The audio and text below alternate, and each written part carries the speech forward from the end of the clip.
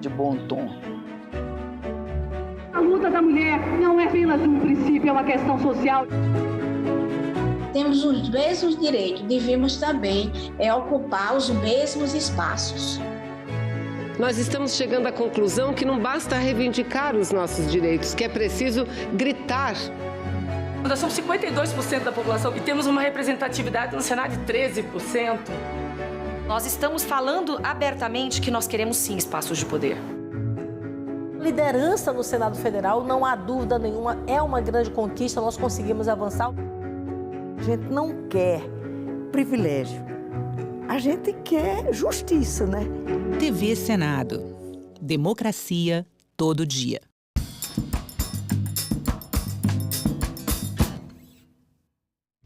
O programa a seguir é livre para todos os públicos.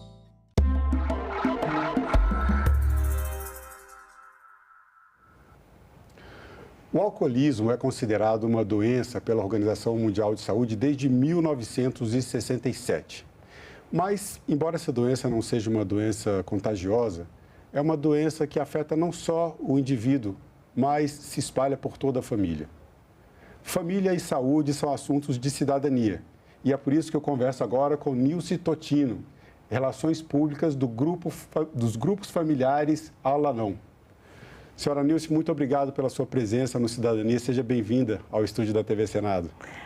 Nós que agradecemos a oportunidade de falar de um assunto tão importante para toda a comunidade. E é importante para a sociedade inteira mesmo, né? A gente falar de saúde e de família, a gente está falando da nossa sociedade. Vamos começar por uma pergunta que já é fartamente respondida, né, para quem busca informação sobre isso na internet, mas nunca é demais. O alcoolismo, eu acabei de citar, é uma doença. Eu gostaria que a senhora falasse sobre isso, né, sobre o que é o alcoolismo do ponto de vista da Al-Anon. O alcoolismo, segundo a Organização Mundial da Saúde, é uma doença que afeta o físico, o emocional e o espiritual do indivíduo que faz uso exagerado e compulsivo, obsessivo de bebida alcoólica. Ele também é considerado pela Organização Mundial da Saúde como uma doença de relacionamento, porque como o álcool altera o humor, né, daquele que o ingere, faz com que essa alternância de humor dificulte o relacionamento, principalmente o relacionamento familiar, o relacionamento social, o relacionamento no trabalho, porque as pessoas que estão envolvidas com um doente alcoólico têm muita dificuldade para entender o que está acontecendo, né?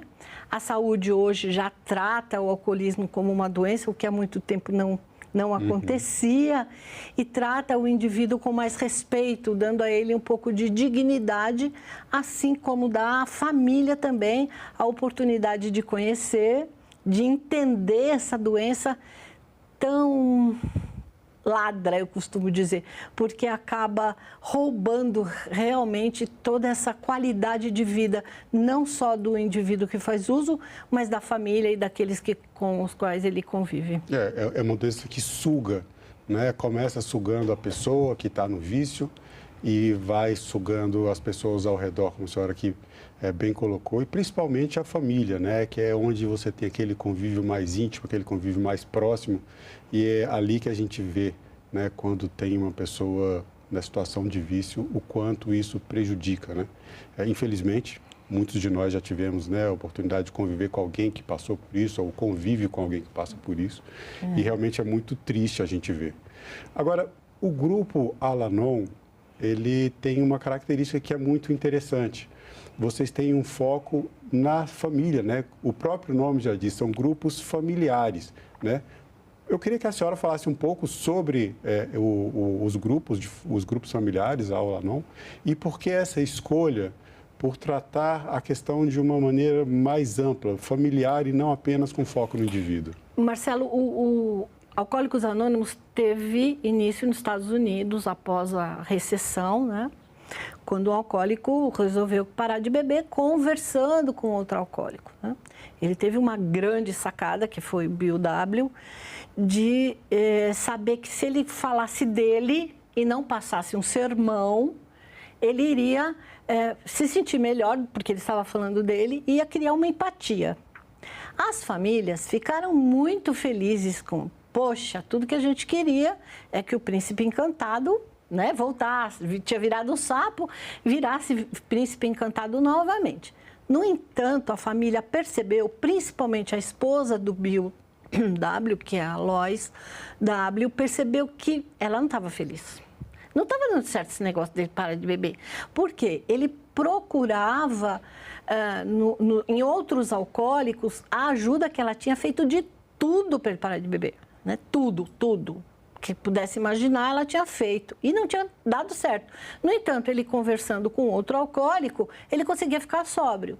Então, ela ficou muito ressentida, ela ficou magoada. E ela percebeu que ela também estava doente com isso. E aí, conversando com outras esposas de alcoólicos que também passavam por essa mesma situação, isso no século passado, né, em 1951, quando surgiu o Al-Anon nos Estados Unidos, elas perceberam que, poxa, vamos então colocar o foco na nossa dificuldade de relacionamento. Por que é que nós ficamos, como familiares, afetados? E a partir daí surgiu os grupos familiares nos Estados Unidos e no mundo todo. Este casal viajou o mundo todo levando essa mensagem de esperança. Ela, a mensagem de esperança para o familiar e ele para o alcoólico. Deu muito certo. No Brasil, chegou em 1965 no Rio de Janeiro. Também os familiares se reúnem, que é o que acontece até hoje, para conversar sobre as suas dificuldades. E Alcoólicos Anônimos desenvolveu o que eles chamam de passos, que seriam algumas recomendações, sugestões, na verdade, para que os alcoólicos pudessem usar e realmente passos lentos, né? No ritmo de cada um, no tempo de cada um. E as esposas, então, principalmente a Lois, adaptou isso para a vida dela e trouxe isso para os grupos familiares Al-Anon. Então, os grupos familiares Al-Anon, no mundo todo, têm como filosofia de vida o foco para o familiar e entender a sua participação nessa doença bastante devastadora que é o alcoolismo, porque o familiar se sentia culpado, se sente até hoje. Ele bebe por minha causa, né? Que é a fala. Sim. Ele bebe porque eu engordei, bebe porque eu tive filho, bebe porque eu não sou bonita, bebe porque não tem dinheiro, enfim. Se sente muito culpada com isso. Se sente responsável de uma forma obsessiva para fazer o outro parar de beber. O que não funciona. Porque, como eu lhe disse no começo, a grande sacada do Bill foi falar dele, não passar sermão. E que é o que o familiar faz. Se você me amasse, se parava de beber. Se você fosse... Esse papel da família, a partir do momento em que muda o paradigma de uma situação, de um comportamento, simplesmente um comportamento viciado, ou de um comportamento, poderia até dizer assim, rebelde, né? Como a senhora colocou, às vezes a família entende que a pessoa que está no alcoolismo, seja o homem ou a mulher, está assim porque está infeliz com a família, e daí começa com o emprego, por vários motivos, não está feliz com a vida, mas não olha para esse aspecto que é um aspecto de saúde. E a partir do momento em que muda esse paradigma, o papel da família ganha uma importância maior no sentido de trazer a pessoa de volta, tirar a pessoa do vício? Ganha. A gente não costuma falar vício porque a gente entende como doença, né? Então, vamos falar como doença, então. A gente entende como doença e aí a mudança de atitude da família repercute de maneira saudável no alcoólico, não é? Agora, tem alcoólicos que vão falar, não, eu vou morrer bebendo.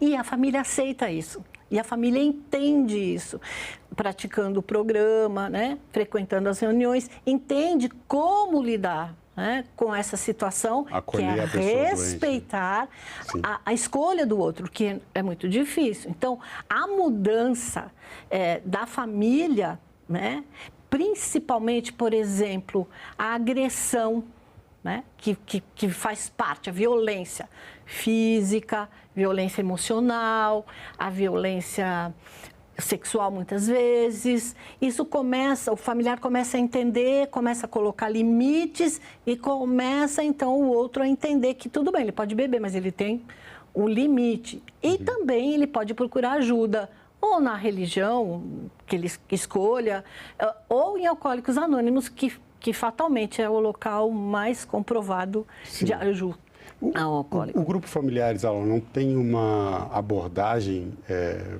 alguma metodologia, alguma forma de abordagem, alguma recomendação de abordagem para essas famílias conseguirem acolher e tirar a pessoa dessa situação de doença? O que tem a dinâmica da reunião são outros familiares que falam sobre a sua própria experiência. Então, compartilham a sua experiência com base em peças de literatura que estão à disposição, por exemplo, o Dilema do Casamento com o Alcoólico. Essas peças de literatura estão à disposição no site. No site, estão à disposição. Vamos colocar o site também na nossa tela ali para as pessoas verem, né? Quem quiser acessa o site, busca essa literatura, busca instrução, busca informação para entender melhor o problema de saúde que nós estamos tratando aqui e dessa forma contribuir como familiar, como amigo, como colega de trabalho, para ajudar as pessoas que muitas vezes, na maioria das vezes eu acredito, querem sair dessa doença. E a família também percebe que, como ela está doente, muitas vezes, como eu disse, a doença do alcoolismo é física, o familiar também fica doente fisicamente, né? E desenvolve muitas doenças psicossomáticas que afetam a sociedade. Veja, você tem um familiar que trabalha, que tem que faltar porque tem que buscar o marido não sei onde, ou o filho, porque a doença é democrática, né? Não é só o homem. Você imagina uma família onde a mãe é alcoólica, aí ela é bem desestruturada. Então, o filho buscando ajuda, o companheiro buscando ajuda para ele vai influenciar de maneira positiva em todo aquele relacionamento familiar. Isso é comprovado mundialmente, né? Outra coisa que é importante, dentro dessas reuniões, a dinâmica ela é muito saudável, porque ninguém vai falar mal do outro. Vai falar de si. Como tem base nessas peças de literatura escritas pelo mundo todo, as pessoas se identificam, aquela empatia. Poxa, eu já passei por isso, ou estou passando por isso. Posso aplicar isso na minha vida, de acordo com o meu ritmo, com a minha cultura, com a minha informação, com a minha formação. Porque, repito, a doença do alcoolismo é uma doença democrática. Vai desde os palacetes até a sarjeta. Não escolhe classe, não escolhe cor, não escolhe gênero. E você encontra muitos alcoólicos que moram na rua, né, que são andarilhos, e que são pessoas inteligentíssimas. Né? Que são pessoas que têm cultura, que optaram por isso. Agora, como é que a família... vê o quanto o alcoolismo destrói, né? E como que a família aceita que aquele familiar que eu amo, aquele filho que eu dediquei a minha vida, mora na rua hoje? Como é que é lidar com isso? Então, uma situação bastante difícil. O Al-Anon dá esse suporte para a família entender. Sim, é um compartilhamento de experiências, né? No final das contas, que com o suporte, com todo o apoio do grupo, com todo o apoio de literatura, de textos, de informação, e que ajudam, né, nessa busca compartilhada pela saúde. Agora, eu queria que a senhora falasse um pouco sobre esses passos, né? Tem Eu só quero te falar uma coisa, Marcelo. Sim, claro. Importante que as pessoas saibam que dentro dos grupos existe uma regrinha básica fundamental, que é a questão do anonimato. Importantíssimo. Então, por favor. As pessoas... O Al-Anon não é anônimo, tanto é, né, que estou aqui comentando e formato, mostrando, né, para a sociedade como é importante as reuniões. Mas os membros são anônimos, eles não aparecem, não falam que são... E pela mudança da sua atitude, as pessoas percebem que, opa, está acontecendo alguma coisa importante ali, né? Mas dentro das reuniões, tudo que é dito ali, fica ali. As pessoas só tiram dentro da reunião aquilo que é importante para elas. E como é que aplicam os passos, né? Como é que vem isso? Os passos vão falando de uma caminhada, como eu disse. Então, ele vai falar da impotência perante o álcool, que não é uma fraqueza. Esse é o passo inicial. Esse é o 1. Eu sou impotente perante o álcool. Assumir essa dificuldade. Aceitou, né? Isso, né? E o complemento dele é muito importante. Somos impotentes perante o álcool e perdemos o controle da nossa vida. Então, esse controle da vida para o familiar, ele é muito difícil. Como é que eu perdi o controle? É o outro que bebe, é meu filho que bebe, é minha esposa que bebe. Eu não perdi controle nenhum. Como é que eu vou aceitar isso? Então, também a filosofia do Alanon é uma filosofia de aceitação. Eu preciso aceitar que eu também fui afetada como familiar, eu preciso aceitar que como familiar a vida não está do jeito que eu gostaria e que eu sou responsável como familiar para mudar essa situação. Então, e aí segue o passo 2, o 3, até o 12. Né? São 12 passos. Num resumo, assim, a pessoa tem esse passo. Me parece que esse passo inicial talvez seja o mais difícil. Né? Primeiro, porque você está olhando para uma caminhada que é uma caminhada longa, né? Não é uma caminhada fácil, não é do dia para a noite. Não. E toda longa caminhada começa com um passo. Né? E você só chega ao final da caminhada se você não parar no meio do caminho. Como é que, depois passar dessa barreira inicial em que a pessoa que está adoecida pelo alcoolismo e principalmente a sua família, o seu grupo de relacionamentos, junto com essa pessoa, entende a impotência diante do álcool, passado isso, qual é o caminho? Eu vou te fazer um resumo, resuminho rápido. Então, o 2 vai falar que eu tenho algo superior a mim, né, que pode me ajudar. Que eu sozinha não posso. O 3º vai dizer que eu tenho que confiar que a coisa vai funcionar. Eu tenho que confiar. O 4º, o passo 4, vai dizer da importância de fazer um inventário na sua vida. Olha, presta atenção qual é a sua participação nesse movimento insano, nessa doença aí. Você tem uma participação aí. Então, olha para você. O 5º, né, o passo 5, vai dizer, olha, fala para você, conta para você mesmo que você tem um defeito, né? Que você errou em algumas coisas.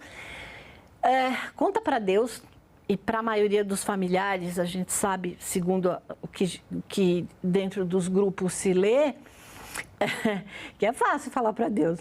Aí vem a história de falar para outro. Você tem que contar para outra pessoa. E aí é a quebra do orgulho, que muitas vezes o familiar está até a tampa de orgulho. Porque, como eu falei, é o outro, não sou eu.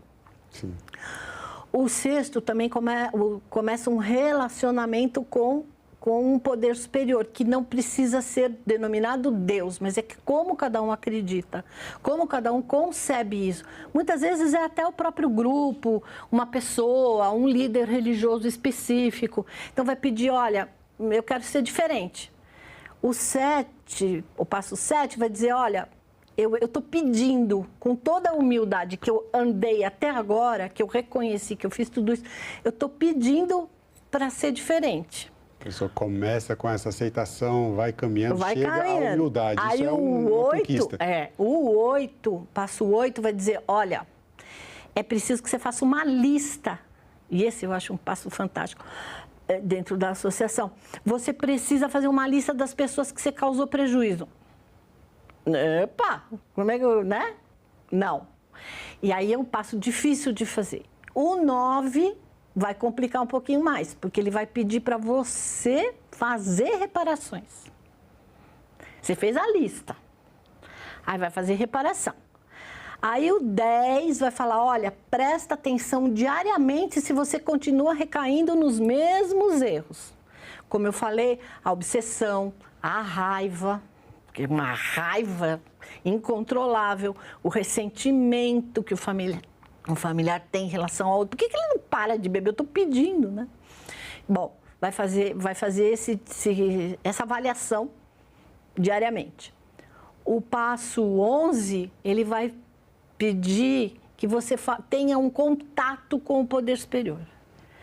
E o passo 12 vai dizer para você que você entendeu tudo isso, então que você leve a mensagem a outras pessoas que estão sofrendo. Isso tudo, todos esses passos incluem o indivíduo, a pessoa que está na situação de alcoolismo, e a família. Esse da família que eu te falei, da família. Mas família. Esse teve origem em Alcoólicos Anônimos, exatamente. Diferencia aí em algumas palavras, né? Que o alcoólico vai levar a mensagem para outro alcoólico, o familiar vai levar a mensagem para outro familiar. Entendi.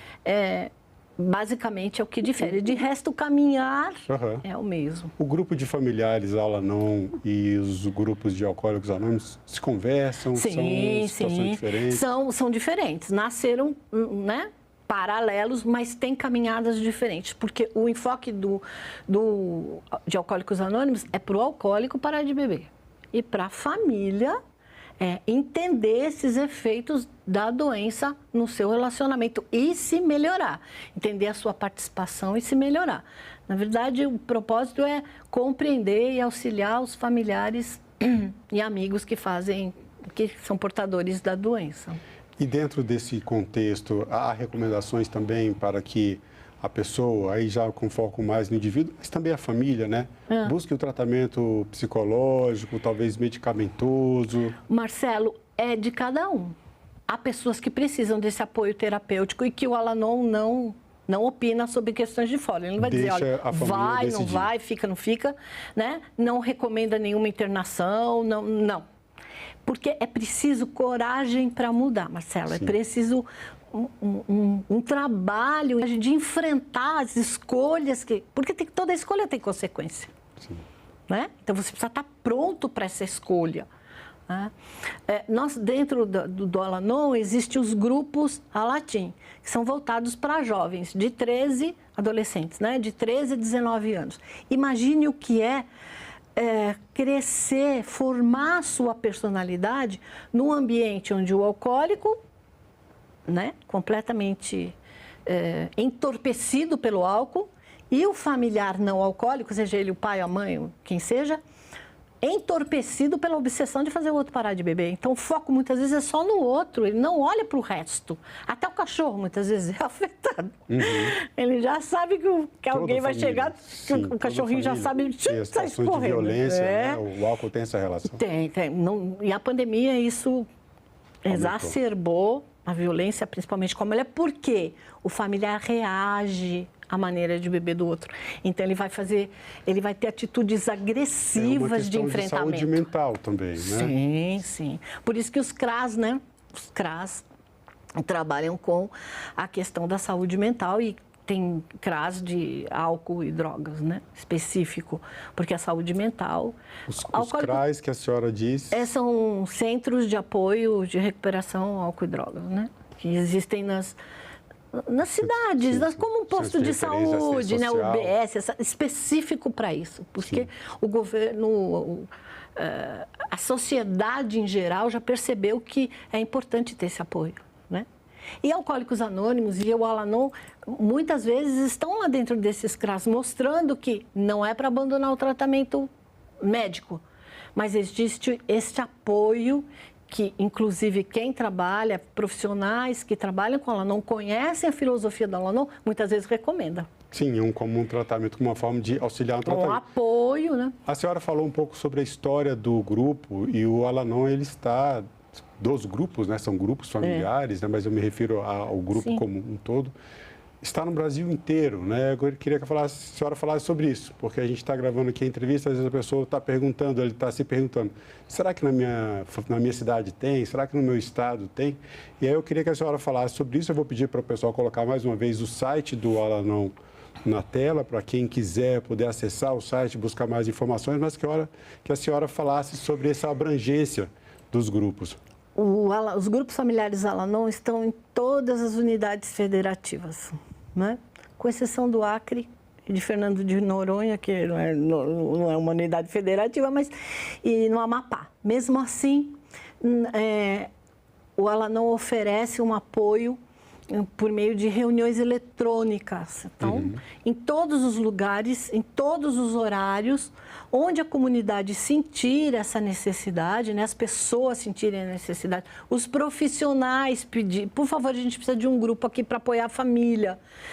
O Al-Anon está lá disponível para apoiar a família. Ele é dirigido, coordenado pelos próprios membros. Por isso eu convido as pessoas que têm familiares alcoólicos, que foram afetados pela maneira de beber de alguém, que num clique da aberturinha da cerveja já fica sobressaltado. Conheçam uma reunião, se disponham a ter coragem. Como eu disse, é anônimo, ninguém vai saber Porque, lógico, você vai saber que você está entrando porque não está... Sim, né? mas vai saber só as pessoas As saberão. pessoas que estão lá, né, vão saber que estão entre pessoas que sentem o mesmo problema, que têm a mesma dificuldade, que saíram, que superaram. Então, o meu convite é para que as pessoas realmente conheçam e parem de...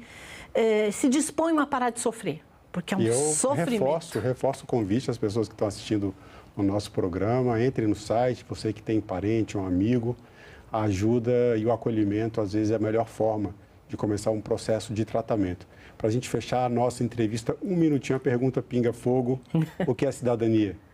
A cidadania, para mim, como relações públicas dos grupos familiares Al-Anon, é levar essa informação, fazer com que as pessoas participem desse movimento, né, dessa filosofia de vida que é o Al-Anon, e levando a informação para toda a comunidade, para todos os lugares onde o alcoolismo está, porque ele não está em lugares específicos. A cidadania, para mim, é dar essa oportunidade, essa disposição para as pessoas buscarem ajuda.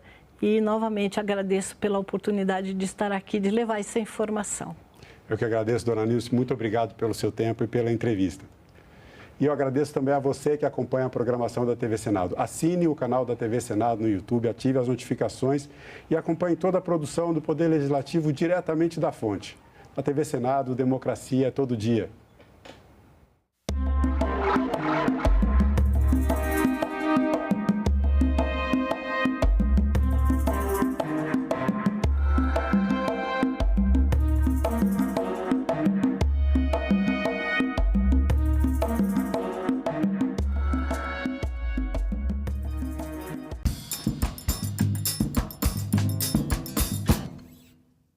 Desmatamento, garimpo ilegal geram problemas como nós estamos vendo que está ocorrendo no Brasil afora.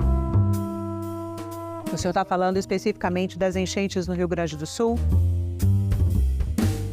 As consequências de tudo isso que estão ocorrendo são em função de causas que muitas das vezes têm ligação com problemas na Amazônia.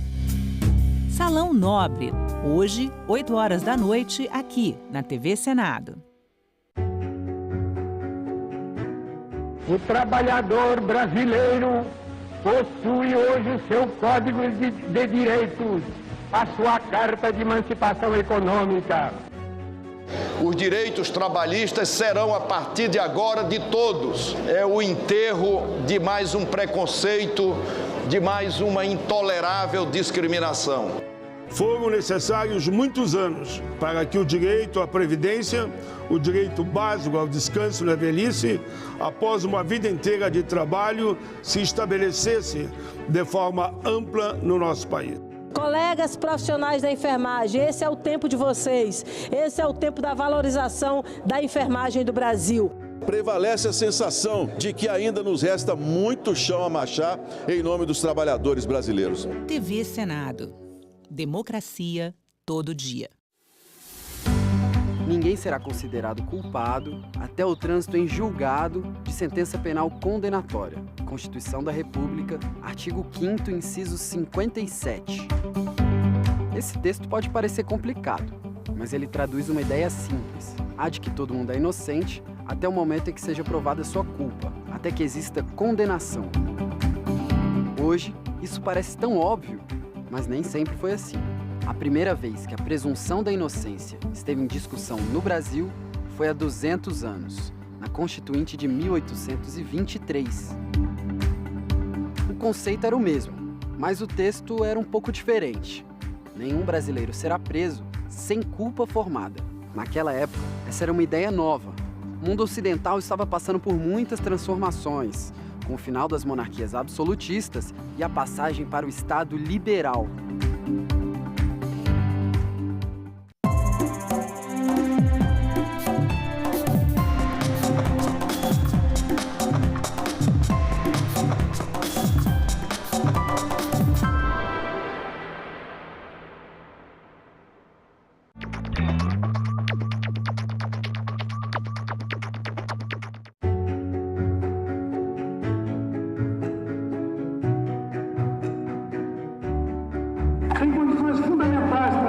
resistência para a manifestação da sua tradição, da sua vida, da sua cultura, que não colocam em risco e nunca colocaram a existência sequer dos animais que vivem ao redor das áreas indígenas, quanto mais de outros seres humanos.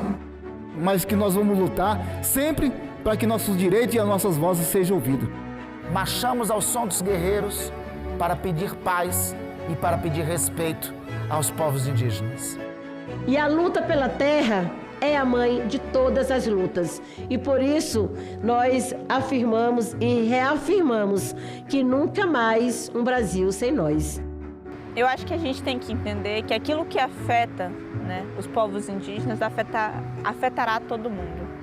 TV Senado. Democracia todo dia.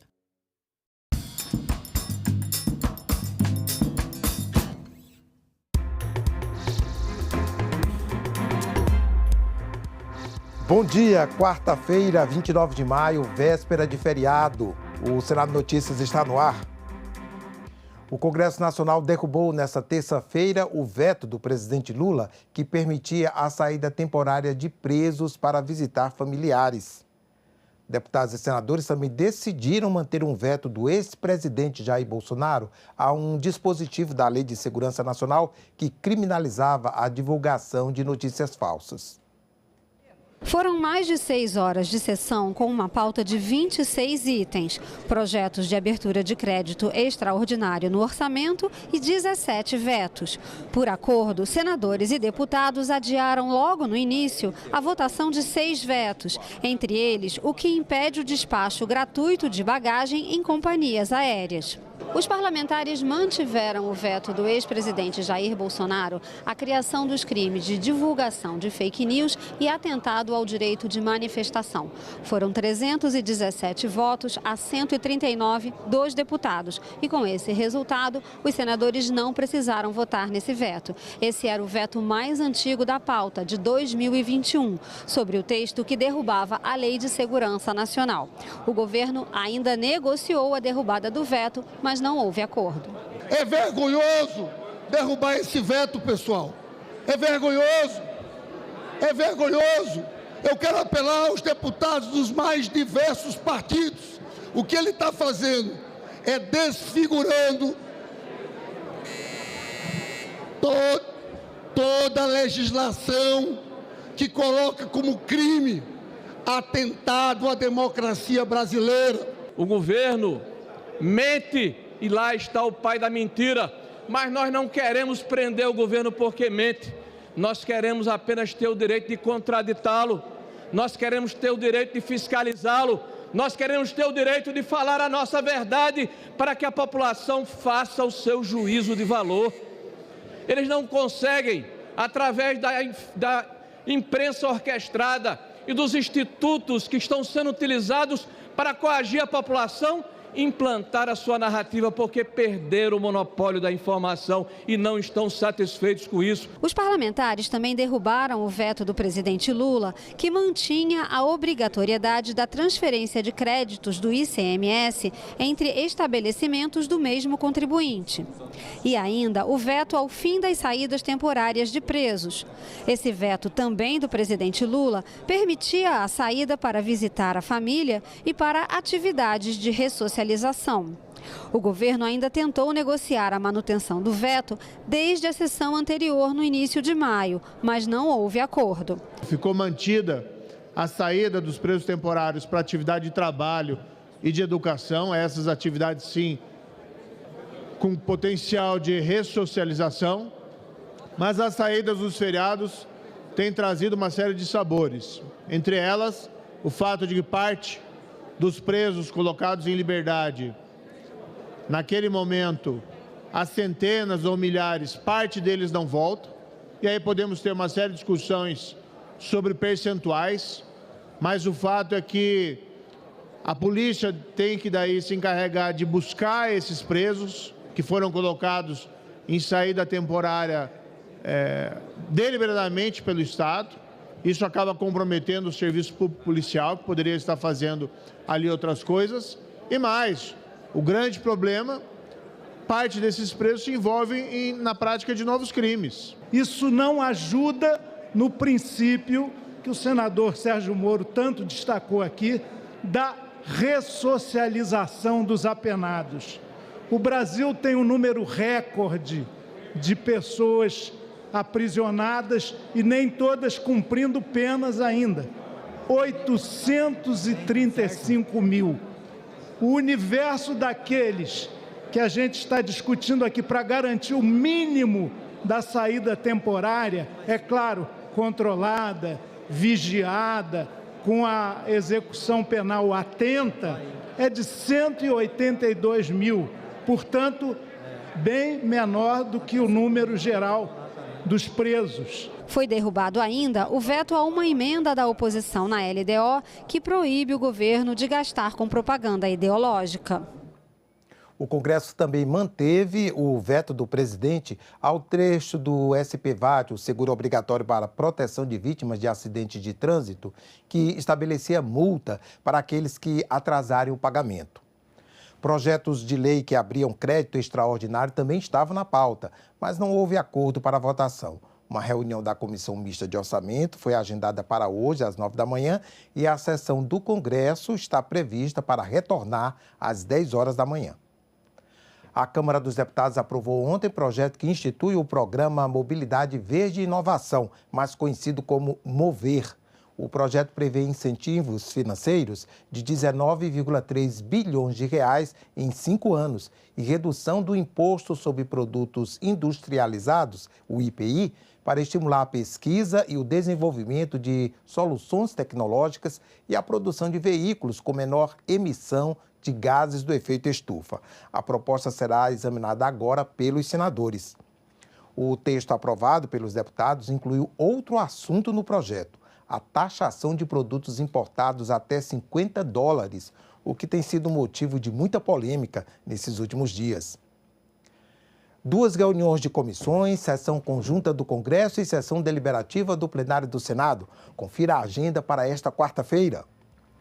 Daqui a pouco, às 9 horas, a Comissão de Meio Ambiente deve se reunir para examinar projetos. Um deles prevê a garantia do acesso à água potável nas instituições de ensino. Às 10 horas está marcada a reunião da Comissão de Constituição e Justiça. Um dos itens da pauta é o projeto que torna mais rigorosas as penas do crime de exposição a perigo da saúde e da integridade física ou psíquica do idoso. E, como vimos, também às 10 horas, o Congresso Nacional deve retomar a sessão conjunta dessa terça-feira, que foi suspensa após a votação de alguns dos itens da pauta.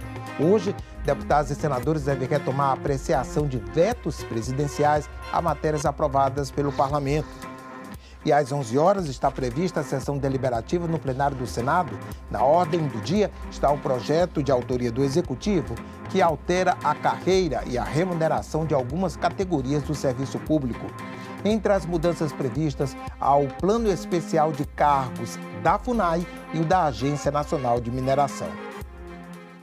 A Comissão Temporária do Rio Grande do Sul definiu nesta terça-feira a lista de projetos prioritários para votação no plenário. A lista vai ser entregue ao presidente do Senado, Rodrigo Pacheco, com medidas de auxílio ao Estado, mas também de gestão de calamidades semelhantes em qualquer parte do país. Os senadores aprovaram um requerimento para ouvir o ministro do TCU, Augusto Nardes. Ele é gaúcho e participou da sessão temática sobre o Rio Grande do Sul esta semana no plenário do Senado. A comissão aprovou ainda uma lista de projetos prioritários que serão encaminhados ao presidente do Senado, senador Rodrigo Pacheco. Entre esses projetos está o que cria o Programa Nacional de Gestão de Risco de Desastres. A gestão integral de riscos, que é diferente gestão de riscos de prevenção. Então, só de novo para colocar isso na prática, a gestão de risco é algo muito mais completo. Dentro da gestão de risco, você tem a análise do sistema, a definição de potenciais riscos, depois a análise de cada um desses riscos em termos de probabilidade e impacto. Esses projetos são de autoria de membros da Comissão Temporária do Rio Grande do Sul.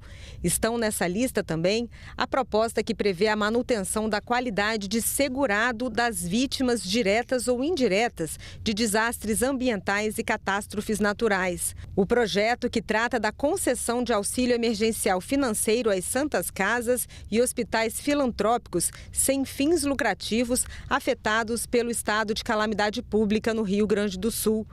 A proposta que aumenta a punição para crimes cometidos em situação de calamidade. Há também um projeto que estabelece medidas de auxílio em situação de calamidade pública, garantindo assistência financeira para as vítimas de catástrofes climáticas. A proposta que institui a Política Nacional de Deslocamentos Internos e o projeto que institui a moratória de tributos federais, estaduais e municipais nos municípios afetados pelas enchentes do Rio Grande do Sul. A situação da dívida do estado do Rio Grande do Sul é uma preocupação dos senadores. Alguns deles querem a revisão do indexador da dívida. Os indexadores que foram aplicados ali estão fora de parâmetro, tanto que no ano de 23 foram pagas todas as prestações em dia e a conta no final de 23 era maior do que no final de 22. A seguir esta regra não termina nunca a conta. Nós vamos morrer tudo de velho, nossos filhos e nossos netos. É uma conta matemática que não fecha. O relator da comissão, o senador Hamilton Mourão, sugeriu que a próxima diligência, prevista para o dia 13 de junho, seja no Vale do Taquari, um dos locais mais afetados pelas inundações. Foi uma região duramente atingida agora pela terceira vez, né? Então é importante que a gente ouça os prefeitos da região para melhorar a nossa compreensão de tudo aquilo que tem que ser feito no sentido de enfrentar em melhores condições futuros acidentes dessa natureza. A Comissão de Segurança Pública aprovou a realização de um debate sobre os jogos de azar em uma audiência pública em data ainda a ser definida.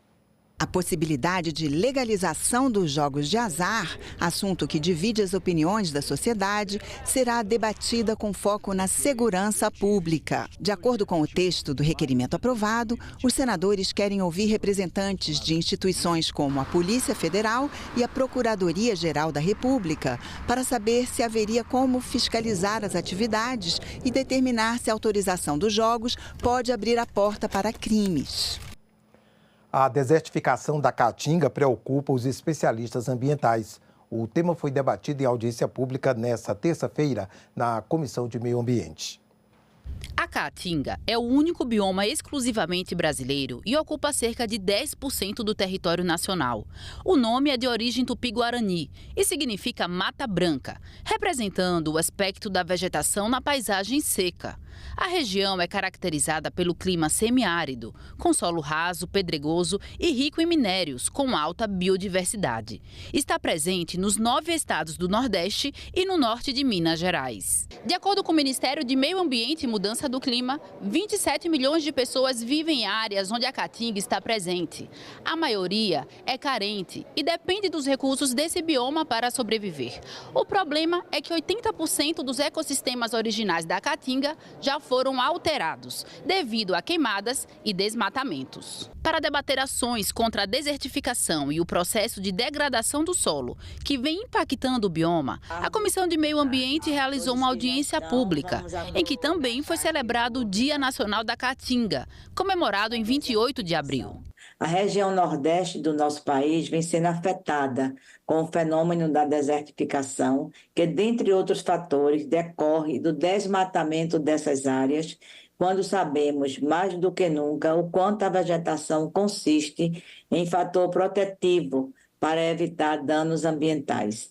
A educação ambiental e a necessidade de associar o tema da Caatinga com o fenômeno da desertificação foram pontos destacados pelos especialistas. Um dos princípios do processo de combate à desertificação é a gente conhecer melhor o bioma, seja Caatinga, seja Cerrado, para que a gente, conservando mais esse bioma, a gente esteja contribuindo para os processos de manutenção e recuperação da biodiversidade, da vegetação em pé, né, da floresta em pé, da nossa floresta branca, que é a Caatinga, e ao mesmo tempo a gente contribuir para os processos de enfrentamento às mudanças climáticas. Combater a desertificação, né, valorizar a Caatinga, é a gente aprender a conviver com ela. E isso já faz parte de uma luta muito forte, né, que, no caso nosso, a articulação do semiárido, uma rede que está presente na região, vem há muito tempo debatendo. Ações do governo para a recuperação do bioma foram apresentadas por representantes de órgãos ambientais. Isso fica no município de Bonito, então uma parte de Caatinga, do qual a gente vê o polígono e a gente conseguiu a recuperação dessa área após alguns anos, né? Citei aqui o projeto Papagaio da Caatinga, que é um projeto que iniciou aqui no IBAMA, lá no CETAS, que é o Centro de Triagem de Animais Silvestres, e que hoje a gente está tendo a reprodução do papagaio verdadeiro. Um dos nossos carros-chefe com relação ao impacto direto é o sistema de reuso, onde a gente já tem aplicado aí mais de 200 unidades nos 10 estados do semiárido brasileiro.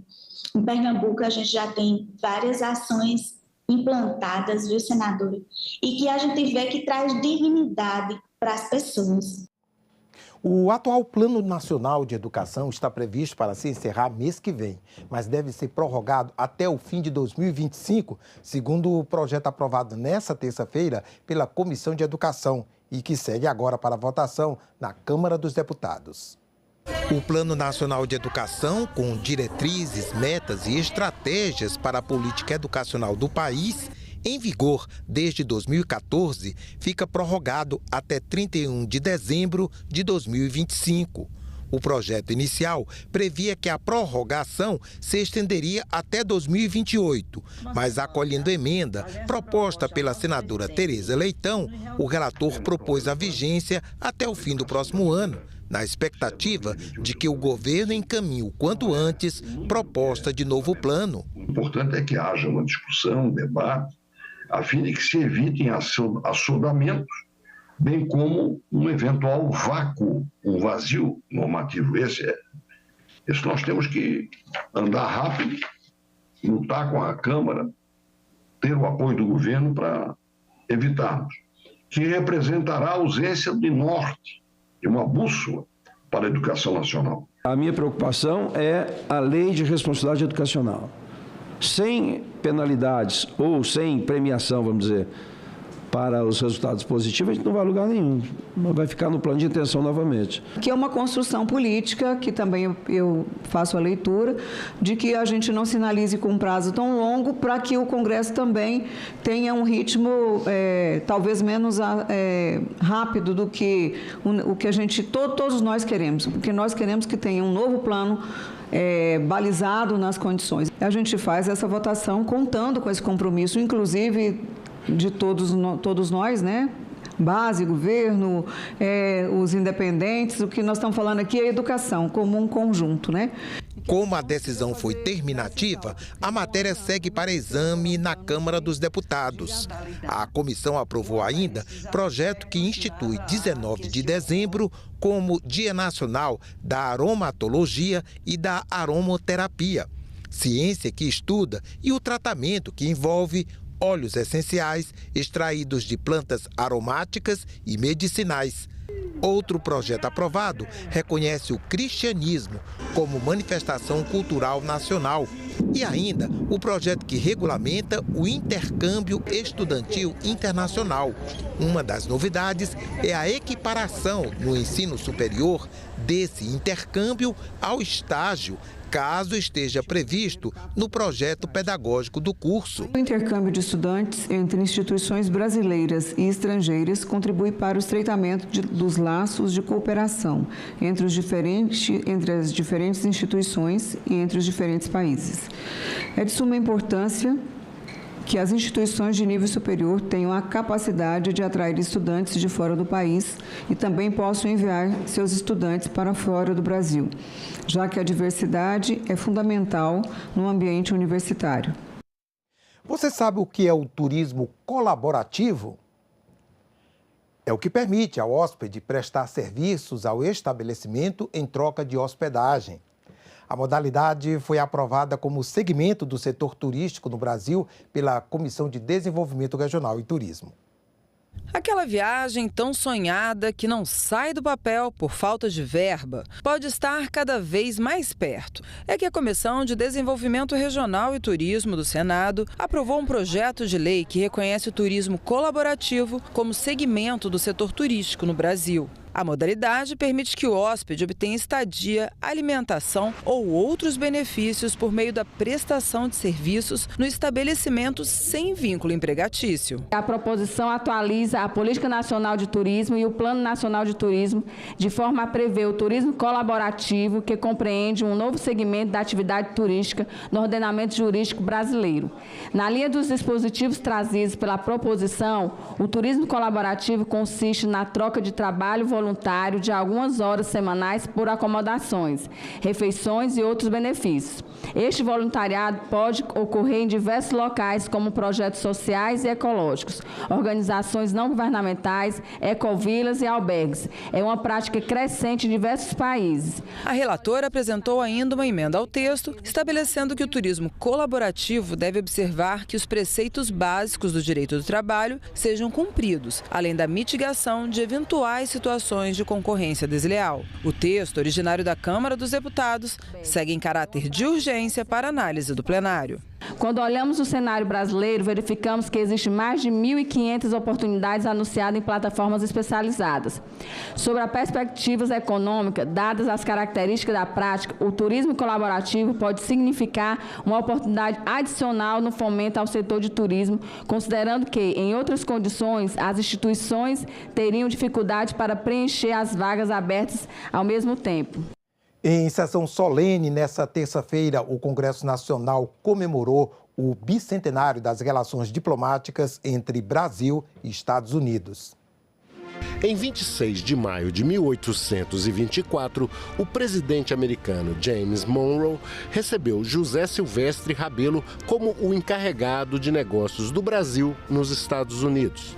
O fato marca o reconhecimento formal da independência do Brasil pela nação norte-americana. A cooperação entre Brasil e Estados Unidos está calcada no compromisso compartilhado com os valores da liberdade, da justiça e da democracia.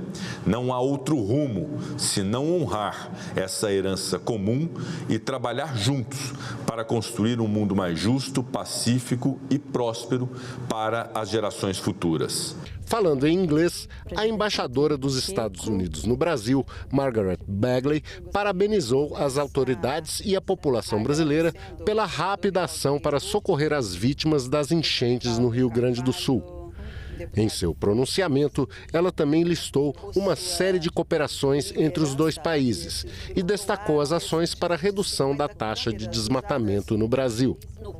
Já o autor do pedido da sessão solene, o senador veneziano Vital do Rego, lembrou que os dois países sofreram recentemente ameaças à democracia. Um ponto fulcral das nossas preocupações, que são comuns ao Brasil nesses últimos instantes e que também são comuns aos concidadãos norte-americanos, que é o de valorizar a cada um dos princípios basilares de cada uma das nossas democracias, que lá, como aqui, em determinados momentos, sofreram por força de alguns tentativas de desestabilização. Que a amizade entre os nossos países continue a prosperar e que juntos possamos enfrentar os desafios do século XXI com coragem, determinação e solidariedade.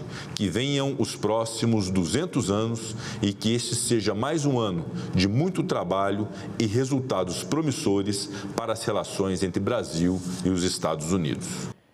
Inovação no setor público e impeachment são os temas de 2 livros que foram lançados nesta terça-feira no Salão Negro do Congresso Nacional. 2 livros foram lançados no Salão Negro do Congresso Nacional nesta terça-feira. Um se chama O Desenvolvimento do Intraempreendedorismo no Âmbito Público Federal, da diretora-geral do Senado, Ilana Trombica. O outro tem como título Impeachment à Brasileira e foi escrito por Luiz Fernando Bandeira de Melo Filho, membro do Conselho Nacional de Justiça e ex-secretário-geral da Mesa do Senado. O livro da Ilana Trombica usa 5 casos vencedores do Prêmio ENAP de Inovação para entender processos que permitem a melhoria do atendimento de demandas que causam impacto na cidadania, beneficiando os cidadãos. Se eu perguntar para qualquer um de vocês qual a inovação mais disruptiva com 3 letras. Todo mundo vai dizer o Pix. E que empresa que fez o Pix? Banco Central do Brasil. Isso mostra que a inovação e o empreendedorismo estão sempre presentes no dia a dia do serviço público. No caso do meu estudo, no Ministério do Desenvolvimento Social. Mas o Senado mesmo é uma potência em inovações. Por exemplo, o sistema de deliberação remota, o primeiro parlamento do mundo a deliberar remotamente. Já o livro de Luiz Fernando Bandeira trata dos conceitos dos crimes de responsabilidade e as circunstâncias que podem levar à cassação de um presidente da República. Bandeira secretariou o caso do impeachment de Dilma Rousseff em 2016. A princípio, você tem 6 entrevistas exclusivas que nós conseguimos com os principais personagens dos impeachments de 92 e 2016, os 2 presidentes afastados, os 2 presidentes do Senado, os 2 presidentes do Supremo de 92 e 2016. E, além disso, uma visão por dentro do processo da Dilma em particular e também uma análise dos casos anteriores, tanto de Vargas, né, quanto de Collor, Café Filho, Carlos Luiz, que são impeachments que a gente quase não fala, quase não conhece, mas que vale a pena contar a história. Os 2 livros são frutos das teses de doutorado dos autores. As obras podem ser compradas na livraria do Senado Federal, livraria.senado.leg.br. Do século XXI para o século XIX. Pouco depois da independência nacional, uma parte do Nordeste brasileiro pegou em armas e deflagrou um movimento separatista. Os revoltosos pretendiam fundar a Confederação do Equador, liderados por Joaquim do Amor Divino, mais conhecido como Frei Caneca. Afinal, o que queriam aqueles insurgentes? No ano de 1824, inconformados com a Constituição que concentrava poderes no imperador Pedro I, a partir de Pernambuco, Frei Caneca agregou combatentes também na Paraíba, no Rio Grande do Norte e no Ceará. Almejavam uma confederação republicana. Chegaram mesmo a adotar uma bandeira. Mas o sonho não foi longe. Sufocados pelo exército do monarca, foram presos e severamente punidos. Frei Caneca, que além de sacerdote havia fundado um jornal, foi fuzilado pelos seus algozes. Hoje, no Recife, poucos documentos guardam essa história. Na capital pernambucana, persiste a altivez de um povo que não se rende e nunca se renderá. Em busca de celebrar esse fato de 200 anos passados, uma comissão de senadores do Nordeste prepara um evento à altura dos ideais de liberdade e democracia. Nosso objetivo com esta comissão transitória de celebração dos 200 anos da Confederação do Equador é justamente tornar esse episódio mais conhecido, analisar a sua contribuição para a unidade nacional e para a República Brasileira. Ficamos por aqui. Você pode rever as reportagens desta edição na nossa página na internet, senado.leg.br/tv. Obrigado pela companhia. Lembrando que dentro de mais alguns instantes nós voltamos com a primeira atividade do dia. Enquanto isso, continue sintonizado aqui na TV Senado.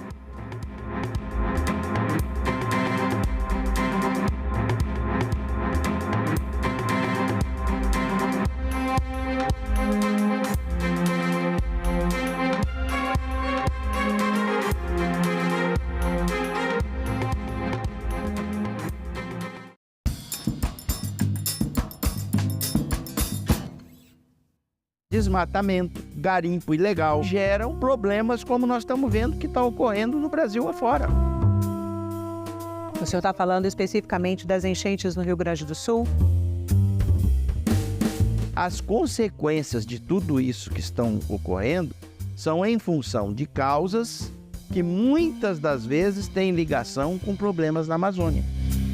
Salão Nobre, hoje, 8 horas da noite, aqui na TV Senado. Desmatamento, garimpo ilegal, extração ilegal de madeira, queimadas, situações que vêm a ter como consequência alterações climáticas que geram problemas como nós estamos vendo que está ocorrendo no Brasil afora. O senhor está falando especificamente das enchentes no Rio Grande do Sul? Você pode observar que a onda que vem para promover a chuva vem lá de cima. Você pode ter certeza que as consequências de tudo isso que estão ocorrendo são em função de causas que muitas das vezes têm ligação com problemas na Amazônia. No meu estado, por exemplo, o Pantanal, todas as vezes que se tem uma queimada excessiva no Pantanal, ela é uma consequência de alguma situação que ocorreu na Amazônia que promoveu no centro-oeste brasileiro o calor extremo. A população carcerária hoje, nós infelizmente temos uma sequência de violação dessa população carcerária, de toda a população carcerária como um todo. Mas isso se agrava muito mais com a população LGBTQIA+, que quando entra no sistema prisional e por não ter, no mínimo, uma cela destinada a essa população carcerária, sofre ali toda e qualquer sorte de violência e, mais uma vez, uma violência com a aquiescência do próprio poder público. Então, quando você vê que aqui a gente está atendendo e cumprindo a determinação constitucional de que toda pessoa presa tem que ser respeitada na sua integridade física e moral. Esse projeto que eu relatei, eu o fiz com a consciência de que é necessário que estabeleça critérios humanistas nas prisões para atendimento a uma população que já é muito discriminada e que grande parte dela é da população economicamente mais fraca, de menor poder aquisitivo, que não tem assistência, às vezes, das famílias. O projeto é meritório, entretanto, até vejo que existem algumas falhas, né, alguns questionamentos que seriam possíveis, que fiz naquela ocasião, mas esses questionamentos não justificariam a rejeição desse projeto. E nós conversamos muito entre nós da oposição, os parlamentares que se autodeclaram conservadores, e nós tivemos acesso a relatórios, senador. Relatórios que nos arrancaram lágrimas. Então, foi com base em relatórios que nós viemos com o senhor nesse projeto para garantir o mínimo. Nós tivemos acesso a relatos, por exemplo, travestis que estão presas há 1 ano e nunca tiveram uma noite inteira de sono, por causa das violações que acontecem. Idosos e a universidade. Reserva de vagas para a terceira idade em debate. Não tem que ser 70 mais, tem que ser 60 mais. Eu sou completamente contra a questão de colocar como cota. Tem que ter algum critério de seleção, né? Mínimo conhecimento. Nós entendemos que os critérios eles são muito amplos e vagos. Em discussão, nesta quinta, 20h, aqui na TV Senado. O Senado brasileiro foi criado pela Constituição de 1824, mas havia um problema. Em que lugar os senadores iriam se reunir? Pensando nisso, Dom Pedro I decide comprar o Palácio Conde dos Arcos e reformá-lo para abrigar o poder legislativo. Só 2 anos depois, em 1826, aconteceria a primeira sessão oficial do Senado.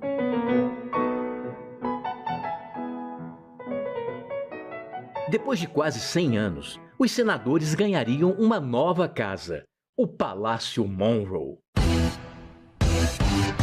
Construído originalmente para a Exposição Universal de 1904 nos Estados Unidos, o prédio, todo feito em estrutura metálica desmontável, foi transferido num navio para o Rio de Janeiro e remontado no local mais nobre da cidade. O Monroe acabou se tornando um cartão postal do Rio e uma referência histórica de um período político bastante conturbado. Em 1960, com a inauguração de Brasília, o Senado passou a ter um novo endereço.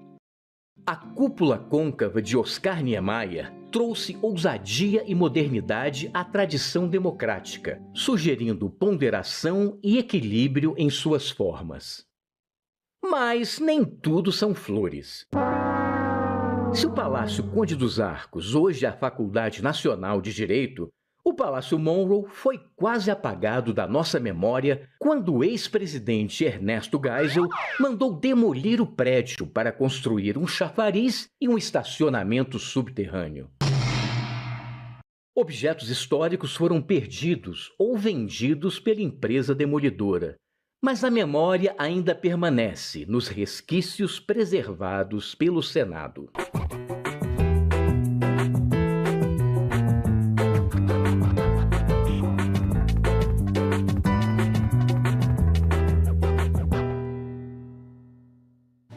Uma notícia falsa pode vir de quem a gente menos espera, no grupo da família ou nas nossas redes sociais.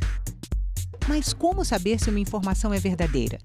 Agora, as informações sobre o Senado podem ser checadas pelo WhatsApp. Envie texto, link, foto, captura de tela ou vídeo de qualquer notícia duvidosa sobre o Senado Federal. Nossa equipe vai analisar o material e responder se a informação é falsa, verdadeira ou imprecisa. Ficou na dúvida? Senado verifica.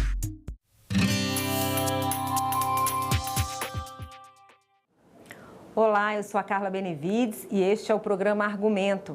A Comissão de Assuntos Econômicos aprovou o projeto que cria a Política Nacional de Gestão de Risco e de Desastres. O projeto é de autoria do senador astronauta Marcos Pontes, do PL de São Paulo, que é com quem a gente conversa a partir de agora. Senador, obrigada pela sua presença. Eu que agradeço. Esse é um assunto extremamente importante, né? E obrigado pela oportunidade de falar a respeito disso. Senador, o projeto prevê ações tanto de prevenção como também para minimizar quando acontece uma tragédia como essa. Explica para a gente exatamente o que é esse programa. Veja bem, tem muita gente que confunde gerenciamento de riscos com prevenção de acidentes. Eu trabalhei 30 anos no sistema de investigação e prevenção de acidentes aeroespaciais, vamos chamar assim, tá? E existe uma diferença grande. Deixa eu ver se eu consigo colocar. O gerenciamento de riscos é algo mais amplo do que a prevenção. A prevenção está dentro do gerenciamento de riscos. O gerenciamento de riscos envolve, primeiro, análise do sistema, ou seja, o que está acontecendo. A partir dessa análise, você determina possíveis são riscos potenciais. A partir desses riscos potenciais, você analisa cada um deles e classifica esses riscos. Pode ser um risco baixo, médio, médio, alto e alto, né? Geralmente 5 níveis. E a partir daí, você determina o que fazer, né? Tem 3 alternativas, né? A primeira delas é eliminar o risco, coisa que você não consegue com climatologia, obviamente. Segundo, terceirizar o risco, seguros, etc. Consegue para a parte material, mas para a vida não tem jeito. Não resolve. Terceiro, mitigar os riscos, reduzir. E aí a gente trabalha dentro da probabilidade de acontecer, daquele perigo se transformar num acidente, então a probabilidade e os impactos, se aquilo acontecer. Então, quando você trabalha para mitigar ou reduzir a probabilidade do acidente, você está trabalhando com o que a gente chama de prevenção. E você, dentro desse contexto, você vai ter prevenção, preparação, resposta e recuperação depois do acidente. Então, tudo isso aí está previsto dentro desse sistema. Foi um projeto de lei desenhado pela Defesa Civil, por 8 meses com a Defesa Civil e o CEMADEM, Centro de Monitoramento e Alerta de Desastres Naturais. E eu, né, peguei, é a área, obviamente uma área que eu trabalho há bastante tempo, peguei e coloquei então o projeto no ano passado, 2023, que eu sempre fico inconformado em ver. Nós perdemos pessoas todos os anos pelas mesmas razões e muitas vezes nos mesmos lugares. E a gente precisa tomar uma atitude. E essa atitude começa com o gerenciamento de risco e ações efetivas para realmente mitigar esses riscos. Pois é, o senhor falou que apresentou o projeto ano passado, ele foi aprovado agora, provavelmente impulsionado também por essa questão do Rio Grande do Sul. O senhor faz parte da comissão externa, né, senador, temporária, que está acompanhando a situação do Rio Grande do Sul. De que forma esse projeto, esse programa poderia ser aplicado no que aconteceu e poderia ter evitado essa tragédia lá no estado do Rio Grande do Sul?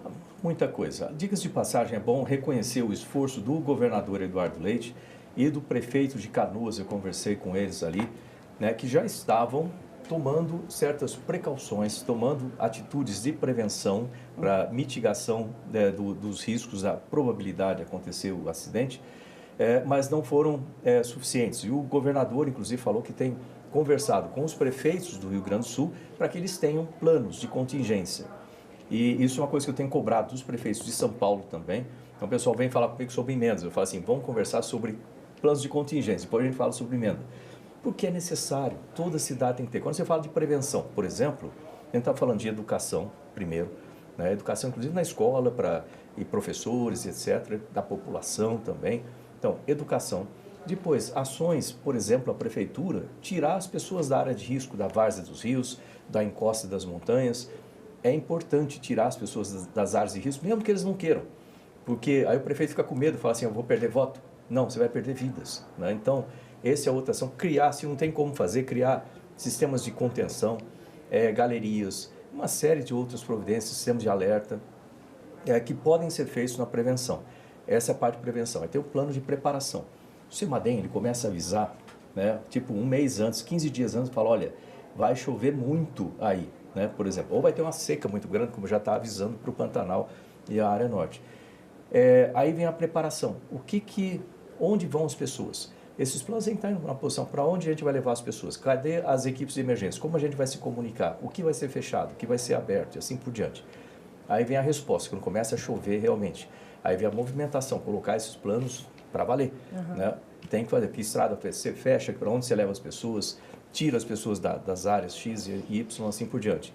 E depois, idealmente, não morre ninguém, porque você cumpriu esses planos de acordo, e aí você vem a recuperação. A recuperação material custa dinheiro, mas pelo menos você não perde vidas. Senador, eu dei uma olhadinha no plano, no programa tem uma das observações que é impedir que as pessoas construam em áreas de risco. Como fazer isso, senador? A gente vê, por exemplo, o caso de Petrópolis, né, que é um lugar assim que todo ano não, mas recorrentemente tem problemas, são geralmente áreas, como o senhor falou, várzea, alto de morros, né, encostas. Como fazer, como impedir que essas pessoas... Engenharia. Né? Você tem especialistas nisso, né, que podem ir lá analisar o local, falar, essa área aqui não é apropriada para ter casa, porque se chover acima de uma certa quantidade, né, de milímetros por um certo tempo, a montanha vai cair. Outra coisa também, as pessoas chegam para fazer as casas e tiram todas as árvores das montanhas, das encostas. As árvores são que seguram as encostas, então tira tudo. Aí não tem contenção, por exemplo. Se a pessoa já está morando ali, não tem como tirar, como se está estabelecido o bairro, como acontece em Franco da Rocha, lá em São Paulo, Francisco Morato, tem que criar sistemas de contenção para escoar água em outra direção, galerias lá embaixo para poder escoar melhor. O tipo de construção que se faz também tem uma importância muito grande, ou seja, nós temos especialistas para trabalharem com isso. A população vai reclamar? Vai, provavelmente porque vai falar, eu não tenho outro lugar para morar e assim por diante. Mas o prefeito pode transferi-los para outro local mais seguro. Eu acho que é dever do prefeito fazer isso. E mesmo que as pessoas reclamem, eu não vou votar no senhor, não vou votar mais na senhora, não tem problema, mas pelo menos você vai ficar vivo para fazer isso. Então a gente tem que colocar a vida das pessoas acima da política normal de voto, etc. Senador, durante a visita ao estado do Rio Grande do Sul, o senhor fez uma lista de sugestões ao governador Eduardo Leite. O que o senhor sugeriu a ele? Foram várias coisas que eu conversei com ele nesse sentido, porque você tem 3 etapas, todo acidente, né, você trata com 3 etapas. O primeiro deles é a parte emergencial, né? A segunda é a parte de reconstrução. A terceira é a parte das lições aprendidas, o que você vai fazer para prevenir, para que aquilo não aconteça. Não é buscar culpado, não. É buscar fatores contribuintes que aconteceram ali, que podem ser corrigidos para outros acidentes. No caso aí, desastres. Então, na parte emergencial, por exemplo, agora eu já pedi 2 audiências, uma delas com especialistas, cientistas, pesquisadores, para nos dizer, por exemplo, na área da saúde, quais são as doenças que vão começar a surgir ali na região. Já está começando, né, leptospirose e outros tipos. Como que a gente faz para recuperar o terreno, vamos chamar assim, para as áreas de agricultura, né?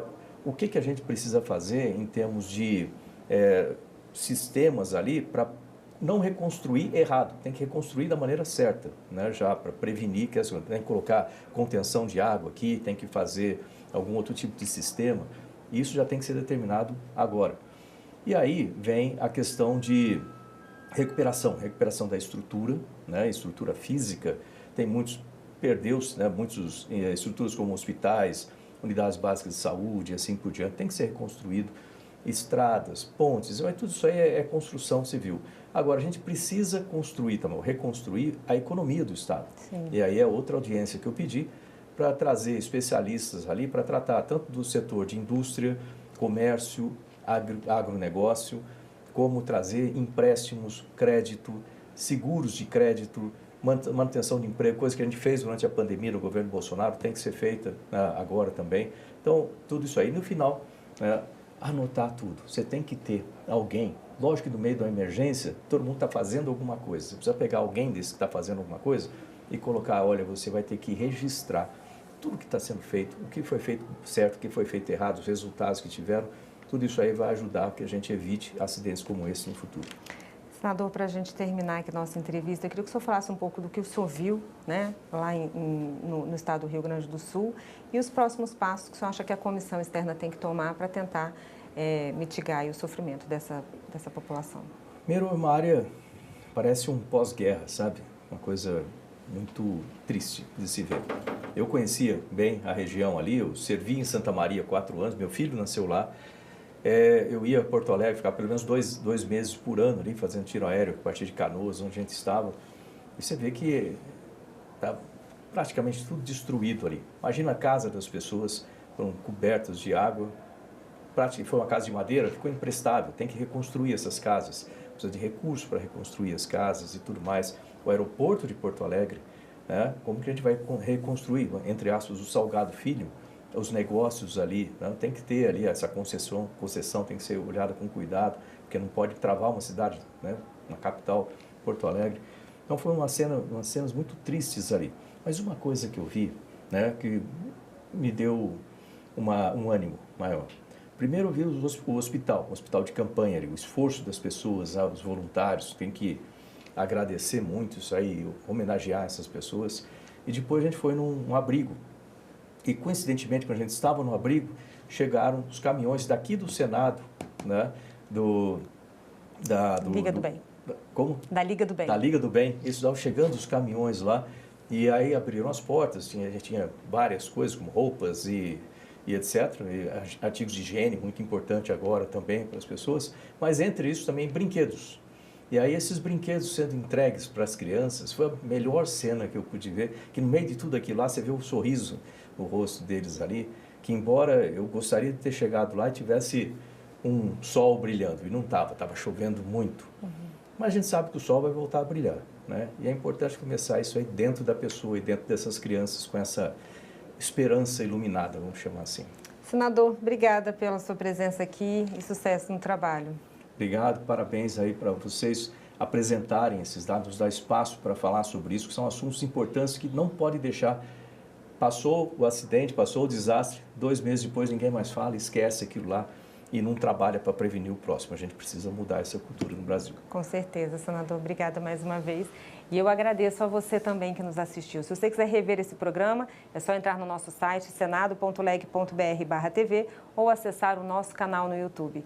Obrigada pela sua audiência e continue conosco aqui na TV Senado.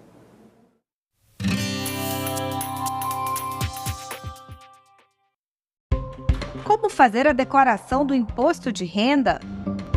Por que as pessoas caem na malha fina? Quais mudanças estão sendo discutidas? O consultor legislativo do Senado, Fábio Dáquila, e o coordenador da Comissão Nacional do Imposto de Renda, Adriano Marrocos, respondem a essas e outras perguntas. TV Senado Live, nesta sexta, 8h30 da noite. A fama do Caldeirão corre célere por todo o Nordeste. O clero e os grandes proprietários de terra viam com preocupação o avanço econômico e social do Caldeirão. O caso se torna mais grave quando os romeiros e juazeiros se estavam canalizando para o Caldeirão, onde as relações de produção e consumo tendiam francamente para o comunismo. Dizia-se naquele tempo que as propriedades vizinhas estavam sendo privadas de mão de obra porque todo mundo procurava ir trabalhar no Caldeirão, onde a sobrevivência era absolutamente garantida. Passou-se a explorar a seguinte possibilidade, de o Caldeirão vir um dia a se transformar numa nova Canudos. Lá se fabricava o facão, se fabricava a foice, se fabricava o machado, se fabricava a faca. Foi implantado o princípio para cada um de acordo com a sua necessidade.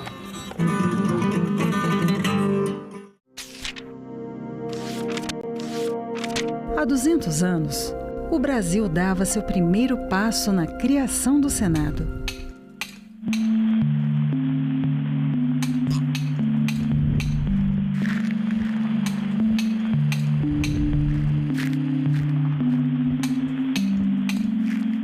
E começava a pavimentar o caminho para uma democracia representativa.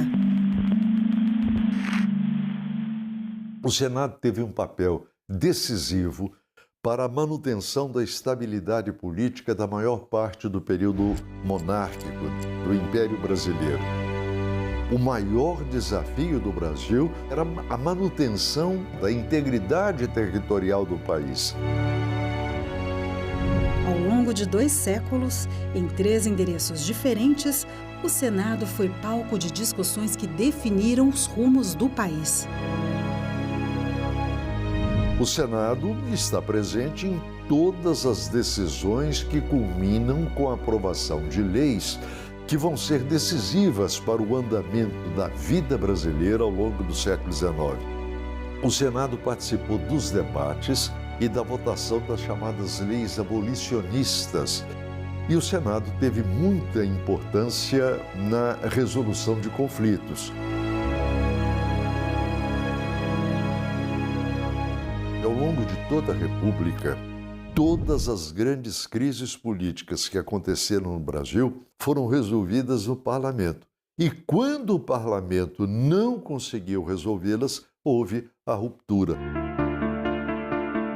Fundamental para a estabilidade política do Brasil, o Senado promoveu o debate, aprovou leis transformadoras, aboliu injustiças, conquistou direitos, atravessou crises, foi calado, fiscalizou, investigou, julgou, reformou, inovou. O conceito de democracia que nós temos hoje não existia no século XIX. Nas últimas décadas, o Senado começa a se transformar, porque ele passa a contar com pessoas que estão mais diretamente ligadas às condições gerais da população brasileira. Ela não deixa de ser representativa, mas vai tentando ser cada vez mais participativa. Quanto mais o tempo avança e se amplia a participação política da sociedade brasileira, mais o Senado se aproxima da real fisionomia da sociedade brasileira. Casa da Pluralidade Política. Espaço de diálogo. Berço de leis que expandiram os horizontes do Brasil. Guardião da democracia.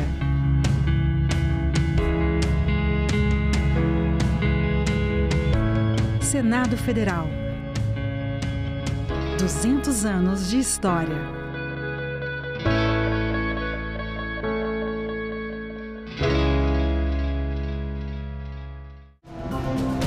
Consumir de um jeito diferente significa poupar recursos, energia e diminuir o impacto negativo que temos no planeta.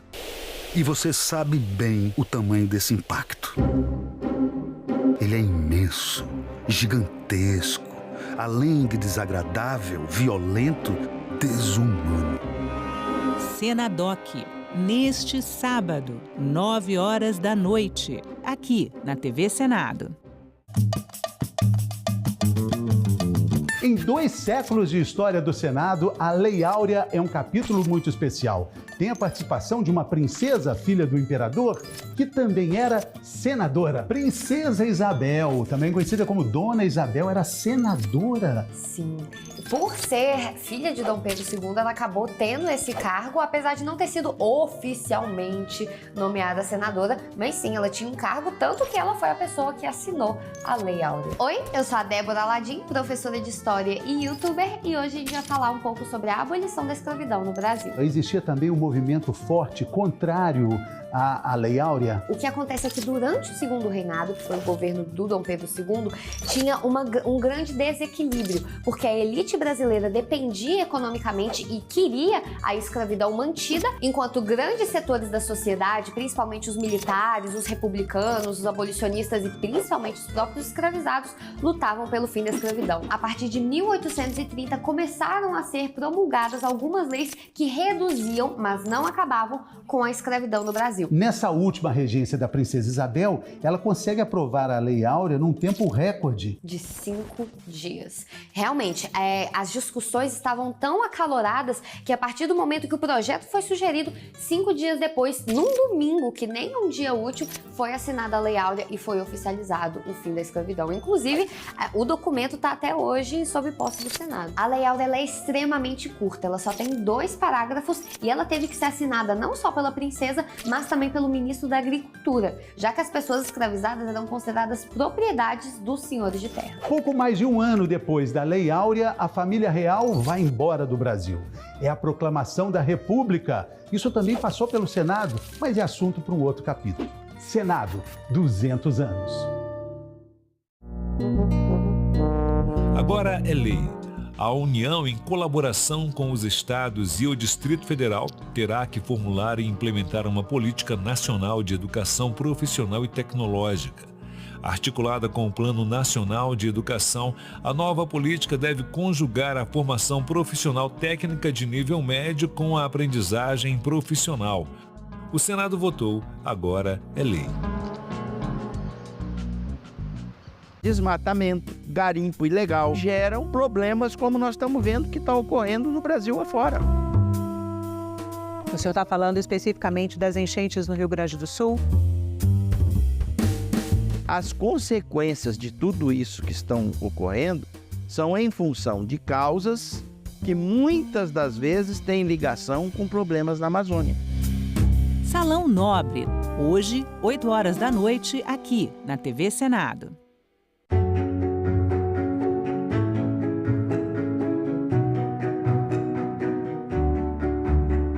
É importante que se tenha uma visão ampla de meio ambiente, que realmente a preocupação do meio ambiente se incorpore ao planejamento nacional, regional, do desenvolvimento no país. Conservar a natureza também é preservar a dignidade humana. O campo de luta da utopia chama-se ecologia e educação. É através da educação que a gente vai conseguir proteger a natureza. Nós sabemos que o Brasil já está sob o efeito das mudanças climáticas. Temos que nos adaptar e trabalhar para prevenir essas situações. É um problema econômico, é um problema social grave. Esta nação tem a obrigação de ter a preocupação equivalente com o meio ambiente. TV Senado. Democracia todo dia. Minha mãe tem origem lá em Camusim, no litoral do Ceará. Conheci o meu pai no Charito, que é de onde meus avós paternos são, de Poeiras. Nasci lá em 74, eu sou a terceira de 5 filhos. Eu estudei sempre na escola pública, no fundamental, então fui estudar no Colégio Pio XII, onde fiz meu ensino médio, é uma escola particular, mas fui com bolsa. Fui para Fortaleza aos 19 anos, passei um ano e voltei para Crateús. Eu conheci meu esposo, que é engenheiro civil. Nos casamos, eu fui embora para Fortaleza com ele. Bom dia, bom dia. Sou formada em turismo na Unifor. Eu passei numa seleção de um órgão do Estado para coordenar toda a política de 13 municípios. E aí eu fui para a minha primeira eleição. Eu fui eleita presidente da SOCIP. Saí de lá, fui para Fortaleza, para a Secretaria de Turismo do Estado do Ceará, quando o Cid Gomes assumiu o governo do Ceará. Então eu fui começar a trabalhar na Secretaria de Desenvolvimento Agrário. E lá, hoje, o ministro Camilo, que era secretário de Desenvolvimento Agrário, e ali começou a minha história. Cadê a nossa pasta? Camilo Santana seria o candidato a governador. Ele me liga e me diz: Janaína, eu vou ser candidata a governador, quero saber se você topa mais esse desafio de fazer uma campanha para governador. Eu teimosa, como diz meu amigo Chagas Vieiras, percorremos quase todo o Ceará e eu ao lado, na parte da coordenação da campanha dele de governador. E em 2015, eu assumo uma função de secretária de Estado. A suplência do nosso senador Camilo são formadas por 2 mulheres, né? A primeira suplente é a senadora Augusta, que está de licença para eu assumir. O presidente Rodrigo Pacheco, que conduziu a minha posse, foi muito receptiva à minha chegada. Aqui a senadora Augusta já fazia parte de algumas comissões e eu participo como titular da CCJ, da CDH, da CAI e da CE. Sugeri à Unesco participar da audiência pública. Nunca imaginei chegar senadora da República, né? E chego aqui no Senado muito bem recebida pelas bancadas femininas. Vamos fazer o bem para a população do Brasil. O que eu acredito é que o que foi feito por mim foi um gesto de reconhecimento do meu trabalho, da minha dedicação, que eu sempre tive pelo Ceará, que eu sempre tive para quem mais precisava no nosso estado. Idosos e a universidade. Reserva de vagas para a terceira idade em debate. Não tem que ser 70 mais, tem que ser 60 mais. Eu sou completamente contra a questão de colocar como cota. Tem que ter algum critério de seleção, né? Mínimo conhecimento. Nós entendemos que os critérios eles são muito amplos e vagos. Em discussão, nesta quinta, 20h, aqui na TV Senado. O projeto alinha-se com a legislação vigente sobre políticas públicas para a proteção do regime climático e para a diminuição da vulnerabilidade da população brasileira e de nossos sistemas naturais diante dos impactos negativos da alteração climática, sobretudo a crescente ocorrência de eventos extremos como desastres naturais.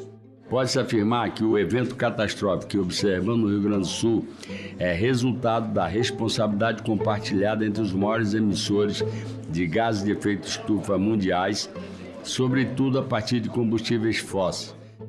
Olha, todos os municípios vão fazer plano municipal para enfrentar mudanças climáticas. Numa lei ordinária, o artigo 5º diz o seguinte: as medidas previstas no Plano Nacional de Adaptação à Mudança do Clima, a ser elaborado pelo órgão federal competente. Que órgão é esse? O projeto tem claramente a destinação de uma lei complementar. Não adianta o Brasil ser um dos principais exportadores na agricultura se nós não tivermos efetivamente credibilidade no âmbito internacional e que vai impactar a pauta ambiental, a balança comercial e os contratos bilionários em que o Brasil pactua. No fim das contas, as sanções que podem vir, os impactos que podem vir desse tipo de grupo que está sendo criado aqui por essa lei, elas atingirão diretamente os empresários. Aqui não é defesa de grupo empresarial, aqui é defesa de que, na prática, não venha uma maluquice, senador Jacques Wagner, daquelas pessoas burocratas que não compreendem na ponta da linha a realidade de se construir empresa, de se gerar emprego, de se competir no mercado internacional.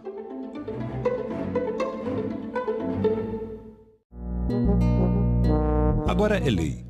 Mulheres com implante mamário colocado em razão de tratamento de câncer têm direito à troca em hospitais privados ou pelo SUS sempre que houver complicações ou efeitos adversos. A mulher que sofre mutilação total ou parcial de mama em razão do tratamento de câncer também tem direito a acompanhamento psicológico e multidisciplinar.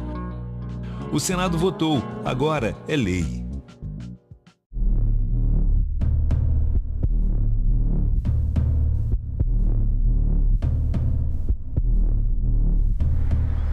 Em março de 2024, o Senado brasileiro faz 200 anos. Então vale perguntar, afinal, qual é a importância do Senado na história do Brasil e no dia a dia dos brasileiros? Para saber essa resposta, a gente precisa entender o que acontece aqui, dentro dessa famosa abóbora.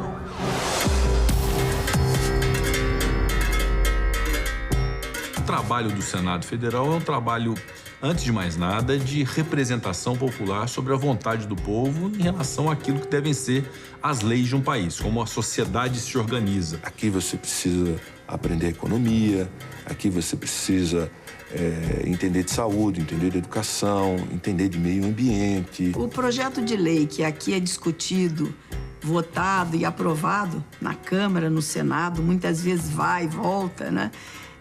Ele muda a vida do cidadão. Ele pode mudar significativamente. Aqui se decide tudo. o pão que você recebe, a educação que chega para os seus filhos, o transporte, a roupa, a tua casa. Nessas mesas e cadeiras foi analisado e debatido o projeto da Lei Áurea, a pedido da princesa Isabel pelos senadores. Entre os dias 8 e 13 de maio de 1888. O clima era tenso, os debates eram quentes, inclusive tinha uma bancada que era a favor da escravidão. Quando a gente fala muito de escravidão, de exploração, do massacre que eles passaram, a gente também tem que pontuar que houve resistência. A decisão do Senado naquele dia mudou o meu destino, o destino de muitos de nós e o futuro do Brasil. No último censo do IBGE, 112.700.000 brasileiros se autodeclararam pardos ou pretos, ou seja, descendentes de escravizados. 55% da população brasileira. Por aí você já pode imaginar a importância e o impacto que uma lei votada no Senado tem no cotidiano de cada um de nós. Esse trailer é apenas um aperitivo da série Senado, a história que transformou o Brasil. Você vai ver que o destino do país passa por aqui. Coisas fundamentais do seu dia a dia foram debatidas e decididas no Senado. Além do fim da escravidão e inclusão racial, o voto feminino e questões sobre igualdade de direitos entre homens e mulheres, educação obrigatória e acessível a todos. Aposentadoria, por exemplo. Você acha importante? Pois é. O Código de Defesa do Consumidor. A saúde gratuita para todos os brasileiros, que atende hoje mais de 150 milhões de pessoas. A Lei Maria da Penha, que protege mulheres da violência. O Estatuto da Criança e do Adolescente. E o Bolsa Família. Aguardem! Vem aí a série Senado. A história que transformou o Brasil.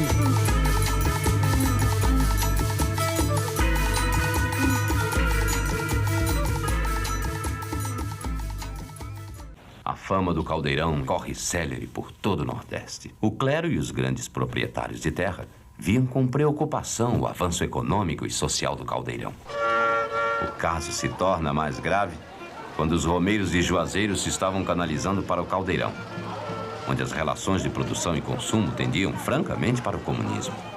Dizia-se naquele tempo que as propriedades vizinhas estavam sendo privadas de mão de obra porque todo mundo procurava ir trabalhar no Caldeirão, onde a sobrevivência era absolutamente garantida. Passou-se a explorar a seguinte possibilidade, de o Caldeirão vir um dia a se transformar numa nova Canudos. Lá se fabricava o facão, se fabricava a foice, se fabricava o machado, se fabricava a faca. Foi implantado o princípio para cada um de acordo com a sua necessidade. A população carcerária hoje, nós infelizmente temos uma sequência de violação dessa população carcerária, de toda a população carcerária como um todo. Mas isso se agrava muito mais com a população LGBTQIA+, que quando entra no sistema prisional e por não ter, no mínimo, uma cela destinada a essa população carcerária, sofre ali toda e qualquer sorte de violência. E, mais uma vez, uma violência com a aquiescência do próprio poder público. Então, quando você vê que aqui a gente está atendendo e cumprindo uma determinação constitucional de que toda pessoa presa tem que ser respeitada na sua integridade física e moral. Esse projeto que eu relatei, eu o fiz com a consciência de que é necessário que estabeleça critérios humanistas nas prisões para atendimento a uma população que já é muito discriminada e que grande parte dela da população é economicamente mais fraca, de menor poder aquisitivo, que não tem assistência, às vezes, das famílias. O projeto é meritório, entretanto, até vejo que existem algumas falhas, né, alguns questionamentos que seriam possíveis, que fiz naquela ocasião, mas esses questionamentos não justificariam a rejeição desse projeto, E nós conversamos muito entre nós da oposição, os parlamentares que se autodeclaram conservadores, e nós tivemos acesso a relatórios, senador. Relatórios que nos arrancaram lágrimas. Então, foi com base em relatórios que nós viemos com o senhor esse projeto para garantir o mínimo. Nós tivemos acesso a relatos, por exemplo, travestis que estão presas há 1 ano e nunca tiveram uma noite inteira de sono, por causa das violações que acontecem. Desmatamento, garimpo ilegal geram problemas como nós estamos vendo que está ocorrendo no Brasil afora. O senhor está falando especificamente das enchentes no Rio Grande do Sul?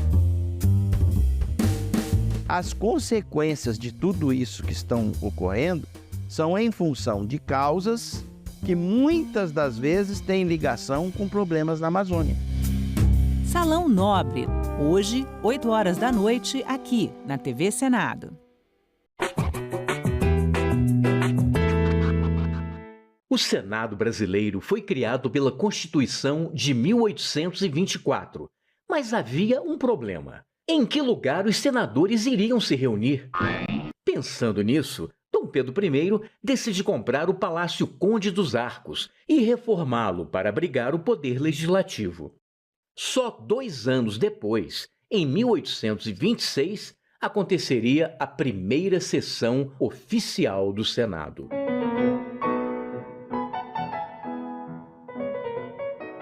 Depois de quase 100 anos, os senadores ganhariam uma nova casa, o Palácio Monroe. Construído originalmente para a Exposição Universal de 1904 nos Estados Unidos, o prédio, todo feito em estrutura metálica desmontável, foi transferido num navio para o Rio de Janeiro e remontado no local. Estamos de volta, são 9 horas e 40 minutos. Está começando nesse instante a reunião na Comissão de Meio Ambiente. A reunião é para examinar projetos. Um deles prevê a garantia do acesso à água potável nas instituições de ensino. Acompanhe. E eu vou ter que ir para a CMO, porque eu sou membro titular da CMO, então temos uma pauta lá. Eu peço desculpas a todos que estão sempre conosco aqui toda semana, acompanhando a Comissão de Meio Ambiente. Bom dia, colegas, senadoras e senadores e demais espectadores. A agenda ambiental segue na mira dos noticiários do nosso país. E devo crer que o cenário de emergência climática que vivemos irá nos colocar no centro das notícias cada vez mais, infelizmente. Eita, rodou muito aqui. Por isso que, às vezes, vamos no papel.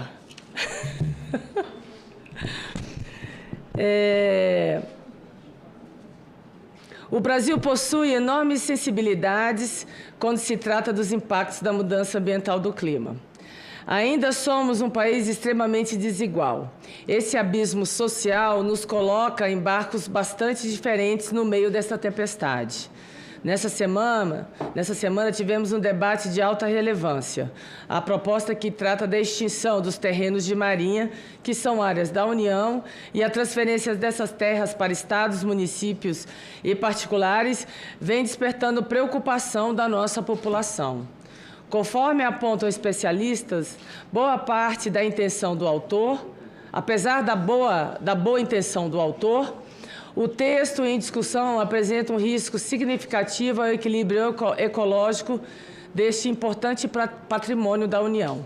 Essas áreas historicamente reservadas para a defesa da nossa soberania desempenham hoje um papel crucial na mitigação das mudanças climáticas e na proteção das nossas comunidades costeiras.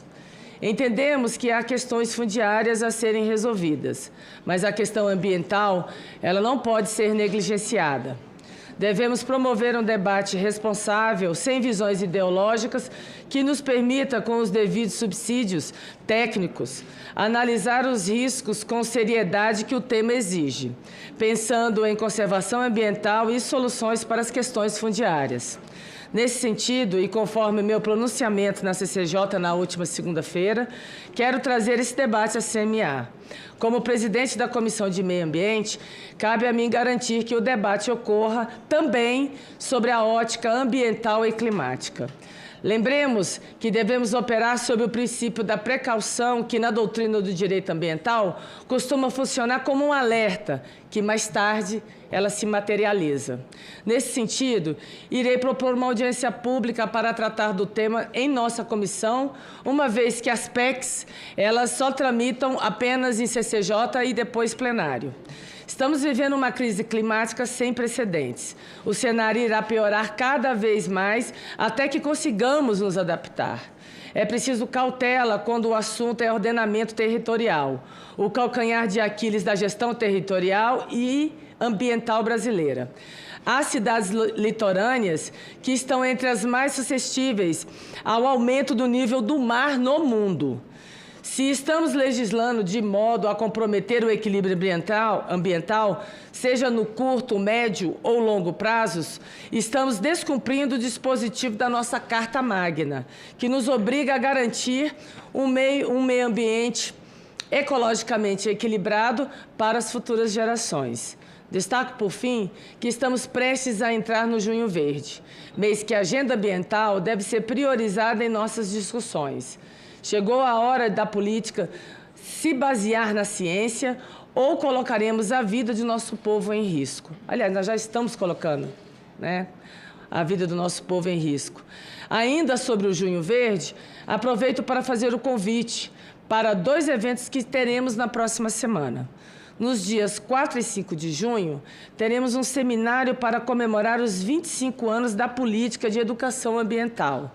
Serão 2 dias de debates técnicos lá no auditório Petrônio Portela, onde também serão exibidos vídeos do circuito Tela Verde e haverá uma experiência imersiva sobre a Amazônia em realidade virtual. No espaço Ivandro Cunha Lima, a exposição de fotografias 35 anos do IBAMA. E tudo isso após a abertura de uma sessão especial sobre a apneia no plenário do Senado Federal, nessa próxima terça-feira. No dia 6 de junho, teremos a sessão de debate sobre as oportunidades que para o Brasil, na presidência do G20. Na ocasião, nós abordaremos questões ambientais e climáticas. O Brasil possui um enorme potencial para liderar cobranças e soluções climáticas de outros países. E não podemos perder a oportunidade, essa importante oportunidade para mantermos esse debate, que possamos seguir promovendo o diálogo e negociando em prol de toda a população brasileira, inclusive aqueles que ainda estão por vir. Bom, pessoal, sobre a PEC 3, que foi discutida na CCJ, só deixar esclarecimento, eu não apresentei ainda o requerimento, porque a minha maior preocupação, primeiro, nós pedimos uma nota da consultoria para nos basear mais ainda sobre nossas posições e também nós queremos trazer para o debate técnicos, academia, sem grandes paixões, sem grandes envolvimentos, nós precisamos nos conectar mais com a ciência. Então, nós estamos procurando, nesse universo de tantas pessoas que se dizem donas da verdade, nós estamos procurando nos basear na ciência. E nós vamos procurar as melhores pessoas, os melhores expositores para tratar do tema com muita seriedade, sem grandes paixões, sem ideologia. Aproveitar também e fazer um apelo, primeiro agradecer a toda a comunicação do Senado Federal, TV Senado, que esteve conosco na semana passada no Rio Grande do Sul.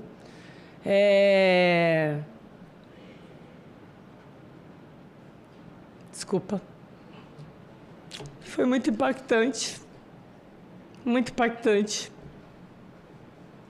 O que nós assistimos, o que nós vimos. Vimos um povo sofrido, um povo que... Imagina, de uma hora para outra você perder sua casa, você perder amigos, você perder sua dignidade. E você tem que ter força no outro dia para reconstruir, olhar para os seus filhos, olhar para as pessoas que estão ao seu lado passando pela mesma situação. Olha, não dá para você... Uma coisa é você ver vídeos, imagens, escutar áudios. Outra coisa é você ir para aqueles alojamentos, é você andar pelas ruas e ver marcas de água, de barro, quase no teto das casas, visitar o hospital de campanha e ver um estado praticamente dizimado. Isso não pode passar assim, gente, sem que a gente faça uma reflexão das nossas ações. Não dá para a gente mais debater emergência climática na emoção. Desculpa que eu estou emocionada porque eu nunca imaginei que nós tão cedo iríamos ver o que nós, senadores, tivemos a oportunidade de assistir semana passada lá no Rio Grande do Sul. Então, eu queria continuar fazendo um apelo, porque o povo gaúcho está muito sofrido, sensibilizado, mas está muito grato. Grato com a nossa generosidade, com a nossa solidariedade. O Brasil, nessa hora, graças a Deus, para mim, me mostrou uma faísca de união, né? Então, a gente ainda tem muita esperança em tudo que a gente está vivendo, nessa polarização, nesse ódio, nessa enxurrada de fake news, né? Que também atrapalha muito passar a realidade dos nossos irmãos gaúchos, mas pedir que a gente continue nessa corrente, que não larguemos as mãos, né? Que a gente continue... Pode me dar aqui, Simone.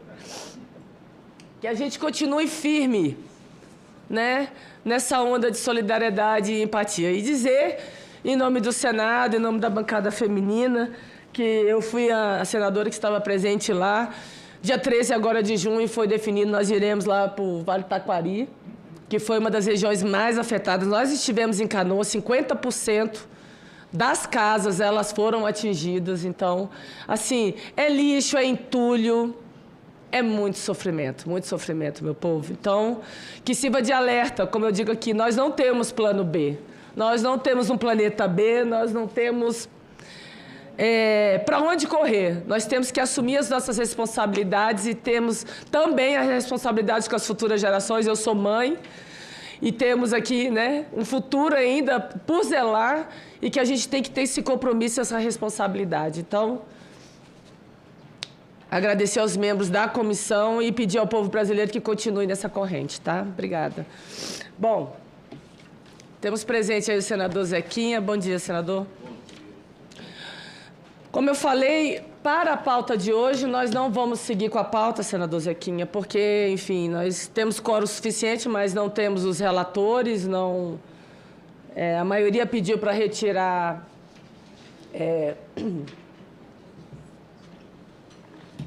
tirar os itens da pauta, né, os seus relatórios, porque ainda seguimos com o trabalho da sessão do Congresso Nacional de ontem, tem CMO também para aprovar os PLNs, então nós não teremos a presença da maioria dos senadores. Então, eu vou passar para os itens de requerimento. O senhor é o item? 7. Item 7, requerimento da Comissão de Meio Ambiente número 26 de 2024, autoria senador Zequinha Marinho. Eu concedo a palavra ao senador Zequinha para a leitura do seu requerimento. Muito obrigado, presidente. Bom dia a todos. Requeiro, nos termos do artigo 58, parágrafo 2º, inciso 2 da Constituição Federal e do artigo 93, inciso 2 do Regimento Interno do Senado Federal, a realização de audiência pública com o objetivo de debater incentivos à produção sustentável de biogás e biometano a partir de resíduos urbanos e da agropecuária.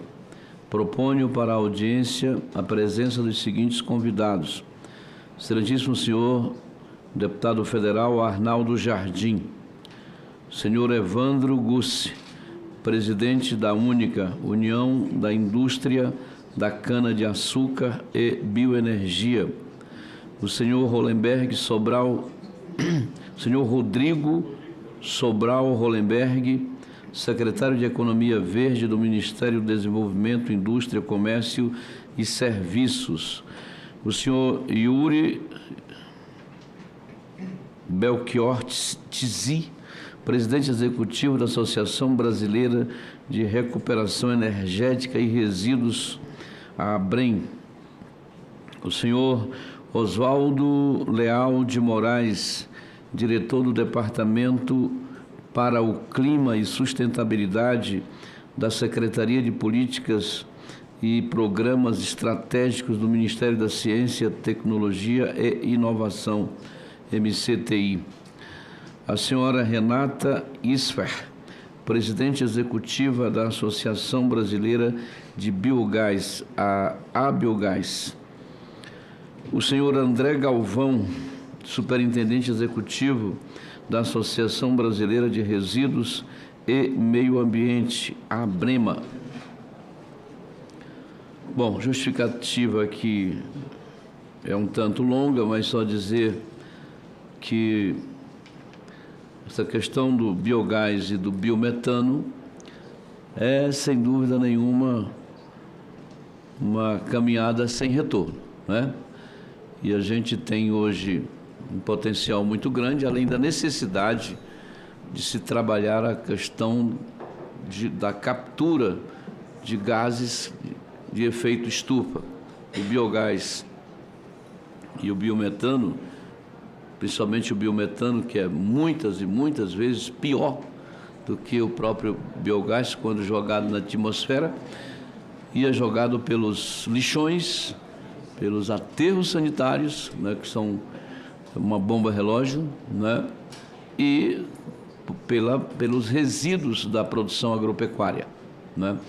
Então a gente precisa, né, ver isso com bons olhos. É um mercado que está aí, e a necessidade que a gente tem de segurar essas emissões, não é, e transformar isso em receita, em ativos, é muito importante, e o mundo está fazendo isso.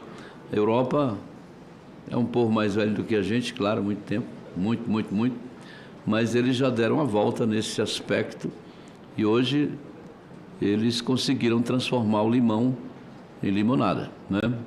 E a gente precisa chegar lá. Então, nosso requerimento, presidente, é exatamente em cima desse debate. Estamos aqui convidando pessoas de alto nível para essa audiência pública, para que a gente possa ouvir o governo também, como é que o governo pensa, o que é que o governo quer, né? Com um setor que está pronto para disparar e ajudar o Brasil nessa caminhada. Muito obrigado. Obrigada, senador Zequinha. Eu acho que tem um requerimento apresentado pelo senador veneziano, né, para convidar mais um expositor, se o senhor vai subscrever.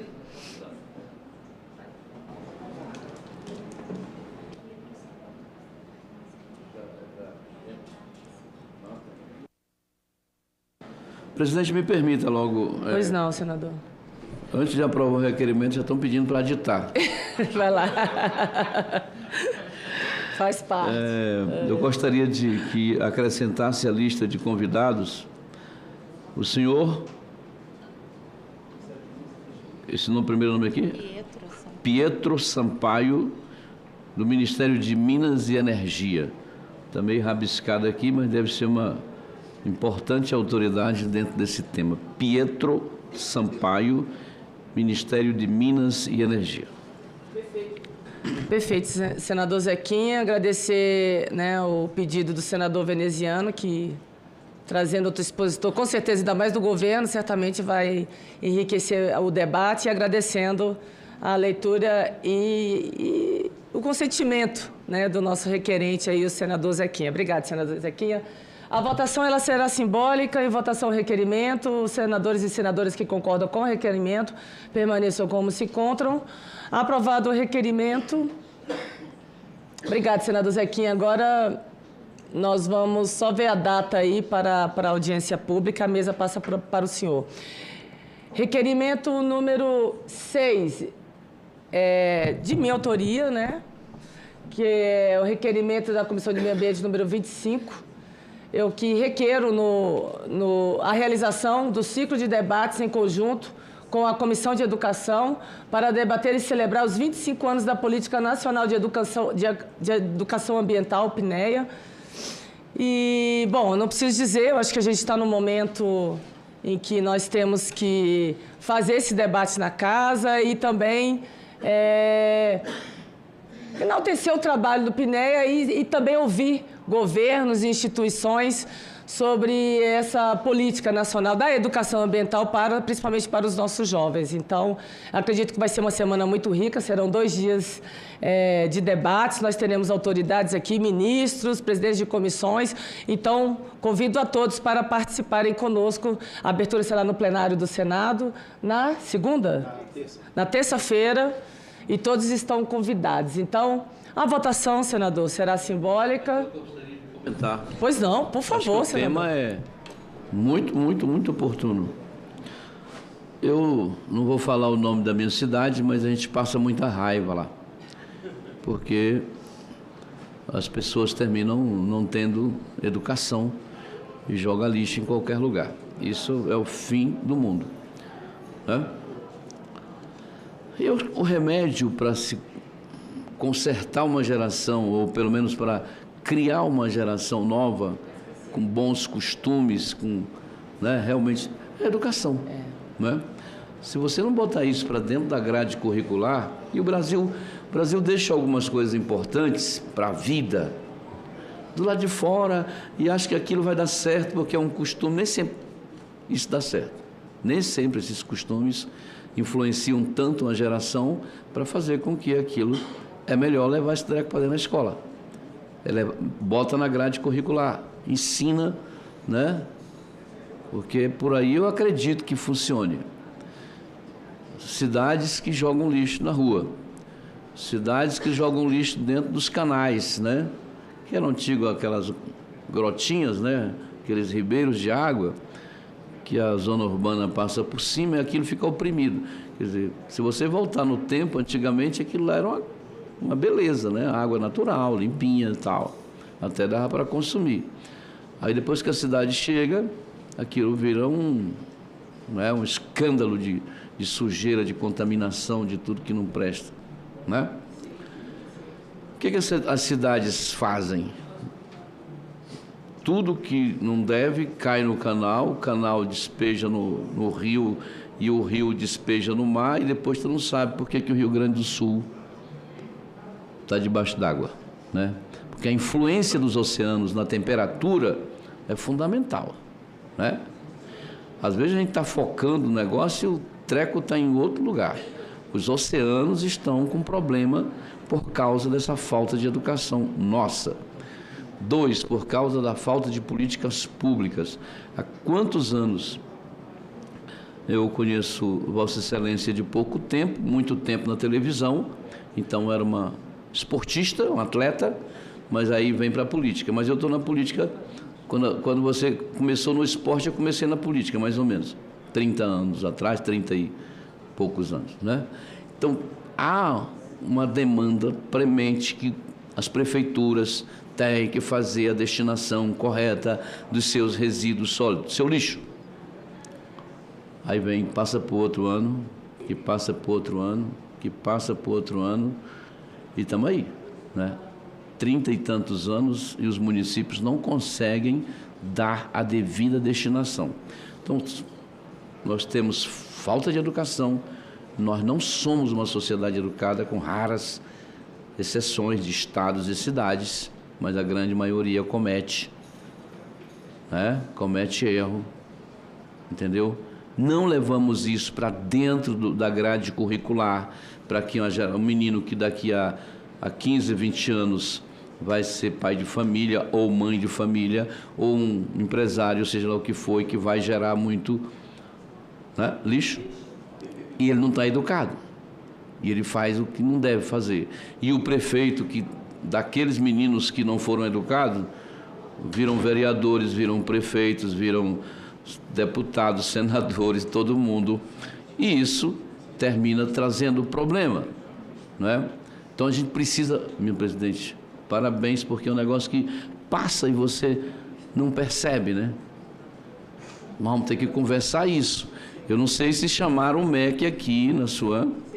Na verdade, as autoridades, o ministro Camilo Santana, a ministra Marina Silva, vamos ter também a participação do nosso presidente da Comissão de Educação, Flávio Arnes, ter também a possibilidade de estar o ministro Haddad aqui, enfim. Temos algumas autoridades que nós vamos chamar, estamos monitorando a possibilidade deles estarem presentes nesse debate, que eu acho muito importante. Pois é, o MEC, só o MEC já resolvia nosso problema todinho, né? Trouxer esse negócio para dentro, esse negócio dá certo. Por mais que a geração atual você não consiga resolver com ela, porque já está viciada, mal viciada, né? Mas a criançada vai chegando e amanhã você não vai ter mais esse problema, porque certamente saberemos onde colocar nosso lixo e vamos deixar de impactar negativamente rios, impactar os oceanos e, de repente, a gente deixa de ter tantos reveses naturais, acidentes, como estamos tendo agora. Muito obrigado. Grata pela fala e a participação. Senador Zequinha, vou para o item 5. Vou subscrever. Eu recebi informação de que ele não entrou. Bom, requerimento da Comissão de Meio Ambiente número 24/2024, autoria do senador Wellington Fagundes, subscrito por mim, que requer, nos termos do artigo 58, parágrafo 2º da Constituição Federal e no artigo 93 do Regimento Interno do Senado Federal, a realização de audiência pública com o objetivo de discutir ações preventivas diante das projeções climáticas que indicam seca severa para o bioma Pantanal. A votação ela será simbólica. Em votação, requerimento. As senhoras senadoras e os senhores senadores que concordam permaneçam como se encontram. Aprovado o requerimento e a secretaria aqui da comissão vai passar as datas. Encerramento. Quero agradecer a participação de todos, reforçando, pedindo desculpas pela minha emoção, mas, assim, por mais que se esteja na política, graças a Deus eu não perdi a capacidade de me emocionar, de ser empática, de fato, sentir a dor do povo gaúcho. E eu vi isso muito no sofrimento também nos olhos dos 3 senadores gaúchos que estiveram comigo lá nessa diligência, assim como os outros. Então, a emoção foi muito grande entre todos nós que estivemos lá acompanhando, em nome do Senado Federal, da Comissão Externa do Rio Grande do Sul, o sofrimento e a realidade do povo. E dia 13 de junho estaremos lá novamente. Bom, e nada mais havendo a tratar, eu agradeço a presença de todos e declaro encerrada a presente reunião. Vamos para a nossa quarta. Bom dia.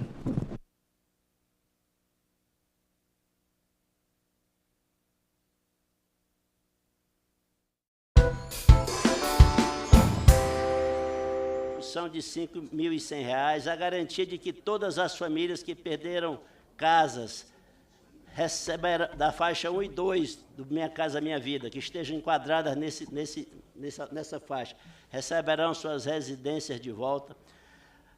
Recursos para aquisição de arroz, para que não venha a faltar esse importante alimento da mesa, não só do Rio Grande do Sul, mas como do Brasil, evitando, inclusive, as pressões altistas que ocorrem quando destas situações graves acontecem. A disponibilização total de recursos humanos e materiais de cerca de 20 ministérios, incluindo os civis e os militares, que estão atuando sistematicamente no Rio Grande do Sul. Então, não entendo, senhor presidente, que faça sentido uma obstrução que quer retardar a aprovação de PLNs que tão somente suplementam ou remanejam recursos do orçamento da União para atender necessidades de todo o Brasil e também do Estado do Rio Grande do Sul. Obrigado. Com a palavra, a deputada Adriana Ventura.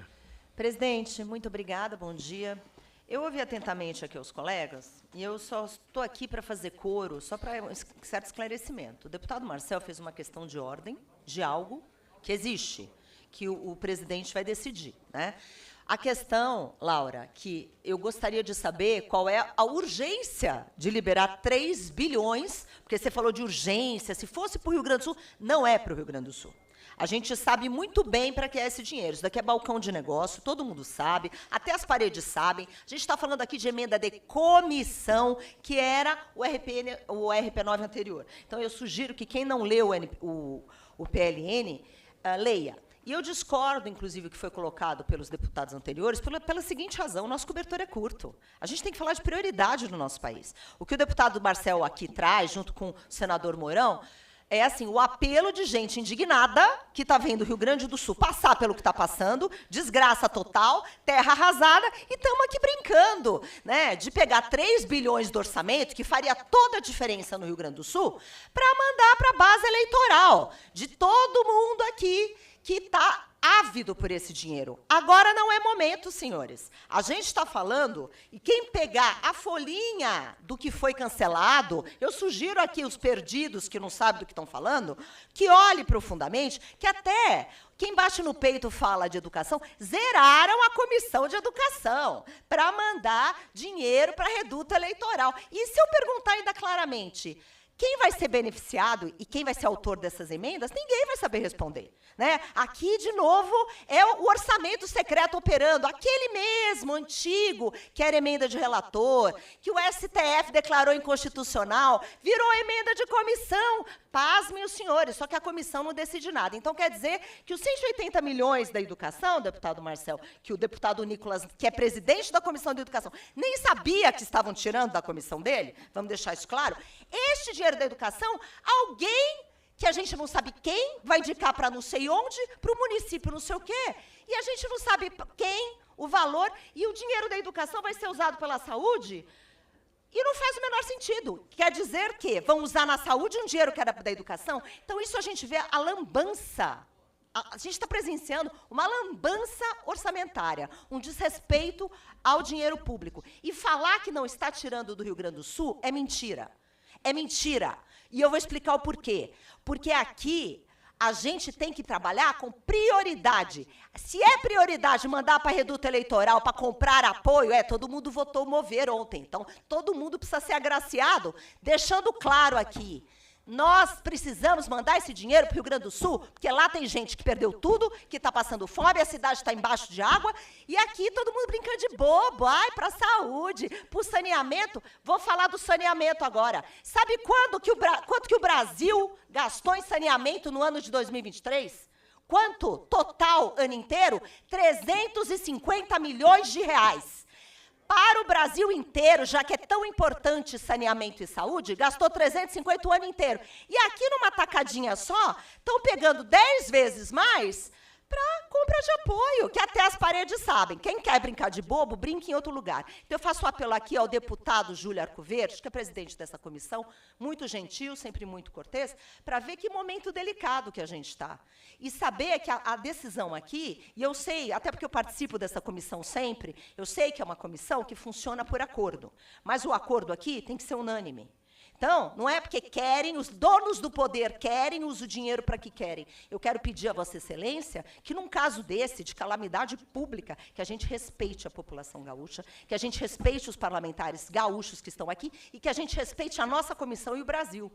Porque esse dinheiro para fazer campanha, para ser liberado rápido até junho para a campanha eleitoral, não tem o menor cabimento. E quem fala que é emenda individual está falando bobagem também. Isso daqui é emenda de comissão, orçamento secreto, ex-emenda de relator. Então, deixando isso claro, para ninguém brincar de bobo, é o meu apelo. Por favor, eu quero que o senhor...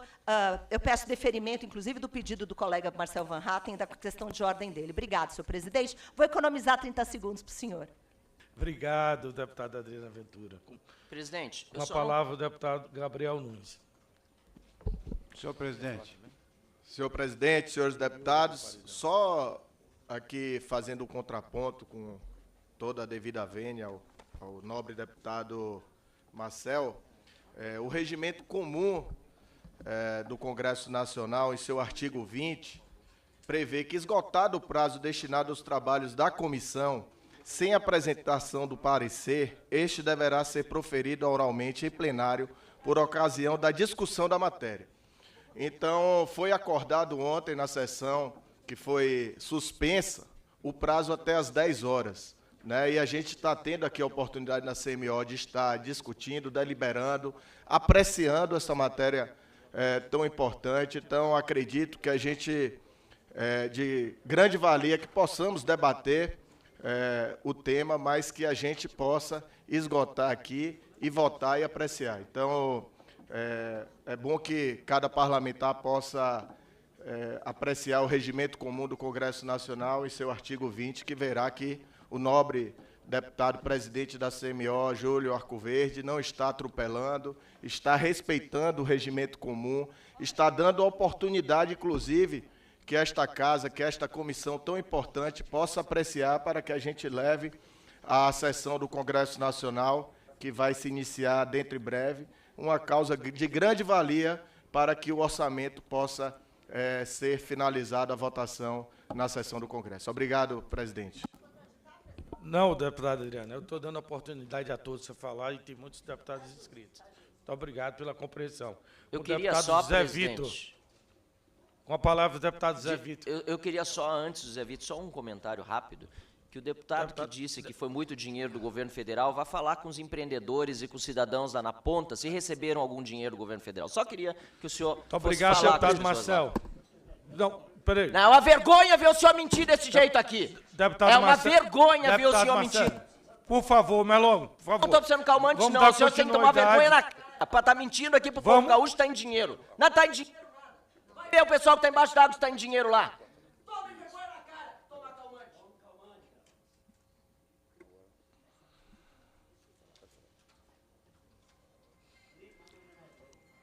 Com a palavra, o deputado Zé Vitor. Presidente, estou virtualmente... Deputado Marcel, deputado Merlongo, eu vou ter que continuar a sessão, essa reunião da comissão. Estou pedindo a compreensão dos dois, que tenha um equilíbrio. Nós estamos votando uma matéria muito importante. Vamos dar prosseguimento à nossa reunião. Cada um, eu estou dando a oportunidade de se expressar. O senhor já se expressou, Adriano, deputado Merlongo, tem gente que vai se expressar, que está online nessa reunião, também quer a oportunidade de se expressar. Deputado José Vitor. Presidente, estou virtualmente aqui, mas quero aqui, em nome do PL, inclusive a pedido do nosso líder Altineu, manifestar a nossa insatisfação com esse PLN e a nossa posição contrária ao PLN 13. Eu estive como presidente da Comissão de Saúde em 2023, inclusive alguns que estão presentes na reunião aqui da CMO presencialmente, participaram conosco do grande debate que foi a construção do orçamento e das emendas de Comissão de Saúde. Do mesmo modo que aconteceu na saúde, sei que aconteceram em outras, inclusive na educação. Que nós estamos aqui fingindo ou fazendo de... do Senado Federal. Relator, senador Marcelo Castro, é o item 2 da pauta, mas como Vossa Excelência está presente, eu vou fazer a inversão da pauta. Projeto de lei número 545 de 2024. Altera as leis número 14.002 de 22 de maio de 2020 e 11.771 de 17 de setembro de 2008 para atualizar e aprimorar o regime jurídico a que se submete a Agência Brasileira de Promoção Internacional do Turismo, Embratur, e altera a Lei nº 12.462, de 4 de agosto de 2011. O autor é o deputado federal José Guimarães, o relator é o senador presidente Marcelo Castro. Relatório favorável ao projeto com 2 emendas e contrário à emenda número 1. Em 21 de 5 de 24 foi recebida a emenda número 1 de autoria do senador Alan Henrique. Em 28 de 5 de 24 foi recebida o relatório reformulado pelo senador Marcelo Castro. Conceda a palavra ao senador Marcelo Castro para proferir o relatório. Senhor presidente, esse projeto de lei vem resolver um vazio que existe hoje, porque a nossa Agência Brasileira de Promoção Internacional do Turismo, a Embratur, ela foi transformada num serviço social autônomo pela Lei 14.002 de 2020. Ela, evidentemente, era uma autarquia ligada ao Ministério do Turismo e ocorre que, apesar dela ter sido transformada num serviço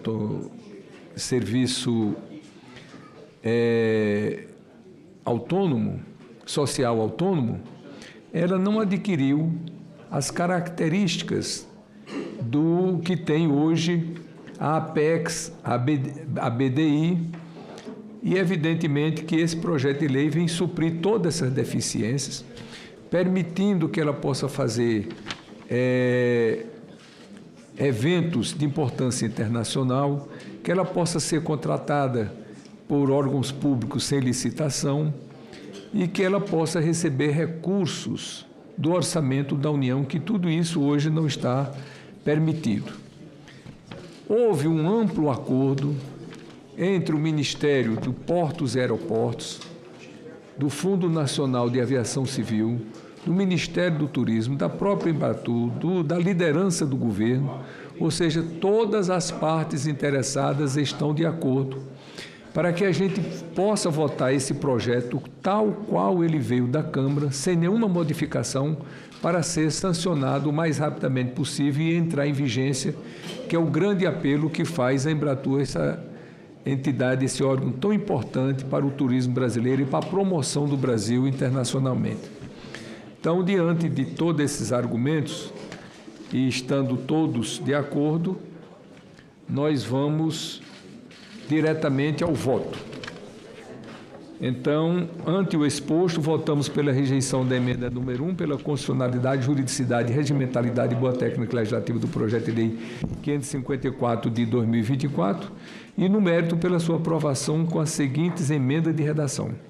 Desse ao projeto de lei número 544 de 2024, a seguinte redação.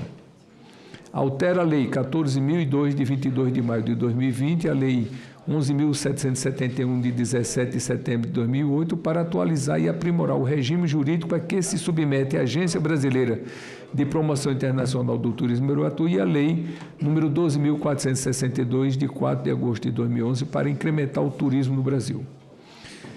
E desse ao caput do artigo 63b da Lei 12.462 de 2011, na forma do artigo 3º, do projeto de Lei 554 de 2020, a seguinte redação. Artigo 63b. Da arrecadação total do Fundo Nacional de Aviação Civil, FENAC, 30% serão desvinculados do fundo e alocados no Ministério do Turismo, conforme disponibilidade orçamentária e financeira, para a implementação de ações relacionadas ao modal aéreo e para o incremento do turismo em atendimento ao disposto no inciso 2 do parágrafo 2º da Lei 63, do artigo 63 desta lei. É esse o voto e o parecer, senhor presidente, senhoras e senhores senadores. Coloco em discussão a matéria. Há senadores inscritos para discutir a matéria. Conceda a palavra ao senador Espiridião Amin. Presidente, em primeiro lugar, cumprimentando Vossa Excelência, o senador Marcos Rogério, o senador Marcelo Castro, eu queria, e os senadores Eduardo Girão e Sérgio Moro, eu queria só lembrar que eu estou a postos aqui, o senador Sérgio Moro também, e lembrar que o item 1 da pauta é da minha incumbência a relatoria. Mas eu quero me dirigir, é o item 1 da pauta, só para dizer que eu estou presente. Não estou reclamando, não. Pelo contrário, eu venho reclamar do senador Marcelo Castro, que fez um belo parecer, mas esqueceu de enaltecer as belezas do nosso Piauí. Não lembrar que deveria ser um bônus para cada um de nós conhecer o delta do Parnaíba, só pode ser ciúmes de Vossa Excelência. Psicologicamente, deve ser decorrência. Se eu fosse psiquiatra, como ele é, eu diria, o senador Marcelo Castro está querendo esconder a beleza do delta do Parnaíba só para ele. Só para ele e para os piauienses. Como eu me considero meio piauiense, eu protesto por não enaltecer essa beleza que eu tive a honra de conhecer na minha jornada piauiense de 1974. Mas é lógico que isso é muito mais uma provocação ao meu amigo Marcelo Castro, mas a antecipação também do meu voto favorável ao seu parecer. Obrigado, senador Amin. Obrigado pelas palavras de Vossa Excelência. Eu apenas, como o item 1, ele é terminativo, nós vamos já retornar a ele, eu sei que Vossa Excelência está presente, é o projeto de autoria da senadora Ivete da Silveira, o relator é o senador Jorge Seif. Vossa Excelência foi designado ad hoc na última reunião e nós vamos apregoá-lo logo em seguida a deliberação deste item. Concedo a palavra pela ordem de inscrição ao senador Eduardo Girão. Presidente, paz e bem, lhe cumprimentando aí por nessa quarta-feira estar conduzindo essa sessão. Eu vi aqui na fala do nosso senador, meu vizinho do Piauí, senador Marcelo Castro, que foi reformulado o parecer, e por uma questão regimental, eu peço vistas. Quero fazer esse pedido aqui para o senhor. Na verdade, senador Girão, eu queria fazer uma ponderação a Vossa Excelência, que só houve essa reformulação ou essa alteração no relatório apresentado pelo senador Marcelo Castro com base nos entendimentos entre o Ministério do Turismo, entre a Embratur, entre o governo, entre o Ministério dos Portos e Aeroportos. Foi feita uma construção para adequação apenas do relatório apresentado. Não foi o novo substitutivo apresentado pelo senador Marcelo Castro, tanto que ele não fez a leitura do substitutivo, ele apenas fez as ponderações das alterações apresentadas. E, nesse sentido, eu queria fazer essa ponderação, porque, como não houve uma alteração do substitutivo, foram apenas adequações, não há espaço para a solicitação de nova vista desse projeto. Queria pedir aqui a essência de Vossa Excelência e a compreensão de nós continuarmos o debate na matéria para nós deliberarmos ainda no dia de hoje este assunto que é muito importante para o Estado brasileiro e principalmente para o turismo do Brasil. Senhor presidente, se Vossa Excelência permite, dar mais um esclarecimento aqui ao senador Girão, o que nós estamos propondo aqui, o parecer, é tal qual ele foi aprovado na Câmara. No meu parecer anterior, a gente retirava uma emenda que tinha sido feita na Câmara dos Deputados.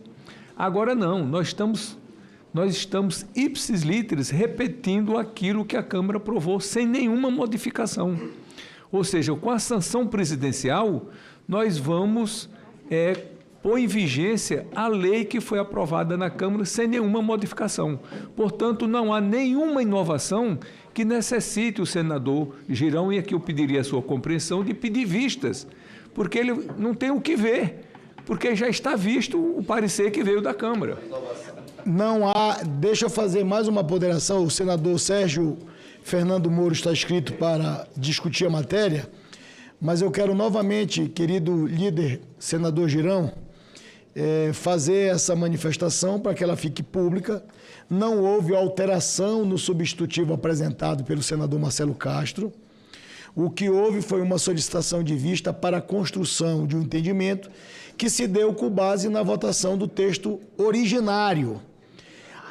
Apenas a única alteração de redação que foi proposta pelo senador Marcelo Castro, que foi uma solicitação de todos os envolvidos nesse debate, foi que ele acrescentou uma única frase em um artigo 63B, conforme disponibilidade orçamentária e financeira.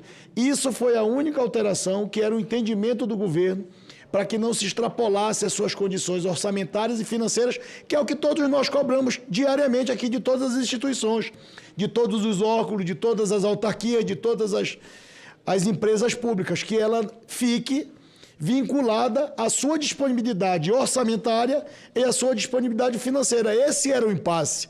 Então, eu queria fazer esse registro a Vossa Excelência, dizendo que, como não houve uma apresentação de um novo substitutivo, infelizmente, eu vou ter que rejeitar a solicitação de Vossa Excelência de pedido de vista, porque não cabe, neste caso concreto, um novo pedido de vista, porque não foi, de fato, apresentado um novo substitutivo. Eu peço a compreensão de Vossa Excelência. Concedo a palavra ao senador Sérgio Moro. Presidente, muito rapidamente, primeiro um bom dia a todos.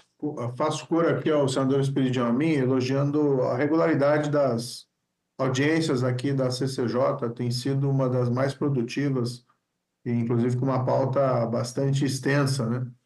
às vezes até com prejuízo do almoço de muitos, mas isso é de fato necessário. Um cumprimento que ao senador Marcelo Castro, o projeto, né, o parecer bastante positivo, adiantando aqui também o meu voto favorável, sem prejuízo aí da análise dessa questão do pedido de vista.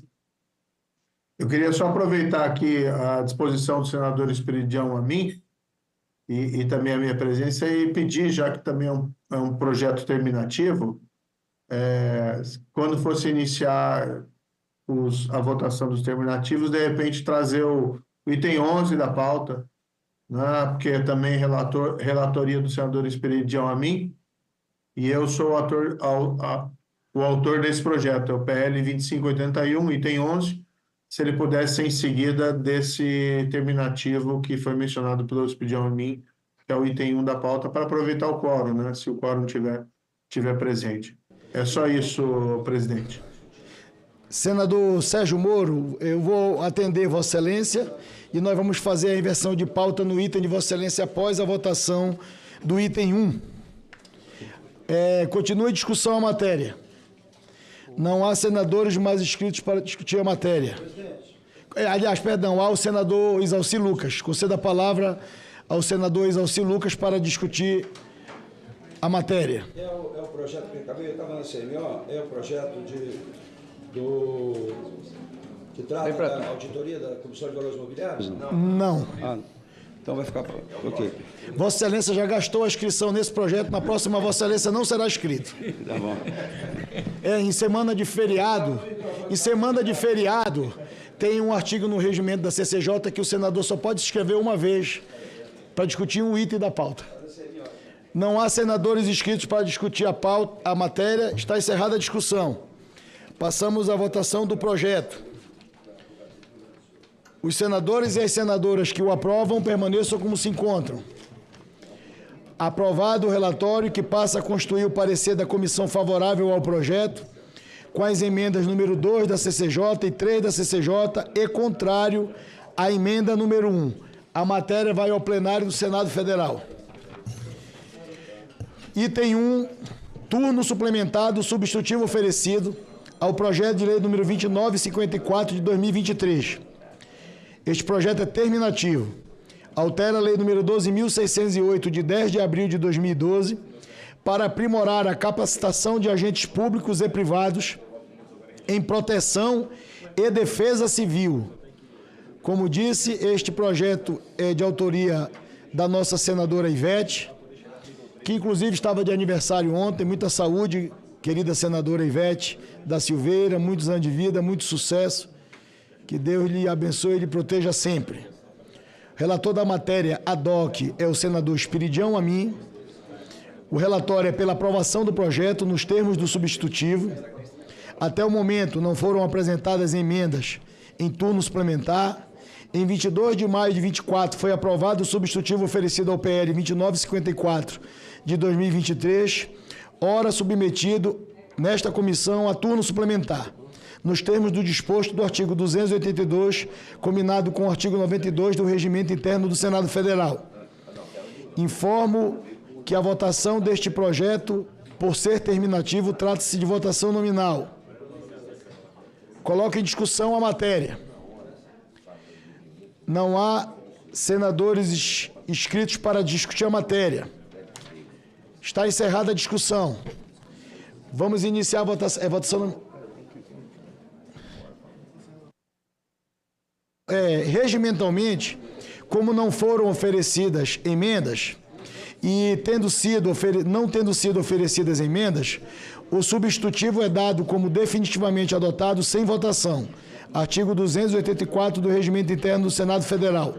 Será comunicada a decisão da comissão ao presidente do Senado Federal para a ciência do plenário e a publicação no Diário do Senado Federal. Item 11. Inversão de pauta sugerida pelo autor do projeto, senador Sérgio Moro. Projeto de lei número 2581 de 2023, terminativo.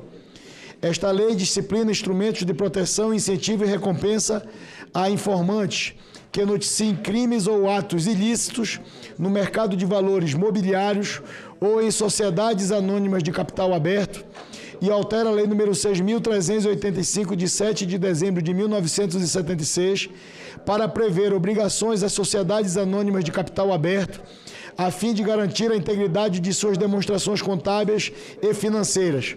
O autor da matéria é o senador Sérgio Fernando Moro, relator da matéria é o senador Espiridião Amin, que está presente. O relatório é pela aprovação do projeto, com o acolhimento parcial da emenda número 1T, nos termos do substitutivo que apresenta, e pela rejeição da emenda número 2T. A matéria foi apreciada também pela Comissão de Segurança Pública e também pela Comissão de Assuntos Econômicos. Durante o prazo regimental, foram apresentadas as emendas número 1T e 2T, de autoria dos senadores Luiz Carlos Reis e Messias de Jesus, respectivamente. Na 14ª reunião ordinária, realizada em 22 de maio de 24, a presidência concedeu vista coletiva aos senadores nos termos regimentais. Em 28 de maio de 24, foi recebida a emenda número 7, de autoria do senador líder Isalci Lucas, dependendo de relatório. Em 29 de 5 de 24, foi recebida a emenda número 18, de autoria do presidente Hamilton Mourão, que também depende de relatório. Se aprovado, o substitutivo será ele submetido a turno suplementar, nos termos do artigo 282 do Regimento Interno do Senado Federal. A votação desta matéria é nominal. Concedo a palavra ao relator da matéria, senador Espiridião Amin, para relatar apenas as emendas 17 e 18. Perfeitamente, presidente. Eu só gostaria de, fazendo um breve comentário a respeito do projeto da senadora Ivete da Silveira, creio que o que realça mais a qualidade do projeto é o fato da senadora Ivete ter apresentado um projeto de lei com essa dimensão de formação de recursos humanos, agentes, para dar proteção e para trabalharem também na prevenção em termos de defesa civil. Ela não apresentou agora, quando nós estamos vivendo essa tragédia que tem despertado a nossa atenção. Apresentou em junho do ano passado, o que torna mais meritório ainda o projeto e me fez entusiasticamente apresentar o voto, que é, na verdade, do senador Jorge Seife, pela sua aprovação, agora consumada aqui na Comissão de Constituição e Justiça em caráter terminativo. Quanto ao projeto do senador Sérgio Moro, eu gostaria de dizer o seguinte: sou a favor e tenho um pouco de vergonha, como deve ter vergonha toda a sociedade brasileira, especialmente os legisladores e as autoridades, pelo fato de termos vivenciado, nesses últimos meses, este caso das Americanas, em que um prejuízo imenso, calculado em 50, 60 bilhões de reais, né, tem como vítima a sociedade. Esse prejuízo está sendo arcado pelo governo, pelos trabalhadores, pelos funcionários e pelos consumidores do varejo brasileiro. Então, eu acho que esta lei, esta arrumação proposta pelo senador Sérgio Moro, e afinal acolhida na Comissão de Assuntos Econômicos, na Comissão de Segurança Pública, que foi submetida a uma CPI na Câmara de Vereadores, e, infelizmente, está sendo vista hoje como um crime sem autor, sem responsável. Em nenhum momento, não que eu seja um perseguidor, mas em nenhum momento alguém foi acusado como tendo participado deste terrível, se me permitem dizer, golpe desferido contra a economia popular. De forma que eu queria aplaudir também, tanto ao senador Isalci quanto ao senador Mourão pela apresentação dessas duas emendas que eu tenho que comentar. Eu, pessoalmente, inclusive, tenho grande simpatia pessoal pela emenda do senador Isalci. Mas, considerando os dados de que dispomos, esta previsão de que a auditoria dos relatórios emitidos pela administração da pessoa jurídica sobre os controles internos voltados à prevenção de erros ou fraudes contábeis tenham uma periodicidade exigida também para a auditoria das demonstrações financeiras, me parece uma questão a latere, que não é o principal do objetivo, que é estabelecer um sistema que favoreça, não ao denuncismo, mas que favoreça a quem tenha informações a respeito da construção de uma fraude dessa natureza.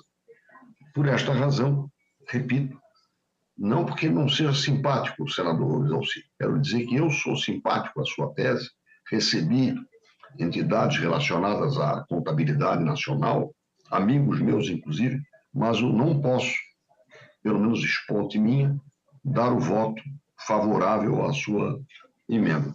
Quanto à emenda número 18 do senador Hamilton Mourão, ela acrescenta o parágrafo 2º ao artigo 10 do projeto para incluir, juntamente com as multas recolhidas pela Comissão de Valores Mobiliários, os outros recursos que venham a ser recuperados a qualquer título em decorrência da aplicação do artigo 11 da Lei 6385 de 1976, para serem destinados ao Fundo de Reserva de Direitos Difusos, a fim de viabilizar o custeio para o pagamento das recompensas.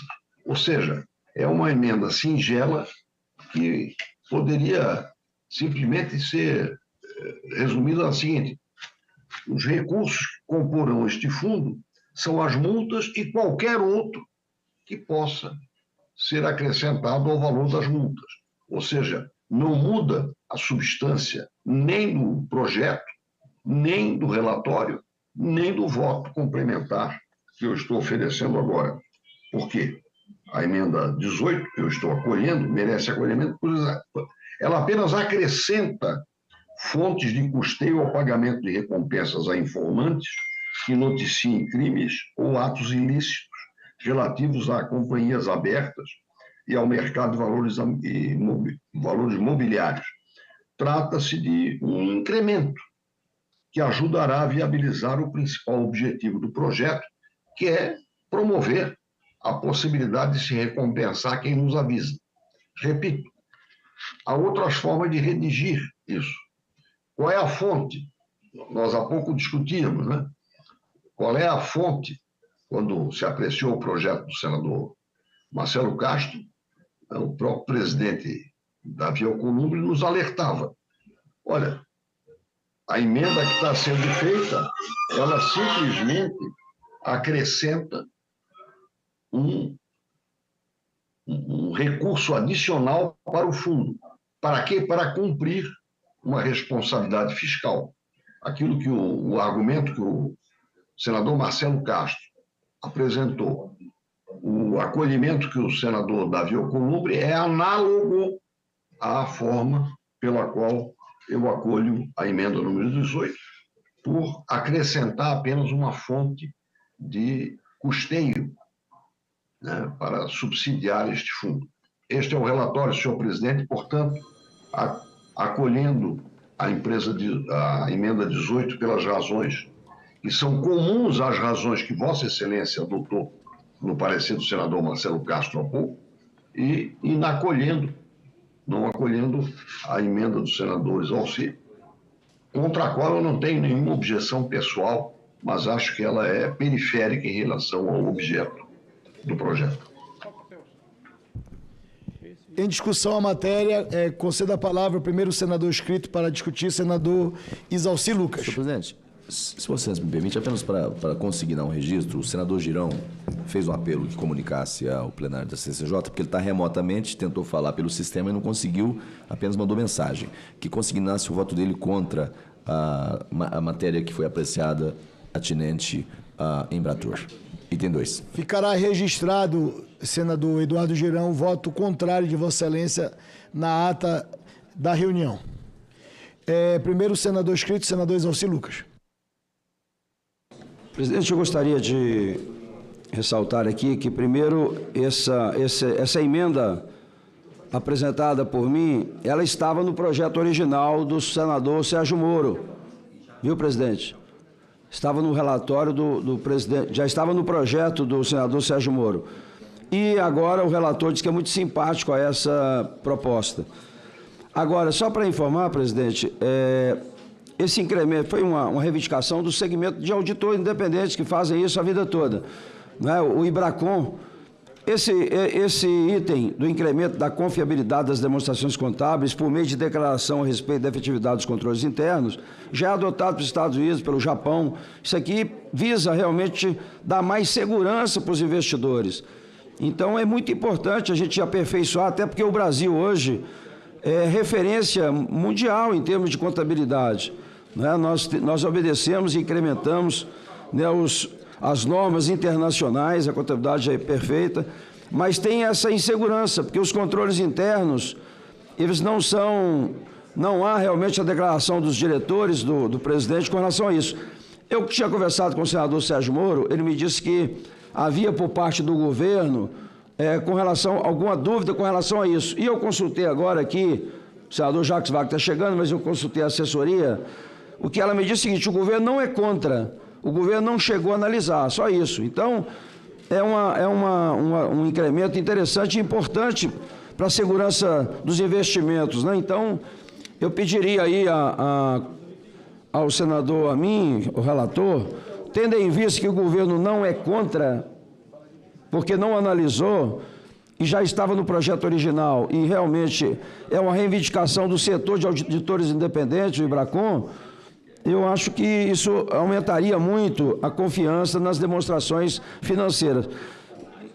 Eu, como auditor, eu não tenho dúvida nenhuma de que isso aqui melhora os controles, a melhor confiança nas demonstrações. Então, é importante, né, que a gente pudesse aprovar isso aí, né, que inclusive proposto pela B3, é importante para a Comissão de Valores Imobiliários, para a confiança dos investidores. Então, como é uma matéria muito técnica, né, é só para dizer isso, né, o relator, o autor do projeto me disse realmente que já estava no projeto dele, mas que não fez assim insistiu muito em aprovar, porque o ótimo é inimigo do bom. Mas nesse caso o governo não é contra, o governo simplesmente não analisou. Mas é uma reivindicação da B3, do IBRACON, e já adotado nos Estados Unidos e no Japão e em outros países. Então, acho que seria interessante, não aprovar. Se o senador Amin pudesse rever, tendo em vista que ele não tem nada contra de colocar, eu agradeceria muito para o bem do país e para a segurança jurídica e das demonstrações contábeis e da auditoria independente. Agradeço, senador Exalci Lucas. Na sequência, a discussão, o relator terá a palavra novamente e fará as ponderações necessárias ao pleito do senador Exalci Lucas. Na sequência, o senador Sérgio Moro, pelo sistema remoto, tem a palavra. Agradeço ao senador Marcos Rogério, fazendo aqui a temeridade que eu vi a regra, tem uma regra informal que não pode falar duas vezes em sessão remota, mas estou usando a palavra novamente. Mas na ausência do presidente Davi agora, eu asseguro a palavra de Vossa Excelência até que ele volte. Muito obrigado. Então, vou tentar falar rapidamente aí para não cansar os colegas e não violar essa regra informal. Mas esse é um projeto que é inspirado na legislação norte-americana e nós buscamos basicamente fortalecer o mercado de ações. Uma das melhores formas de canalizar investimentos produtivos na economia é através das sociedades abertas, de capital aberto, as sociedades por ações, que têm o seu capital negociado na Bolsa de Valores. Agora, para que funcione bem, é necessário que se tenha transparência, é necessário que se dê garantias aos investidores. E a construção que foi feita em cima desse projeto é basicamente um mecanismo antifraude para prevenir e para facilitar a detecção, inspirado muito na Dodd-Frank Act, que foi um ato editado em 2010, lá nos Estados Unidos, logo após a crise lá do subprime. Esse projeto ele já passou por ampla discussão na CAI, o relator, inclusive, foi o senador Esperidião Amin, passou por discussão também na CSP, o relator foi o senador Jorge Cajuru, né, a quem também agradeço o trabalho que foi realizado, e novamente aqui na CCJ, o senador Esperidião Amin fez esse trabalho, né, magnífico. Eu agradeço o senador Esperidião Amin por esse trabalho, e nós fomos nesse período de quase um ano de tramitação do projeto, tendo constantes discussões com a CVM e com o governo, com o Ministério da Economia, da Fazenda, perdão, para que nós pudéssemos aprimorar o projeto, e contamos com várias contribuições, inclusive de redação, em relação ao texto original, e também tiramos algumas arestas que poderiam gerar ruídos dentro da tramitação, não só aqui no Senado, mas na Câmara. Essa proposta do senador Exalci é meritória, de fato, ela é positiva, mas gerou uma série de divergências em órgãos relacionados, e nós entendemos nessa tramitação, para evitar maiores problemas, que como não era um tema principal dentro do projeto, que nós deveríamos retirar e apresentar isso em separado, num outro projeto de lei, para que nós possamos discutir daí mais especificamente sobre demonstrações contábeis e auditorias ali dentro do mercado de ações. Então, só foi por isso, não pela falta de mérito da emenda, mas sim para evitar que isso fosse tornado um problema na tramitação do resto, já que esse não era o foco específico desse projeto. Mas é um projeto que, se aprovado, senador Marcos Rogério, ele fortalece muito o nosso mercado de ações e vai proteger investidores e acionistas. Todos nós ficamos chocados com esse caso das lojas americanas, uma fraude contábil de 20 bilhões, 40 bilhões, né? As cifras são astronômicas, e que só foi descoberto por quê? Porque botaram um CEO novo na empresa, e o CEO novo constatou a fraude e entendeu que não tinha como esconder aquilo e fez um comunicado de fato relevante. Esse projeto visa fazer com que essas fraudes possam ser descobertas logo no seu início, estimulando, né, o recebimento de informações, mecanismos de detecção e de proteção e recompensa às pessoas que eventualmente têm esse ato de coragem de realizar um reporte a respeito dessa fraude. Foi muito bem aqui na autologio é inapropriado, mas ele foi muito bem construído pelo relator, inclusive, para evitar todos os problemas. Houve uma reclamação ali, uma preocupação do governo quanto à fonte de recursos para pagamento de eventuais recompensas do FDD, mas creio que isso foi absolutamente dimensionado de maneira adequada à medida em que se coloca como fonte de custeio as multas aplicadas pela CVM às empresas infratoras ou a recuperação do produto de crimes decorrentes aí do mercado imobiliário. Então, até essa preocupação de estabelecer uma fonte de custeio para o projeto, para não onerar mais o contribuinte brasileiro, se teve esse cuidado. Então, quero pedir aqui humildemente o apoio dos pares para a aprovação desse projeto, que é suprapartidário, não tem nada a ver com esquerda, não tem nada a ver com direito, é apenas um fortalecimento do nosso mercado de valores imobiliários, essencial para o desenvolvimento do país. Muito obrigado. Agradeço Vossa Excelência, senador Sérgio Moro, que é o autor desta matéria. Senador Exalci. Se me permite, está bem claro que tanto o autor quanto o relator são meritórios, acho meritório e importante. Eu tinha conversado com o senador Sérgio Moro, e aí eu entendi que o governo era contra. Por isso é que realmente fui consultar aqui agora, Então, na prática, o governo não é contra. O governo simplesmente não analisou. Então, veja bem, o governo, até a informação que eu tenho, que liberaria a votação. Mas eu quero dizer o seguinte, essa emenda... Liberou? Então, está pronta. Então, eu faria um apelo ao relator, senador Rogério Carvalho, se vocês pudessem manifestar... Já foi, ele já disse que o governo está liberando a bancada nessa votação. Ele já disse aqui... O governo não se opõe ao debate e à aprovação da matéria. É importante essa matéria, tanto para efeito de segurança e proteção dos investidores, quanto Você vê como nós somos amplos. Às vezes, a gente está precisando um pouquinho mais de amplitude da oposição. Então, eu faço apelo ao senador Amin para que... Eu vou devolver a palavra ao relator da matéria, o senador Espiridião Amin, para fazer as suas ponderações e encaminhar a posição na condição de relator. Senador Amin, Vossa Excelência tem a palavra. Eu só posso acrescentar o seguinte. Não houvesse um histórico, eu diria que quidabundat non nocet, quer dizer, o que tem a mais em matéria de controle, teoricamente, não prejudica. Agora, convenhamos, eu acho que, como contador, o senador Exalci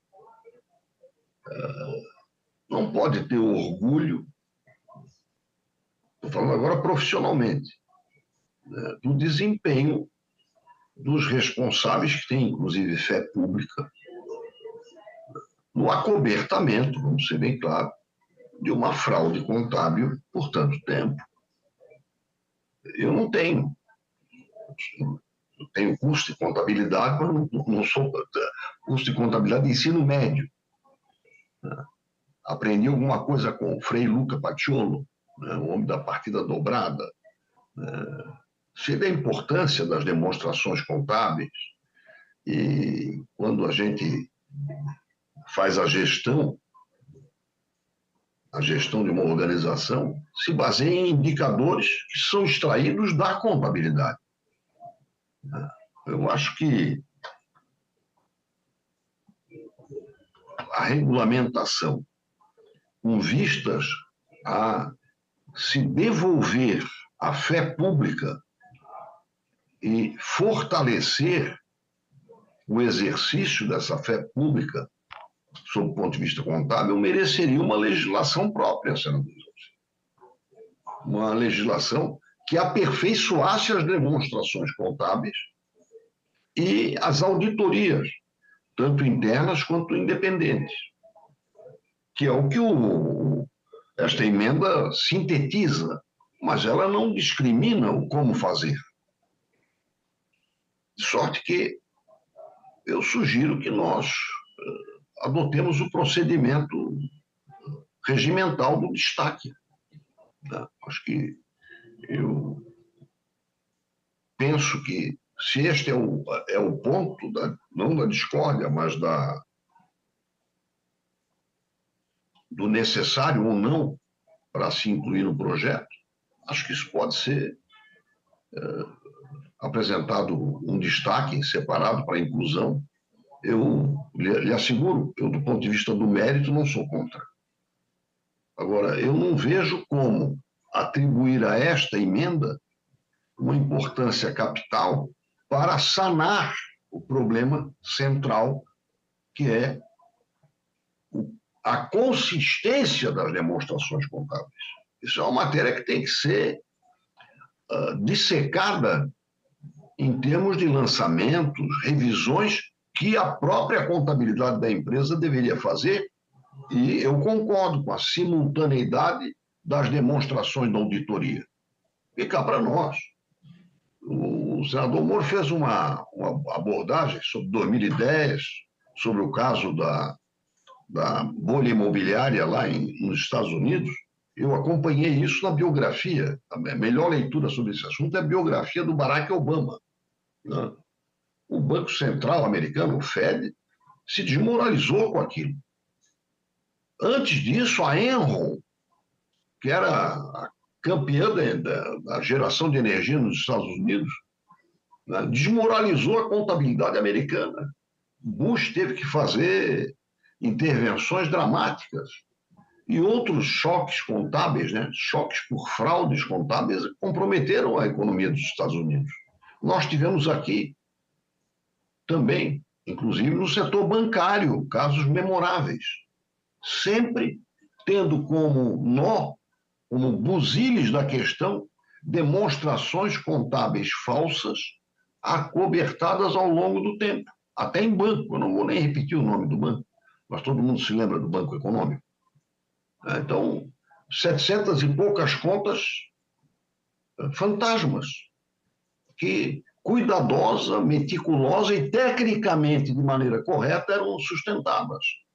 Então, eu acho que uma legislação específica, com foco na contabilidade, com foco na auditoria, viria bem a calhar. Neste caso, ela entra, digamos, como uma peça a mais, mas sem assegurar, não há nada nessa emenda que chegue a assegurar que a demonstração contábil vai ser feita de maneira diferente, com novas responsabilidades e com novos acréscimos de elementos.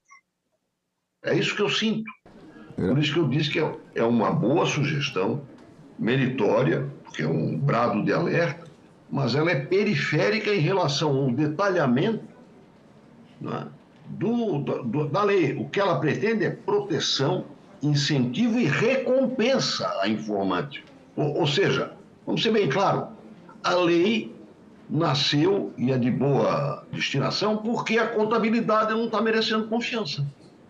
Nós estamos criando um elemento novo.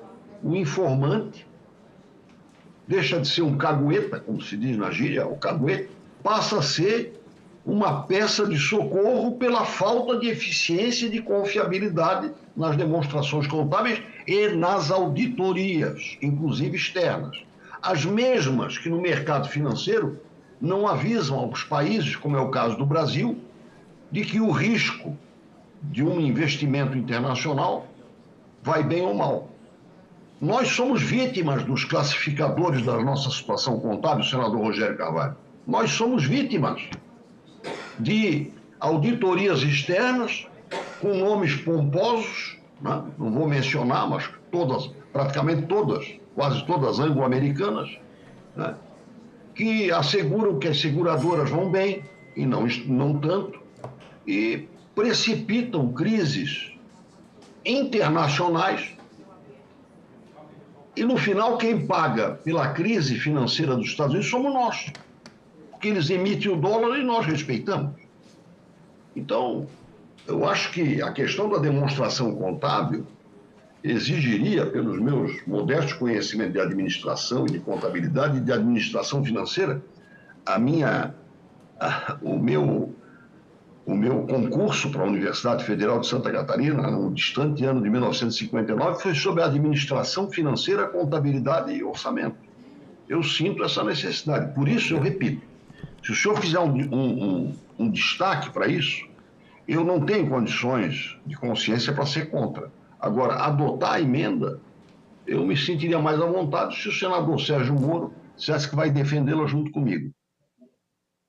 Presidente, só um complementozinho para entendimento. Veja bem. Senador Exalci, apenas uma ponderação. Assim, eu vejo que o apelo de Vossa Excelência tem a compreensão dos senadores, inclusive do relator. Ele só está discordando dessa matéria ser inserida nesse projeto de lei. Essa matéria tramita em caráter terminativo, portanto, ela tem a votação no dia de hoje e terá um turno suplementar. Eu indago a Vossa Excelência, considerando a boa vontade que eu senti do relator e do autor da matéria. Se não seria o caso de apreciarmos a matéria hoje como ela está, e depois, no olho, Vossa Excelência, o relator e o autor dessa matéria, tentar o entendimento, que se tiver o entendimento, o texto pode ser inserido na redação do turno suplementar. É a indagação que faço a Vossa Excelência para um possível ajuste, porque não vi da parte dele contrariedade em relação ao que Vossa Excelência sugere. Apenas ele diverge de ser acrescido no projeto de lei que estamos a discutir. Tá. está bem encaminhado, acho que nós estamos falando a mesma linguagem, só tem um detalhe, né? Existem as demonstrações contábeis, que dá segurança, auditoria. O que está sendo colocado aqui é porque muitos dados das demonstrações contábeis vêm do controle interno. Então, por exemplo, se eu quero saber a questão do estoque, eu tenho um controle separado que me dá o valor do estoque, que está na demonstrações financeiras. Agora, este controle que deu margem a colocar o valor na demonstração financeira é auditado, é confiável. O que nós estamos colocando aqui é exatamente isso, que as demonstrações financeiras tenha aqui nos controles internos também seja confiável. E para isso, o CEO, o administrador, terá também que declarar que os controles internos também estão regulares e tal. Não é a demonstração financeira, entendeu? Porque quando você faz a demonstração financeira, o balanço, você tira os dados de algum lugar. Então tem vários controles internos. O que nós estamos colocando aqui é a declaração a respeito da efetividade do controle interno, para dar mais confiança. Não é mexendo em demonstração ou não. É para que esses controles internos que dão margem aos números da demonstração sejam tal. Mas eu não tenho, se o senador Esperidião, o senador Sérgio Moro não entendeu dessa forma, nós podemos discutir e na redação, né, no suplementar a gente coloca. Fica a critério dele. Se puder acatar, ótimo. Se não, fica para... Eu agradeço a Vossa Excelência, porque o parecer do eminente senador Esperidião Amin foi muito claro e ele manteve o relatório dele como está, né, sugerindo que o encaminhamento de Vossa Excelência, se fosse a voto, né, que o fizesse por meio de um destaque. Né? Nós estamos numa sessão semipresencial. Né? Então, a sugestão que faço a Vossa Excelência e ao eminente relator é que nós votássemos a matéria como está hoje e, até o turno suplementar, Vossa Excelência, com o relator e com o autor, pudesse dialogar e buscar um entendimento. Eu acho que não está distante essa possibilidade, seja pela via, né, do acréscimo, né, no texto que nós estamos deliberando, ou seja, numa matéria, numa nova proposta a ser deliberada também por essa Casa. Se Vossa Excelência se sentir contemplado dessa forma, eu acho que teria ambiente para isso até o turno suplementar. Não tem nenhuma dificuldade, eu só quero deixar claro isso, né? Porque hoje os controles internos é que geram o valor do balanço. Okay. O balanço é auditado, mas os controles internos teria que ter essa declaração que fortalece a segurança do investidor e do próprio administrador. Eu agradeço Vossa Excelência e vejo que estamos diante de dois técnicos aqui que conhecem da matéria e por isso o debate se alonga um pouco mais. E uma matéria de relevância para o país. O relator pede novamente a palavra, eu asseguro a ele a palavra e na sequência vamos encaminhar para votação, uma vez que não há mais senadores inscritos para discutir. Eu quero me congratular com Vossa Excelência, mais uma vez. Já me congratulei na audiência pública sobre terreno de Marinha, presidida pelo senador Flávio Bolsonaro, e agora que Vossa Excelência soube interpretar o que é a possibilidade de um acordo. Né? Eu quero dizer, inclusive, que eu não estou impedido de votar a favor do destaque, não. Mas acho que será no momento apropriado. E até para contribuir, senador Isalci, eu já fiz aqui a correção, uma pequena correção na emenda que o senhor apresentou. Na última linha, está escrito na sua emenda, controles internados. Eu já corrigi para controles internos. Na última linha do parágrafo único, gestão baseada em risco e os controles internos implantados. É o que está sendo colocado no item 3, o incremento da confiabilidade das demonstrações contábeis, vírgula, por meio das declarações a respeito da efetividade de controles internos. Mas está escrito na sua emenda, controles internados. Então tem uma correção, porque a emenda que eu estou lendo aqui é essa aí. Está correto, mas tudo bem, acho que isso aí... A emenda ao PL que o senhor apresentou, que está protocolada, a emenda 17. Na última linha do parágrafo único... Ah, sim. E os controles internados implantados. Ah, sim. Está escrito. No parágrafo único. Você já corrigiu. Agradeço. Como eu sou seu torcedor, eu sou um torcedor tão ativo que já fiz a correção para a eventualidade. Eu agradeço ao eminente senador Espiridião Amin. Eu sou Avaí, mas torço pelo Brasiliense também, que é o seu time. Tá bom. Obrigado. Agradeço ao senador Espiridião Amin, que relata tão brilhantemente essa matéria. E agradeço também ao senador Isalci Lucas pela compreensão. Nós vamos, então... bom, está encerrada a discussão, não há mais senadores inscritos para discutir.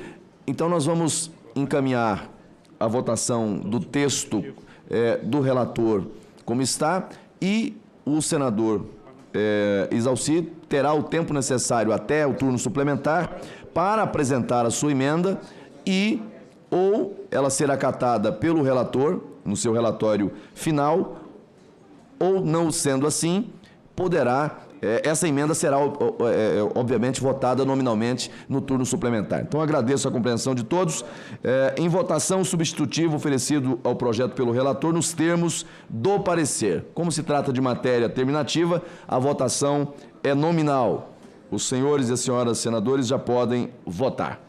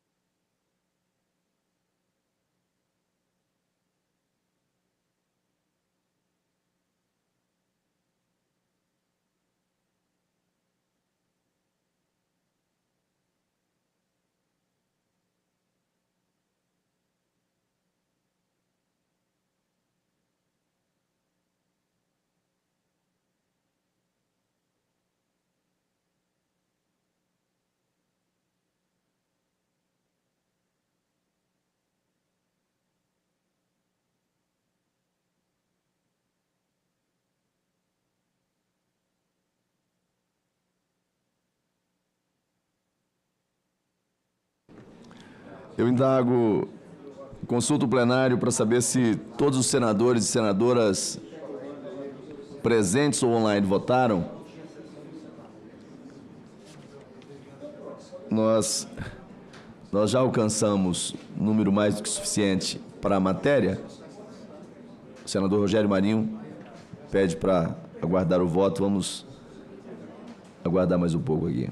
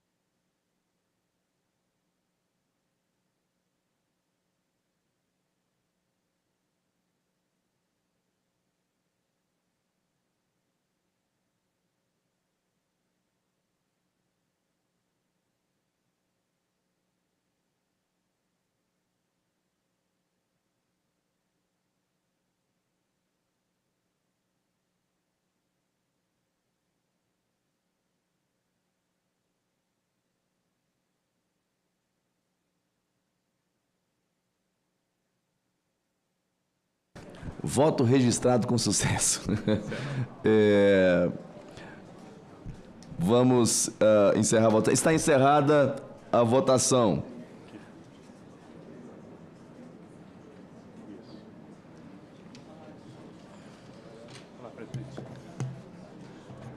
Votaram sim 18 senhores e senhoras senadores, não 1.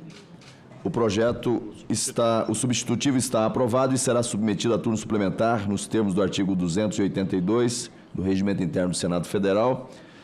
Portanto, ficam prejudicadas as demais emendas. A matéria será encaminhada à mesa para as providências cabíveis. Eu consulto das matérias constantes na pauta da CCJ no dia de hoje, não há relatores presentes nem aqui no plenário e nem remotamente. Então, sendo assim, declaro encerrada a presente reunião, agradecendo a presença de todos.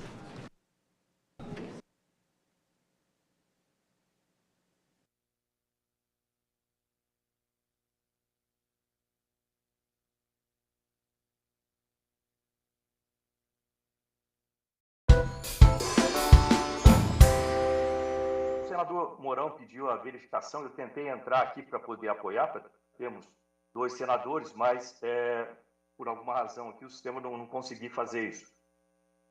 Mas passado esse momento, né, tá agora na discussão já da matéria, eu vejo que essa ideia de levar aumentar os recursos para o governo nesse sentido, também deveria ser acompanhado, que um comentário, uma proposta para o governo, né, vamos dizer, uma sugestão, que também fosse acompanhado do governo com maior cuidado nos gastos, né, com maior responsabilidade fiscal, inclusive pensar uma reforma administrativa, que eu nunca mais ouvi falar sobre isso aí.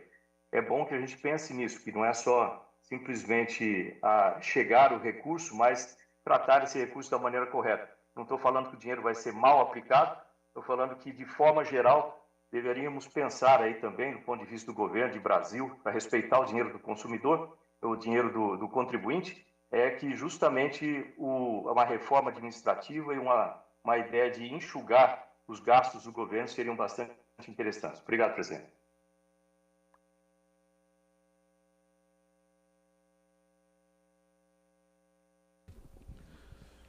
Com a palavra o deputado Domingos Sávio.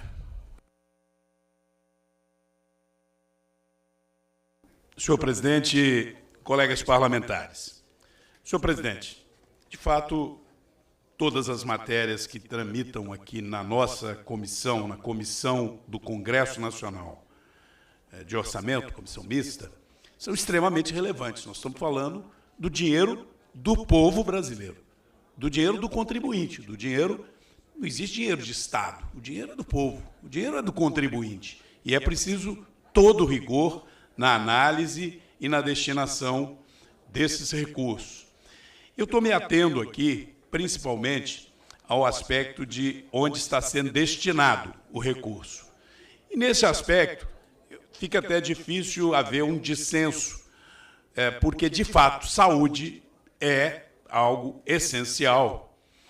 E eu acabava de pegar em detalhe a destinação e ela reúne 99,71% do recurso deste projeto de lei, desse PLN, destinando para o Fundo Nacional de Saúde, ou seja, para o Ministério da Saúde. Portanto, nós estamos falando em R$ 2.854.421.588, e desse montante, 99,71% destinado à saúde e uma parcela correspondente a algo próximo de 0,3% destinado ao Ministério do Desenvolvimento Regional. Presidente, eu não vou discutir o mérito da destinação por ser para a saúde e porque eu, como sou um apaixonado pela área da saúde, verifico que ainda temos que aprimorar muito a gestão, não é só recurso, é gestão, mas uma das grandes conquistas do SUS foi estabelecermos não só o princípio da universalidade, mas do controle social. Portanto, o recurso, quando vai para o Fundo Nacional, ele já está sujeito ao controle do Conselho Nacional, mas ele vai a cada município do Brasil e aos estados com... E isso é importante ressaltar aqui, porque nós, parlamentares, temos que fazer, além da função de legislar, de fiscalizar, mas nós, para termos uma democracia plena, é preciso que cada cidadão se envolva. Então, eu vi muito e vejo com preocupação, e vejo com justa preocupação, a manifestação de indignação do colega Marcel com relação à forma com que se tem destinado recurso público no Brasil. Nós temos que colocar uma lupa nisso. Agora, o recurso da saúde, e aí isso, de alguma forma, me traz um pouco de tranquilidade, desde que a população fique mais atenta e participe, não só as câmaras de vereadores, as assembleias e nós, Congresso, mas o cidadão. Por quê? Porque todo recurso da saúde, é bom que todos que estão nos acompanhando saibam disso e procurem exercer a sua cidadania, todo recurso da saúde deve ser objeto do acompanhamento, da fiscalização e do controle dos conselhos municipais de saúde. É preciso que os conselhos municipais de saúde exerçam isso de forma mais plena. Então, quando vai uma emenda parlamentar, seja ela de comissão, seja ela emenda do deputado A, B ou C, seja da bancada do Estado, é preciso acompanhar e colocar lupa ali para ver se o dinheiro está sendo bem aplicado. Porque, além de precisarmos de mais recursos na saúde, nós precisamos de qualidade na gestão desses recursos. Mas eu, dito isso, né, de que eu acho que o controle é fundamental e tem que ser exercido, me incomoda que eu estou destacando uma emenda feita pelo colega Nicolas, colega de partido e conterrâneo de Estado. O colega Nicolas Ferreira, que preside a Comissão de Educação, ele apresentou uma emenda, parece que é a emenda número 2, o destaque que fiz, e fiz o destaque em nome do PL, é o destaque número 2. Ele trata de garantir, através da emenda do deputado Nicolas, que os recursos da educação sejam mantidos na educação. Bom, vamos diminuir algo em torno de 180 milhões aí nessa transferência para a saúde. Saúde é importante, mas e educação? O problema é que nós não podemos desvestir um santo para vestir outro. E a educação no Brasil carece de mais investimentos. Por sua vez, ela também está sujeita ao controle, ao acompanhamento dos conselhos municipais de educação.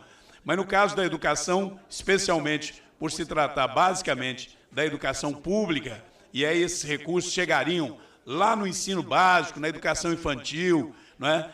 Nós precisamos preservar esse recurso. Então, eu destaco aqui que é importante fazer, sim, repasses para a saúde, mas não tirando da educação.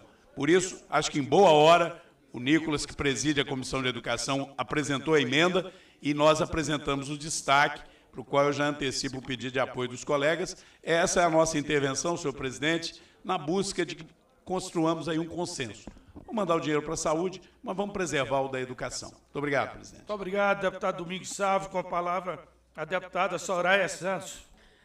Presidente, eu vim a essa comissão chamar a atenção de um problema que a gente está tentando superar no Brasil há muito tempo. Quando a ministra Simone Tebet assumiu o planejamento, e é um pedido antigo das mulheres desse país, a primeira coisa que a gente pediu fosse que desse luz ao orçamento. Porque quando a gente pensa no orçamento, a gente tem ali a ideia de 8% do orçamento em políticas públicas para as mulheres. No entanto, a gente pediu que tirasse o penduricalho. Quando se tira, senador Marcelo, o penduricalho, ou seja, BPC não é dinheiro para a mulher, cai. A gente tira Bolsa Família, que também não é dinheiro para a mulher, cai. Sabe quanto sobra? Pasmem, 0,1% do orçamento. Deputado Júlio, isso é gravíssimo. E este PLN cria um outro problema gravíssimo, que ao tirar o recurso mínimo que se colocou na Comissão da Mulher, 144 milhões, que é quase nada diante do que se tem de recurso.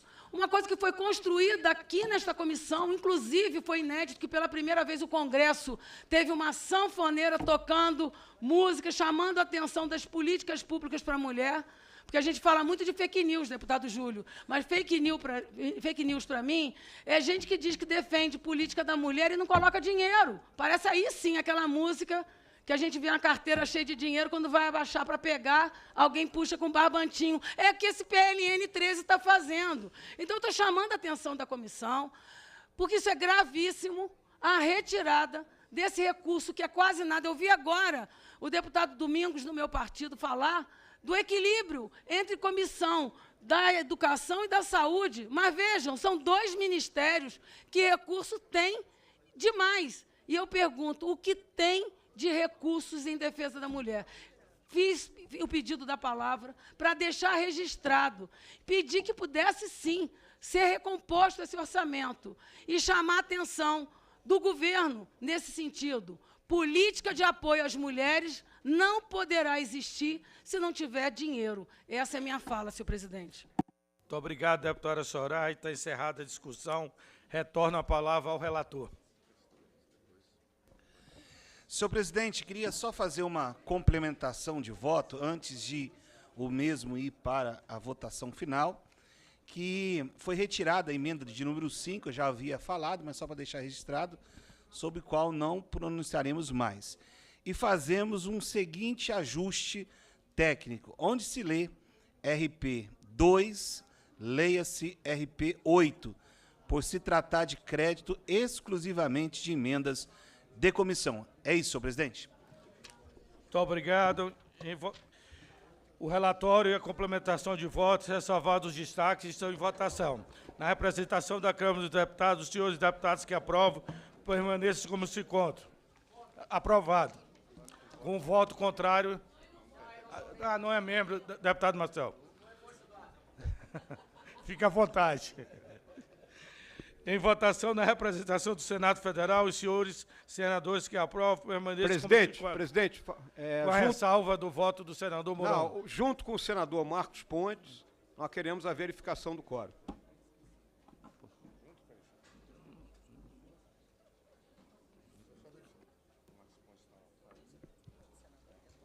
Não, não precisa de dois? Só confirmar se ele... Só confirmar. Só confirme, por favor, se ele continua online aí, que ele tinha me dito que estava online.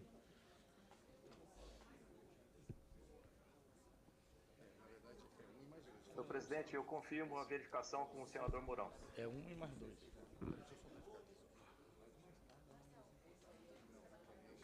Senhor presidente, eu confirmo a verificação com o senador Mourão. Está aqui, entrou agora, está aqui. Precisa de mais outro apoiando. Eu fui informado pela mesa que precisa mais de um senador apoiando. Além dos dois, mais dois um. mais um. Mais um. É um requerente mais dois de apoio. É o requerente mais 2. Em votação, a apresentação do Senado Federal, os senadores que aprovam permaneçam como se encontram. Com o voto contrário do senador Hamilton Mourão. Aprovado.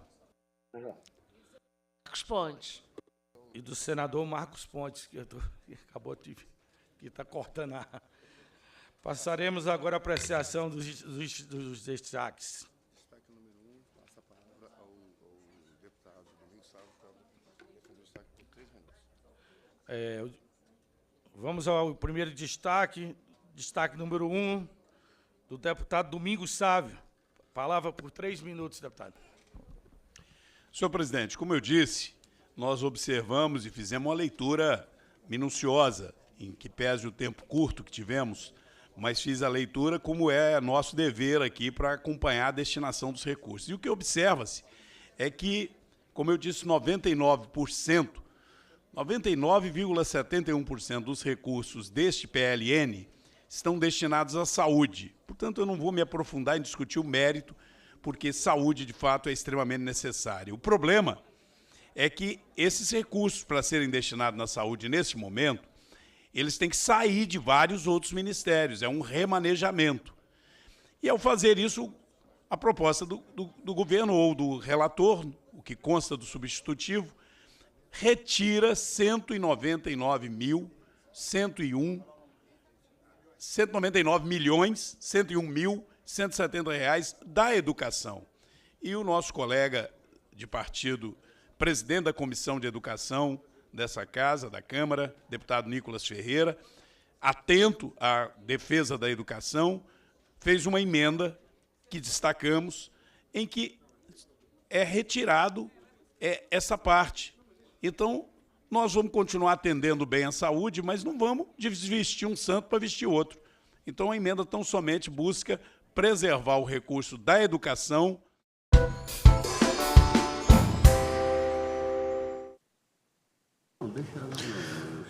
A número regimental, declaro aberta a sessão sob a proteção de Deus. Iniciamos os nossos trabalhos. As senadoras e os senadores poderão se inscrever para o uso da palavra por meio do aplicativo Senado Digital, por lista de inscrição que se encontra sobre a mesa ou por intermédio dos totens disponibilizados na casa. Os senadores e senadoras presentes remotamente, inscritos para o uso da palavra, poderão fazê-lo através do sistema de videoconferência. A presente sessão deliberativa ordinária é destinada à apreciação do projeto de lei 1213 de 2024 da Presidência da República, já disponibilizado em avulso eletrônico. Passamos aos oradores inscritos, terão prazo de 10 minutos para o uso da palavra. Primeiro orador inscrito, senador Jorge Cajuru. Ontem me ligaram de lá pedindo, pelo amor de Deus, que já fizeram. Senador Paulo Paim. Deixa eu ver aqui.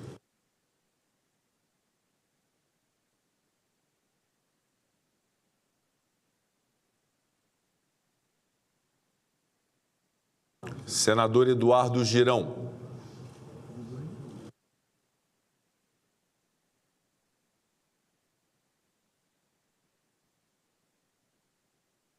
Senador Espiridião Amin.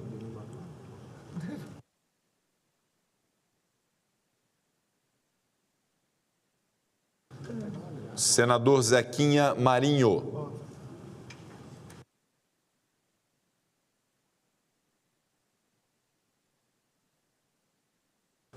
Encerrado o período do expediente, declaro aberta a ordem do dia. Item único da pauta desta sessão semipresencial do Senado Federal, projeto de lei número 1213 de 2024, da Presidência da República, que altera a carreira e a remuneração das categorias que especifica e dá outras providências. A matéria tramita em urgência constitucional. Perante a mesa foram apresentadas as emendas números 1 a 39, já disponibilizadas na tramitação da matéria e que serão encaminhadas à publicação. Foi apresentado o requerimento número 378 de 2024, de iniciativa de líderes, que solicita urgência para a matéria. Votação do requerimento. As senadoras e os senadores que o aprovam permaneçam como se encontram. Aprovado o requerimento de urgência. A matéria depende de parecer. Faço a designação do nobre senador Jacques Wagner para proferir parecer de plenário. Com a palavra, senador Jacques Wagner. Presidente, em primeiro lugar, bom dia a todos os colegas. presenciais ou nos acompanhando pelo nosso sistema. Eu queria perguntar a Vossa Excelência, presidente, se Vossa Excelência concorda que eu iria direto para o voto, apesar de ser o voto muito curto, só para economia processual, porque está disponibilizado e eu quero só atingir... Líder Jacques, a minha sugestão é como há o relatório, análise e voto, talvez Vossa Excelência lê a análise e o voto, seria interessante, considerando que a matéria vem direto ao plenário e também dá tempo, eventualmente, os senadores poderem também fazer uma avaliação de discussão da matéria. Farei isso.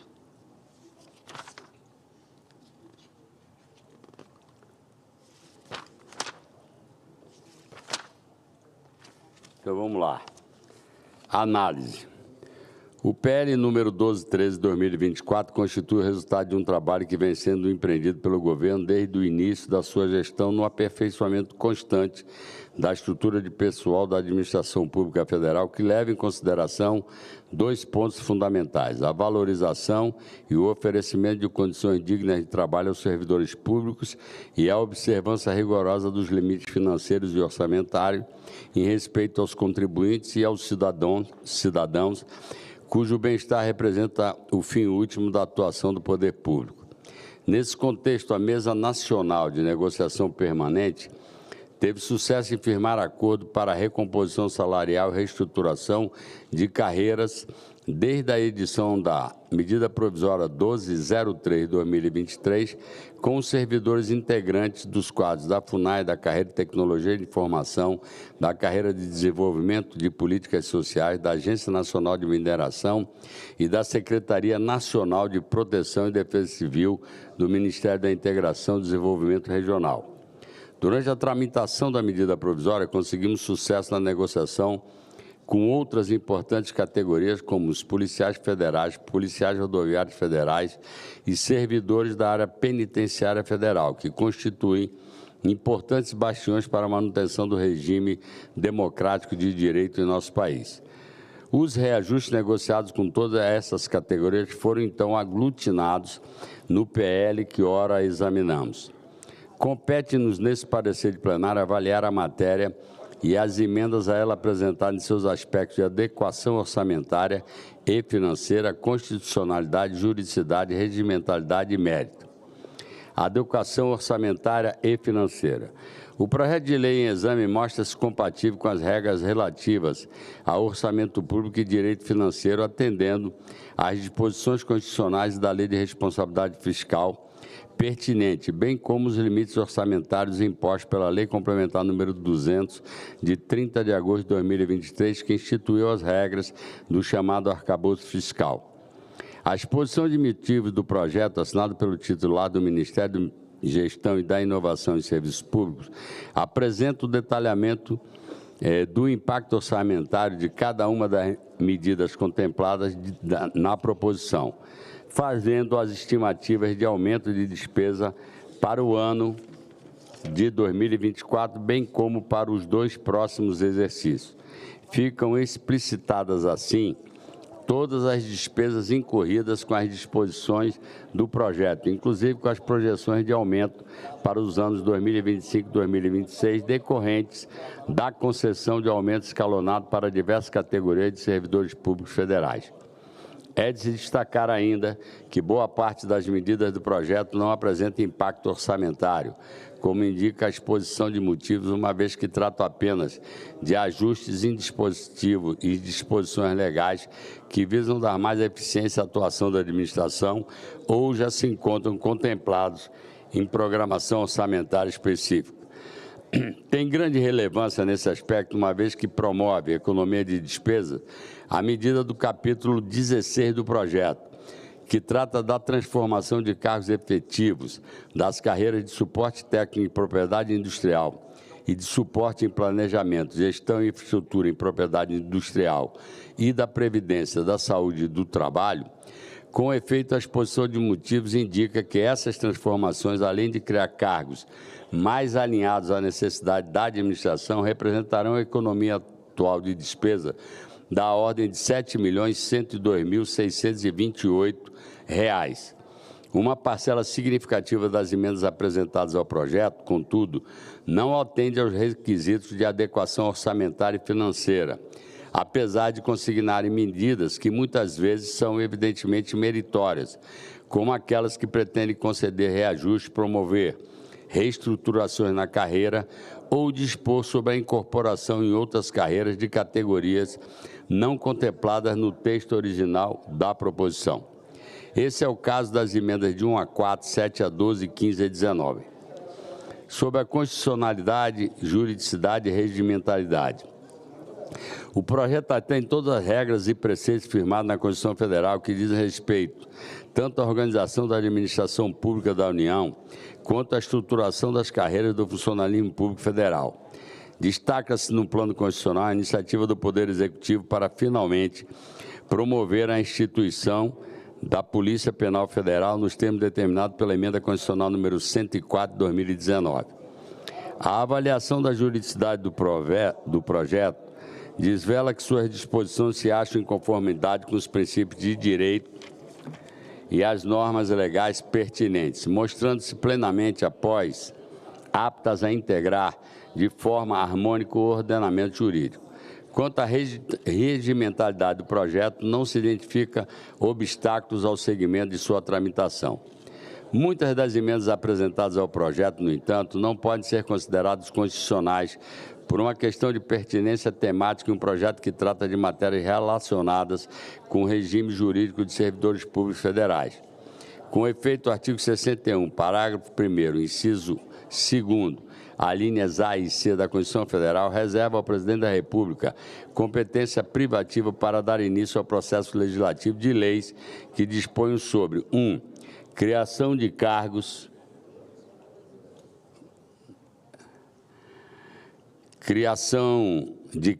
funções ou empregos públicos na administração direta e autárquica ou aumento de sua remuneração. E 2, servidores públicos da União e território, seu regime jurídico, provimento de cargo, estabilidade e aposentadoria.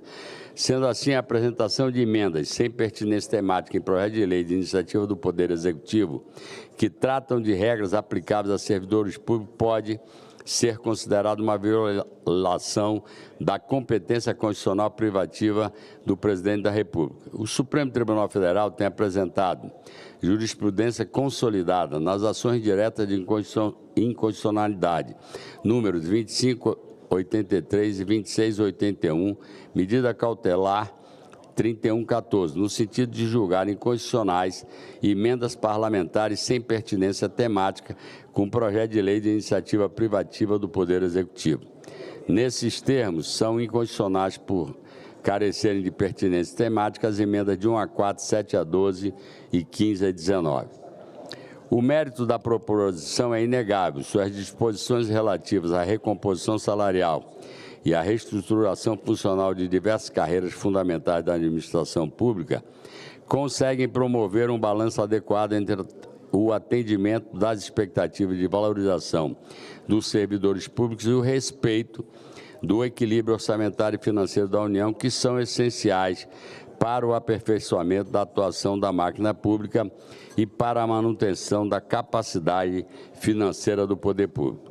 As medidas propostas revelam-se, como um todo, aptas a promover o aprimoramento da gestão das carreiras e cargos dos órgãos e entidades envolvidos.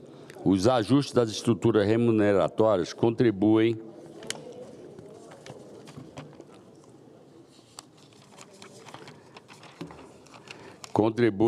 para tornar os cargos mais atrativos, ampliando a capacidade do Estado de atrair e reter profissionais de alto nível de qualificação, o que tem reflexos positivos na gestão dos órgãos e entidades da administração pública federal. Especificamente com relação aos cargos da FUNAI, as medidas contribuem para o fortalecimento da política indigenista, estimulando a atuação de servidores em locais de difícil acesso. Busca-se, com isso, promover a salvaguarda dos direitos e o incremento do bem-estar dos povos indígenas. A instituição da carreira de tecnologia de informação, por sua vez, atua no sentido de consolidar a política de gestão e governança dos recursos de tecnologia da informação do Poder Público Federal. A reestruturação da carreira de desenvolvimento de políticas sociais com possibilidade de exercício descentralizado em órgãos e entidades da administração federal que atuam com as políticas sociais também é muito positiva para ampliar a capacidade de ação do Estado em uma área tão relevante para o desenvolvimento social.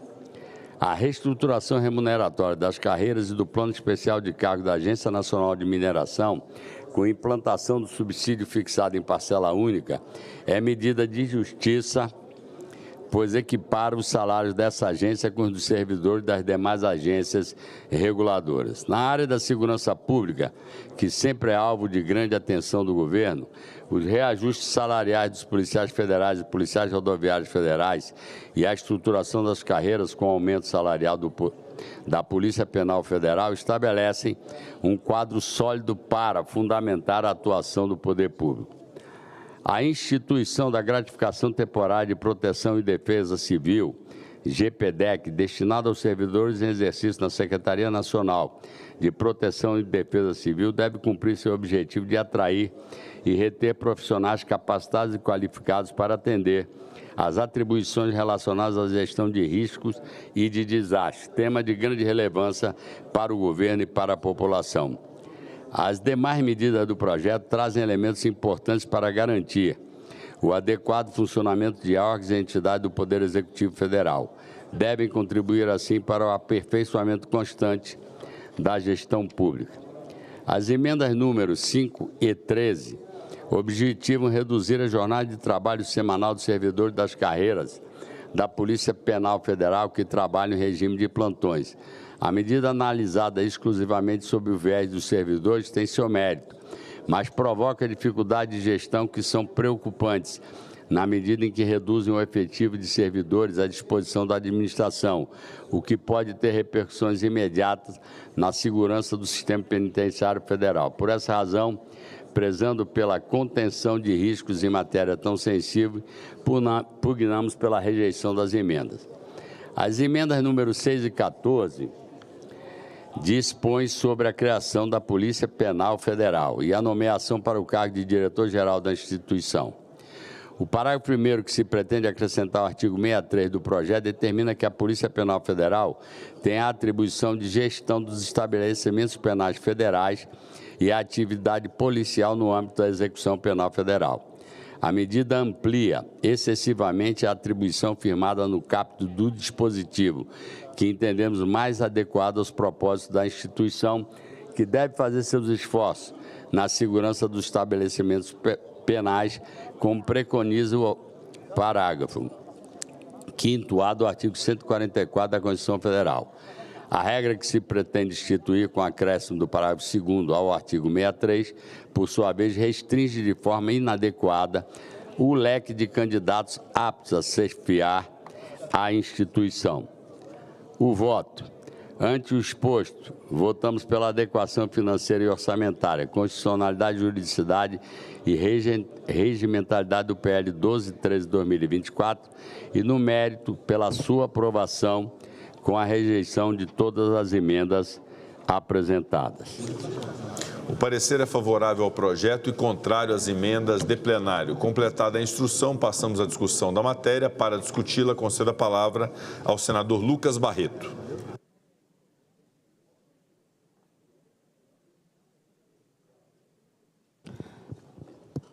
Senhor presidente, eu queria também entrar na lista de discussão. Perfeitamente. Senador Lucas Barreto tem a palavra para discutir a matéria.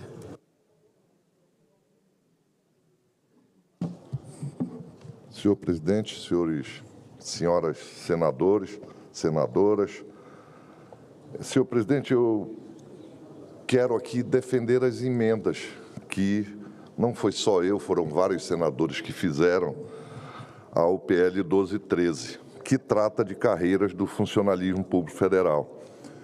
E, aproveitando a pertinência temática, eu apresento algumas emendas que visam corrigir injustiças históricas e valorizar profissionais que desempenharam e ainda desempenham um papel crucial no desenvolvimento dos ex-territórios brasileiros. Em especial, quero destacar a importância das emendas relacionadas aos professores pioneiros e aos policiais civis.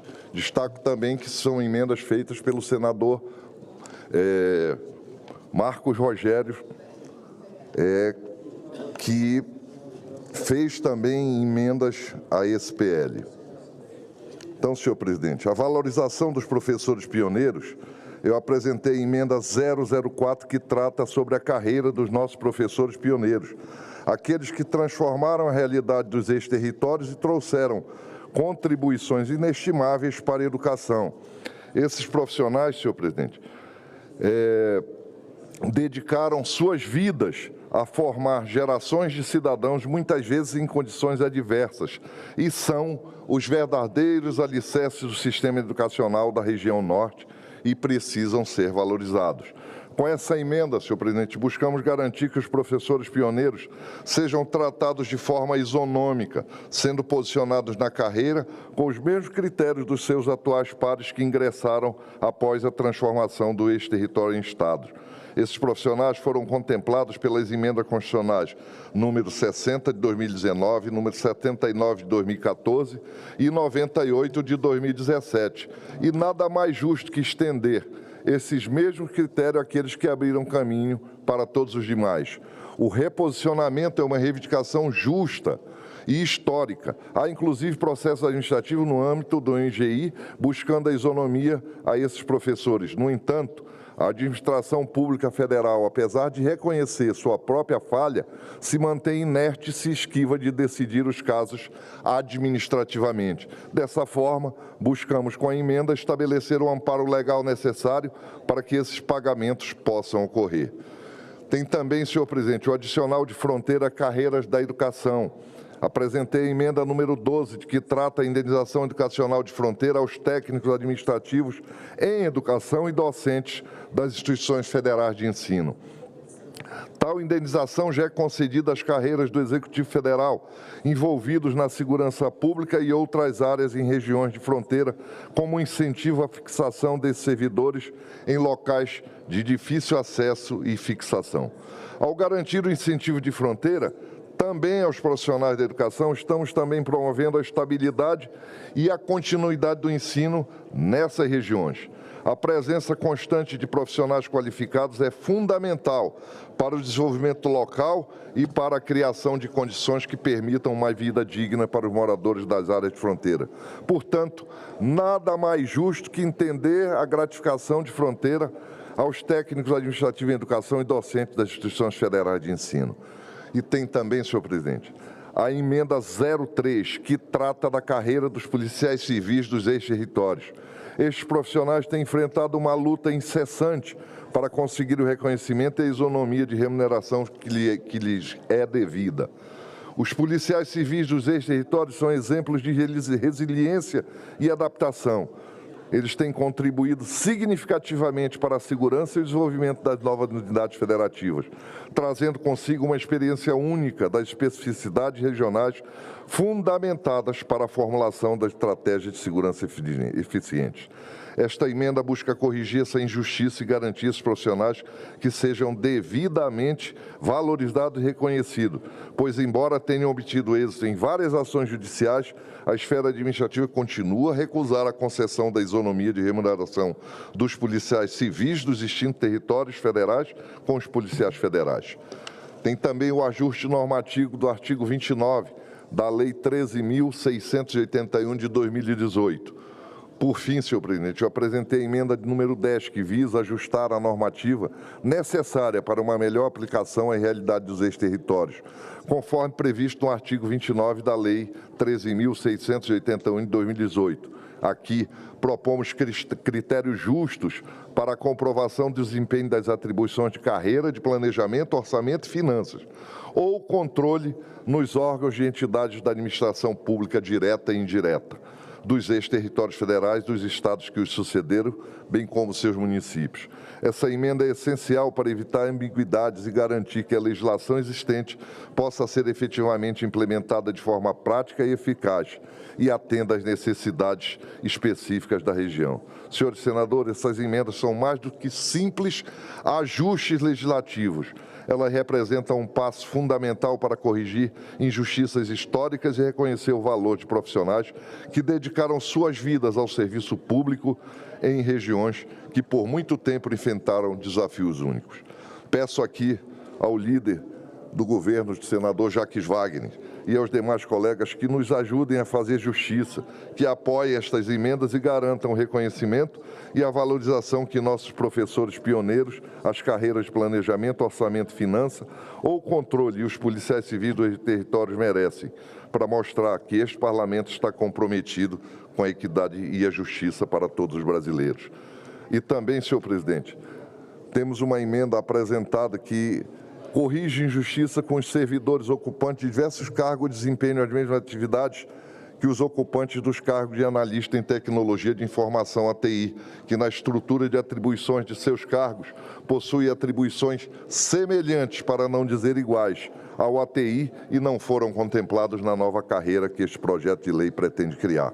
E aqui, a título de comparação entre os cargos da área de ATI do governo federal, para melhor compreensão da matéria, cito o cargo de analista de sistema, integrante do Plano Geral de Cargos do Poder Executivo, que seus ocupantes efetivamente exercem as mesmas atribuições dos servidores ocupantes do cargo de analista em tecnologia e informação, que são, inclusive, também são integrantes do PGPE, ou seja, são da mesma carreira. Portanto, devemos respeitar aqui os princípios constitucionais basilares da administração pública, não podendo privilegiar. Obrigado, senhor presidente. Obrigado, senador Lucas Barreto. Para discutir, senador Marcos Rogério. Senhor presidente, essa é uma matéria importante, né, para o conjunto dos servidores do país, servidores federais, mas é fundamental também para os servidores da transposição dos ex-territórios federais de Rondônia, Roraima, Amapá. E eu tive a oportunidade de apresentar um conjunto de emendas buscando contemplar justamente esses servidores, porque dentro das carreiras há muita distorção, embora enquadrados, embora transpostos, mas com tratamento desigual. E toda vez que nós temos matérias dessa natureza, nós procuramos corrigir essa injustiça. E aí eu apresentei um conjunto de emendas para atender categorias que sofrem com essa distorção, NANI, Polícia Penal, Polícia Civil, professor leigo, ATI. Então, são emendas meritórias, emendas que atendem categorias importantes.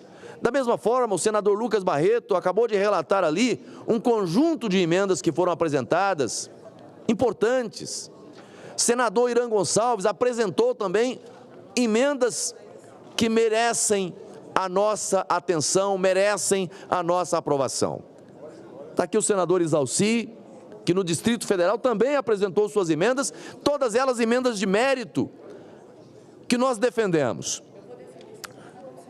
Alguns meses atrás, nós votamos aqui no plenário do Senado Federal a emenda constitucional 07. Aprovamos essa emenda aqui de maneira histórica e ela corrigiria muitas das distorções que nós temos hoje e que afetam esses servidores. Ocorre que essa emenda, senhor presidente, essa PEC, aprovada aqui no Senado Federal, está parada lá na Câmara dos Deputados. É a emenda constitucional, a PEC 49.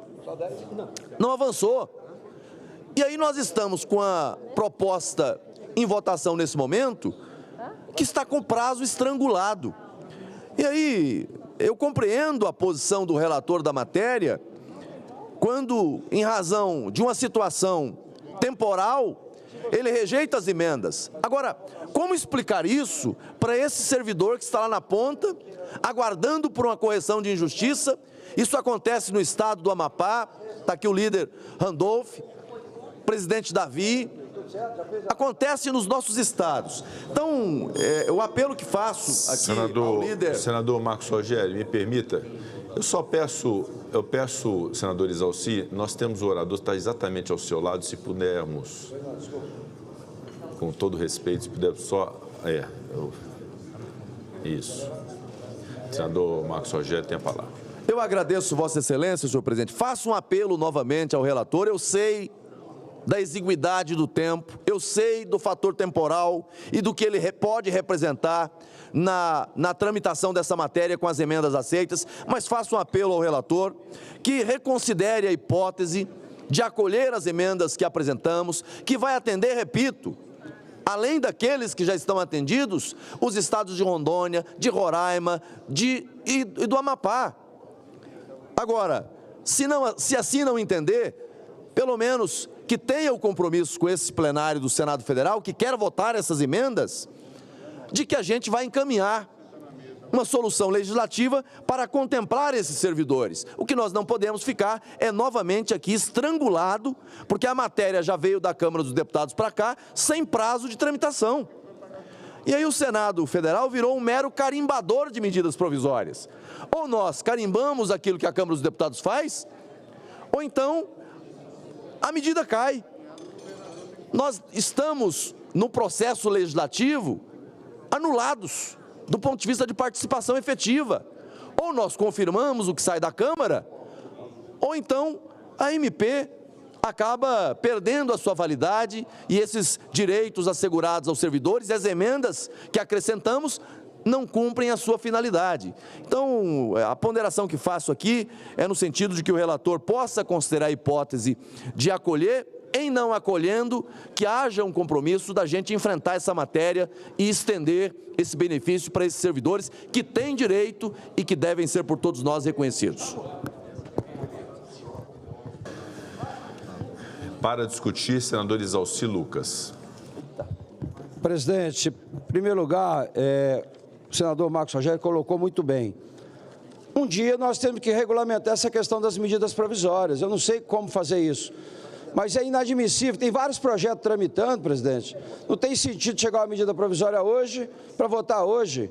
Não é como vem acontecendo algumas vezes. Eu acho que nós temos que reservar um tempo para decidir essa questão.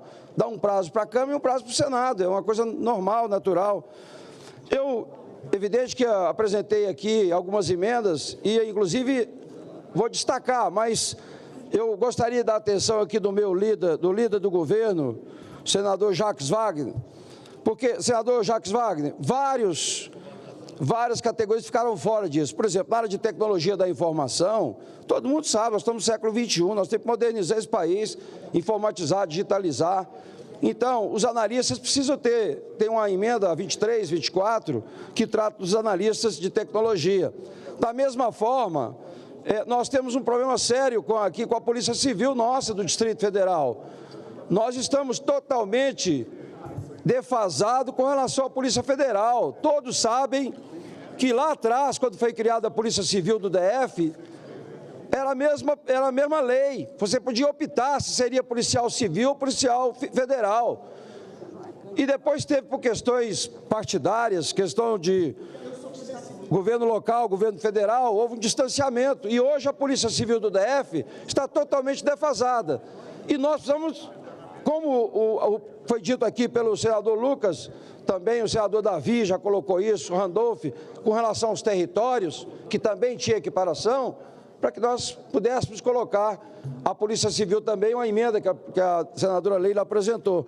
Mas eu queria, com o senador Jacques Wagner, se a gente poderia fazer um acordo para que ele assumisse que o governo mandaria na sequência, porque eu sei que se a gente aprovar uma emenda dessa, tem que voltar para a Câmara, vai caducar a medida provisória, nós não queremos comprometer todo mundo, mas se o senador Jacques Wagner comprometer realmente, fazer um esforço para que encaminhe depois o projeto contemplando as demais atividades, os servidores, já seria realmente um acordo bem feito aqui, mas Gostaria de ouvir primeiro o senador Jacques Wagner, se é possível a gente fazer esse entendimento.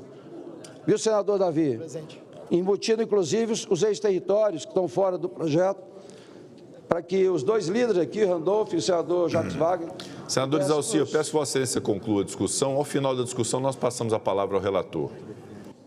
Certo, para que haja um... Não, eu não Porque quero vai falar dar como tempo dele relator, não, alterar eu o quero falar relatório. como líder do governo. Líder do governo, não como relator. Ah, sim, que nesse caso se confunde o relator com o líder do governo, o senador Jacques Wagner. Foi bom. Mas é só porque a senadora Leila deseja discutir também, senador... Senadora Leila Barros, com a palavra, para discutir. Senhor presidente, eu também, no sentido da mesma fala dos que me antecederam aqui, os colegas, né, que representam os ex-territórios, nós aqui que estamos representando a Polícia Civil do Distrito Federal, falar da Polícia Federal e Polícia Civil, ambas elas surgiram de atos normativos semelhantes e desempenham a mesma função de relevância.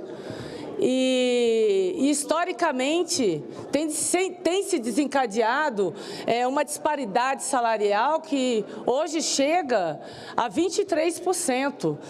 E o que é mais importante, as pessoas falam que a Polícia Civil do Distrito Federal é a que é mais bem paga, hoje é a 8ª no país em termos salariais. E aí eu faço um apelo, nós estamos aqui, já tem o quê? Quase 2 anos, sentando à mesa para tratarmos dessa questão, dessa disparidade entre Polícia Federal e Polícia Civil aqui do Distrito Federal. Eu gostaria que pudéssemos ter a capacidade agora de sentarmos à mesa e tratarmos desse assunto, porque a Polícia Civil do DF tem uma expectativa diante da sua bancada, tem uma expectativa diante do governo federal, e eu acho que, no mínimo, nós deveríamos, líder Jacques Wagner, pelo menos sentar à mesa para conversar com esses representantes e a nossa bancada para tentarmos entrar num consenso, num acordo. Então, eu faço um apelo muito no sentido do que o senador Isalci falou, o senador Marcos Rogério também falou pelos ex-territórios, que possamos sentar e conversar a respeito dessas classes, né, dessas instituições, desses servidores, que estão numa expectativa muito grande. A outra demanda, a outra emenda, falei da emenda 32, agora eu quero falar da 37, que é o artigo 67, a Polícia Penal Federal, organizada e mantida pela União, fundada na hierarquia e na disciplina, vinculada no artigo ao órgão administrador do Sistema Penitenciário Federal. Ali nós só incluímos, além do órgão administrador do Sistema Penitenciário Federal, vinculado ao Ministério da Justiça. Apenas uma emenda de redação muito simples, mas que traz toda uma relevância, senhor presidente. Então, gostaria de fazer esse apelo também ao nosso líder Jacques Wagner, sobre a possibilidade, 32, a emenda 32, que é uma emenda de redação, e mais uma vez, reforçando o apoio também às emendas 23 e 24 dos nossos analistas de sistema, apresentada pelo senador Isalci Lucas. Obrigada. Obrigado, senadora Leila Barros.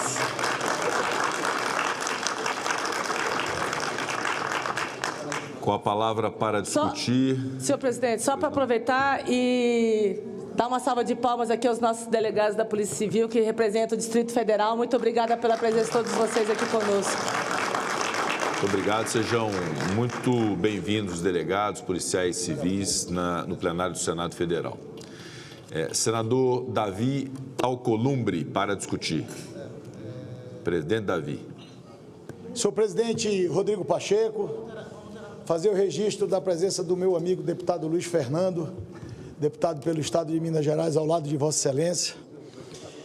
Cumprimentar todos os senadores, a senadora Leila, em nome da senadora Leila e nossas senadoras, e fazer um registro, presidente, assim, tentar pontuar historicamente o que está vivendo os ex-territórios no nosso Estado brasileiro. Foi necessário nós votarmos 3 emendas constitucionais. Votamos no Congresso 3 emendas constitucionais para que a gente pudesse restabelecer uma questão histórica de justiça com esses servidores, que foram questionadas no Tribunal de Contas da União, questionamentos do Ministério Público Federal, questionamentos no Supremo Tribunal Federal. Depois de votarmos 3 emendas constitucionais tentando restabelecer a honra de homens e mulheres que foram servir o Estado brasileiro nesses rincões do Brasil, nos ex-territórios federais, E mesmo assim, questionamento de toda a ordem, seja do Estado brasileiro questionando administrativamente as emendas constitucionais, que é um absurdo do ponto de vista legislativo, mas houve. E a gente, para assegurar isso, acabamos o Senado da República votando uma 4ª emenda constitucional, aprovada por unanimidade na CCJ e no plenário do Senado, que está parada na Câmara dos Deputados. E diante dessa angústia, presidente, o que é que nós estamos tentando restabelecer com essas emendas em relação a professores, em relação à Polícia Civil? Estabelecer no legislativo, no arcabouço legislativo do Brasil, e esse é o apelo que eu faço para o líder Jacques Wagner, que possa acolher essas emendas, apenas estabelecer a vitória desses servidores que está sendo tomada já pela justiça brasileira.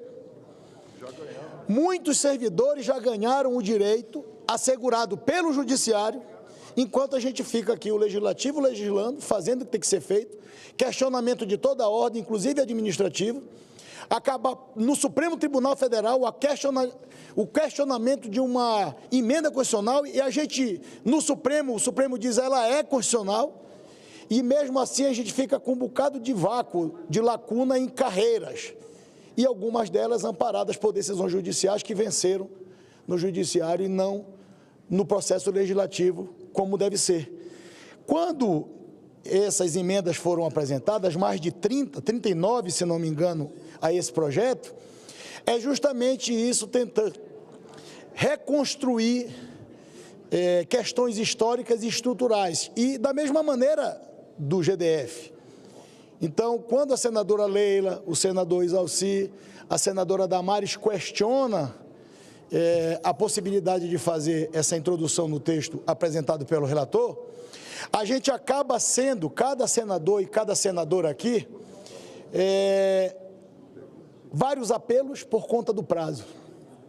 A gente recai novamente na questão do prazo de tramitação de uma matéria que a Câmara dos Deputados usa o tempo todo para fazer, e a gente volta para o Senado ouvindo o apelo do líder do governo e do relator da matéria por conta do prazo. Vai acontecer agora novamente com essa medida provisória que estão encaminhando para o Senado da República para votar, desse programa apresentado pelo governo federal da questão industrial, do incentivo à indústria brasileira. Eu quero avisar a Vossa Excelência que eu não concordo que a gente tramite essa matéria, porque, novamente, de uma vez por todas, a gente vai montar as comissões especiais, dentro de um calendário estabelecido, seguir a regra, porque senão fica a critério de uma decisão política de saber qual medida provisória vai ser feita a comissão especial. O instrumento legislativo feito pela Câmara dos Deputados, que altera o rito processual normal da votação das matérias na Câmara e no Senado. E todo o tempo o enfrentamento e o Senado é 48 horas, é 24 horas, é 36 horas, e aqui ficam os senadores. Se procurar com os 81, presidente, os 81 senadores têm uma insatisfação em relação a esse prazo, e está demais já. Então eu queria fazer um apelo, eu juntei várias coisas aqui, eu sou autor de algumas emendas, líder Wagner. Queria fazer um apelo a Vossa Excelência. Num caso concreto, é apenas uma emenda de redação, no caso da Polícia Civil. Nem tem o problema de retornar, nesse caso concreto. Mas, mesmo assim, os professores ficarão novamente tolhidos do direito assegurado pela Justiça, de serem enquadrados e equiparados, porque o professor do ex-território, ele não está sendo comparado com o servidor que entrou depois.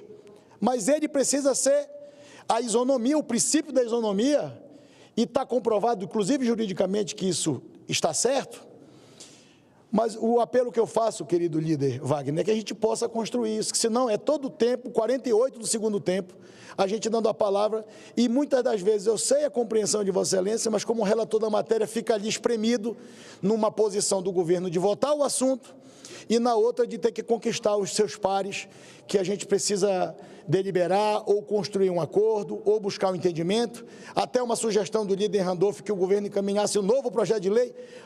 Todo o tempo essa conversa. vai fazer, vai mandar um projeto de lei, vai mandar numa emenda, vai vir uma medida provisória que nunca forma comissão, por conta desses problemas políticos também entre Câmara e Senado. Então, líder, eu queria pedir a Vossa Excelência que Vossa Excelência pudesse compreender esse desabafo. É um desabafo de todos os territórios federais, que hoje são os estados e também do Distrito Federal. É um apelo que eu faço a Vossa Excelência para uma reflexão, com muita humildade, uma reflexão. Qual é a reflexão?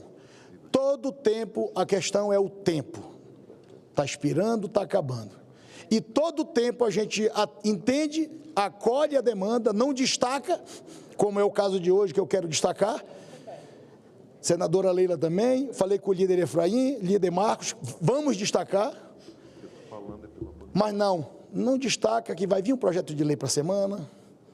Na próxima medida provisória que está tramitando vai vir um artigo que vai atender e nunca chega.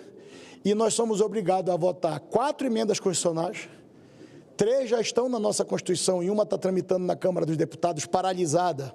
Não sei por quê, porque o Senado deu a sua parcela de contribuição nessa questão, votou por unanimidade na CCJ, por unanimidade no plenário, o presidente Rodrigo Pacheco construiu um entendimento, colocou na pauta, nós votamos a matéria, mas aí fica todo o tempo, infelizmente, a gente fica espremido pelo apelo de Vossa Excelência, como líder do governo e como um orientador de todos nós aqui, e a questão dos servidores, que estão há 30 anos aguardando essa justiça, e essa justiça, infelizmente, nunca chega ou chega em parte. Queria fazer um apelo a Vossa Excelência, enquanto senador do Amapá, para que Vossa Excelência pudesse ponderar com o governo, para a gente fazer as alterações, nem que seja de redação, adequar algumas solicitações de alguns senadores, para a gente ter o papel que nos cabe, modificar ou não um texto votado na Câmara dos Deputados.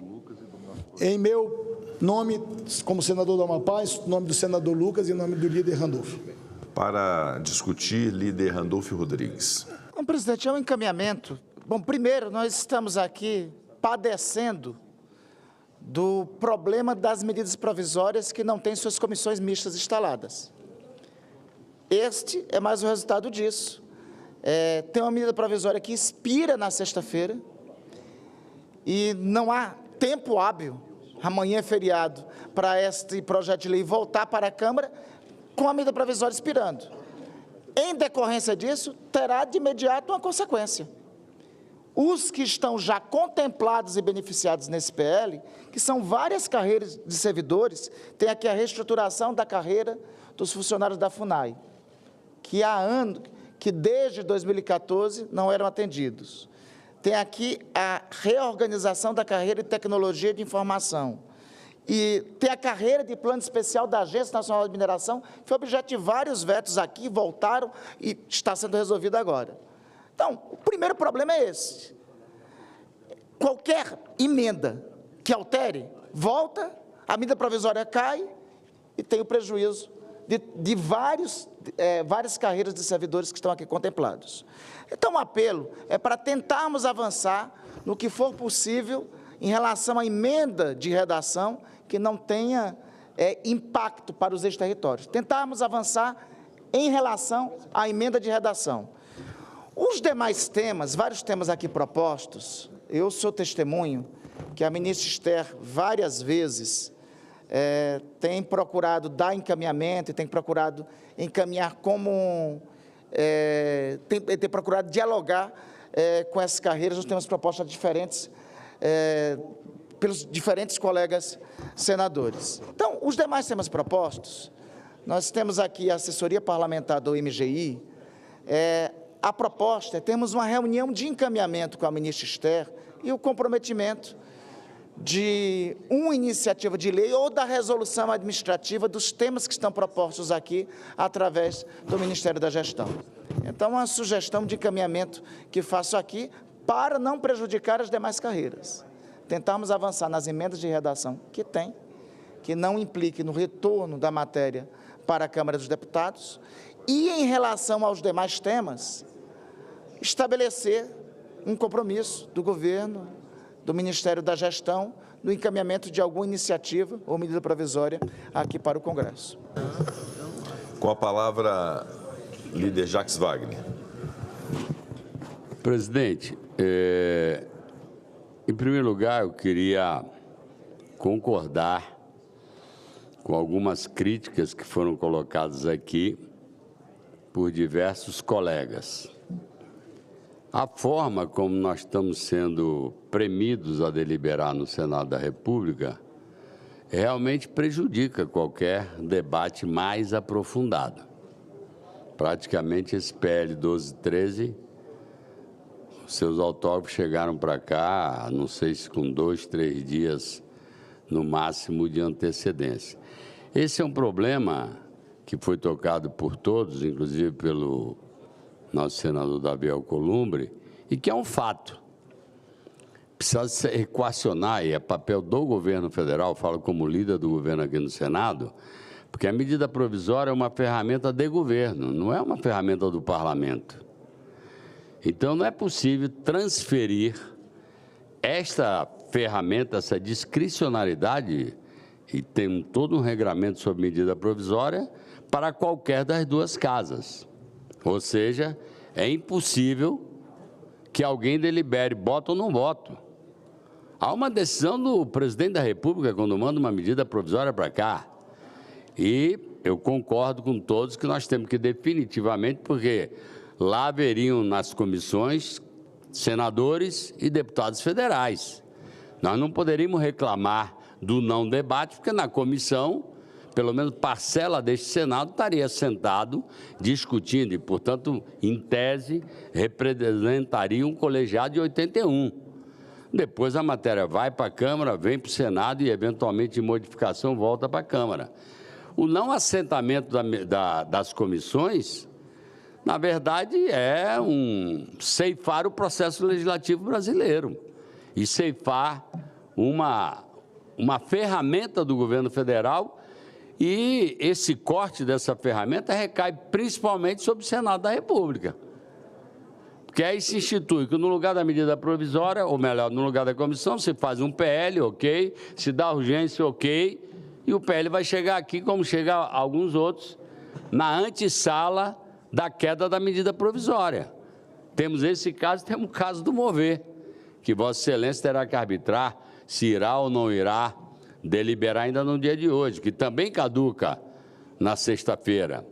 Então, eu considero, presidente, e eu digo isso não com Vossa Excelência, porque para mim quem tem que arbitrar esse trabalho em negociação com a Câmara dos Deputados é o governo central, porque, vou repetir, a medida provisória é ferramenta nossa, de gestão e de governo, pela premência e pelo fato de que imediatamente começa a valer os seus efeitos. Então, não é a primeira vez, vou voltar ao senhor presidente da República para dizer a ele que é preciso sentarmos à mesa, e eu me comprometo também a sentar, para que se arbitre isso, porque senão essa casa fica eternamente prejudicada. E Vossa Excelência, como representante e, eu diria assim, árbitro e condutor dos 81, dos 80, fora Vossa Excelência, acaba, evidentemente, sempre tendo o apelo desesperado. Por favor, vote, senão vai caducar, senão vai caducar. Não é possível isso. Não é a melhor forma de fazer. Imagine a situação que está, a dicotomia que vive esse que vos fala. Como já antecipou o senador Davi Alcolumbre, eu estou aqui como relator da matéria e como líder do governo do Senado. Dois papéis que, nesse caso, se complicam porque recebi a matéria, como todos aqui receberam, há 2 ou 3 dias. E, portanto, é evidente que há o apelo do Ministério, dos órgãos do governo federal, que trabalharam na mesa permanente de negociação para chegar a esse denominador comum. Eu vou ter que pedir mais uma vez, querido senador Davi Alcolumbre, e a todos os senadores dos territórios e daqui do Distrito Federal, a vênia de Vossas Excelências. Vou trazer para mim o crédito de ter contribuído na aprovação da PEC sobre os territórios, que infelizmente está parada na Câmara dos Deputados, até porque considero absolutamente pertinente as demandas que estavam sendo palco de discussão naquela PEC. Eu vou me comprometer para evitar que aconteça isso. Já falei com a ministra da Gestão, eu vou me comprometer e, na sequência disso aqui, nós estabelecemos um grupo de trabalho que eu espero que não seja uma assembleia, porque a assembleia não decide nada, tem que ser um grupo de trabalho com representações irrestrito, porque se for assembleia a gente não acaba nunca. Só tenho a seguinte dúvida: creio que os assuntos trazidos pelas questões dos territórios e que coincide com algumas questões daqui da capital federal, do Distrito Federal, seriam parte de uma comissão. As outras que foram trazidas aqui, particularmente pelo senador Isalci, que dizem respeito a uma carreira específica que cada vez tem uma relevância superior, que é a carreira de TI, de tecnologia, etc., que a gente se apartasse em outro grupo de trabalho. E que os dois se instalassem. Eu só não quero marcar data, mas eu quero que se instale ainda no primeiro semestre, ou pelo menos antes do recesso, para que as coisas comecem a andar. As dificuldades têm que ser colocadas à mesa, e nós vamos chegar a algum acordo. Como eu digo sempre, nunca será o 100% que alguém entra na reunião, mas também não será o 0%. E aí vai depender das argumentações, das adequações orçamentárias. Eu estou dizendo isso, é evidente, como preâmbulo para dizer: senador Davi e os outros senadores, senador Lucas Barreto, que também falou comigo, senador Randolph, que também falou aqui, a senadora Leila, o senador Isalci, que eu não tenho tempo hábil para discutir cada emenda de redação, como é que ela será interpretada. Primeiro, se é de redação ou não é de redação. Segundo, se tem ou não tem, porque mesmo sendo de redação, pode ter algum impacto em alguma coisa. Então, eu vou pedir a vênia, vou me comprometer com mais um fio de bigode, não sei quantos mais eu tenho para me comprometer aqui, como já me comprometi mais cedo com outra questão orçamentária, e vou cumprir, para nós estabelecermos, evidentemente, com a participação de senadores que representem o colegiado dos senadores do Distrito Federal e dos territórios, para que seja instalada, e só falo isso porque já comuniquei à ministra Esther Dweck que ia assumir esse compromisso aqui publicamente. Então, eu espero que Vossa Excelência entendam. Eu não quero procrastinar, nem que seja para dizer não, que se diga um não definitivo. Ou então a casa vai tomar o caminho... Hein? Tá bom. Ou então a casa vai tomar, porque infelizmente, às vezes a gente migra para a PEC exatamente para poder resolver um problema. Se o problema é resolvido, nem que seja numa composição, eu acho que a gente não precisaria toda hora, não há mal nenhuma, toda hora estar mudando a Constituição da República. Então, eu queria, senhor presidente, pedir a vênia dos colegas para esse encaminhamento, e estou me comprometendo a estabelecer esses dois grupos de trabalho, um que trata especificamente de um segmento, o outro que comunga a questão dos territórios e do Distrito Federal. Se Vossa Excelência acolherem mais esse fio de bigode desse líder do governo, eu agradeço. Vossa Excelência tem todo o crédito do mundo. Eu peço que não haja manifestação, por favor. Há um debate entre senadores, por favor. Senador Davi Alcolumbre. Líder Wagner tem todo o crédito do mundo com este senador que vos fala. Vamos aguardar esse grupo de trabalho para deliberar internamente. Senhor presidente, pela ordem. Com a palavra pela ordem, senadora Leila Barros. Olha, até eu entendo a manifestação que vem de cima, porque é uma demanda histórica, senador Jacques. Então, assim, nós estamos aqui, a bancada federal do DF, junto com esses delegados, representantes da Polícia Civil, confiando, e eu confio mesmo, senador Jacques, na sua palavra, mas peço, por respeito a esses profissionais que há anos esperam, que nós façamos o mais rápido, o mais breve possível essa reunião para tratarmos sobre essa questão do ajuste salarial da Polícia Civil daqui. Obrigada.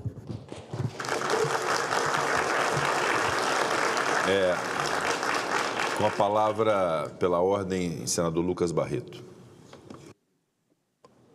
Senhor presidente, que cumprimentar o senador Jacques Wagner ali, o nosso líder do governo, que tem o nosso respeito, tem a nossa confiança, e sugerir que esse grupo de trabalho seja composto também pelas classes que são interessadas, que tenha lá um professor do Amapá para mostrar, que não tenha nem político, que tenha as classes representadas e que esse grupo de trabalho possa, claro, ter um prazo para que a gente tenha essa resposta e tenha esses direitos assegurados. Com a palavra pela ordem, senador Marcos Rogério. Senhor presidente, apenas para cumprimentar o líder Jacques Wagner, que fala ao plenário como líder e como um senador que entende o ambiente de cada senador aqui quando traz essas demandas para propor emendas numa medida provisória e tem esse cenário de impossibilidade em razão da questão temporal. Então, o encaminhamento que Vossa Excelência dá, a sugestão que Vossa Excelência dá, Vossa Excelência é um homem de acordo e que cumpre palavra. E é por isso reconhecido e respeitado no plenário do Senado Federal, não apenas no ambiente da base governista, mas também é respeitado pela oposição do Senado Federal, mesmo divergindo, né, nas matérias, no encaminhamento de temas, mas é respeitado porque Vossa Excelência é alguém que trata e cumpre no plenário do Senado. Então, o encaminhamento que Vossa Excelência dá, diante do cenário que nós temos hoje, nos dá um alento, nos dá um indicativo de que vamos enfrentar essa questão. A PEC 47, que está lá na Câmara dos Deputados, oriunda da 07 aqui do Senado, de autoria do senador Randolph, está parada na Câmara dos Deputados. Ali tem muitos temas que nem deveriam estar numa PEC, deveria ser resolvido pela via ordinária. Mas como a gente não consegue resolver pela via própria, constitucionaliza-se um tema para garantir direitos que são legítimos a esses servidores. Então, eu cumprimento Vossa Excelência e acolho de boa fé o encaminhamento que o faz nesse momento. Com a palavra pela ordem, senador Isalci Lucas. Presidente, o patrimônio do político é a palavra. E eu sou testemunho que todos os acordos que foram celebrados aqui com o senador Jacques Wagner foram cumpridos. Então, com certeza, é um bom encaminhamento. Né? E essa questão também de resolver a questão das medidas provisórias é fundamental, isso é urgente, urgentíssimo. Né? Essa questão da Polícia Civil nossa aqui do Distrito Federal já tem mais de 14 anos que está essa luta para ser o que era antes, porque sempre foi antes, sempre foi assim. Então, eu já tinha feito o destaque, vou retirar o destaque exatamente em função desse acordo que foi celebrado. Obrigado. Presidente, rapidinho, só reforçando o que o senador Lucas Barreto falou da representação dos professores, só pedir para incluir no grupo de trabalho a representação das polícias, né, daqui do Distrito Federal, tá? No grupo de trabalho.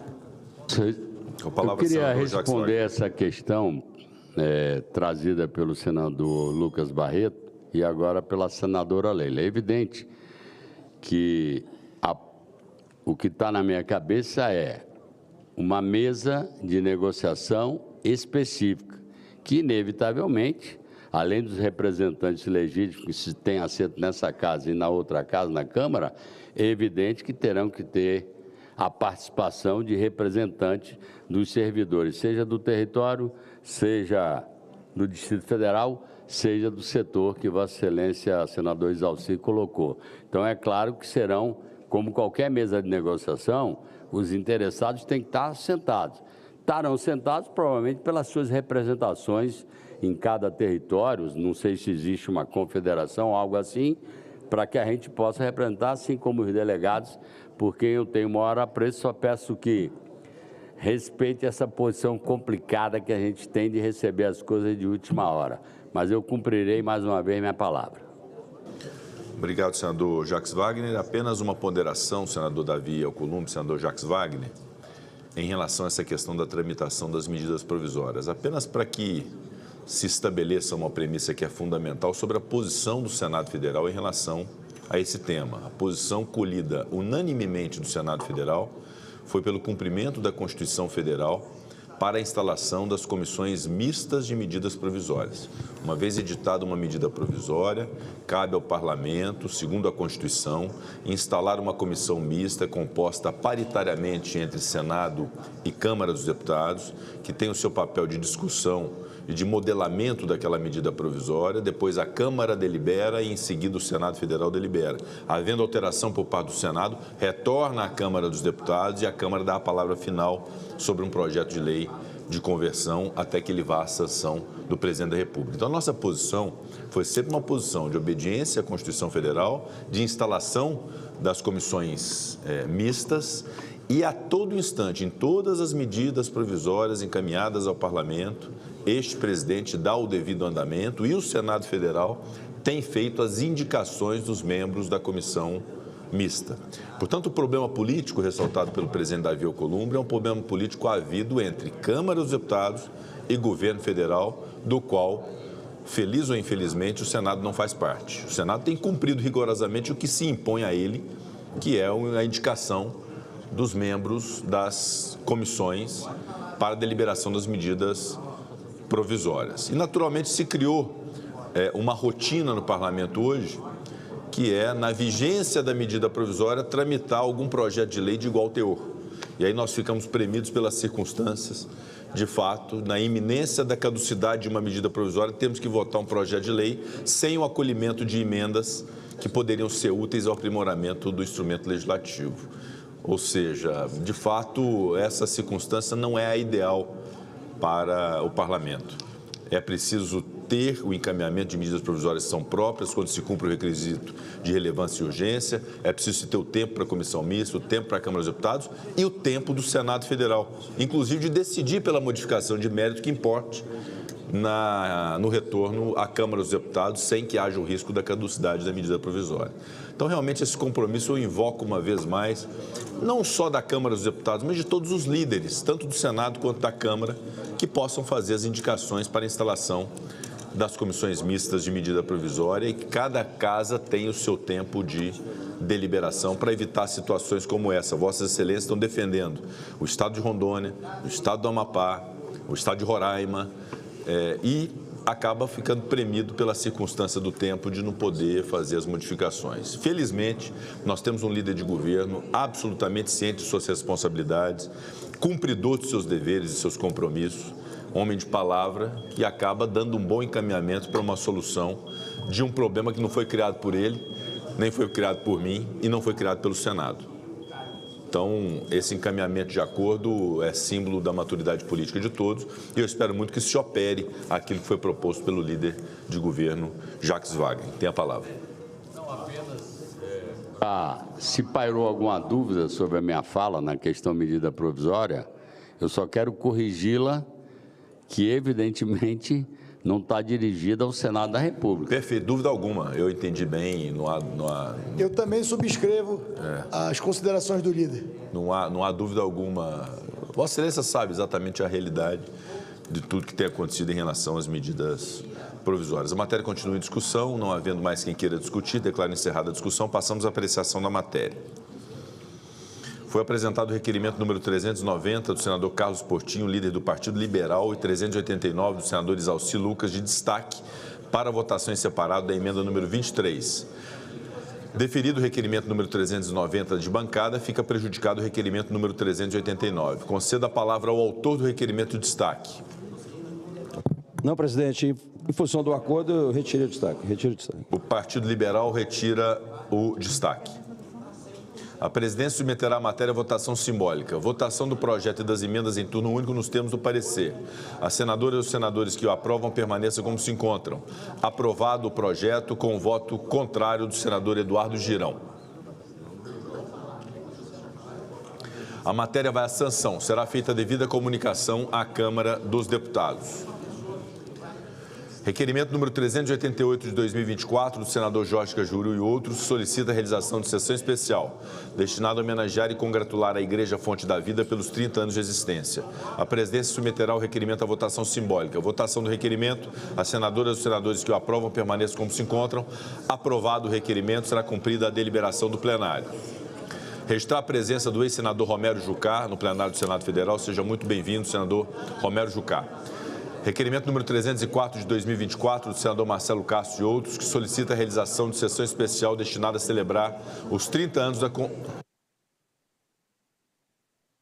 da Consultoria de Orçamentos, Fiscalização e Controle do Senado Federal. A presidência submeterá o requerimento à votação simbólica. Votação do requerimento. As senadoras e os senadores que o aprovam permaneçam como se encontram. Aprovado o requerimento, será cumprida a deliberação do plenário.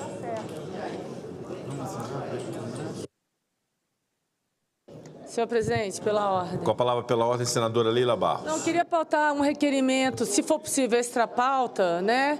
Que é uma sessão para celebrar os 168 anos do Corpo de Bombeiro Militar aqui do DF.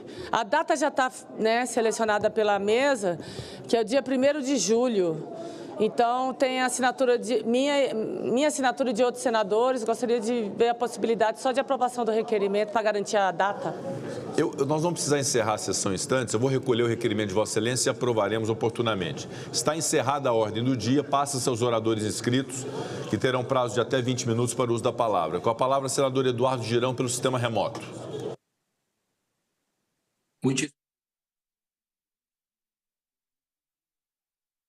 E parabenizar pela condução histórica ontem da sessão, de forma muito democrática, com muito equilíbrio, com muita firmeza. Ontem eu saí aí do Congresso e as pessoas estavam acompanhando a sessão ontem como uma final de Copa do Mundo. É impressionante no aeroporto, passando ali pelos portões de vários estados, e eu quero lhe cumprimentar. Muitas pessoas, inclusive, enviaram as congratulações ao senhor pela condução de uma sessão que o Congresso se elevou muito no conceito da população. Fico muito feliz e orgulhoso disso tudo, em fazer parte desse Congresso, em fazer parte desse grupo, dessa legislatura.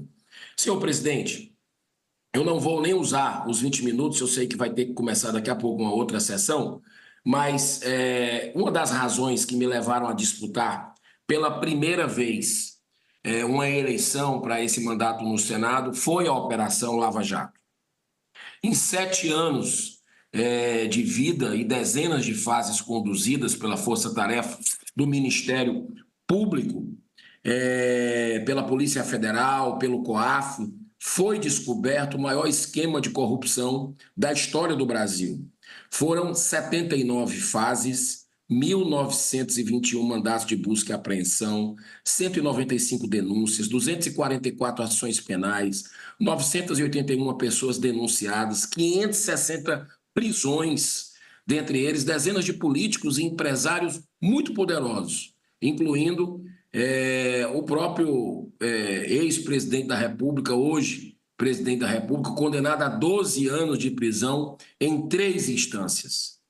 Foram 120 acordos de colaboração premiada, conhecidos popularmente como delação premiada, homologados pelo STF e que resultaram na recuperação de 2 bilhões de reais, B de bola e de índio, em pagamentos de multas e devolução de bens e valores à União, ao governo brasileiro.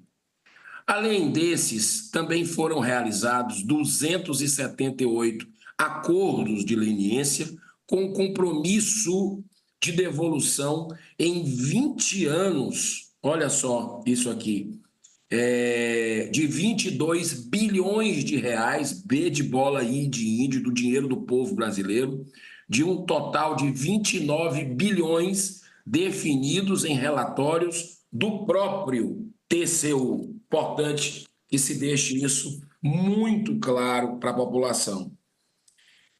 Mas a partir de 2019, olha a coincidência, a partir de 2019, teve início a desconstrução da Lava Jato. Foi devastada, dia após dia, vilipendiada, inclusive pelos 3 poderes da República, inclusive o que a gente faz parte, né, o Poder Legislativo, quando vota na calada da noite, aquela situação toda, a lei de abuso de autoridade, o pacote anticrime é desfigurado, uma série de coisas, e quando o STF, num dos maiores malabarismos jurídicos já vistos, mudou em apenas 3 anos o entendimento sobre a prisão em segunda instância por 6 votos a 5, preparando o terreno para a escandalosa decisão que suspendeu a condenação de Lula. Recentemente, o ministro Dias Toffoli suspendeu todas as ações penais em curso contra Marcelo Odebrecht. E numa das mais importantes colaborações premiadas, da referida operação, ele foi simplesmente réu confesso, o Marcelo Odebrecht, explicando em detalhes como teve que organizar um departamento específico apenas para cuidar de propinas, mais conhecido como setor de operações estruturadas da Odebrecht. Existiam planilhas identificando os corruptos através de um codinome. Toffoli, que na época era responsável pela AGU do governo Lula, foi designado como sendo o amigo do meu pai, abro aspas. Nada mais desmoralizante para um país e uma das suas maiores empresas simplesmente organizava um departamento de propinas.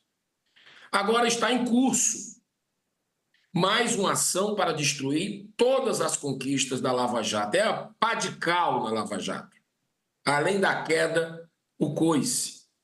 3 pequenos partidos políticos, PSOL, PCdoB e Solidariedade, ingressaram no Supremo com ação de descumprimento de preceito constitucional, a DPF, que pretende suspender todos os acordos de leniência, sustentando que tais acordos foram obtidos sob coação e uso de prisões preventivas prolongadas, reforçando a falsa narrativa de que a Lava Jato cometeu abusos e ilegalidades.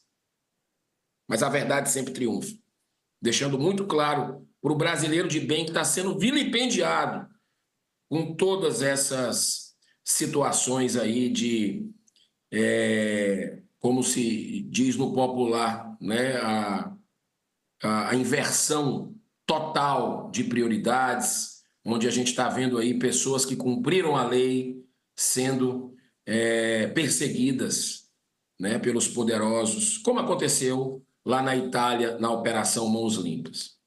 Mas, senhor presidente, a DPF foi recepcionada pelo ministro André Mendonça, que decidiu enviar diretamente ao plenário do STF e deu 10 dias para que todos os órgãos envolvidos nos processos de acordo de leniência se manifestem.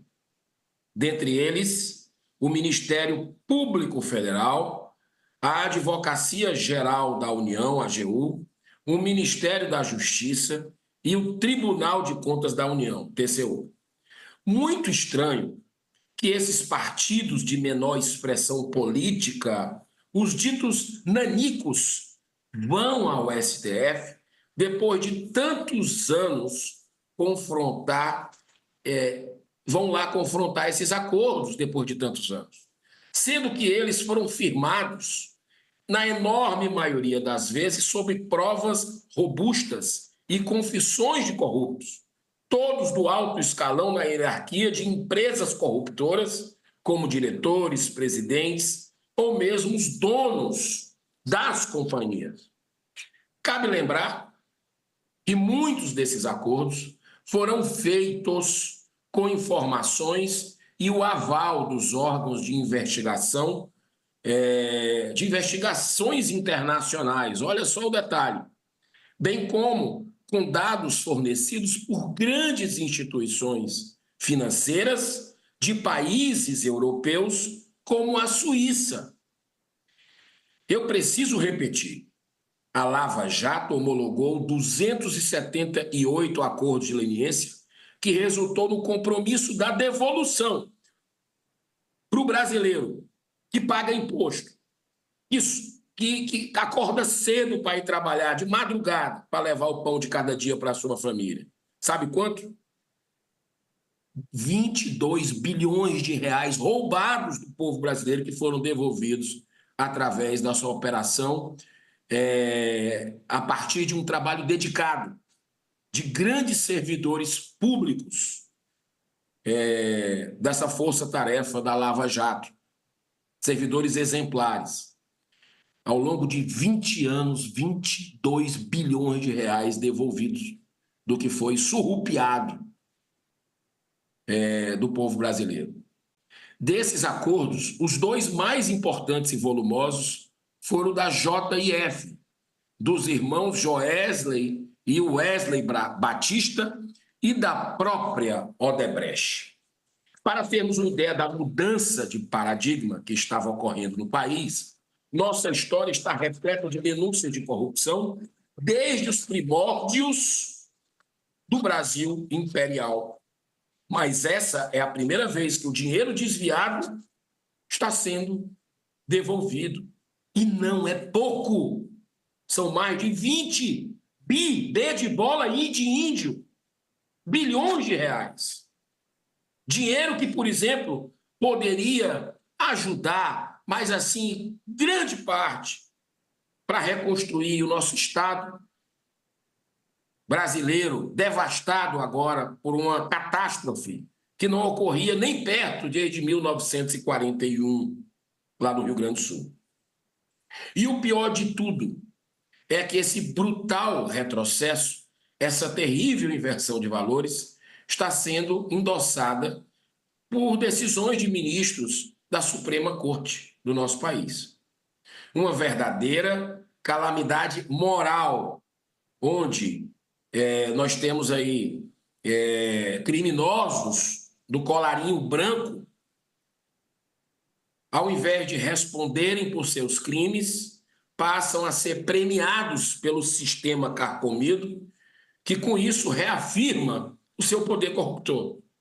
Mas não podemos desanimar, nem perder a esperança. Ontem tivemos um exemplo de como a mobilização do povo brasileiro se consegue grandes vitórias. O Congresso está de parabéns. Ontem foi uma derrota flagrosa desse governo, que se continuar plantando o ódio, a vingança, a irresponsabilidade com o dinheiro do contribuinte, em querer destruir a família, em querer destruir a vida, valores e princípios do povo brasileiro, ele vai continuar levando derrotas, porque tudo que se planta se colhe, e essas plantações do governo ruins já estão voltando mais rápido. É a lei da semeadura, a lei de causa e efeito.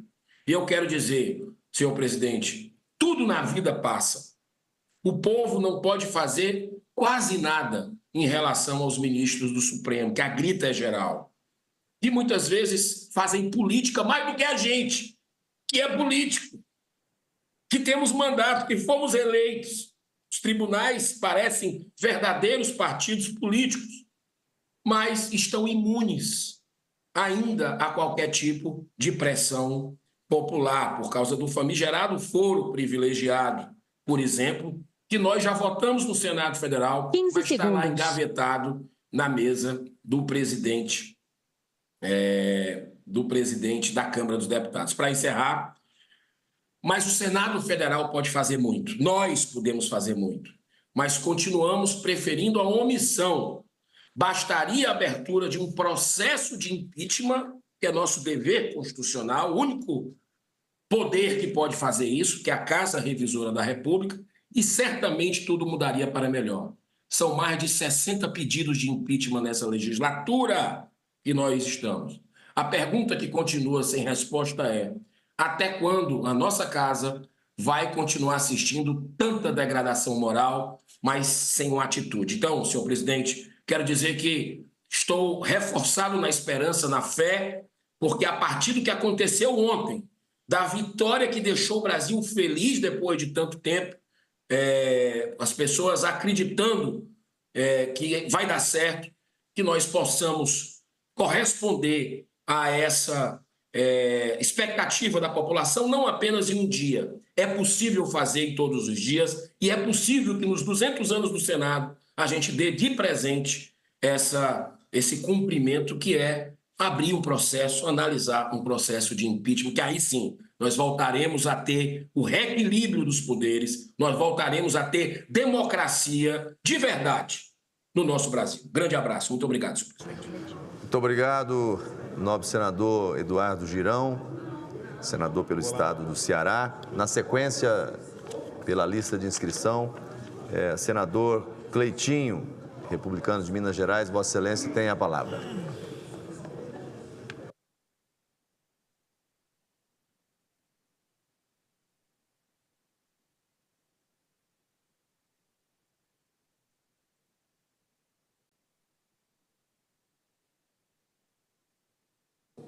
Bom dia, senhor presidente. Bom dia a todos os senadores e senadoras, aos servidores dessa casa aqui e a população que acompanha a gente pelo TV Senado. Ontem foi dia de vitória, ganhamos de 3-0. Acho que Flávio Bolsonaro pode pedir até música no Fantástico. Vou escolher uma música boa. Mas eu queria falar aqui sobre essa vitória nossa, que foi extremamente importante. Primeiro a questão do MST, né? Financiar MST.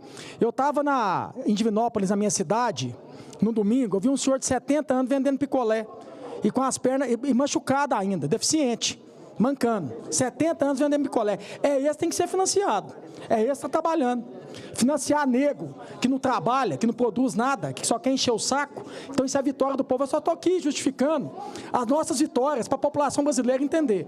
A outra foi a questão, né, que se tratava sobre a questão de eleições, propagar fake news. Aí eu faço uma pergunta para esse governo atual que está hoje. O que é fake news? Porque esse dia para trás eu fiz um questionamento, mandou a Polícia Federal me investigar. E eu provei que eu não fiz fake news. Então, um cidadão do bem, que chega na época da eleição, compartilha algum vídeo, e o governo que está hoje, que fez até o Ministério da Verdade, interpreta como fake news, poderia pegar até 5 anos. Derrubamos também. Agora eu queria falar sobre a saidinha. Inclusive, parece, presidente, que o presidente Lula disse que vai entrar no STF. Peraí, respeita a casa legislativa. Entrar no STF para quê?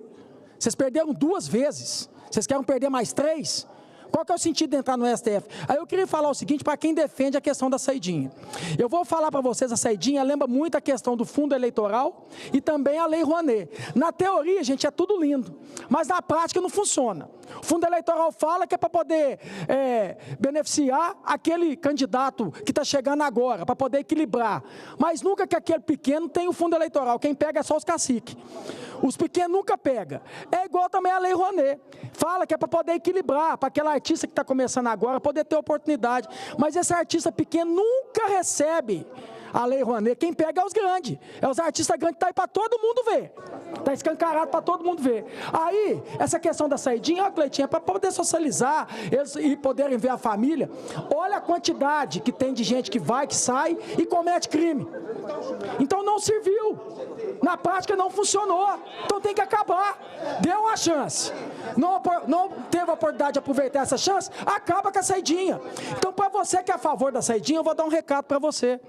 Essas festas que tem, né, datas especiais, que eles poderiam sair e não vai poder sair mais, você que é a favor da saidinha, vai lá passar com eles. Vai lá no pavilhão 3, pavilhão 4, vai lá. Para o presídio passar com eles. Você também, presidente Lula, você que é tão a favor da saidinha, vai ter as datas especiais, vai chegar o Dia dos Pais agora também, que é em agosto. Aí eu faço um convite para você, já que você é tão a favor da saidinha, e a gente acabou com ela, você vai lá e passa com eles. É simples. Saidinha, sabe o que precisar para eles? Para eles capinar um lote. Está cheio de rua suja aí. Eles deviam ter a saída deles para trabalhar. É isso que deveria. Ou se não for para isso, a saidinha tem que ser para o quinto dos infernos. Pro quinto dos infernos. Acabou! Acabou a saidinha. Acabou. E respeite o Congresso Nacional, respeite os deputados e senadores. O poder legislativo tem que ser respeitado. Os poderes são independentes. Respeita o poder legislativo. A gente não vai aturar e aceitar isso. E para você, novamente, que quer defender a saidinha, nas datas especiais, eu faço um convite para vocês. Vai lá passar na cadeia. Agora eu queria entrar no assunto aqui, presidente, que me chamou a atenção aqui, licitação do Ministério da Cidadania. Ministério da Cidadania, e está no Portal Nacional de Contratações Públicas. Eu estou encaminhando para o TCU para poder averiguar isso aqui, porque pode ter tido algum erro aqui, mas está lá. Ministério da Cidadania, a licitação, Portal Nacional de Contratações Públicas. Vocês podem entrar lá que está lá. Eles pagaram, presidente, no leite em pó, R$ 62,00. Você, pai, no supermercado, a gente fez alguma pesquisa aqui, colocou uma média aqui, R$ 17,73. Pagaram 62 no leite em pó. E aqui a gente acha aqui no supermercado, aqui em Brasília, aqui por 17,73. Aí, vem uma diferença aqui para vocês, aqui, para vocês terem noção. O governo pagou 2.170.000 no leite em pó. 2.170.000. Pelo preço que a gente colocou aqui, que acha para comprar, no varejo, deu 245.000, se fosse para comprar no varejo aqui. Uma diferença de quase R$2 milhões. Diferente de quase R$2 milhões. Aí vem peixe em conserva, a famosa sardinha. Só pode estar errado, eu não estou acreditando nisso aqui não. Mas está lá, está aqui porque a gente imprimiu. R$ 88,90 pagaram. R$ 88,90. Você acha que numa média que a gente colocou aqui de R$ 6,70? 6, pagaram 88, a gente achou numa média aqui de 6,70. Agora eu vou mostrar para vocês aqui a diferença. O governo pagou 4.400.000. 4.400.000. Nesse de 6,70 a gente pagando, daria 350 mil. Sabe a diferença, presidente? 4 milhões de reais. 4 milhões de reais. Então, assim, eu tenho que ser justo. Tem coisa aqui que o Lula, o presidente Lula, não fica nem sabendo. Isso aqui é pelos ministérios aqui, quem faz as licitações são servidores, né? Mas eu estou encaminhando aqui para o TCU para poder olhar isso aqui. Isso aqui, no mínimo, é superfaturamento. No varejo aqui, gente, 350 mil. Dá uma diferença de 4 milhões de reais. 4 milhões de reais. Que sardinha que é essa? Tem ouro dentro dessa sardinha? Aí tem mais aqui, ó. O arroz. Vou mostrar para você, isso aqui é para a cesta básica, viu, gente? Arroz, eu não consigo entender, para tudo para o poder público é mais caro. Essas empresas, elas lavam a alma de roubar. Essas empresas não têm condição. E se eu tiver errado, me processa. Bando de canalhas. Olha isso aqui, arroz. Pagaram R$ 35,00 um quilo de arroz. R$ 35,00. Sabe quanto você acha no supermercado? Um quilo de arroz? 7. Pagaram 35. Você acha R$ 7,00. Uma quantidade de 52 mil. 52 mil pacotes de 1 quilo, 52 mil pacotes. O total que o governo pagou, 1.820.000. 1.820.000. Se você fosse comprar nesse supermercado que a gente fez o preço, daria 364 mil. Olha a diferença. Olha a diferença. 1,5 milhão, presidente. 1,5 milhão. Só que eu já falei, quase 10 milhões de reais. Se tivesse fiscalizado, se estivesse dando zelo pelo dinheiro público. Ainda tem mais. Quero falar de vocês aqui do feijão. Mostrar aqui para vocês também. Feijão, 52 mil pacotes de 1 quilo. 52 mil pacotes de 1 quilo. O governo pagou 1.454.000. 1.454.000. No varejo, tivesse pagado mais barato, daria uma diferença de que tinha pagado 550 mil. Uma diferença de 1 milhão de reais. O governo pagou R$ 37,00 um pacote. E aqui você paga aqui a R$ 10,00, a R$ 10,00. Eles pagaram um total de 1 milhão, quase 1,5 milhão. Você comprando aqui daria 550 mil, deu uma diferença de 1 milhão de reais. 1 milhão de reais. Eu estou falando aqui, só nessas compras aqui que eu fiscalizei, que eu estou mostrando para vocês, dá quase 10 milhões de reais de diferença. 10 milhões de reais de diferença. Isso é dinheiro do povo, gente. Para você que é pagador de imposto, que paga seus impostos rigorosamente em dia. Tudo, eu canso de falar isso. Tudo que vocês consomem, 50% é de imposto. Aí, está aqui, ó. Estou mostrando para vocês aqui. Eu estou encaminhando aqui para o TCU, aqui, porque, no mínimo, isso aqui é superfaturamento. E a minha função, a minha atribuição aqui é fiscalizar. Além de legislar, é fiscalizar. E eu estou ajudando o governo, porque várias denúncias que eu fiz aqui na tribuna, aqui, voltaram atrás e não compraram. Aí deu economia para os cofres públicos. E o que eu espero aqui é que volte atrás disso aqui. Volte atrás disso aqui. A gente está falando aqui uma diferença de quase 10 milhões de reais de compra. O que é isso aqui? Dinheiro virou capim? Dinheiro do povo? Capim. E a nossa função é essa aqui, fiscalizar. Tudo que eu estou olhando aqui, gente, é maior, paga mais. E eu vou ficar calado numa situação dessa aqui, eu vou repetir novamente aqui para vocês aqui, ó. Está no Portal Nacional de Contratações Públicas, do Ministério da Cidadania. Ministério da Cidadania. A gente tem que começar a olhar isso aqui, fiscalizar isso aqui. Só nisso aqui que eu estou falando para vocês aqui, dá uma diferença de quase 10 milhões de reais. 10 milhões de reais. Então, cadê a responsabilidade com o dinheiro público? Novamente, eu quero falar aqui para vocês aqui. Isso aqui, gente, acontece, não é agora com o presidente Lula, não. Era com o ex-presidente Bolsonaro, era com o Temer, era com a Dilma. Porque, às vezes, o presidente não tem como fiscalizar isso aqui, não. Mas cabe o Poder Legislativo, que tem a função de fiscalizar, poder fiscalizar, olhar isso aqui para poder corrigir. Porque até quando a população brasileira vai ser enganada? Olha isso aqui, eu vou dar um exemplo desse aqui, gente, do arroz. Arroz de 1 quilo. Pagaram R$ 35,00. Você vai no supermercado que você paga 7. Uma quantidade de 52 mil. Pacote de 1 quilo. Olha isso aqui, o que o governo pagou? 1.820.000. 1.820.000. Se você pagasse no supermercado, daria R$ 364 mil. Uma diferença de 1,5 milhão. E lembrando que no supermercado ainda está lá no varejo. Estão comprando isso aqui no atacado, deveriam comprar muito mais barato pelo atacado. Que a gente está falando aqui 52 mil pacotes de 1 quilo. E não tem ninguém que olha isso, não. Sabe por que vocês não olham? Porque não é dinheiro de vocês. Porque se fosse dinheiro de vocês estavam fiscalizando. Mas a minha função é essa aqui. Então eu estou encaminhando para o TCU aqui, que tome as devidas providências aqui. Muito obrigado, presidente.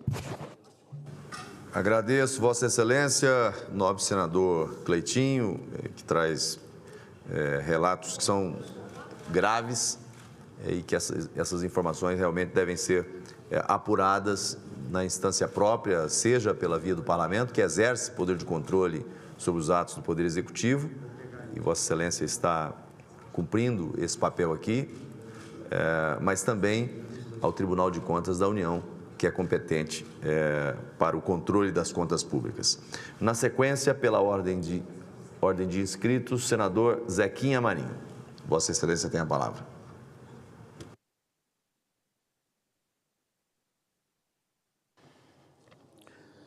Muito obrigado, presidente. Eu venho à tribuna hoje para fazer um registro que está nos preocupando muito em nosso Estado com relação a alguns projetos de mineração de responsabilidade da empresa Vale. No próximo dia 13 de junho, a Vale, por meio da empresa Salobo Metais, concederá férias coletivas para 149 trabalhadores da mina de cobre Sossego, em Canaã dos Carajás, lá no nosso estado do Pará. A medida de contingência é consequência da interdição provocada pela Secretaria de Estado de Meio Ambiente e Sustentabilidade do Pará, que cassou a licença ambiental de operação do projeto. O mesmo que, lamentavelmente, acontecerá aos trabalhadores do projeto, digo melhor, o mesmo que, lamentavelmente, acontecerá aos trabalhadores do projeto Sossego, já ocorreu com 108 trabalhadores da mina de níquel Onça Puma, no município de Orilândia do Norte. As medidas tomadas pela Vale têm preocupado a população desses dois municípios paraenses, porque justamente indicam ações de contenção de custos para enfrentar a queda de receitas com a paralisação da produção. Além das ameaças de demissões, a Vale cancelou processo de recrutamento para a contratação de 130 trabalhadores em Onça Puma e 115 na mina do Sossego. As duas minas pertencem à Vale Base Metal, a VBM, subsidiária que a mineradora criou em 2023 para segregar seus negócios de metais básicos, como cobre e níquel, demandados naturalmente pela indústria na produção de bens necessários para a transição energética, como baterias para carros elétricos, etc. Nós procuramos o presidente do sindicato, o Metabase de Carajás, senhor Raimundo Nonato, popular Macarrão, que tem alertado para o elevado nível de preocupação que ronda os trabalhadores desses dois grandes projetos e seus familiares. Todos temem o fantasma do desemprego. Para um estado, no caso, o nosso estado, lá do Pará, onde a informalidade no mercado de trabalho é altíssima, chegando a quase 60% dos trabalhadores ativos, é muito importante buscar medidas que preservem o emprego formal. Quero aqui me solidarizar e faço coro com os trabalhadores das minas para que o governador do estado do Pará tenha mais sensibilidade e encontre alternativas que retornem os trabalhos das minas em Orilândia do Norte e em Canaã dos Carajás. Trago aqui as palavras do Raimundo Nonato, o líder sindicalista que tem lutado pelos trabalhadores do projeto Onça Puma. Ele diz, são 4.000 homens que vão parar. Isso prejudica a estabilidade da família, do comércio de Canaã dos Carajás, da rede imobiliária, enfim, é um prejuízo em cadeia. O governo do Pará tem que ter sensibilidade para que a classe trabalhadora não pereça ou não sofra mais do que o que já está sofrendo.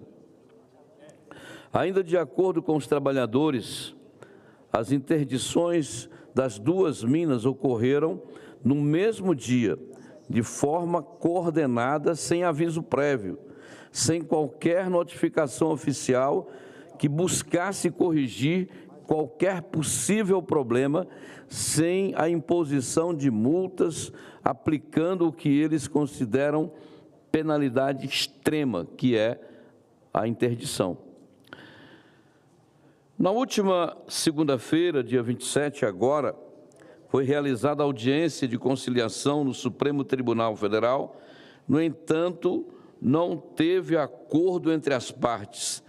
O governo do Pará alega que a mineradora não tem cumprido algumas condicionantes e a Vale diz que não há nada errado, né? Que está tudo certo, que está cumprindo tudo. Uma nova reunião de conciliação foi marcada para o dia 20 de junho. Vamos ver se governo e Vale vão encontrar uma solução para resolver o problema e retomar as operações dos 2 grandes projetos.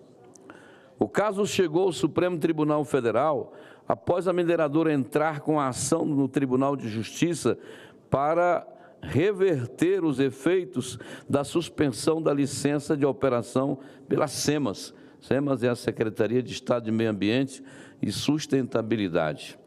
O juiz da primeira vara de Orilândia do Norte deferiu liminar para restabelecer a autorização da licença. Entretanto, o governo do Estado recorreu ao TJ, o Tribunal de Justiça do Pará, e obteve suspensão da decisão de primeira instância. Agora, a empresa busca derrubar a decisão do TJ aqui no Supremo e retomar as atividades da mineração, argumentando que a manutenção da sentença ocasionará, inevitavelmente, lesão à ordem pública e à economia. E também, claro, eu acrescentaria aqui, né, a insegurança jurídica com relação aos outros projetos ou a novos projetos. O doloroso é que, no meio desse impasse, senhor presidente, estão cerca de 8.000 famílias de trabalhadores diretos e indiretos desses 2 projetos. Dependem da retomada das minas para poder levar suas vidas e ter paz e tranquilidade para sustentar suas famílias. Nos causou espanto, não é, quando o governo do Estado mandou suspender a operação desses 2 grandes projetos.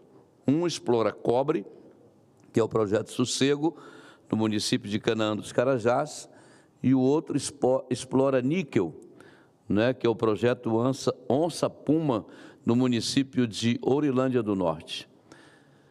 E, lamentavelmente, isso ocorreu sem notificação, ocorreu sem uma justificativa plausível.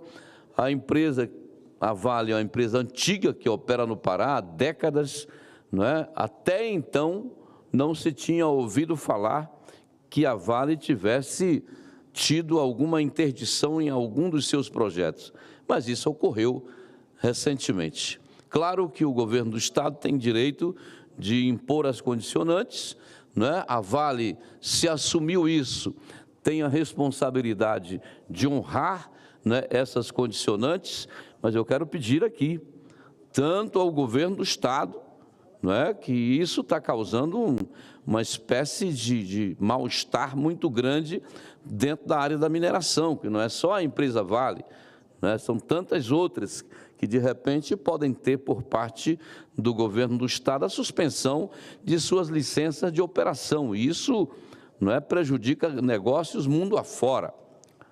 Mas quero também solicitar a Vale que, se está devendo alguma coisa, se alguma condicionante não foi cumprida ou não foi bem cumprida, que possa entrar em acordo, porque o que nós queremos defender aqui é o emprego do trabalhador, do pai de família, o pão de cada dia na mesa daqueles que estão trabalhando, né, com tranquilidade, desenvolvendo suas atividades, servindo ao país, num projeto que não só supre a necessidade do mercado nacional, mas que também exporta, né, e que está lá fora servindo, né, as nossas exportações, aumentando nossas divisas e assim sucessivamente.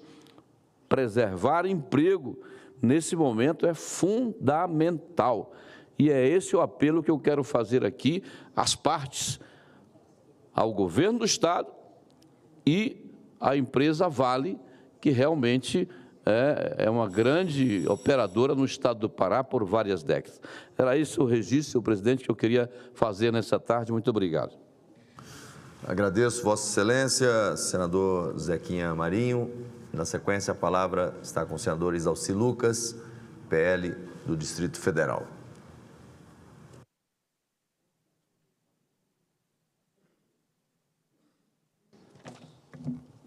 Senhor presidente, senhoras, senadores.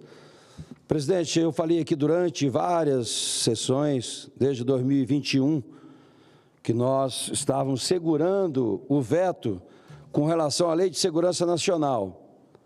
Foi aprovado a lei, o presidente Jair Bolsonaro vetou o artigo 46, que tratava da questão das redes sociais, mas também a questão das mobilizações democráticas que ocorrem e que poderia gerar muitos problemas para a Polícia Militar e para a sociedade.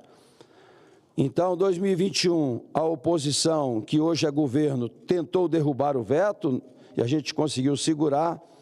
E agora, ontem, nós votamos, depois de 3 anos, esse veto e conseguimos uma votação expressiva, manter o veto.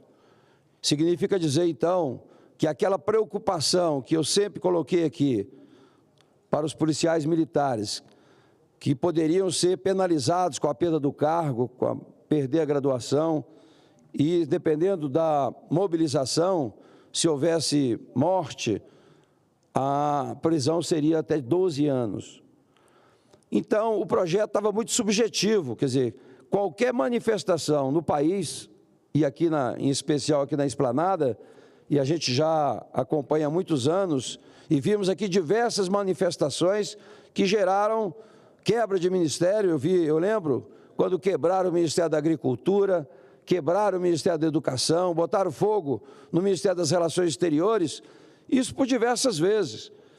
E aí, esse veto, se não fosse mantido, ele penalizaria qualquer policial militar que tentasse impedir essas mobilizações. E aí, evidentemente, o que iria ocorrer? Ninguém ia fazer nada, o policial ia cruzar os braços e deixar, né, acontecer o que já aconteceu por diversas vezes, quebra-quebra. Então, acho que os parlamentares puderam conhecer um pouco melhor o reflexo disso. Então, quero aqui dizer para os nossos policiais militares, principalmente, de que essa Lei de Segurança Nacional foi vetada e foi mantido, então, ontem, o veto. Conseguimos também, né, presidente, Vossa Excelência também votou, tanto essa quanto outras que nós vencemos, a questão da saidinha, né? É inadmissível o que acontece no Brasil, em especial com este governo, que protege, de qualquer forma, os bandidos, os corruptos. E as vítimas que são abandonadas não têm ajuda, não têm sequer uma preocupação. Direitos humanos é para humanos direitos. Podemos inverter isso. Então, quantos prisioneiros saem e cometem os mesmos crimes? Quantos não retornam tendo em vista que são diversas datas comemorativas, não é? É um percentual muito grande.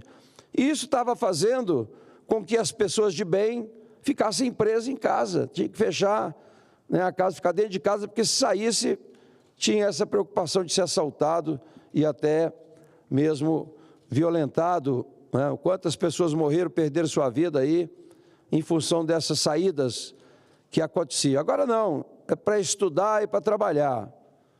Então, fora disso, não tem, né? E é só não fazer, é só não praticar o crime, que você não vai ser preso. Então, não tem essa desculpa de direitos humanos aí, porque nós temos que pensar muito mais realmente nas vítimas, né? E também aprovamos também o que o governo sempre tentou fazer e vinha fazendo de forma indireta, direta, que é proibir praticamente a população se manifestar nas redes sociais. Porque qualquer publicação, compartilhamento, não é, poderia ser caracterizado como crime contra a democracia. E aí, evidentemente, era como calar, né, a boca das pessoas que têm opiniões. Muitas pessoas deixaram de se manifestar exatamente em função do que vem ocorrendo no Brasil. Essa censura que acontece de forma clara, né? Porque hoje vários cidadãos têm suas redes já, não é, proibidas. Tem vários, inclusive senador, né, com a rede social aqui, que não pode se manifestar. Então, esses vetos, essas conquistas de ontem foi muito boa para a sociedade.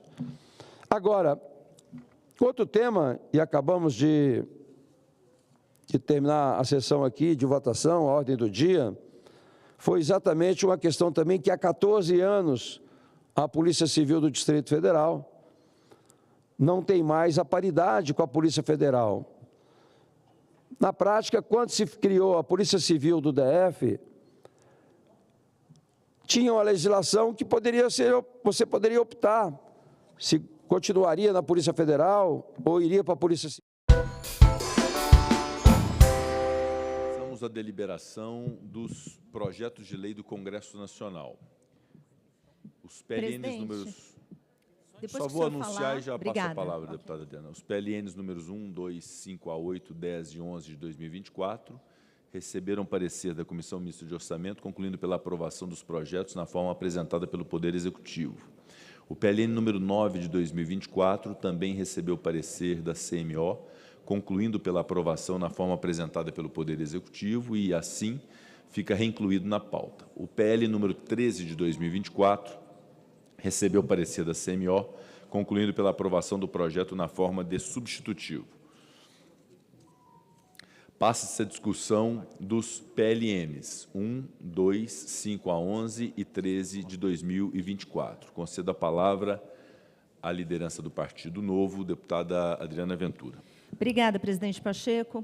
Eu gostaria, na verdade, nós temos vários requerimentos, que inclusive são assinados por vários vice-líderes e deputados, onde nós temos, na verdade, até pelo adiantado da hora, presidente, tem dois assuntos que são muito caros nessa pauta extensa que temos hoje.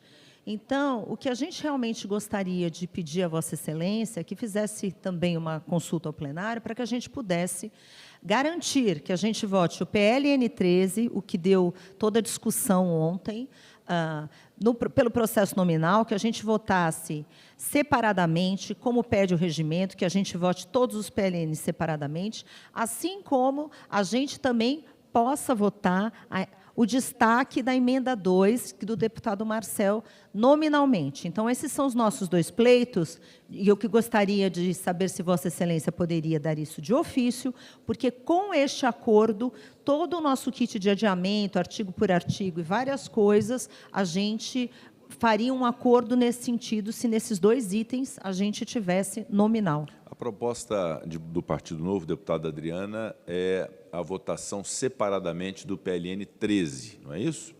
Pelo método nominal. Com nominal no mérito e no destaque. O destaque do deputado Marcel, né? Os demais PLNs seriam votados em globo. De fato, há diversos requerimentos do Partido Novo, que obviamente deverão ser obedecidos pela presidência por rigor regimental. Isso significa dizer que, se votarmos todos os requerimentos, nós vamos sair daqui provavelmente meia-noite.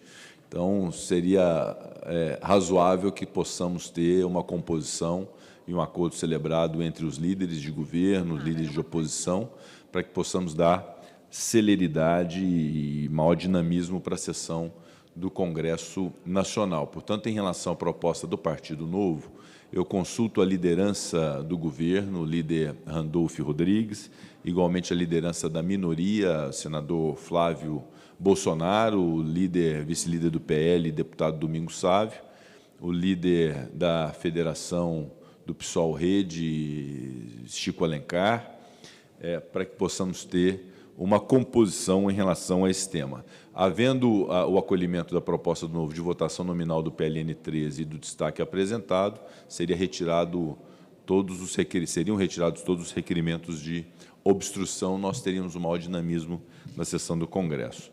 Eu concedo a palavra ao líder do governo, o senador Randolfo Rodrigues.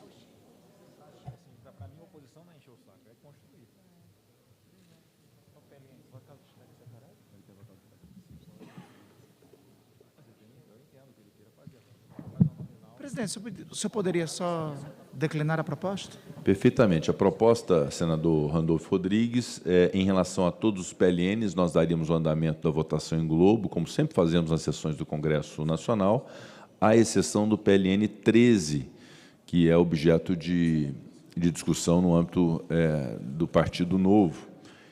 Então, seria votação em globo de forma simbólica todos os PLNs, e em relação ao PLN 13, nós faríamos uma votação nominal no plenário do Congresso Nacional. Essa é a proposta do Partido Novo, que inclui também a votação da emenda e do destaque a uma emenda do PLN 13, também pela forma nominal. Então, essa é a proposta. Havendo acolhimento da proposta, haveria retirada de todos os itens de obstrução. Teríamos um destaque somente o PLN 13? Todos os PLNs em globo e seria destacado somente... Todos os PLNs em globo por votação simbólica, o mérito do PLN 13 por votação nominal e o destaque de emenda do PLN 13 também por votação nominal.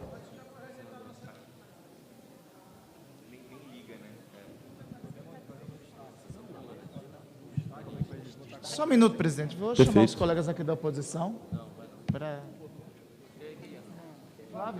Flávio.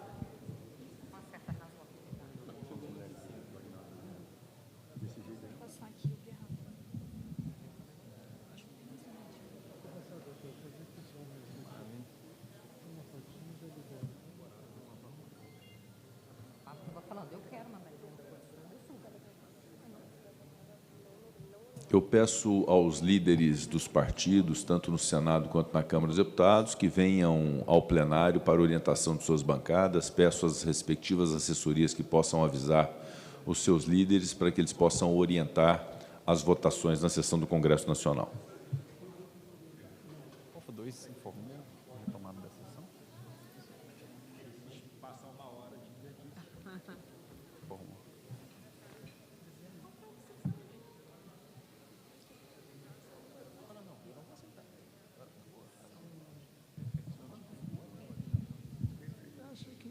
Tem voto para derrubar a instrução deles ao 13. O problema é o destaque, que aí é para o Rio Grande do Sul, aí outros vão querer para o Rio, para tudo que é lugar. Vai virar aquela barata voa. Mas o Flávio não está alinhado com... Vai dar bom. Presidente, eu acho que nós, já que tem uma polêmica do próprio PLN 13, nós poderíamos remeter para a votação nominal cedo do PLN 13. Em relação... Como é? Presidente, nós estamos deslocando um PLN dos outros PLNs. Entendo qual é o questionamento que aqui está sendo votado, que está sendo apresentado. O encaminhamento que faço é para o destaque para a votação nominal seja do PLN 13. Do PLN 13. Tendo intervalo regimental para apresentação dos destaques em relação ao tema, tudo bem. Mas imagino que a proposta do Partido Novo não seja a hipótese de verificação de votação, mas um compromisso de plenário, sem pedido de verificação, com um compromisso de votação nominal dos dois itens, tanto do texto base quanto do destaque. Essa é a proposta do Partido Novo, a princípio.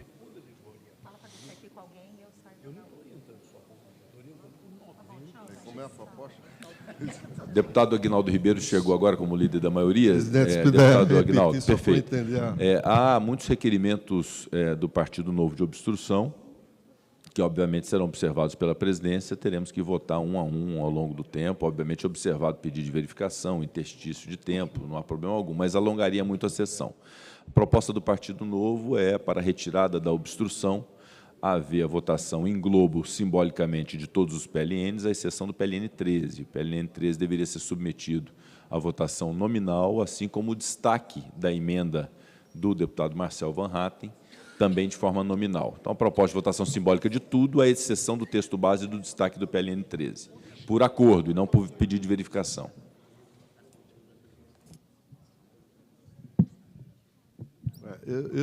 Mas não foi isso que o líder Randolph Nós estamos inovando acordou? aqui hoje pela manhã. Estamos com a inovação. Okay. O líder Randolph propõe um método diferente, seria votação nominal por pedido de verificação no texto base para contar o interstício, de modo que a emenda fosse votada simbolicamente. E não é essa a proposta do Partido Novo, né? A proposta do Partido Novo é a votação de ofício, por acordo de plenário, nominalmente no texto base e no destaque do PLN 13. E, em relação aos demais, votação simbólica. Não, porque aqui a gente está... É outra discussão. No teu caso, seria fazer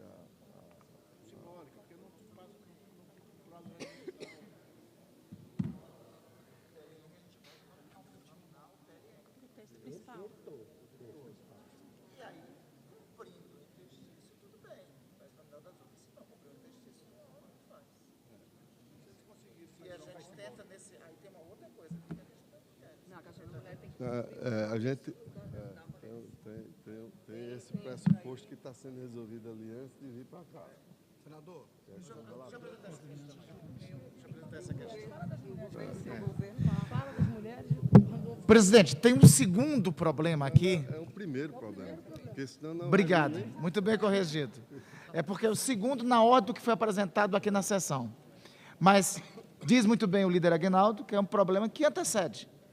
Nós recebemos a reivindicação da bancada feminina, do Senado e da Câmara, sobre uma alteração que ocorreu no PLN, originalmente, na Comissão Mista de Orçamento, retirando recursos da Comissão da Mulher, aqui na Câmara dos Deputados. Em qual PLN?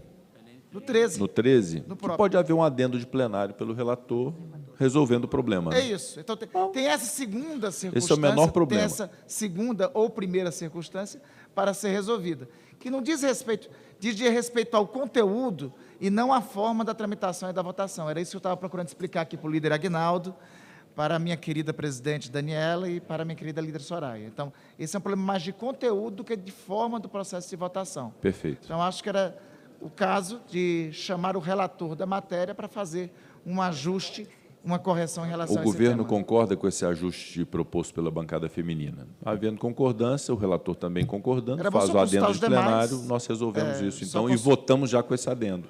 Tá, é bom só consultar os demais sobre isso. Isso é em relação ao conteúdo. Em relação à forma, a proposta que fazemos é votar o PLN 13 nominalmente, separar o PLN 13 dos outros PLNs, como assim está sendo reivindicado. Se cumprir o interstício regimental para nova verificação nominal, tudo bem. Eu prefiro a gente apresentar o requerimento para votar todos em bloco. E a gente vai ver Bom, se o requerimento... pode ser melhor. Pode ser melhor. Eu prefiro, presidente, no encaminhamento da maioria, e aí eu vim dos líderes, eu tenho certeza que vou ouvir de todos, eu prefiro encaminhar um requerimento para que a gente possa votar todos os PLNs em bloco. E a gente vence, faz nominal, não tem problema, a votação desse requerimento, para que a gente já deixe claro o procedimento do plenário, e aí votaremos todos em bloco. É a minha sugestão. com ajuste feito, com adendo feito pelo eminente relator, o deputado Júlio César, que está aqui agora no plenário. Vamos ouvir a deputada Adriana Ventura. Microfone da deputada. Ô, presidente, na verdade, assim, eles estão tentando fazer uma composição aí. Eu peço, deputado Domingos Sávio, se puderem apenas permitir para eu poder enxergar a deputada Adriana. O deputado Domingos Sávio cedeu o microfone. Presidente, na verdade, o que está acontecendo é que aqui a oposição, a minoria, o PL, do deputado Domingos Sávio, a gente está tentando fazer alguma coisa que seja razoável para que a gente realmente possa chegar a um bom termo, e a gente está quase chegando. Perfeito. Então, eu vou aguardar e vamos discutir a questão das mulheres. O relator também gostaria de ouvir a proposta. Tá ótimo. Então, Então, dá mais enquanto uns dá o 5 tempo para poder minutinhos, que haver eu acho que daí a gente já tem um encaminhamento. Muito importante Obrigada. o encaminhamento. Senador Randolfo Rodrigues, podia repetir em relação à questão da bancada feminina para o eminente relator.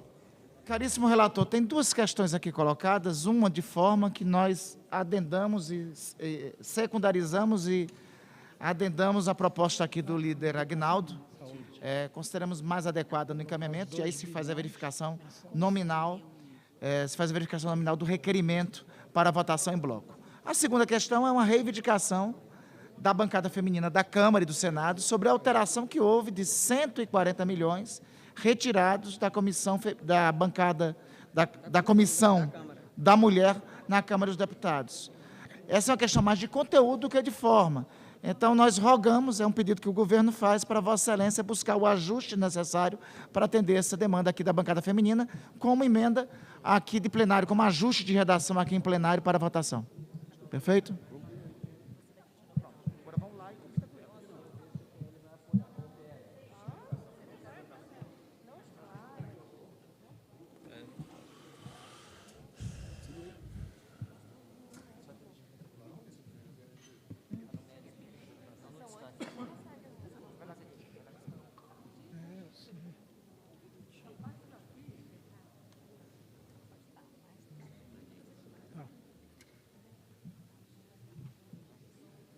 É o meu limite de voo.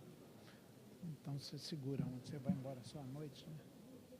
Você vai representar a Federação Pessoal Rede. Você está melhor da alergia? Não está com frio, não? Eu vou pôr o teu casaco.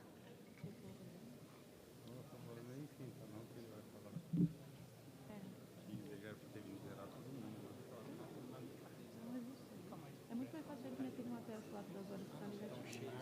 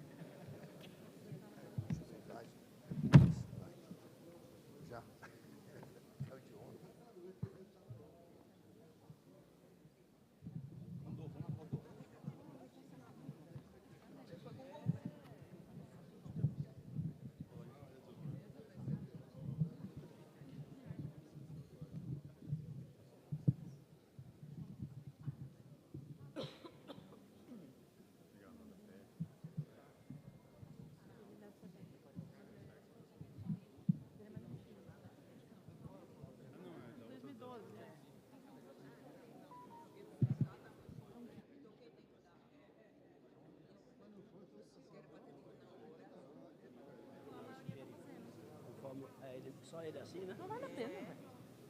Não vale a pena. Porra.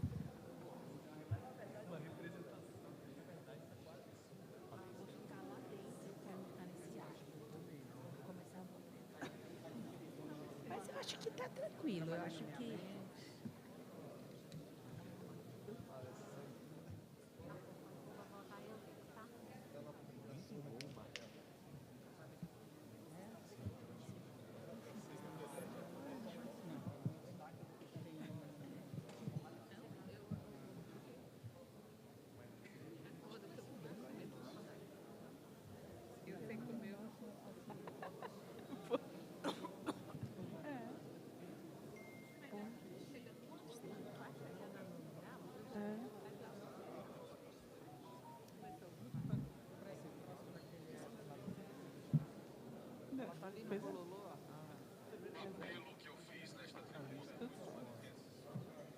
Não, desde as 7 da manhã também.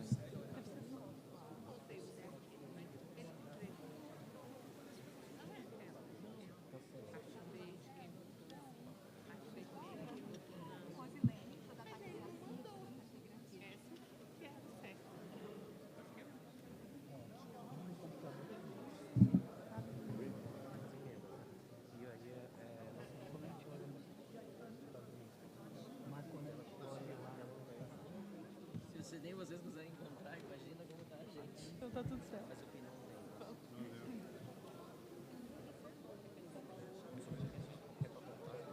Eu não estou entendendo onde é que o Guinaldo chega. Posso falar com você? Já estava resolvido.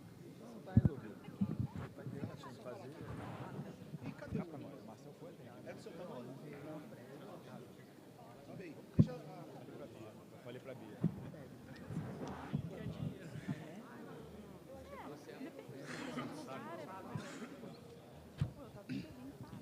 Senhor presidente.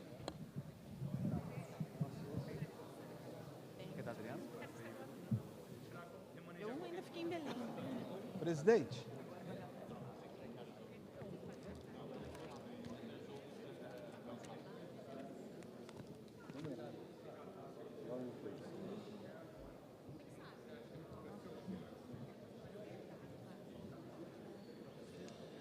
Presidente.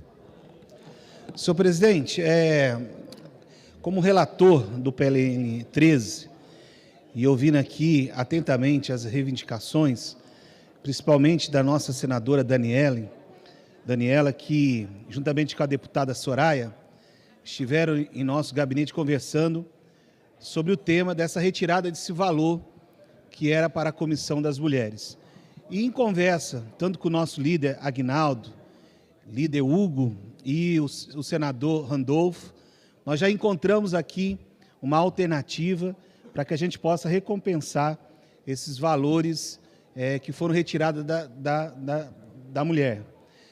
Estamos só aguardando o Bruno encaminhar para nós o local e daqui a pouquinho nós estaremos aptos a apresentar o novo relatório, reconsiderando os valores para a Comissão da Mulher, que é tão importante para o nosso país, essa defesa que Vossas Excelências fazem no nosso país. Então, parabéns, senadora Daniela, parabéns, deputada Soraya, porque vocês realmente representam as mulheres, não só aqui da Câmara e do Senado Federal, mas como representa as mulheres do nosso país. Que Deus abençoe vocês. Estamos juntos. Obrigada. Senhor presidente. Obrigado. Você vai fazer isso, vai falar? Para discutir. Presidente. Deputado Lindbergh Farias. Presidente, pela ordem. Cadê? Você só tinha pedido aqui. Senadora, eu reconheci pela voz. Senadora, está aqui. Senadora Daniela Ribeiro. Isso. Obrigada, presidente. Presidente, eu de súbito estava a caminho do aeroporto para pegar meu voo e participar da abertura do maior São João do mundo, em Campina Grande, minha terra, quando fui surpreendida com a notícia de que os recursos da Comissão da Mulher na Câmara, onde, quando tive a honra de presidir a Comissão Mista de Orçamento no ano passado, e fizemos um acordo onde esse recurso ele seria parte de outro recurso tratado com o Ministério da Justiça, com o governo, para que pudéssemos lançar o maior programa feito para cuidar da mulher vítima de violência doméstica, o antes que aconteça. Esse programa foi lançado na Comissão Mista de Orçamento, fizemos um grande lançamento e, pela primeira vez, a mulher ela vai ter um recurso que cuide da prevenção, que cuide, nesse programa, de todas as ações, como a Sala Lilás, nas delegacias, que cuide do empreendedorismo feminino, porque o orçamento do país, 8% do orçamento do todo, costumeiramente dedicado para a mulher, desses 8%, na realidade, 79% tem a ver com outras questões que não são unicamente para a mulher. Então, com essa ação, nós, já comemorando, e já no estado da Paraíba e no Rio de Janeiro, e aqui eu quero ressaltar o trabalho da minha colega, a deputada Soraya Santos, que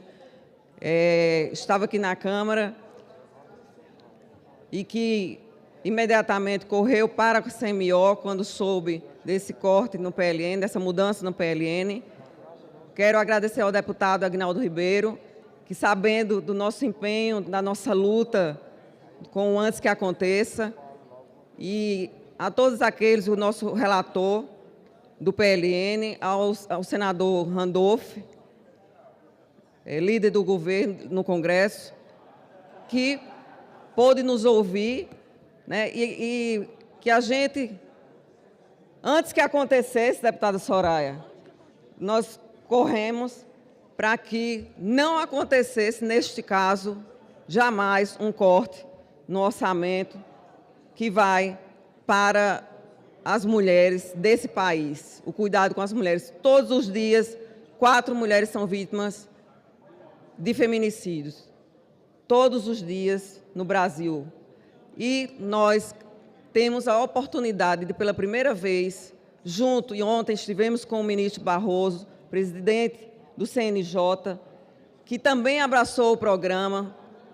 Nós lançaremos, estamos em fase de termo de cooperação, de assinatura de termo de cooperação entre o governo do Estado, entre o Judiciário e Executivo e também Legislativo, a partir dessa iniciativa que houve na CMO.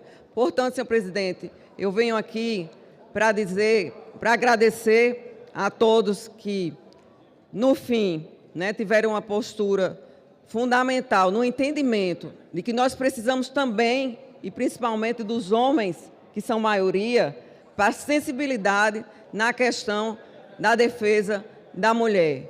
E, com essa recomposição e com esse ajuste no PLN pelo deputado Júlio, nós aqui saímos tranquilas, né, deputada Soraya, por força dessa correção e nesse caso, não prejudicando assim o grande programa que teremos para o país todo,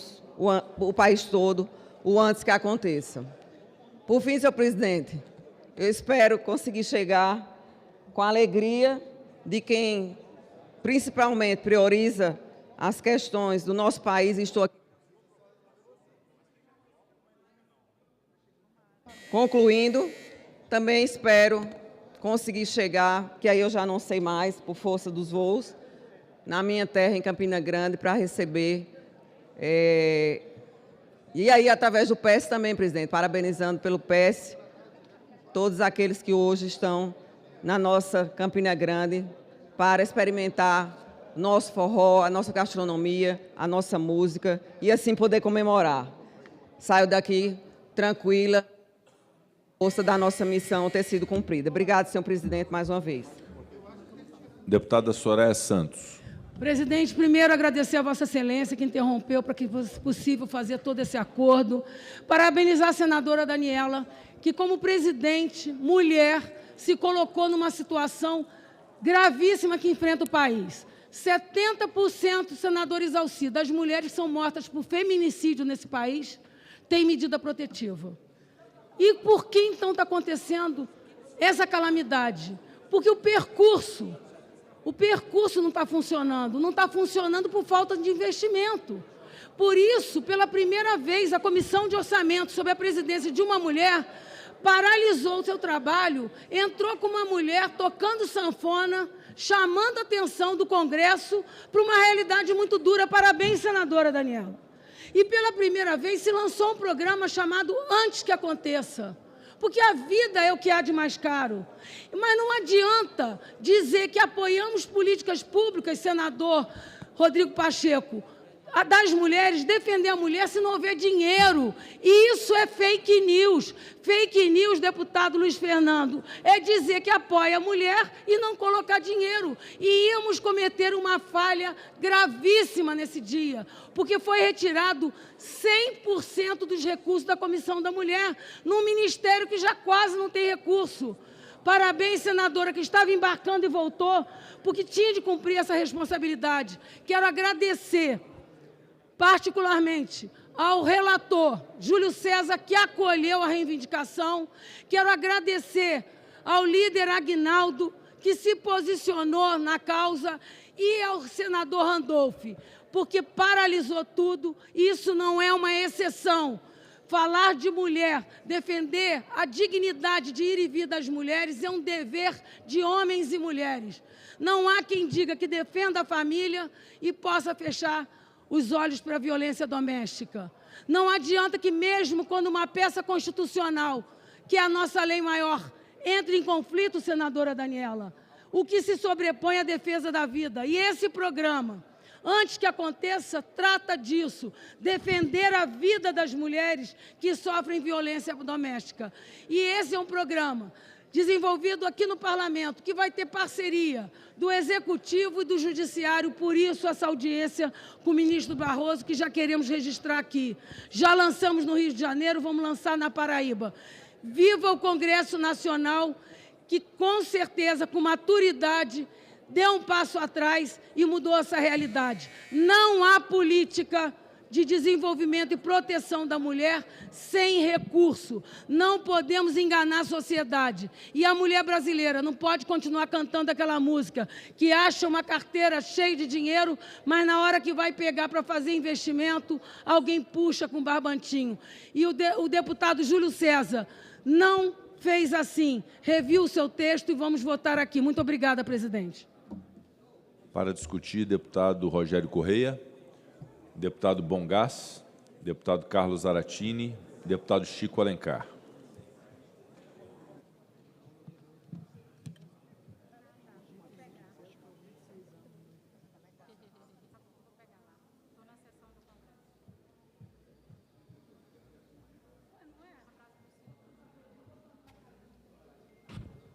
Presidente Rodrigo Pacheco, colegas de representação, o que essa sessão do Congresso discute e provavelmente aprovará é algo da rotina parlamentar. O Executivo, todo Executivo, qualquer Executivo, senador Marcelo, tem necessidade de fazer os ajustes orçamentários. E é uma prerrogativa dele apresentar proposta que se tornam projetos de lei do Congresso Nacional. E esses remanejamentos desse bloco de PLNs são absolutamente razoáveis.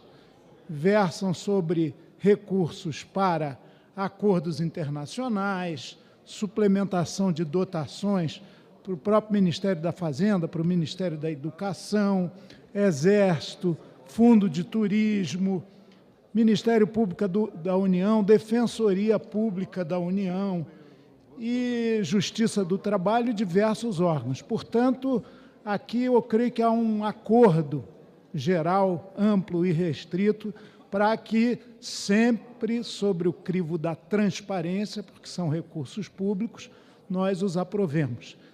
Quanto ao 13, é uma outra discussão que eu espero que chegue a bom termo, e o que não pode é deixar de suprir, melhor dizendo, recursos, como, por exemplo, os destinados a programas de promoção e dignidade da mulher. Educação, aliás, queremos que o governo tenha margem de manobra financeira para voltar a negociar com os docentes das universidades federais e com os técnicos administrativos dessas mesmas universidades. Cortar a negociação é uma contradição, uma incoerência com o próprio programa que elegeu Lula. Por outro lado, quero aproveitar esse momento para que os senadores comecem a examinar algo que ontem, tarde da noite, com uma celeridade impressionante, quase à unanimidade, contra o nosso voto, é verdade, foi aprovado aqui. Alguns aspectos do decreto em vigor desde o ano passado sobre controle de armas de fogo no Brasil foram atingidos, alvejados. E eu queria chamar a atenção sobre a impropriedade, por exemplo, de se revogar a determinação de clubes de tiro estarem a menos de 1 quilômetro de estabelecimentos de ensino. Também as armas de colecionadores deixarem de estar registradas no Instituto do Patrimônio Histórico Artístico Nacional. Também ampliar a classe de atirador esportivo, que pode gerar abrangências inadequadas. Também restrições à prática do colecionismo, para que ela se restrinja a isso mesmo, uma atividade cultural e histórica, transferência de armas entre acervos e destinação dessas armas para atividades diversas declarada na aquisição, o que pode caracterizar um desvio de finalidade. Enfim, há pontos, não muitos, mais importantes que atingem, na nossa visão, essa busca, creio que ser comum, que é conter um armamentismo generalizado e facilitar com que, afinal, essas armas cheguem às mãos dos bandidos. Então, houve essa decisão da Câmara em tempo recorde. A urgência aprovada e, quando começamos a examinar o projeto, nem deu tempo, eu confesso que a nossa leitura, da assessoria, foi de madrugada, já depois de aprovado o projeto, ele veio aqui para aprovação quase unânime, repito. Creio que nessa matéria, como em muitas outras, não podemos ser apressados, céleres, sob pena de flexibilizar algo que se volta contra a própria população, algo que atinge aqueles que desejam menos violência nesse país. Não dá. A arma de fogo não é brinquedo e tem que ser rigorosamente controlada. Defendemos, senhor presidente, o monopólio do uso da força armada no Estado Democrático de Direito para as Forças Armadas e para as polícias. Tudo mais tem que ser muito controlado, inclusive o tiro esportivo. Muito obrigado. Para discutir, deputada Adriana Ventura. Deputado Marcel Van Hatten.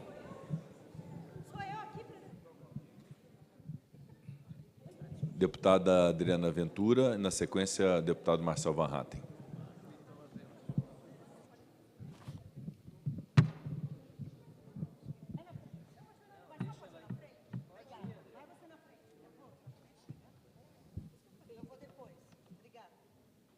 Com a palavra, o deputado Marcel Van Hatten.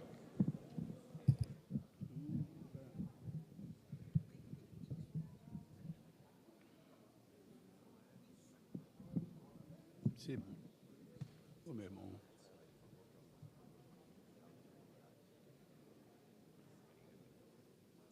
Emocional demais. Deve ser. Eu queria entender assim.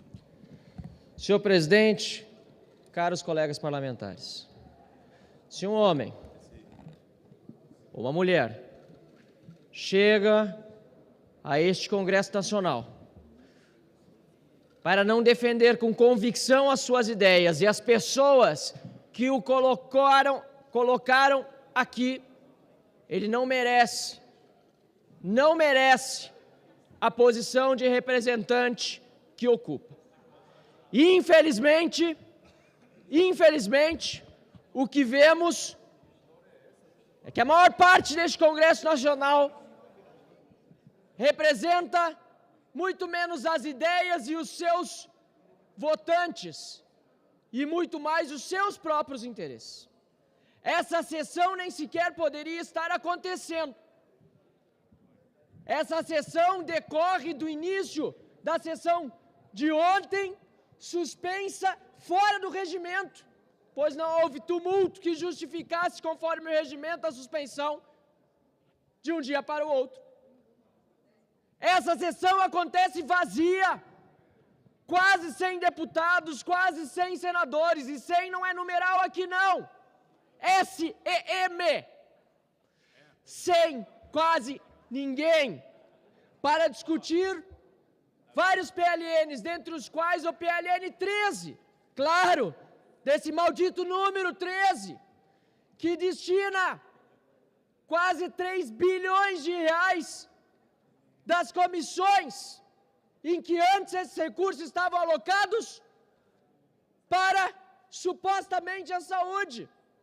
Sabe-se lá de quem? Este dinheiro, na verdade, é para irrigar não hospitais e postos de saúde, mas as campanhas eleitorais de deputados e senadores que se utilizam de emendas de um orçamento secreto, de um butim do dinheiro público, do qual o Novo nunca participou e jamais participará, e que por isso mesmo exige a nossa mais veemente oposição. A reunião da CMO hoje revelou muitas coisas que ontem não se sabiam, quando o senador Marcelo Castro tentou aprovar aqui, sem discussão e sem sequer o projeto estar no sistema, a transferência de quase 3 bilhões de reais para emendas parlamentares para balcão de negócios, deputado Chico Alencar. Enquanto o meu estado do Rio Grande do Sul está sob água, enquanto muitos cidadãos gaúchos não viram um vintém, para usar uma expressão mais antiga, ou um centavo sequer, para aliviar a nossa situação. Descobrimos, por exemplo, que da Comissão de Educação foram retirados 180 milhões de reais, comissão presidida por Nicolas Ferreira, que tinha se comprometido com o colegiado a enviar ao Rio Grande do Sul 20%, quase 40 milhões desse montante. E agora, a promessa é falsa, é mentirosa? Deputado Nicolas sequer sabia que o dinheiro dessa comissão tinha sido desviado! Desviado é essa palavra que se deve utilizar para outra finalidade. O mesmo com a Comissão da Cultura, o mesmo com a da Infraestrutura, até do combate à violência contra a mulher, e nesse momento em que se discute a catástrofe no Rio Grande do Sul, até da Comissão Mista Permanente sobre Mudanças Climáticas foi tirado R$1 milhão para passar para emendas.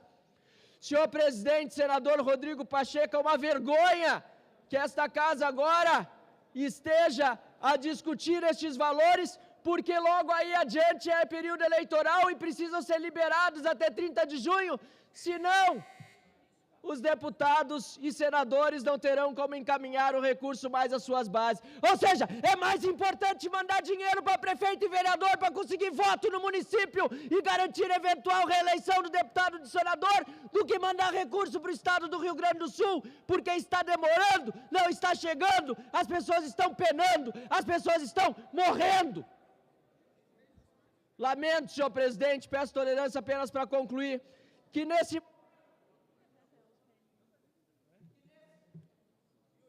nesse momento estejamos a discutir esse PLN e oferecer destaque para que todo o recurso possa ir para o Rio Grande do Sul.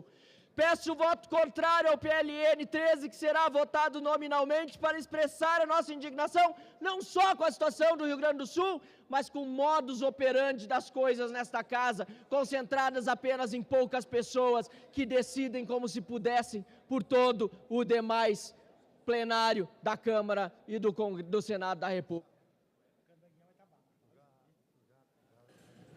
Para discutir, deputada Adriana Ventura.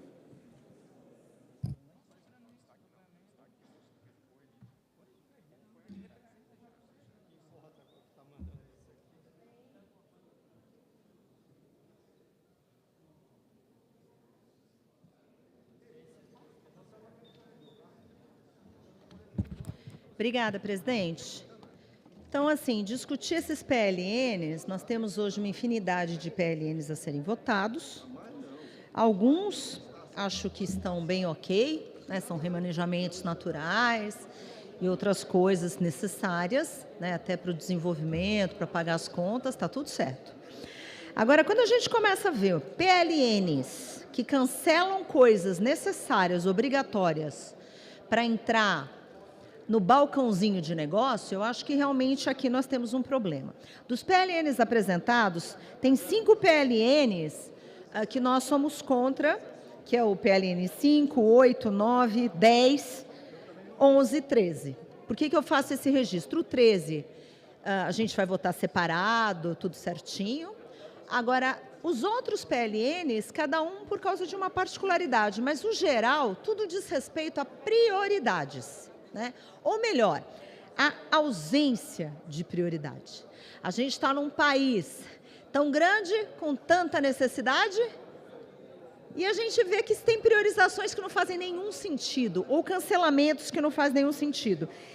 E um exemplo claro disso é que tem PLN que tira recurso de lugares necessários para fazer política eleitoreira em ano de eleição, para distribuir trator por aí, nos municípios tais, tais e tais dos amigos do rei. Tem também PLNs que, na minha visão, isso é bem grave, que tira dinheiro de educação, que tira dinheiro de saneamento, que tira dinheiro de coisas que são primordiais, ou pelo menos deveriam ser. Então, acho que o debate aqui é o que é importante para o país, né? Independentemente de concordar ou não concordar, a gente deveria ter um plano a ser seguido, não de governo, mas de Estado, onde vamos atingir essas metas, mas não é isso que acontece. De acordo com o bom humor ou o péssimo humor ou com a negociata do dia, e eu falo negociata mesmo, porque negociata é tudo aquilo que é feito à porta fechada. Negociata é tudo aquilo que a gente não publica. Negociata é tudo aquilo que a gente não manda para o jornal, que a gente não coloca no diário do Congresso Nacional, nem no diário da Câmara. A gente está falando de negociata. E negociata, que é o que a gente não publica, não devia ter lugar aqui. Principalmente porque a gente tem uma assessoria orçamentária e legislativa, tanto a Câmara, o Senado, o Congresso, que são maravilhosos. Maravilhosos. Por que eu falo isso de boca cheia? Porque eu uso muito. Orçamento não é minha área natural. Então, eu aprendo muito, eu sempre estou aprendendo muito. E eu garanto para todos aqui que todo mundo aqui é bem recomendado do que é certo ou não é certo fazer. Todo consultor orçamentário sabe o que é correto, o que pode, se pode tirar dinheiro daqui, se pode inventar uma emenda qualquer, se pode tirar dinheiro de emenda de comissão e passar para emenda RP2 discricionária, porque não pode, e outros exemplos que a gente vê ao longo do dia. Então, eu agradeço muito a nossa consultoria orçamentária, a nossa consultoria legislativa, mas a gente precisa fazer bom uso da nossa consultoria. Porque a nossa consultoria pode recomendar, pode ir contra, e o deputado, o senador e os líderes fazem o que querem. Então, eu fico pensando aqui, que revolta e tamanha revolta. Porque a gente chega à conclusão que a gente é palhaço. Porque a gente devia aqui seguir o que pode, o que a Constituição define, o que o regimento manda, e não, aqui é vontade do parlamentar. O copo ficou nervoso. O trabalho da consultoria é jogado no lixo. Então, o meu apelo aqui é que a gente está votando PLN que não deveria ser votado, ou porque vai contra a Constituição, ou porque não tem critério claro, ou porque não pode ser remanejado, e todo mundo aqui ou fecha o olho ou não estuda. Então, eu gostaria, inclusive, de fazer um apelo ao presidente Rodrigo Pacheco, que a gente volte a ter aquele bom hábito de seguir os ritos da indicação da consultoria de conveniência, oportunidade, se pode ou não fazer. Porque tem muita coisa que está passando, e o exemplo disso é o relatório de hoje, que tinha 1 bilhão e 200 do PLN 12, que era RP2, porque alguém mandou, e depois realmente viram que não podia mesmo e voltou para RP. Então, a gente tem que seguir esses ritos, presidente Pacheco, porque senão, decididamente, o Brasil está indo para um mau caminho. A gente tem uma boa assessoria, tem bons consultores, e fica aqui o meu agradecimento à nossa assessoria orçamentária legislativa, e que a gente faça de novo valer o que pode e o que não pode, de acordo com técnica, e não tanto com política. A política é muito importante, mas tem uma hora que a gente não pode deixar a técnica de lado. É isso, muito obrigada, presidente. Muito obrigado, deputada Adriana Ventura. Com a palavra, senador Marcelo Castro.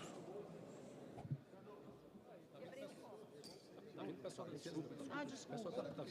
Fui eu que estava nervosa.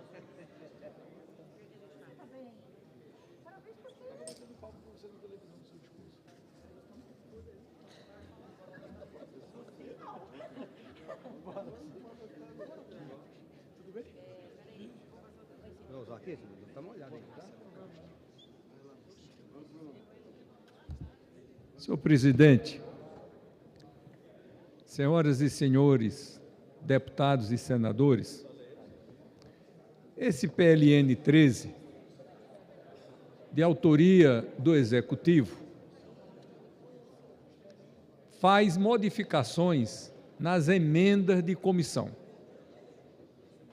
O que ele faz na prática?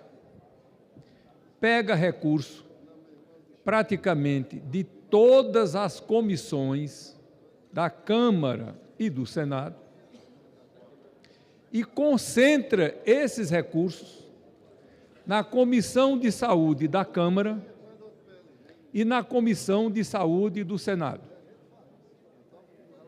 Por que isso? Proposta do Executivo, a pedido das lideranças do Congresso Nacional, tendo em vista que há um consenso geral de que a área prioritária, neste momento, da gestão pública é a área de saúde. Isso está em consonância com todas as pesquisas que se faz em qualquer lugar do Brasil, em estados e municípios, que sempre o problema de saúde pontua nos primeiros lugares. Qual o mal que há nisso? Não vejo nenhum. Agora, chegar à conclusão, como alguns ontem e hoje aqui fizeram sugerir, de que isso seria recurso para concentrar na mão de alguém, de algum senador, no caso, a mim, que fui citado nominalmente. É completamente infundado e desarrazoado. Eu sou o presidente da Comissão de Desenvolvimento Regional, que está afeto à minha comissão, Ministério da Integração Nacional, Ministério da Cidade, Ministério do Turismo. A minha comissão está perdendo milhões, bilhões de reais para a Comissão de Saúde. Então, na prática, estão me tirando muito do poder que eu teria e o poder indo para a Comissão de Saúde. Como é que isso eu possa ser beneficiado, ou alguém ser beneficiado, ou a política ser beneficiada por uma ação minha, é exatamente o inverso que está ocorrendo. Os recursos estão saindo de todas as comissões do Senado, de praticamente todas as comissões da Câmara, é um remanejamento interno entre as comissões e indo para a Comissão de Saúde da Câmara, indo para a Comissão de Saúde do Senado. Por quê? Porque essa é uma reivindicação dos senadores, essa é uma reivindicação dos deputados e o Executivo aqueceu a essa reivindicação. Então, todas as comissões, inclusive a minha, Comissão de Desenvolvimento Regional, que eu sou o presidente, estão perdendo recursos em favor da Comissão de Saúde. Então, se alguma crítica pudesse ser feita, seria dirigido aos presidentes de Comissão de Saúde que estão ganhando esses recursos, jamais feita a um presidente de qualquer outra comissão que está perdendo recursos em favor da Comissão de Saúde da Câmara e do Senado. Estou dizendo isso porque fui provocado ontem, porque fui provocado hoje, e para esclarecer a opinião pública de aquilo que se fez e insinuou não tem o menor fundamento. Obrigado a todos.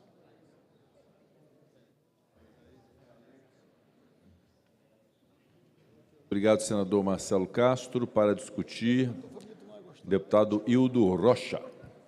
Obrigado, senador Rodrigo Pacheco, que preside o Congresso Nacional e preside a sessão nesse momento. Nós estamos reunidos em Congresso Nacional, senadores, a quem quero cumprimentar, senadoras, deputados, deputadas, para apreciar, para analisar, para, enfim, deliberar sobre vários projetos de leis ao Congresso Nacional. São projetos de leis que abrem dotação orçamentária para diversos órgãos, tanto no orçamento fiscal como no orçamento da Seguridade. São recursos destinados, em sua maioria, para a saúde pública, como foi muito bem aqui explicado pelo senador Marcelo Castro. Além de recursos para a saúde pública, tanto para a atenção primária, como também para ser utilizado nas cirurgias. Nós temos muitas pessoas esperando para fazer cirurgia no Brasil inteiro. Esse recurso será destinado para essa finalidade também, assim como para incrementar a urgência e emergência em alguns municípios do nosso país. Além da saúde, outros PLNs aqui, que são vários, não é só o 13, não é só o 9, são vários PLNs, alguns deles abrem recursos para a construção de terminais fluviais, que são de grande importância para as cidades ribeirinhas, tanto para as cidades do Amazonas, para as cidades do Pará, para as cidades da Bahia. Então, recursos que eu julgo de grande importância. E eu acredito que todos também concordam nesse pensamento. Tem recurso aqui para comprar um prédio para a Ancine. Ancine, que é a nossa Agência Nacional de Cinema, que foi quase destruída no governo passado. Ela passou de prédio em prédio, de andar em andar, mas não conseguiram destruir, porque é uma lei que cria a Ancine. Então, a Ancine não tem um prédio próprio, agora vai ter recurso para comprar o prédio da Ancine. Além disso, tem recursos para fazer investimento na Polícia Federal. Eu acredito que todo mundo é a favor de recursos para que a Polícia Federal possa investir e melhorar o seu trabalho para dar mais segurança a todos os brasileiros. Tem recurso aqui também para o Tribunal de Contas da União, que é para o custeio do Tribunal de Contas da União. Tem recurso para a Defensoria Pública da União, que é o órgão que defende os pobres na justiça. Acredito que seja importância, que é grande importância. Tem para o Ministério Público da União também, recurso destinado ao Ministério Público da União. Tem recurso para a infraestrutura turística, que é voltado justamente para melhorar o nosso turismo. Esse recurso é para o Fundo do Turismo, para o FUGETU. Então, são recursos destinados para várias ações em vários projetos de leis ao Congresso Nacional, que vamos aqui votar em bloco, sendo que apenas um será destacado, que é o PLN 13. Foi feito um acordo e será destacado. Os demais serão votados de forma simbólica e o PLN 13 será votado separadamente, a quem quero pedir o apoio de todos os deputados e senadores. Os deputados que estão aqui presentes e os que estão nos assistindo pelo nosso sistema do Infoleg, e também os senadores que estão presentes e os senadores que estão à distância, porque o nosso sistema no Congresso Nacional permite que os senadores e os deputados possam acompanhar as sessões do Congresso Nacional do seu gabinete, ou mesmo em outra localidade, ou no ministério onde ele estiver fazendo visita, qualquer que seja o local, ele pode acompanhar e de lá poder votar. Então, aqui tem nos acompanhando presencialmente e à distância, vários deputados, vários senadores. Portanto, vários congressistas a quem eu quero pedir o voto a favor do PLN 13, porque vai levar mais recursos para a saúde e também levar recursos para a FUNASA, para fazer sistema de abastecimento de água em pequenas cidades nas áreas urbanas. Muito obrigado, senhor presidente. Obrigado, deputado Hildo Rocha. Deputado João Daniel. Deputada Fernanda Melchiona. Deputado Tarcísio Mota. Deputado Pedro Czai.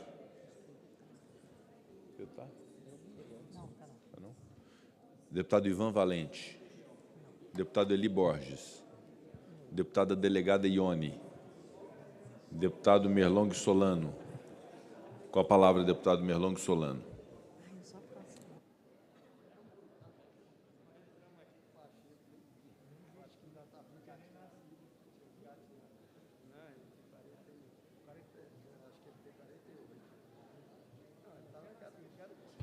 Senhor presidente, senador Rodrigo Pacheco, colegas parlamentares, a natureza escolheu o Rio Grande do Sul para começar a demonstrar as graves ocorrências que podem advir da crise climática global que o mundo atravessa.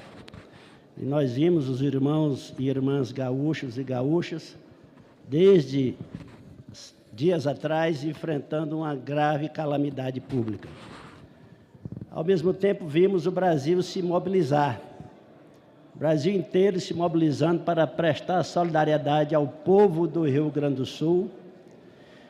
E vimos também uma mobilização muito grande no âmbito das instituições brasileiras, com todos os poderes se sensibilizando, visitando o Rio Grande do Sul e tomando providências.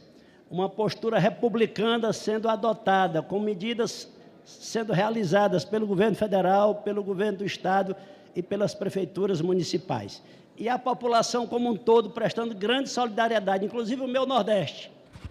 Mas, infelizmente, tenho que registrar uma nota triste nesse processo. É de ver aqui nesta casa o Partido Novo tentando aproveitar essa grave situação de calamidade que vitima tantas pessoas naquele estado para criar um fato político, uma narrativa.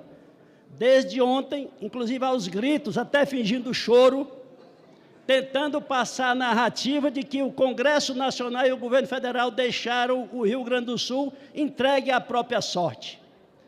Isso é a narrativa, isso é o fake news. Porque os fatos dizem outra coisa muito claramente. Em primeiro lugar, esse Congresso Nacional aprovou, por unanimidade, todas as medidas apresentadas pelo governo federal, medidas de ampla envergadura. Em segundo lugar, estão em andamento ações de grande significado e de grande valia para o povo do Rio Grande do Sul. 83 mil pessoas resgatadas, uma verdadeira operação com 53 aeronaves, mais de 8 mil veículos, 296 embarcações civis e militares. O auxílio reconstrução já em andamento, R$ 5.100 do governo federal para cada família que teve a sua casa severamente atingida pela crise. Amanhã, 34 mil já estarão recebendo este auxílio alimentação através da Caixa. E o processo de credenciamento continua com a participação efetiva das prefeituras. Antecipação de diversos benefícios, o Bolsa Família, o BPC, o abono salarial, a decisão de colocar a devolução do imposto de renda para todos os gaúchos no primeiro lote, a importação de 1 milhão de toneladas de arroz, 12 hospitais de campanha, 282 milhões destinados às prefeituras para ações de saúde, o desbloqueio das rodovias federais e a construção de corredores humanitários. As empresas recebendo créditos subsidiados, que já chegam a cerca de 40 bilhões de reais,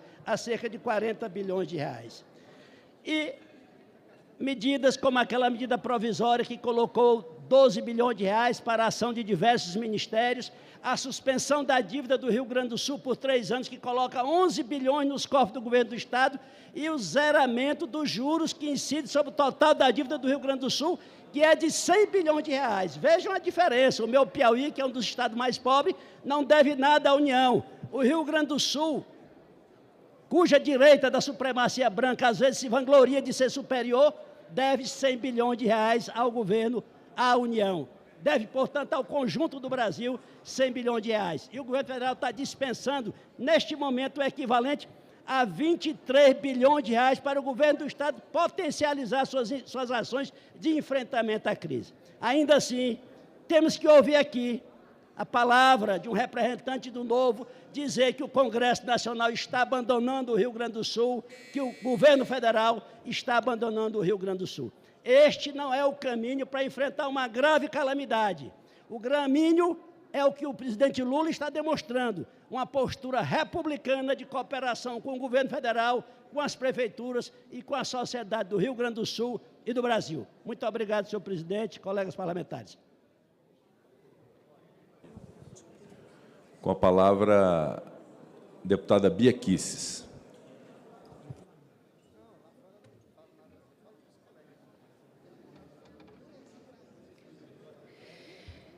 Senhor presidente, caros colegas, estamos aqui para discutir PLNs, orçamento.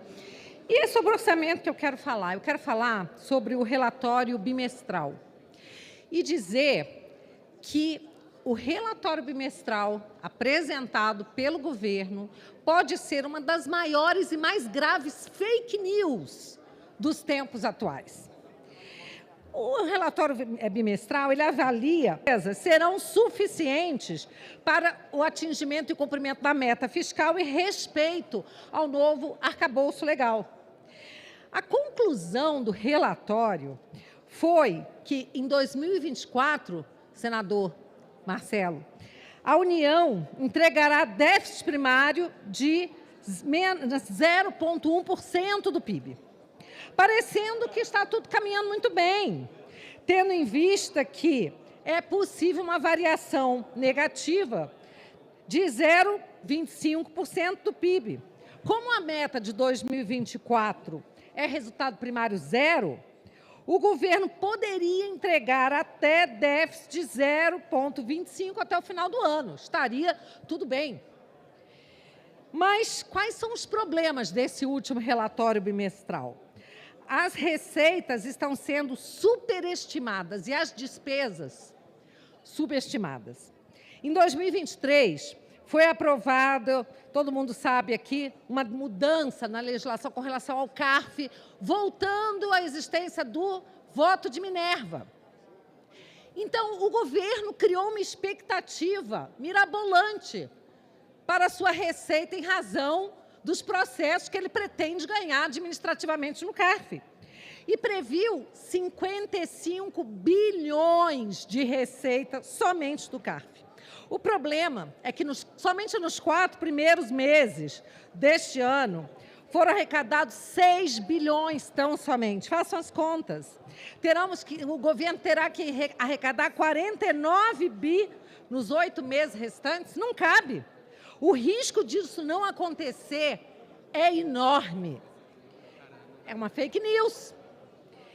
Em 2023, também foi aprovada a lei que retira do subsídio do ICMS, dados pelos estados na base de cálculo dos tributos federais, e passou-se, então, a autorizar que somente podem abater na base de cálculo dos tributos federais subsídios do ICMS para investimentos, e não mais para custeio. Então, lá vem o governo de novo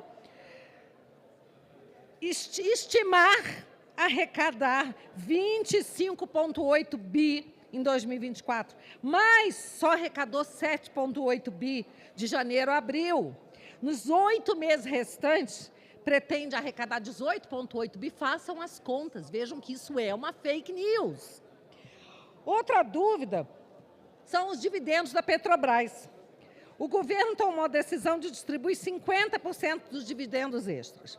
Já foram distribuídos 6,4 bi em 2024 e está previsto ainda 6,4 bi até o final do ano. Só que há uma discussão dentro do PT. Alguns querem que a Petrobras retenha o valor para aumentar o investimento na empresa. Outra ala, a ala do ministro Haddad, pretende que os dividendos venham para a Caixa da União, para poder melhorar o resultado fiscal. Ou seja, essa receita esperada está em risco, nem o próprio governo, o partido do governo se entende com relação a isso. Os gastos estão subestimados. O INSS e o BPC, segundo o relatório bimestral, há uma previsão de queda real de aproximadamente 0,7% em relação a 2023. Só que o que acontece é que os beneficiários do INSS estão aumentando. A população envelhece, mais pessoas se aposentam. E com relação ao BPC também há um crescimento real. E com o aumento real do salário mínimo acima da inflação, essa conta não tem como fechar. E lembrando que INSS e BPC representam 50% do total de despesas primárias. Para concluir, senhor presidente, é altamente provável que o governo terá que alterar a meta do resultado primário de 2024, ainda mais se considerarmos que o relatório Focus prevê resultado negativo do PIB de menos 0,7%. E o Instituto Fiscal, menos 0,8%. Ou seja, só o governo enxerga um céu azul. Todos os outros grandes economistas estão enxergando, ao contrário, um céu bastante turbulento. As perspectivas não são nada boas. E só para concluir aqui, lembrar que o princípio basilar da Lei de Responsabilidade Fiscal, esculpido no artigo 1º, é de uma gestão fiscal responsável para prevenir riscos e corrigir desvios durante o ano. Por isso, os relatórios são bimestrais. Esse governo, ao invés de fazer uma prevenir os problemas, ele gasta cada vez mais, por isso quer arrecadar cada vez mais. Então, a gente pergunta, o que o PT irá fazer, o que o governo irá fazer? Irá corrigir essa turbulência por que estamos passando ou vai empurrar esses graves problemas para o próximo presidente da República? Muito obrigado, senhor presidente, obrigado, inclusive, pela gentileza aí na concessão extra do tempo. Obrigado, deputada Bia Kicis. Declaro encerrada a discussão. A presidência submeterá à votação em globo os PLNs números 1, 2, 5, 6, 7, 8, 9, 10, 11 de 2024, ressalvado o PLN 13 de 2024. Em votação na Câmara dos Deputados. As senhoras e os senhores deputados que os aprovam permaneçam como se encontram. Aprovados. Contra o voto... O PLN, o novo vota contra o 5, o 8, o 9, o 10 e o 11. Registrado, então, o voto contrário do novo nos referidos PLNs pela deputada Adriana Ventura. Em votação no Senado, as senhoras e os senhores senadores e senadoras que os aprovam permaneçam como se encontram.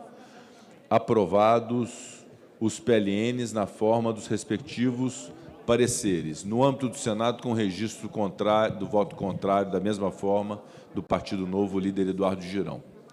Os PLNs números 1, 2 e 5 a 11 de 2024 vão à sanção. PLN 13 de 2024.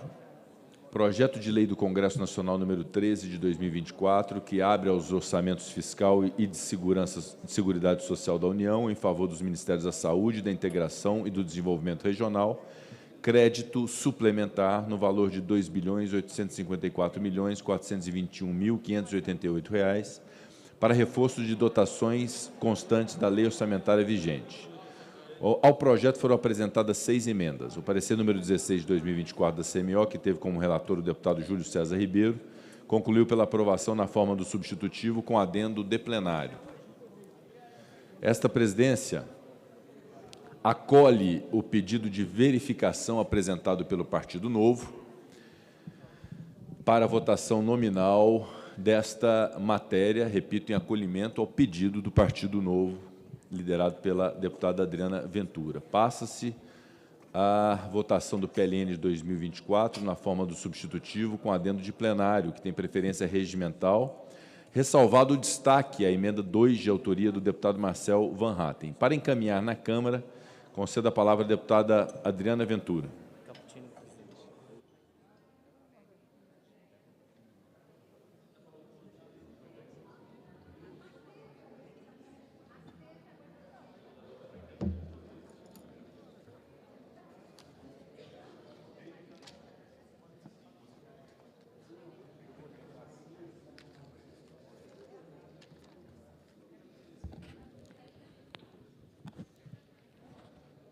Obrigada, presidente.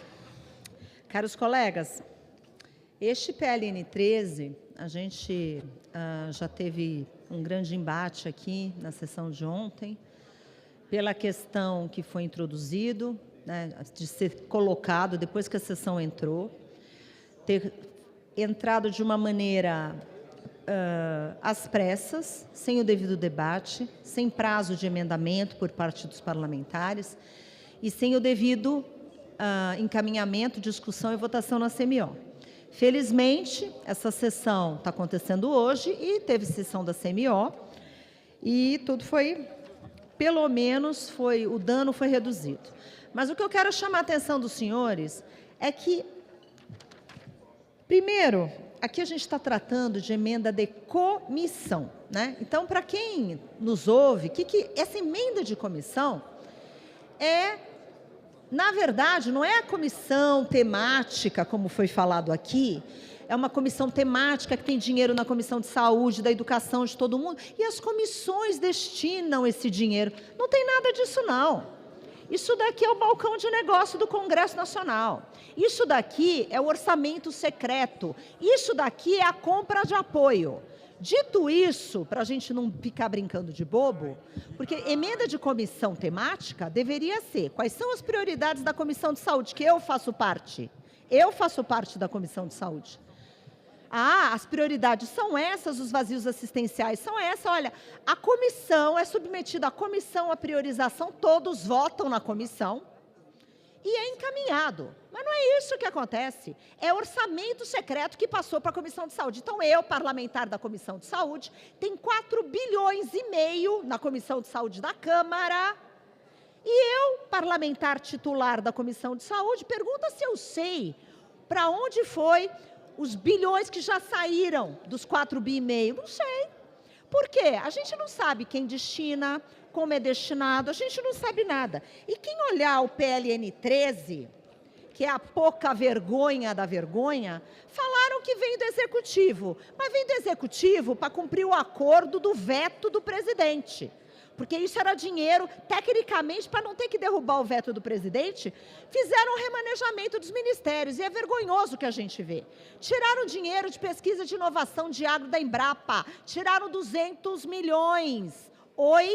Tiraram dinheiro de universidade de educação básica. 200 milhões. Vocês estão ouvindo bem? Então, tudo isso para mandar para os parlamentares distribuírem seus apoios. E note bem, alguns parlamentares numa lista secreta que ninguém viu, ninguém vê. Cada parlamentar manda, não interessa se é prioridade, se é constitucional. É assim que funciona. Tiraram dinheiro de saneamento básico.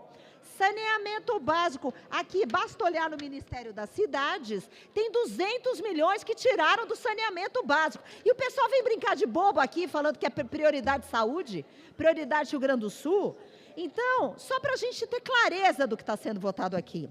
Um arranjo, um conluio de dinheiro que está sendo destinado para as bases num acordão, numa lista secreta que fingem que é de comissão, mas não é. É o orçamento secreto operando. Atenção, STF. Falou que era inconstitucional, que é proibido. Continua. O ano passado foi só no Senado, numa comissão. Agora distribuíram Câmara, Senado, num monte de comissão. Eu coloquei na Comissão de Saúde uma instrução normativa, que eu recomendo, inclusive, que todos os parlamentares que queiram a cópia está à disposição, para simplesmente regrar o dinheirinho do povo brasileiro que está sendo mal utilizado e sem transparência.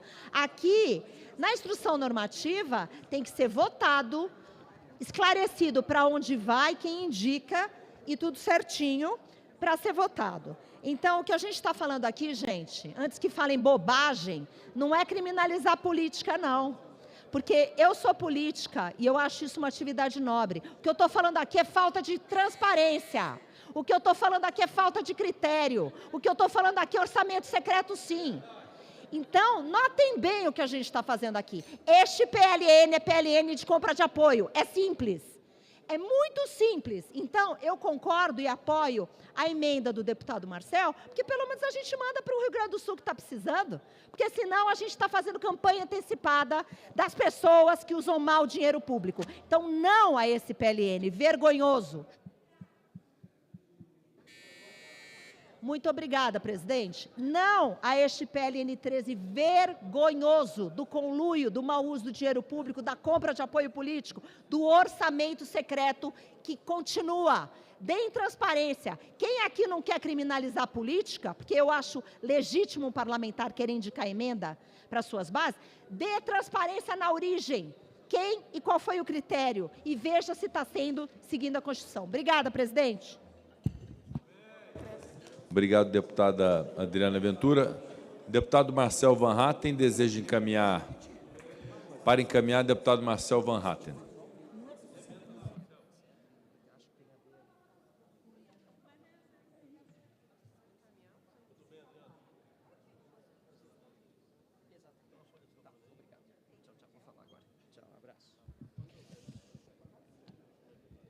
Senhor presidente, então vamos agora à votação do PLN 23. Perdão, 13, eu tenho dificuldade de pronunciar esse numeral, deputado Flávio. 13, é difícil, mas tudo bem, vamos lá. Então, esse PLN maldito faz os seguintes cancelamentos. Eu quero chamar a atenção aqui do plenário, para que saibam o que está em jogo, deputada Bia Kicis.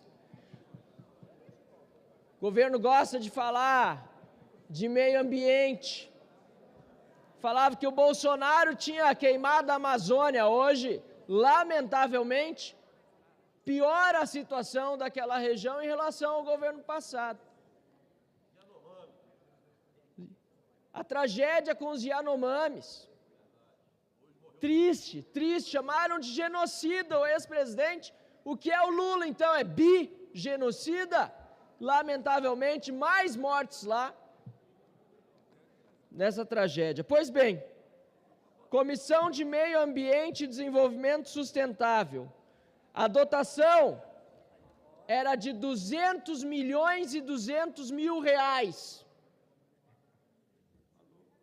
Foi cortado tudo, nem um centavo mais.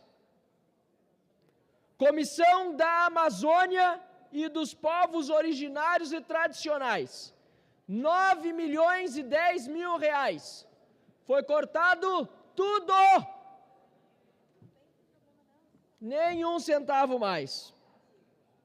Comissão de Direitos Humanos, Minorias e Igualdade, 16.351.180 reais a dotação inicial. Ah, não cortou tudo. Cortou 13.351.180 reais. Aí a Comissão Mista de Combate à Violência contra a Mulher, 5 milhões de corte. E a Comissão de Defesa dos Direitos da Mulher, mais 154 milhões de cortes. Aqui a deputada Soraya, que eu sei que está ouvindo atentamente, não sei o quanto vai ser recomposto, nem de onde vem. Mas não vai ser daqui, porque o governo não se comprometeu, e o relator, a tirar das emendinhas que vão para pagar os deputados e senadores. Não, Soraya, será que vem de nova fonte? Eu ouvi aqui. Não é daqui. Ou seja, o dinheiro das mulheres vai para as emendas. Vai para as emendas, Soraya. Eu sei que vocês fizeram um trabalho aqui incansável para recuperar o dinheiro. Mas não foi dito de onde vem. Disseram que vai ser recomposto de não sei de onde. Deve ser mais ou menos como ontem, aquela fumaça que surge do nada aqui. Mas aí tem alguns casos mais raros aqui. O senador Davi está aqui no plenário. Senador, Constituição e Justiça, a comissão tinha 786 milhões de reais, mas só cortou 2.351, são 783 milhões aí na comissão. Depois o senhor pode explicar para onde vai da Comissão de Constituição e Justiça toda essa dinheirama aí. 783 milhões para a Comissão de Constituição e Justiça do Senado e os 180 milhões de educação cancelados. O senhor explique depois, que eu não sei para onde vai. Mas está aqui, ó. 780... A Comissão de Constituição e Justiça ficou aqui, eu não sei porquê. Aliás, senador Pacheco, Ah, não está aí, está o Randolph sentado na cadeira aí. Senador Randolph, quem é que decide para onde vai esse dinheiro? O senhor pode me explicar? Alguém aqui pega o microfone e me explica. Quem é que distribui essa grana? Quase 3 bilhões. Quem faz a distribuição? Porque eu nunca vi, a não ser nos murmurinhos aqui ou depois no jornal nas denúncias de corrupção, nos desvios das verbas. Aí aparece alguma coisa, uma coisinha aí.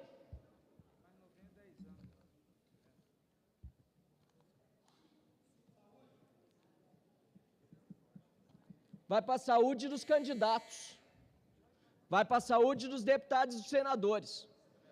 Porque para a saúde mesmo só falta dinheiro, em especial no Rio Grande do Sul. Que vergonha alguém dizer ainda que vai para a saúde. Vai para a saúde. Estão tirando de tudo que é área importante aqui, que é prioritário no Rio Grande do Sul, mais do que tudo, e mandando dinheiro é para emenda para deputado e senador fazer campanha para poder vencer o prazo antes do ano eleitoral. Pouca vergonha. Para encaminhar, deputada Bia Kicis.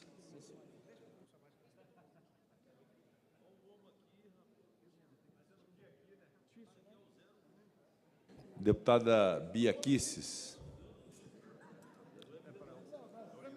Para encaminhar. Deseja encaminhar, não? Deputado Odair Cunha, para encaminhar.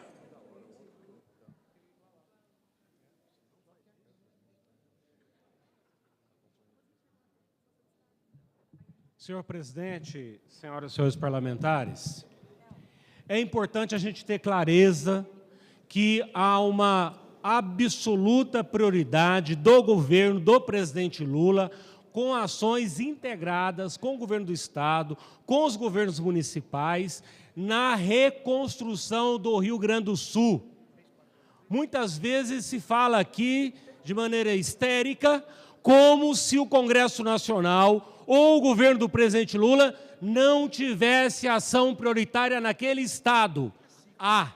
Não há falta de recursos. Ao contrário, hoje mesmo o governo do presidente Lula anunciou um conjunto de novas medidas que viabilizam uma ação integrada na superação dos problemas econômicos que o Estado do Rio Grande do Sul está por passar e continuará passando.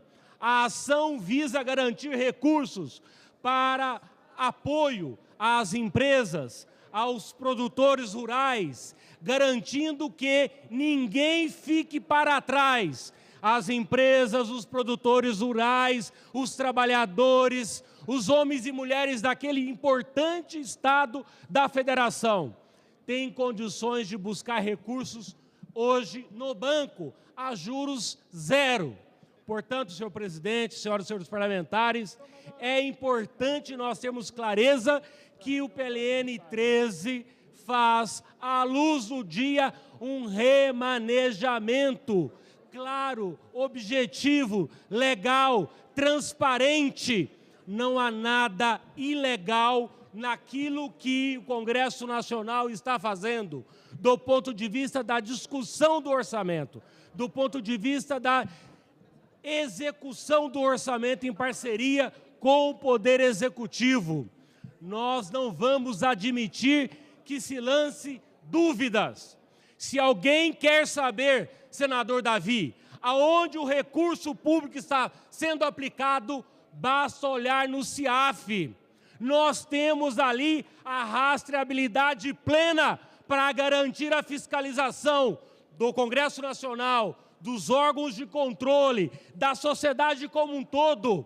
Os recursos são aplicados dentro das regras estabelecidas nos órgãos específicos. Quando se fala do Ministério da Saúde, naquilo que diz as regras específicas, as portarias do Ministério da Saúde. Os recursos são bem aplicados, porque estão em sintonia com programas estratégicos que viabilizam o Sistema Único de Saúde, que neste momento tem um papel central na superação dos desafios do Rio Grande do Sul, mas que está presente em todos os cantos deste país. Nós parlamentares, sabemos bem o que significa um recurso para os nossos municípios, para atender e viabilizar uma cirurgia para aqueles e aquelas que não têm condições de arcar com a sua própria cirurgia e depende do SUS. Diminuir, sim, senhor presidente, as filas nas cirurgias eletivas é fundamental. E uma forma que nós temos para enfrentar essa questão é exatamente através de recursos que nós estamos alocando na área da saúde. Nós vamos garantir recursos efetivos na medida em que nós não levantarmos suspeitas aonde não existe a transparência. Repito aqui, se os senhores e as senhoras querem saber aonde os recursos estão sendo aplicados, não levantem dúvidas, verifiquem, visitem os hospitais, visitem as unidades básicas de saúde, acompanhem pelo sistema, está tudo lá, porque nós garantimos que o recurso seja bem aplicado. E se nós podemos fazer uma coisa boa para este país, é alocar recursos na área da saúde. Muito obrigado, presidente. Em votação na Câmara dos Deputados. As senhoras e os senhores deputados federais já podem votar pelo Infoleg ou no plenário da Câmara dos Deputados. Orientação de bancada, conceda a palavra aos líderes por um minuto para orientação. Sim para todos. Orientação. O novo não, mas os outros sim. Desculpe, eu quero orientar, eu acho que todos os partidos podem orientar. Como orienta o Bloco União Brasil? PP, Federação, PSDB, Cidadania, PDT, Avante, Solidariedade, PRD. Como orienta o Bloco MDB? Claro, senhor presidente, que é assim. Perfeito. Recurso para a saúde. Quem for contra recurso para a saúde, vota não. Liberado. Mas nós somos a favor, então por isso nós votamos sim. Como orienta o PL? Senhor presidente, Pois não. o PL participou ativamente de um debate sobre esse tema na Comissão de Orçamento, agora há poucos minutos. Inclusive, destacamos e lutamos por uma emenda de iniciativa do deputado Nicolas Ferreira para que não se retirasse dinheiro da educação. Mas, ao analisar todo o PLN, nós verificamos que 99,71%, portanto, praticamente 100%, dos recursos que virão de várias emendas de comissões estarão 100%, praticamente, destinados à área da saúde, para atendimento, parte dele, média e alta complexidade, que aí acabam sendo os hospitais, as UPAs, as unidades de saúde que operam com média e alta complexidade, e uma outra parcela para a atenção básica de saúde. Portanto, em que pese nós sempre temos a prudência com relação a como temos a prudência, o que nos dá um certo conforto de orientar sim, é que um dinheiro destinado à saúde, primeiro, acho que não precisa muita polêmica, há um consenso que precisamos cuidar e cuidar bem, porque é uma área ainda com grandes problemas no Brasil inteiro. Mas outra questão é que o controle social é um dos princípios fundamentais do SUS, com os conselhos municipais acompanhando, com o repasse de fundo a fundo. Portanto, nós votamos sim, senhor. Como orienta a Federação PT, PCdoB, PV? Senhor presidente, a Federação PT, PCdoB, PV diz sim ao fortalecimento das ações de saúde, tanto na atenção primária, quanto na média e na alta complexidade em todo o Brasil. Por isso, sim, a esta O Bloco PP União orienta o voto sim, senhor presidente. O Bloco PP União também orienta o voto sim. Como orienta o PSB? Como orienta a Federação PSOL Rede? Presidente, a Federação PSOL Rede orienta sim, e é importante deixar claro que esses recursos que estão sendo votados, eles são recursos que estão sob o controle da Câmara e do Senado, não são recursos do Poder Executivo. E nós entendemos que esses recursos vão estar a serviço da saúde, que também é uma pauta extremamente importante, então a gente orienta sim. Como orienta o Partido Novo? Presidente, o Novo orienta não, e eu fico realmente muito feliz da gente ter aprovado aqui, ter derrubado, ter mantido o veto aqui do chamado fake news, Porque tem um monte de gente que, sinceramente, ia para a prisão, porque estão inventando uma história. A discussão aqui é critério e transparência. É claro, se a gente entra no CIAF, a gente descobre depois para onde o dinheiro foi. A gente está discutindo a origem, o balcão de negócio. A gente está discutindo o critério e a transparência. Só para deixar claro, porque senão parece que a gente está levantando suspeita em cima do nada. Então, existe sim um balcão de negócio. Eu, deputada da Comissão de Saúde, nunca vi para onde foi, quem indicou, o recurso na origem. É balcão de negócio, sim. E o novo, presidente, orienta não, agradecendo, inclusive, a disponibilidade de Vossa Excelência dessa construção que foi feita. Obrigada. Obrigado, deputada. Como orienta a maioria? A maioria vai orientar o voto sim, senhor presidente. Eu quero aqui só destacar a importância, né, de nós termos cada vez mais uma discussão efetiva da requalificação do nosso Orçamento Geral da União. Isso eu acho que é a grande discussão que nós temos que pautar nos próximos anos nesta casa, no Parlamento. Nós precisamos ter transparência, sim, eu concordo e fico à vontade, porque fui autor, inclusive, de uma emenda da LDO em 2019, onde a gente já atendia esses critérios. Então, eu acho que é por demais. E essa casa é uma casa que é transparente. Eu acho que não tem poder mais transparente do que o poder legislativo do nosso país. Eu acho que somos plenamente transparentes e temos o papel de fiscalizar. Por isso a gente tem toda a tranquilidade. Esses recursos são imprescindíveis para que a gente possa cumprir as demandas dos nossos municípios, as políticas públicas nos municípios. E é importante concluir, senhor presidente, a gente desmistificar, né, as coisas, porque às vezes você, por ter às vezes receio de discutir determinados temas, a gente termina criando celeumas desnecessárias. Então, por essa razão, eu estou muito tranquilo aqui de ter a consciência de que estamos encaminhando pela maioria, eu voto sim, com a tranquilidade de que este parlamento tem sido sempre zeloso e continuará sendo. E eu quero parabenizar a Vossa Excelência pela condução aí dos trabalhos. Muito obrigado. Como orienta a minoria, líder Flávio Falei Bolsonaro? das mulheres, presidente, só recompor aqui, senão me perdoe, senão eu vou levar já um carão aqui. Mas, e cumprimentar aqui a nossa senadora Daniela, né, que tem, nesse PLN, foi feita a recomposição de um recurso, de uma política pública para o apoio das mulheres. Aqui a nossa deputada Soraya Santos, toda a bancada feminina. Então, hoje também a gente, além de fazer a homenagem a todos, fazemos... Obrigado, líder Aguinaldo. Ainda bem que Vossa Excelência foi responsável em lembrar a tempo da senadora Daniela Ribeiro e das mulheres parlamentares. Líder Flávio Bolsonaro, pela minoria. Presidente, ontem foi um dia muito importante para nós da oposição e para o nosso Brasil também. Pautas importantes que nós conseguimos avançar, e eu quero aqui de público, mais uma vez, parabenizar a Vossa Excelência, não só por ter garantido o acordo que já havia sido feito na sessão passada do Congresso, de que os vetos, em especial da Lei de Segurança Nacional e das saidinhas, seriam votados na sessão de ontem. O senhor, eu sei que foi importante para que fosse mantido esse acordo da sessão anterior. Então, parabenizar a Vossa Excelência pela condução.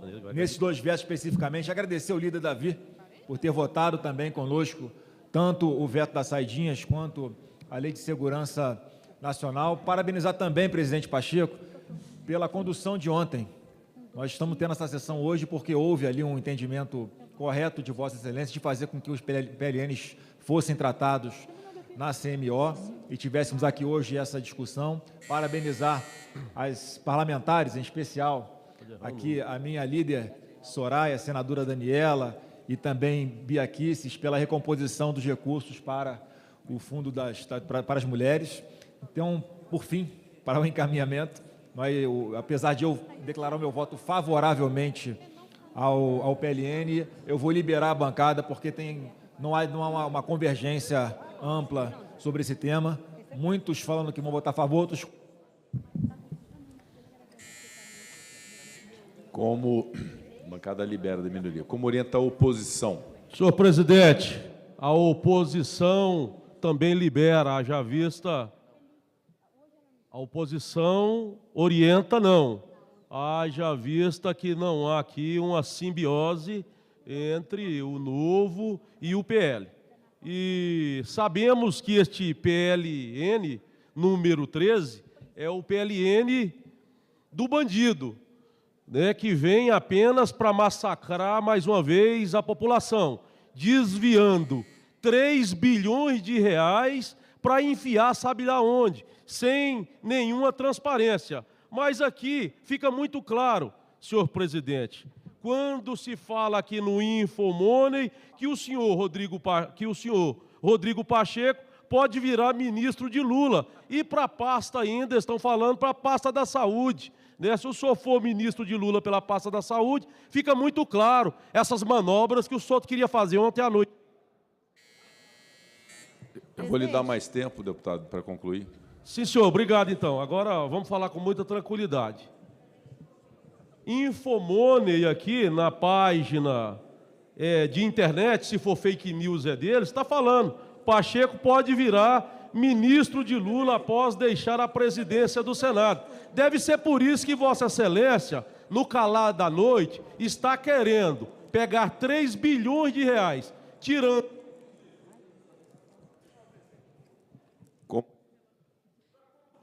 Não, presidente. Como orienta a oposição? 3 bilhões de reais, tirando da Comissão do Meio Ambiente, da Amazônia, Direitos Humanos, Direito da Mulher e da Educação, para enfiar sabe lá onde, sem nenhuma condição de estar sendo fiscalizado esse recurso diretamente. Isso é muito ruim, logo mais querendo passar no calar da noite, às vésperas de um feriado. A orientação orienta não. Tarde, presidente. Nunca vi isso. Apenas o esclarecimento, o PL orientou o voto sim. A oposição mantém a orientação do voto não ou libera a bancada? É não. Não. Como orienta o governo? Presidente, em primeiro lugar, qualquer governo gostaria de ter alguém da qualidade de Vossa Excelência como ministro. Eu sou um que exulto já por uma circunstância como ela, principalmente pela ponderação de Vossa Excelência, do alto da presidência desse Congresso Nacional, receber ataques gratuitos, mesmo tendo feito todas as concessões para a oposição na sessão do Congresso Nacional de ontem. Ataques gratuitos, desrespeitosos. Então, o primeiro passo, presidente, eu acho que é uma manifestação que não é só minha, tem que ser do plenário do Congresso Nacional. É um desagravo em apoio a Vossa Excelência, porque Vossa Excelência não merece esse tipo de ataque. Vossa Excelência não merece esse tipo de ofensa. Não tem nada de calada da noite aqui. O que estamos votando agora, foi decidido por este Congresso. Talvez o deputado, não sei se o próprio deputado que acabou de falar, votou favoravelmente, porque ele votou favoravelmente ao orçamento. Este PLN está fazendo remanejamento de recursos previstos no orçamento. E remanejando para onde? E é importante que se diga. Eu poderia nem utilizar a palavra do governo aqui, porque esses recursos são recursos do Congresso Nacional, decididos pelo Congresso Nacional, recursos pertencentes à Câmara dos Deputados e ao Senado. Para onde vai o remanejamento, presidente? O remanejamento todo dos recursos vai para a saúde pública, inclusive para deputados e senadores do Rio Grande do Sul, que utilizarão destes recursos para a reconstrução do Rio Grande. Não tem nada aqui escondido. São 3 horas da tarde. Muitos aqui nem almoçaram, inclusive Vossa Excelência. Não é para estar aqui recebendo ataque gratuito, fortuito, depois de ter conduzido democraticamente a sessão do Congresso Nacional desde ontem, inclusive dando concessões à oposição que não precisava dar, inclusive essa concessão agora. Vossa Excelência não precisava ter essa votação nominal. O regimento pararia, mas Vossa Excelência o fez. Vossa Excelência o fez. Mas é isso. A justiça e a verdade sempre está do lado daqueles que defendem a justiça e a verdade. E a mentira, aí não é fake news. É por a gente... Eu estava conversando com o senador Davi, é verdade, sobre uma coisa. A gente tem que dar o nome às coisas. O que chamam de fake news é a mentira. A mentira não sustenta em circunstância nenhuma. O governo encaminha o voto favorável. Muito obrigado, líder Randolfo Rodrigues. Agradeço Vossa Excelência, agradeço também a liderança da minoria, senador Flávio Bolsonaro. Rápido, apenas como integrante da oposição também, eu não posso concordar os ataques pessoais feitos a Vossa Excelência. Eu acabei de dizer a importância que teve o presidente Rodrigo Pacheco, inclusive nas vitórias que a oposição teve no dia de ontem. Portanto, o nosso debate vai ser sempre no campo das ideias, né, no campo aqui, né, de ideologia, de pontos de vista, mas jamais de forma pessoal. Então, quero aqui também, como líder da oposição, deixar o meu depoimento público que não concordo com os ataques pessoais. Muito obrigado, senador Flávio. Deputado Kleber Verde. Senhor presidente, na condição de vice-líder do MDB, eu quero aproveitar a oportunidade para parabenizar a Vossa Excelência pelo trabalho.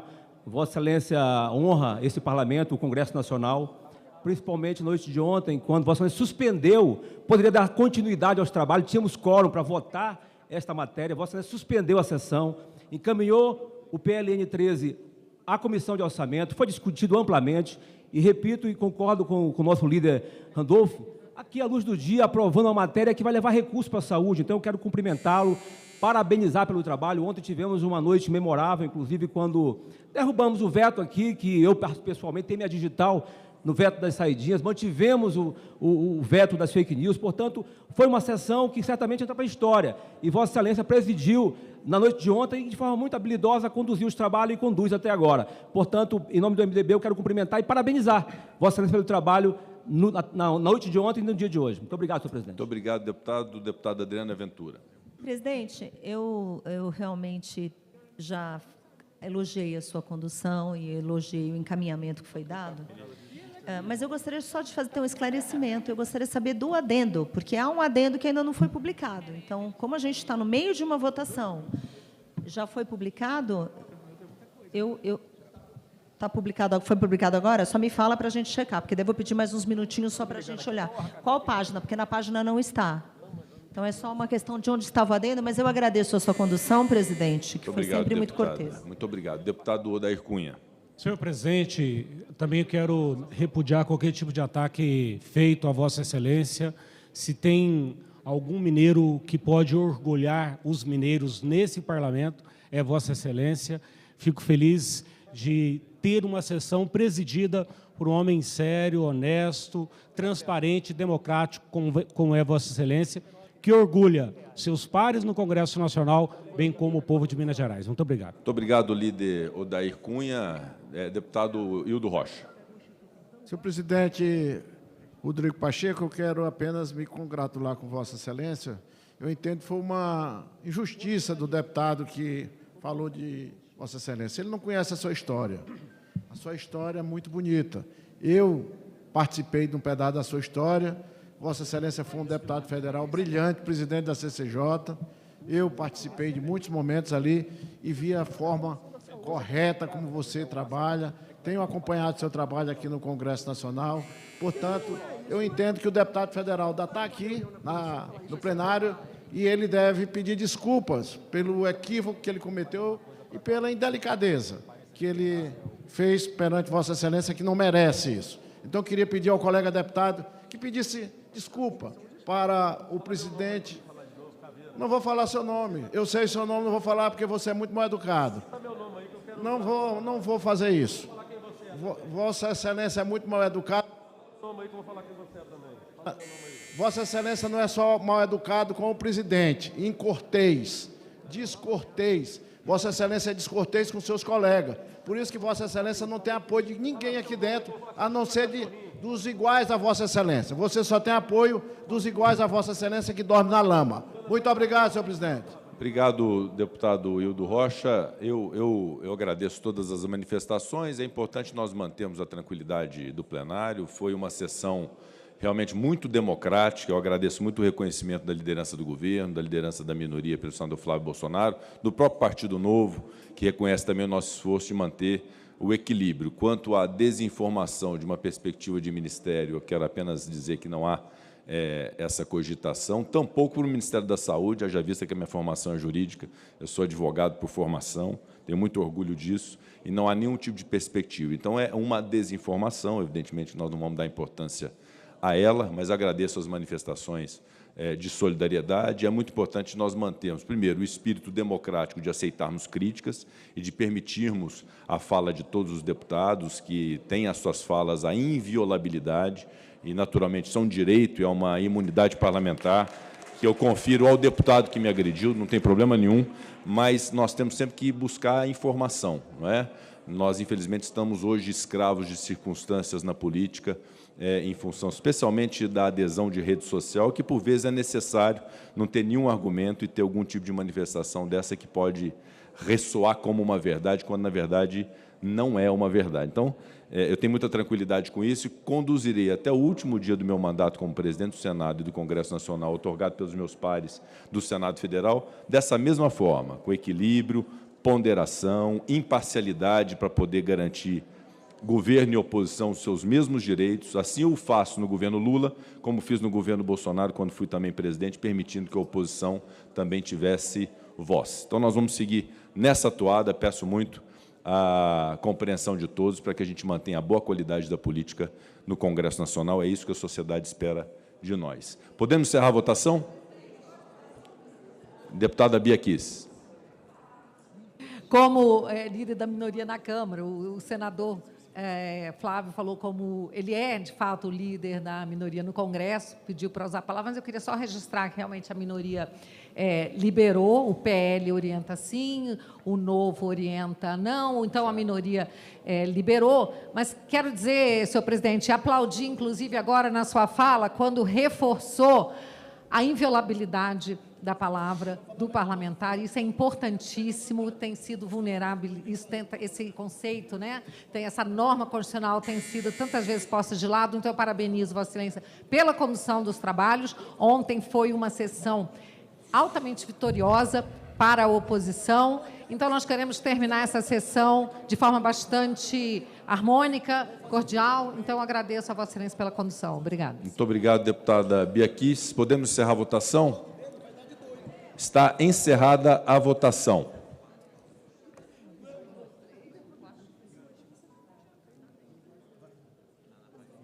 Votaram sim 330 deputados, não 69 deputados. Aprovado na Câmara dos Deputados o projeto na forma do substitutivo com adendo de plenário, ressalvado o destaque.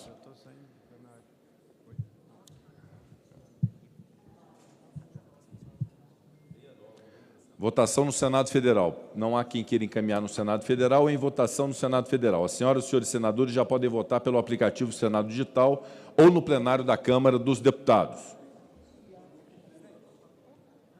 Orientação de bancada no Senado Federal. Logo após a orientação, eu passo a palavra a Vossa Excelência. Para orientar no Senado Federal, como orienta o PSD?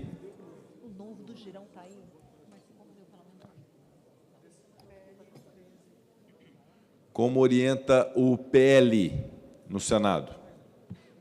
Senador Flávio. Presidente, pelo PL, mais uma vez, bancada liberada, mas registrando meu voto favorável. Como orienta o MDB? MDB orienta o voto sim, pelo senador Marcelo Castro. Como orienta o PT? Como orienta o Podemos? Como orienta a União Brasil? União orienta o voto sim. Como orienta o Progressistas? Como orienta o PSB? Como orienta o Republicanos? Como orienta... Sim. Como orienta o PDT? O Partido Novo orienta o voto não. Como orienta o PSDB no Senado? Como orienta a maioria? Como orienta a minoria? Governo? Como orienta a oposição no Senado? Estamos em processo de votação nominal no Senado Federal. Peço aos senhores senadores e senhoras senadoras que possam votar pelo sistema eletrônico no plenário da Câmara dos Deputados. Com a palavra, o eminente relator. Flávio, presidente. Agora só fala Senado, não, né? Pode...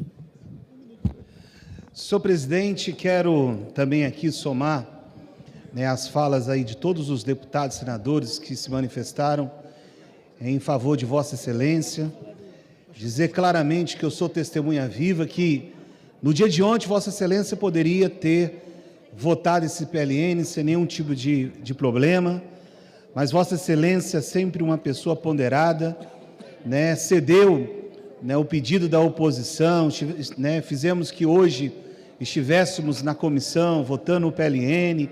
Então, Vossa Excelência está de parabéns, viu, senador? O senhor é uma grande referência aqui nesse parlamento e não poderia deixar de enaltecer o seu trabalho.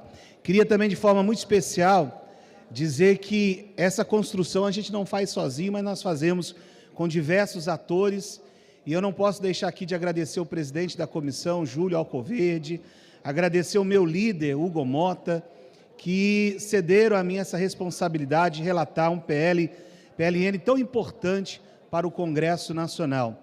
Falar também do trabalho do deputado Aguinaldo, da deputada Soraya, da senadora Daniela Ribeiro e, acima de tudo, enaltecer o líder de governo, o senador Randolfo, que, entendendo de todas as modificações que nós fizemos nesse PLN, um tema sensível que era a questão das mulheres, houve a sensibilidade do governo, que fez o encaminhamento aqui de última hora, dando outra fonte de cancelamento, para que nós pudéssemos honrar o compromisso que o governo fez com a Comissão da Mulher. Eu acho que é importante a gente ressaltar isso. A deputada Soraya, né, trabalhou muito nesta questão, justamente com a senadora Daniela, então nós temos que realmente enaltecer o trabalho que elas realmente fizeram e chegamos, senador Davi Alcolumbre, a esse relatório tão importante para a Casa, esse adendo,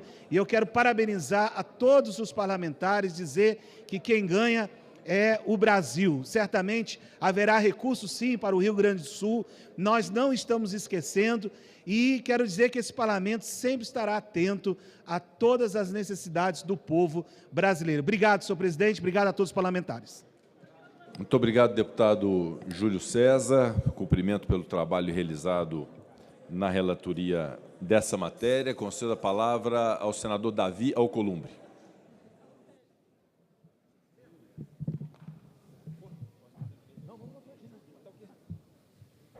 Presidente Rodrigo Pacheco, só para pedir aos nossos queridos senadores e senadoras, em especial do União Brasil, e informar que nós estamos em processo de votação nominal do PLN no Senado da República, aqui na sessão do Congresso Nacional, solicitar à Secretaria da Mesa do Congresso Nacional que faça um informe, a partir da Secretaria, a todas as lideranças partidárias, pela relevância e pela importância da votação desse projeto de lei do Congresso Nacional, ora debatido e votado na sessão do Congresso Nacional.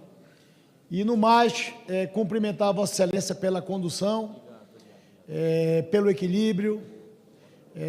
Vossa Excelência é uma fonte de inspiração para todos nós, sempre mantém a premissa do diálogo, da conversa, do bom debate, mas, presidente, a gente precisa que esses debates fiquem nas ideias. Um pouco sobre isso em outra sessão do Congresso Nacional. Naturalmente, cada parlamentar tem a inviolabilidade do mandato, do voto e da voz quando do uso da tribuna do Congresso Nacional, me refiro a deputados, deputadas, senadoras e senadores, mas novamente faço um apelo para que a gente fique no debate das ideias, porque quando a gente ultrapassa essa linha, que é uma linha muito sensível que nós estamos vivendo nos dias de hoje, ataques, agressões e mentiras, inclusive essa palavra fake news está virando uma palavra, um certo glamour na sociedade. A gente precisa repor a verdade quando a gente fala que alguém cometeu uma mentira contra a gente.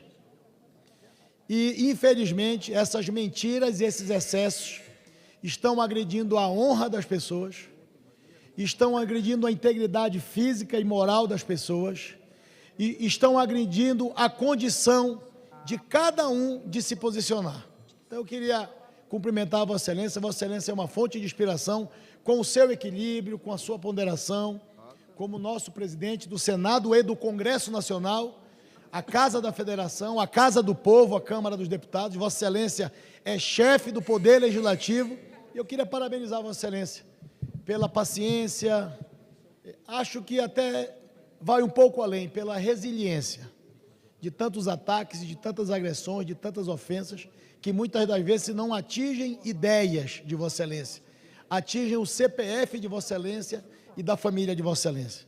Eu quero abraçar Vossa Excelência e cumprimentar pela serenidade e pela tranquilidade que Vossa Excelência conduz enquanto chefe do Poder Legislativo brasileiro. Muito obrigado, senador Davi Alcolumbre. Peço, senador deputado Aguinaldo Ribeiro. Presidente, muito rapidamente também, eu estava ali tratando da articulação com os colegas para que nós pudéssemos concluir a sessão.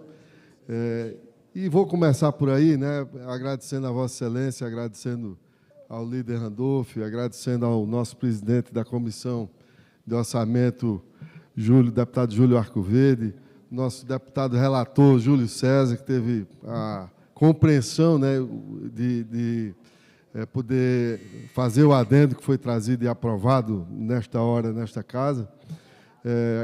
A senadora Daniela, a deputada Soraya, que ficaram aqui trabalhando e articulando, a todos os líderes que participaram desse processo de construção. E, obviamente, a gente vive numa casa que nós temos que conviver com pensamentos diversos, distintos, né? Essa é que é a beleza da democracia e a beleza do parlamento, é a gente ter o direito de discordar, né? E poder, mesmo discordando, né, também entender que nós não somos donos ou podemos impor o nosso pensamento, o nosso desejo, a nossa vontade a quem quer que seja. Mas eu quero também me somar a todos os que já desfilaram nessa tribuna e dizer o seguinte, que primeiro eu tenho muito orgulho de ter Vossa Excelência como presidente do Congresso Nacional. Vossa Excelência dignifica esse Congresso. Vossa Excelência tem estatura. Vossa Excelência, como disse aqui o meu presidente Davi Alcolumbre, poderia ontem, como a gente às vezes vê tantas cenas, né, em determinados momentos do parlamento em que a gente chama do popular, se atropela, né, determinadas votações, mas Vossa Excelência, como democrata, respeitou todo o processo, viu o contraditório, né, houve o consenso de todos os líderes, e eu acho que eu queria também chamar os companheiros de Câmara, de Senado, para que todos nós possamos, num momento como esse, fazer uma reflexão, né? A gente não pode deixar que um momento que a gente está passando na história, né, haja uma contaminação que você termine perdendo o bom senso, a razão e se parta para um caminho que não é o caminho correto. Então, eu quero aproveitar esse momento para a gente, vamos discutir, vamos discordar, mas vamos respeitar. Respeitar, sobretudo, as pessoas. Porque quando a gente não respeita as pessoas, a gente perde a razão. E aí eu quero aqui fazer esse chamado à reflexão, mas dizer com total tranquilidade, presidente. Eu tenho o orgulho da gente ter Vossa Excelência presidindo esse Congresso Nacional. Obrigado.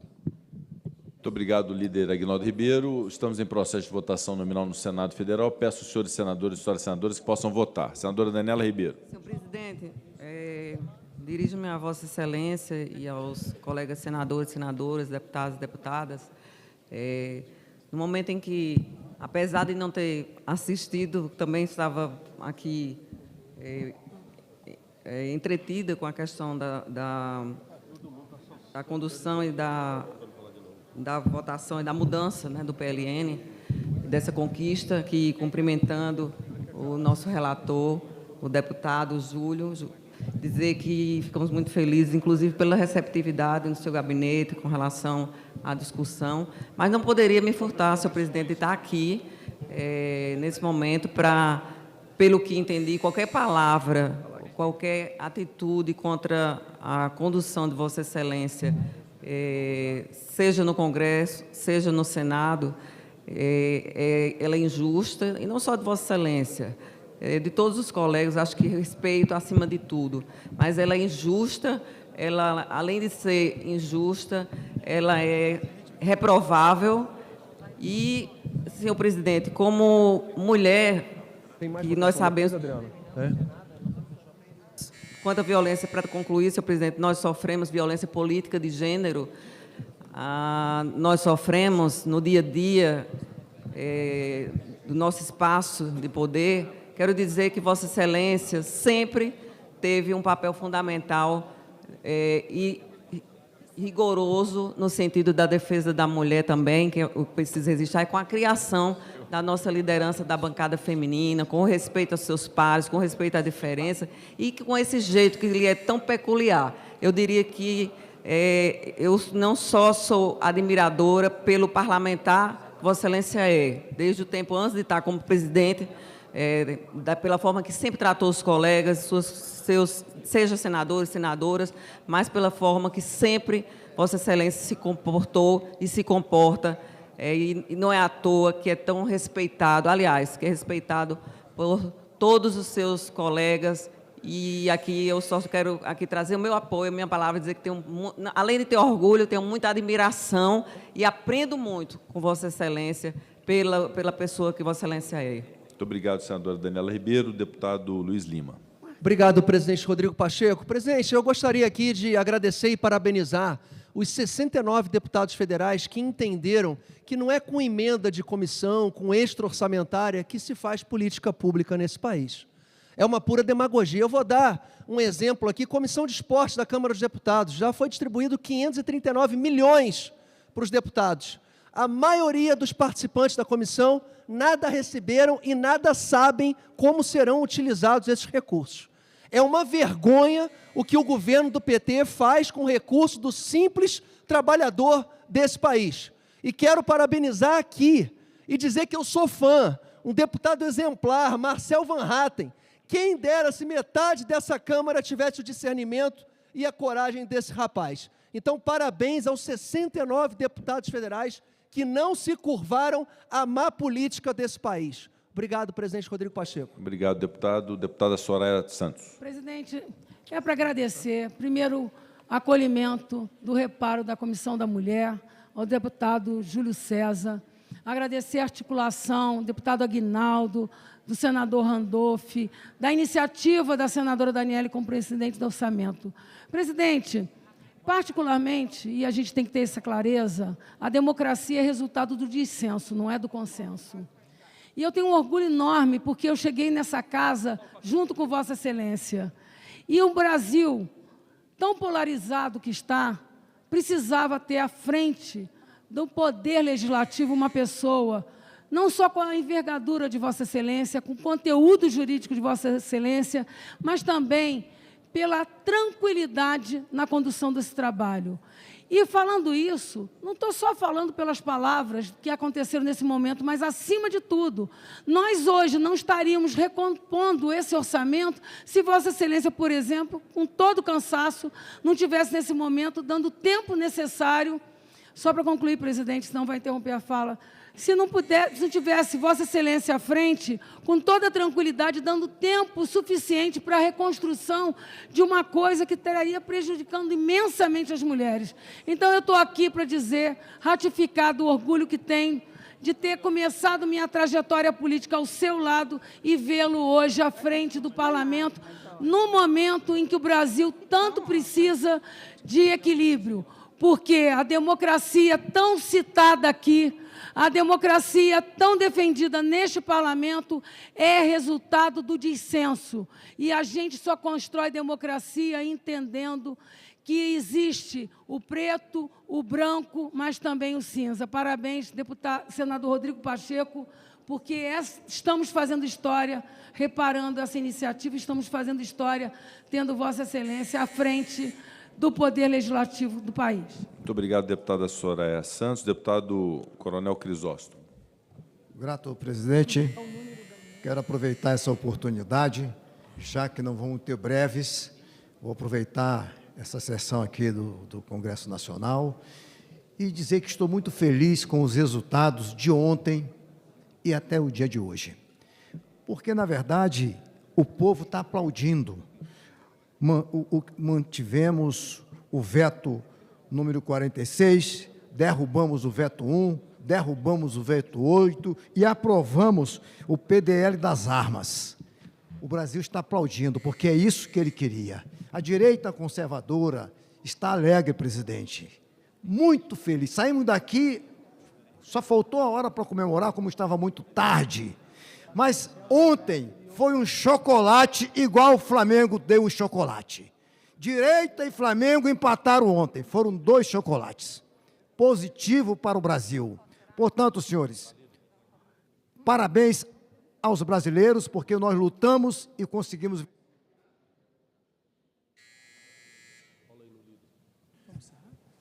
Eu consulto o plenário se todos os senadores e senadoras já votaram, se podemos encerrar a votação. Deputado Ronaldo. Presidente, eu só quero que fique registrado na casa o meu apoiamento à emenda 2 de autoria do deputado Van Hatter e outros deputados. Que fique consignado. Obrigado. Obrigado, deputado. Podemos encerrar? Presidente, Senador Davi. tem alguns senadores que não estão conseguindo conectar no aplicativo, estão pedindo para... Acabei de falar com alguns senadores aqui, vamos aguardar mais um pouco? Perfeitamente. Vamos aguardar o prazo necessário para os senadores e senadoras poderem votar. Estamos em processo de votação nominal no Senado relativamente ao PLN 13. Peço aos senadores e senadoras que possam vir a plenário votar pelo sistema eletrônico.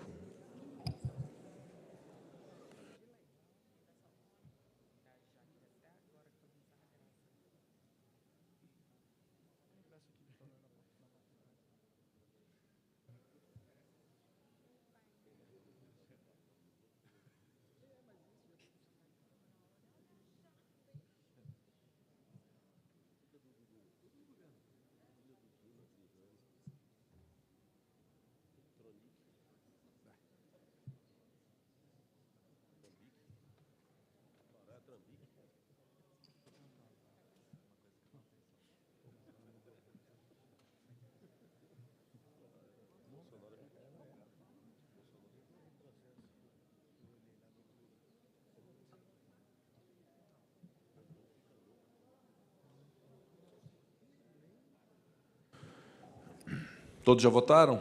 Está encerrada a votação.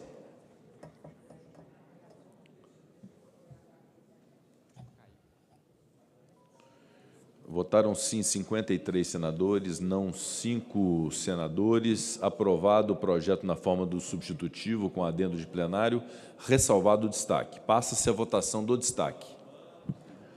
Votação do destaque da emenda número 2 do PLN 3 de 2024, nos termos da resolução número 1 de 2006. Para encaminhar, concedo a palavra ao deputado Júlio César Ribeiro. Relator. É o destaque, deputado.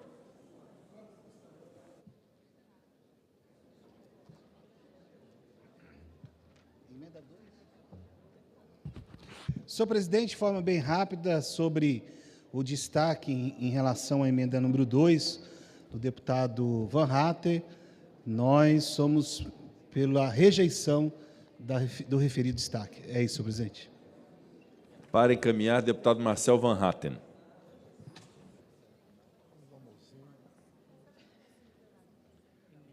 Bom, senhor presidente, venho aqui à tribuna para fazer um apelo aos colegas parlamentares.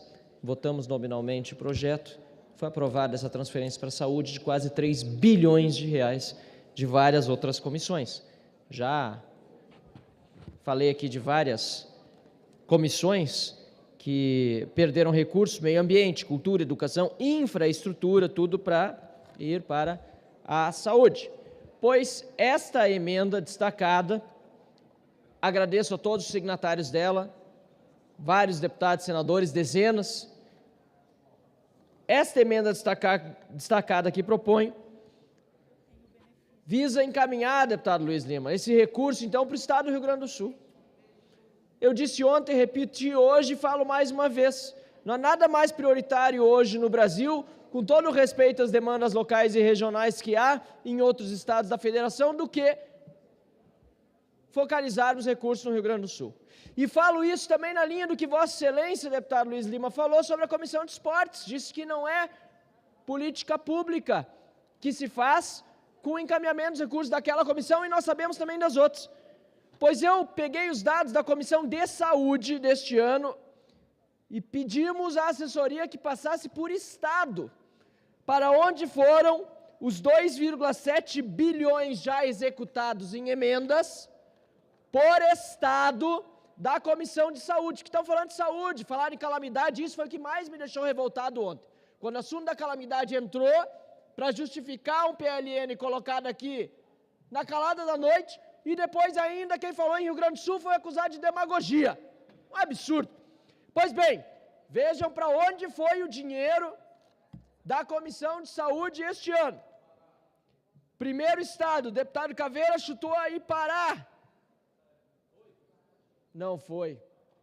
Dos 2,7 bilhões, 353 milhões foram para Alagoas. Segundo estado, Bahia, 342 milhões. Aí São Paulo, maior estado da federação, 269 milhões. Minas Gerais, o segundo estado da federação, 208 milhões. Seu amado Rio de Janeiro, da capital, da cidade maravilhosa, 206 milhões. E depois, com 190 milhões, o Maranhão. Veja se isso aqui é algo que obedece a algum tipo de critério, seja populacional, de renda, não. O critério é eleitoral. Eleitoral. Aí vem Ceará, Paraná e, finalmente, Rio Grande do Sul, com 101 milhões de reais. Senhor presidente, nós do Rio Grande do Sul já mandamos todos os anos para a União um montante de recursos muito maior do que a gente recebe de volta.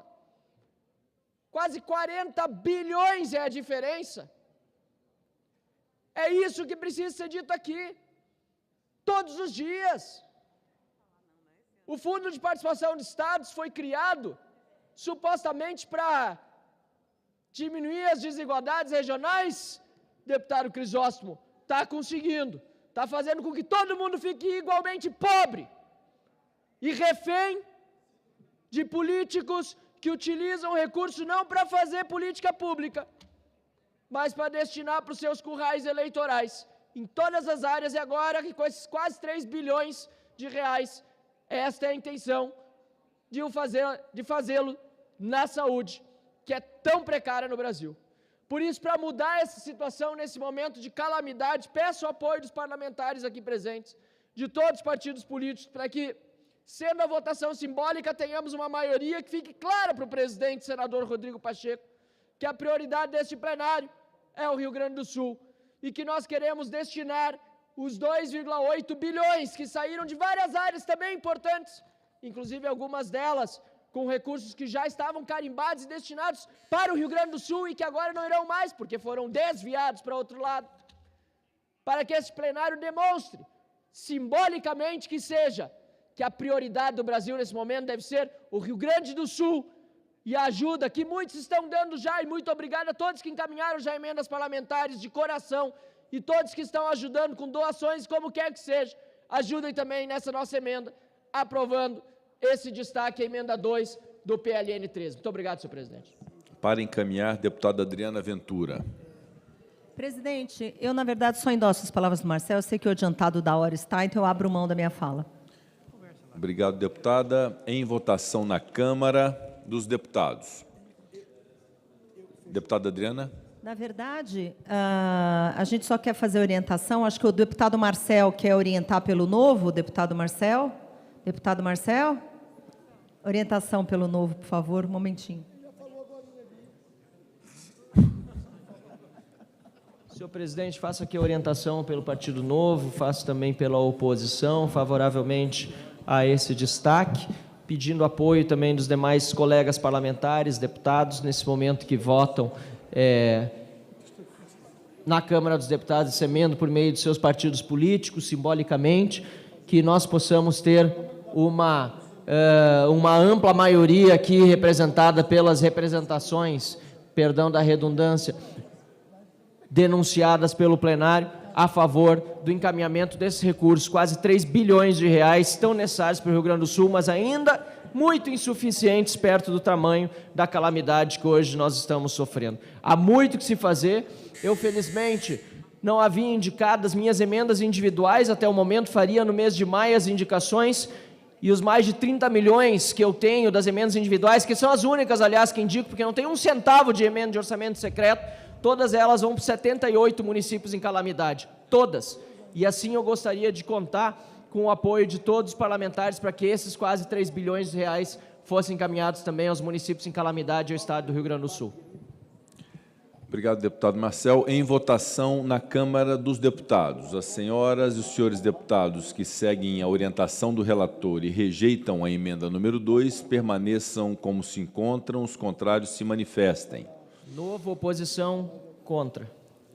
Rejeitada a emenda, a matéria vai à redação final, contra os votos.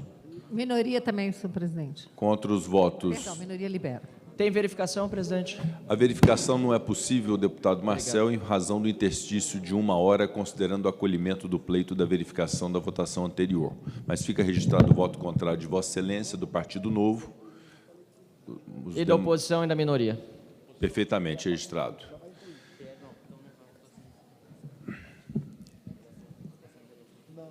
Votação.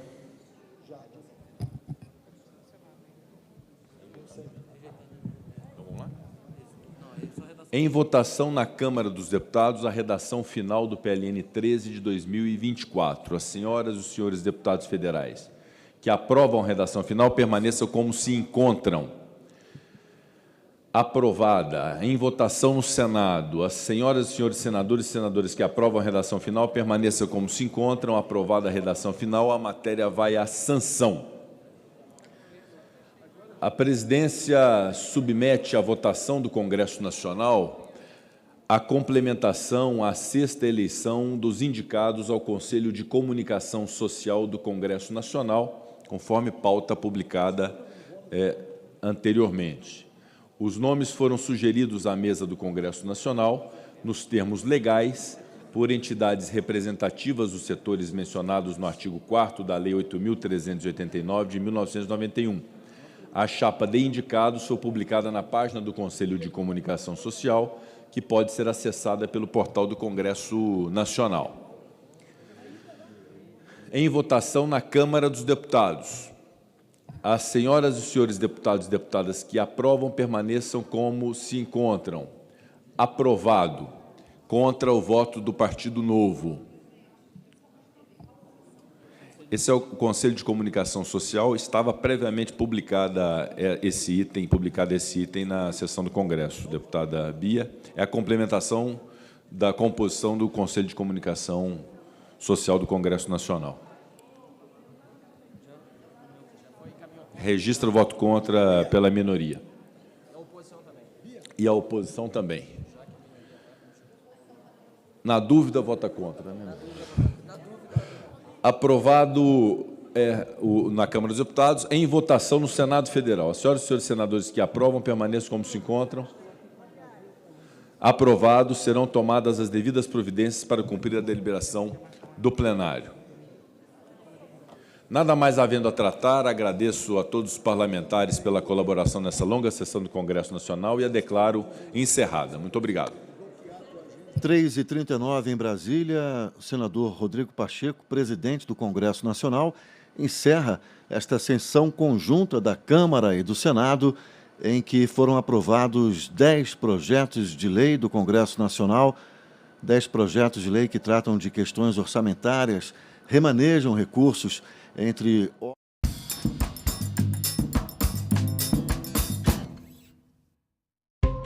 Como fazer a declaração do imposto de renda? Por que as pessoas caem na malha fina? Quais mudanças estão sendo discutidas? O consultor legislativo do Senado, Fábio Dáquila, e o coordenador da Comissão Nacional do Imposto de Renda, Adriano Marrocos, respondem a essas e outras perguntas. TV Senado Live, nesta sexta, 8h30 da noite. uma geração de homens e mulheres negras que conseguem alcançar alguns lugares de destaque e se constrói toda uma ideia de meritocracia em torno dessas pessoas e de como é possível para essa pessoa ter conseguido tudo isso saindo da favela. Eu acho isso extremamente pernicioso e perigoso. O fato de ter saído da favela e conseguido ser professora universitária só faz sentido se isso ajuda a transformar a vida de outras pessoas. Se isso significa dizer que receber os meus alunos na escola, receber os meus alunos na faculdade, sejam eles principalmente negros, mas também brancos, significa dizer que esse país ganha quando essa população acessa esses lugares de poder. E isso não é nenhum tipo de concessão. É você considerar que uma sociedade igualitária é algo que faz com que toda ela ganhe com isso.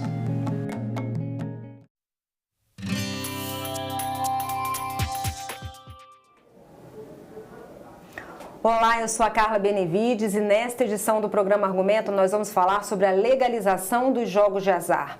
Um projeto nesse sentido está em análise na Comissão de Constituição e Justiça. O tema é polêmico e tem dividido a opinião dos senadores. Aqui no estúdio conosco está o senador Eduardo Girão, do Novo, do Ceará, que vai conversar um pouquinho conosco sobre esse assunto. Senador, obrigada pela sua presença. Eu que agradeço, Carlinhos. Uma honra estar aqui com você. Senador, o relatório do senador Irajá é um relatório muito sólido em relação aos investimentos, ao retorno financeiro que pode trazer para o Brasil se os jogos de azar forem legalizados. Queria saber a sua opinião sobre esse tema. Olha, em primeiro lugar, eu estudo isso há muitos anos, né? A gente já teve tentativas ao longo de 30 anos aqui no Brasil de liberar a jogatina. Jogatina, é importante que você que está nos assistindo entenda. Ela é o guarda-chuva de tudo de ruim que você possa imaginar. Junto com ela vem tráfico de droga, tráfico de arma, prostituição, inclusive a infanto-juvenil, né? Não gera emprego, não gera renda nova, e eu vou explicar por quê. Então, é falácia em cima de falácia. Agora, é um lobby poderoso. Aqui no Congresso Nacional, eu estou 5 anos e meio, e eu sei que tem algumas... vamos dizer assim, algumas pautas que têm uma demanda muito grande do lobby. A questão da maconha, a questão do cigarro eletrônico, né? A questão dos cassinos. Então, é importante que a sociedade brasileira se mobilize, porque esse lobby poderoso, que não importa quantas gerações nós vamos perder, está preocupado com o dinheiro, vai querer escancarar a porta para a lavagem de dinheiro e a corrupção, porque esse projeto é um projeto que eminentemente faz isso. Então, só para a gente ter uma ideia, quem são as entidades que se manifestaram contra, com notas técnicas ratificadas e tudo? Não vou nem falar da sociedade brasileira, da CNBB, dos evangélicos, né? Várias instituições religiosas que sabem da tragédia humana que significa o vício. Né? E não tem preço uma vida humana. Né? A família, que é a base de tudo, ela é destroçada a partir da exposição para um vício desse aqui. Então, a Federação Nacional dos Policiais Federais já emitiu nota, o Sindicato dos Auditores Fiscais, a PGR, 2 notas técnicas sobre esse assunto, o COAF, né? Que é exatamente o controle de atividades financeiras, que foi importantíssimo na época da Lava Jato, mostra a preocupação com isso. Então, a gente tem entidades de renome gritando por isso, né? A sociedade, quem tem alguém viciado em casa por algum tipo de coisa, essa exposição é uma exposição terrível, porque não sei se você já entrou no cassino, Carla, eu já fui pesquisar esse assunto em Macau e em Las Vegas, que é a meca, né, da jogatina no mundo. E a gente vê ali, não consegue ver a luz do sol. É bebida servindo o preço módico para as pessoas gastarem tudo. Tinha até uma senhora jovem, com um fraldão, que me marcou muito. Ela... Apreciados, outros foram adiados. Votamos os projetos de lei do Congresso Nacional, inclusive aqueles que foram encaminhados ontem. Todos passaram pela Comissão Mista de Orçamento, foi uma ponderação feita pelo Partido Novo, por algumas lideranças de oposição, Quero cumprimentar e agradecer a Comissão Mista de Orçamento, se reuniu de maneira improvisada, chamamos assim, né, sem a marcação anterior, hoje pela manhã, e concluímos o trabalho do Congresso Nacional da melhor forma possível. Foi um trabalho muito democrático, dando voz à situação, à oposição, ao governo, às minorias. Então foi uma sessão que concluímos muito bem. Presidente, sobre o mover, por que não votar hoje? É justamente porque não estava previsto, né? A Câmara dos Deputados votou ontem e os autógrafos chegaram agora há pouco no Senado Federal. Nós já havíamos, inclusive, feito pela manhã uma sessão do Senado Federal. Amanhã é feriado e aí com isso não foi possível a tempo de ter o estudo devido no âmbito do Senado Federal. Agora eu vou submeter aos líderes logo no começo da semana a ponderação em relação ao projeto de lei do Mover, no qual está incluída a questão das compras online também, da taxação dessas compras, né, que foi incluído no projeto do Mover.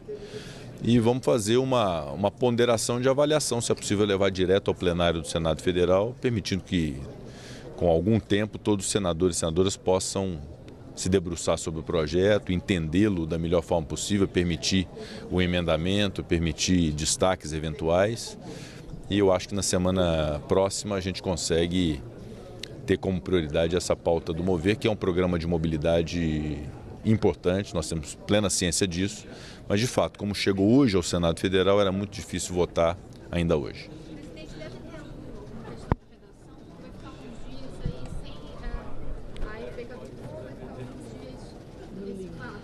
Existe de fato essa circunstância que a medida provisória que trata desse tema vence agora na sexta-feira e com isso, com a aprovação pelo Senado e a eventual sanção do presidente da República uma vez aprovado, vai ter esse ato de não vigência da medida provisória e da não aprovação do projeto de lei. Nós vamos identificar como na redação a gente consegue garantir a perenidade dos efeitos do programa.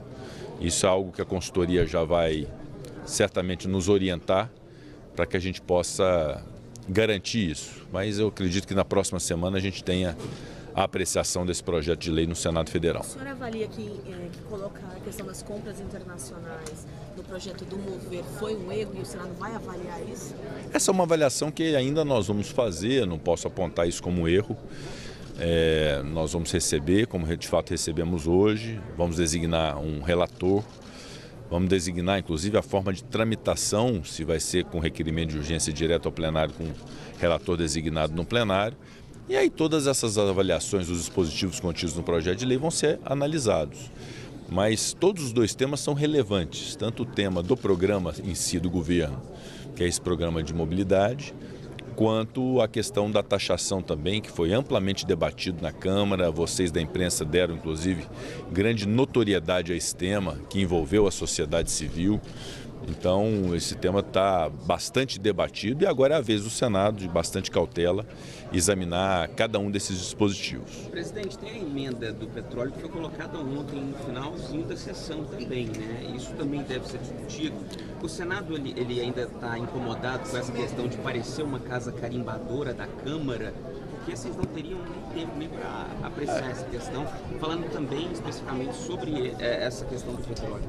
Bom, tudo que está contido nesse projeto, inclusive esse tema que eu confesso que eu não aprofundei em relação a essa emenda, tudo isso agora vai ser refletido e debatido no Senado. Por isso que nós precisamos de fato de tempo.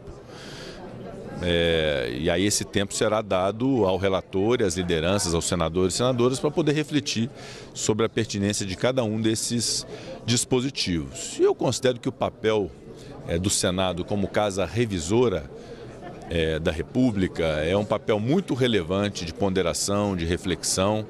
E, de fato, para evitar que seja uma casa carimbadora, é preciso de tempo de debate. Esse problema é maior no caso das medidas provisórias. O projeto de lei não tem tempo exatamente, nós não ficamos premidos pela circunstância do tempo de aprovação, mas em medida provisória, sim. E nas medidas provisórias, é muito importante que seja dado o tempo devido à comissão mista, composta por deputados e senadores, o tempo para a Câmara dos Deputados e o tempo do Senado Federal, inclusive de decidir por uma eventual modificação que importe em mudança de mérito, que signifique o retorno à Câmara dos Deputados. E aí também um novo tempo à Câmara dos Deputados. Não há nada rígido nesse sentido, já se tentou no passado definir prazos para as casas definirem e deliberarem sobre medidas provisórias. Hoje fica muito no campo do bom senso dos presidentes das casas, das lideranças das casas, se dá tempo a todas as duas casas para apreciação da medida provisória. Ao longo da minha gestão e da gestão do presidente Arthur Lira, especialmente nos nossos primeiros mandatos como presidentes, nós não tivemos esse tipo de problema. Diversas medidas provisórias foram enviadas a tempo para o Senado Federal. Foi uma discussão que nós fizemos logo no início da minha gestão e da gestão do presidente Arthur Lira. E nos últimos tempos o que houve foi uma dificuldade de tramitação das medidas provisórias, uma posição da Câmara de preferir que projetos de lei fossem encaminhados e não medidas provisórias. Aprovamos algumas, né, outras não, e outras estão sendo feitas através de projeto de lei. Mas, de fato, é muito importante se dar tempo a todas as casas, tanto à Câmara quanto ao Senado, para ter uma decisão refletida. Fazer lei é algo de muita responsabilidade e recomenda estudo, reflexão, discussão com a sociedade, discussão entre os senadores, e para isso precisa de algo muito valioso, que é o tempo. Então, realmente, ter o tempo é muito importante. Mas o senhor já entende falar da sessão do Congresso de ontem? O senhor avalia que o governo pode ter dificuldade de articulação? De fato, a sessão do Congresso Nacional que nós terminamos agora, houve vetos que tinham a pretensão do governo de serem mantidos e que acabaram sendo derrubados. É natural, porque quando há o veto por parte do presidente da República, o governo tem até a obrigação de defender a manutenção desse veto, e normalmente a oposição defende a derrubada. Nesse caso, alguns vetos por acordo foram mantidos, outros vetos por acordo foram derrubados, e os que foram a voto, de fato, houve uma tendência maior pela derrubada e não pela manutenção.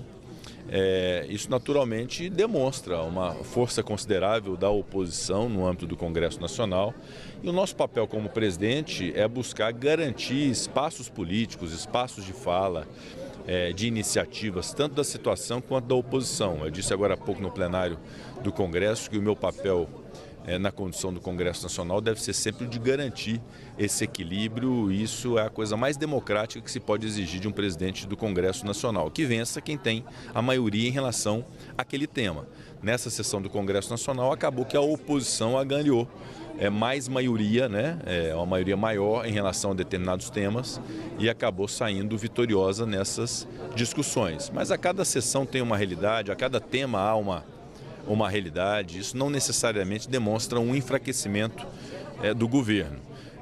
O que pode haver é um enfraquecimento da tese debatida sobre aquele veto. Eventualmente, o veto entra na discussão com uma preferência da sociedade, da opinião pública, às vezes até da própria imprensa, em relação à sua derrubada ou à sua manutenção.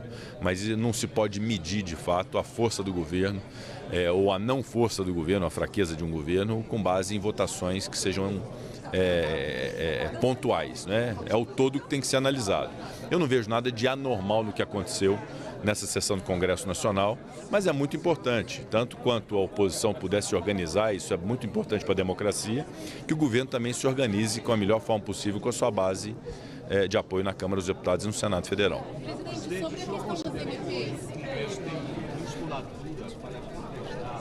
As decisões arbitrárias, confrontar esse poder muito forte judiciário em detrimento de outros poderes. É verdade, nós temos que entender a engrenagem do Estado de Direito e da democracia. O Poder Judiciário tem um papel de julgar os casos jurídicos e os conflitos jurídicos. E esse papel é constitucional, né? Esse papel é constitucional do Poder Judiciário, ele precisa ser respeitado. Evidentemente que qualquer arbitrariedade que aconteça por parte do Poder Judiciário, seja em primeira instância, seja num tribunal superior, há remédios próprios para se corrigir essas arbitrariedades através de recursos, através de questionamentos no âmbito do Conselho Nacional de Justiça. O nosso papel no Legislativo é de estabelecer o nosso poder de legislar e de fiscalizar outros poderes, sobretudo o Poder Executivo. E em relação a isso, nós temos cumprido o nosso papel.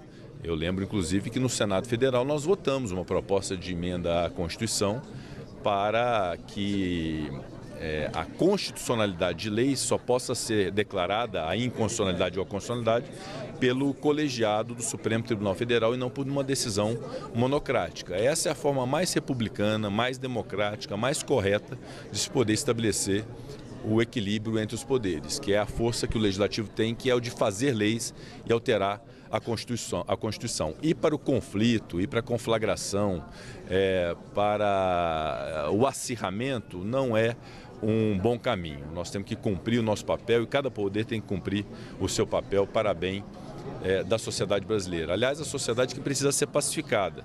E os exemplos devem ser dados pela política. A política que busca o acirramento, o ódio, a desinformação, a mentira, que tem sido muito recorrente através de redes sociais, isso precisa ser combatido por todos. E mais do que nunca o papel da imprensa que vocês representam aqui também, o papel de informação, o papel de checar a fonte, é cada vez mais importante no Brasil para se combater a desinformação, a mentira. Fala-se muito de fake news, que é uma palavra que às vezes nem todo mundo compreende. Nós estamos dizendo mesmo de mentiras. Essas mentiras precisam ser esclarecidas pela imprensa formal. Obrigado. Obrigado.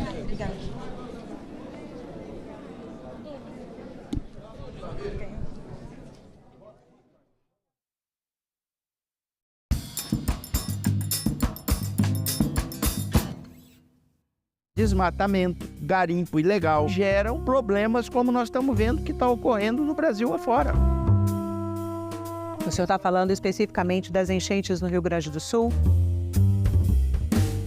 As consequências de tudo isso que estão ocorrendo são em função de causas que muitas das vezes têm ligação com problemas na Amazônia. Salão Nobre, hoje, 20h, aqui na TV Senado. Uma notícia falsa pode vir de quem a gente menos espera, no grupo da família ou nas nossas redes sociais. Mas como saber se uma informação é verdadeira? Agora, as informações sobre o Senado podem ser checadas pelo WhatsApp. Envie texto, link, foto, captura de tela ou vídeo de qualquer notícia duvidosa sobre o Senado Federal. Nossa equipe vai analisar o material e responder se a informação é falsa, verdadeira ou imprecisa. Ficou na dúvida? Senado verifica.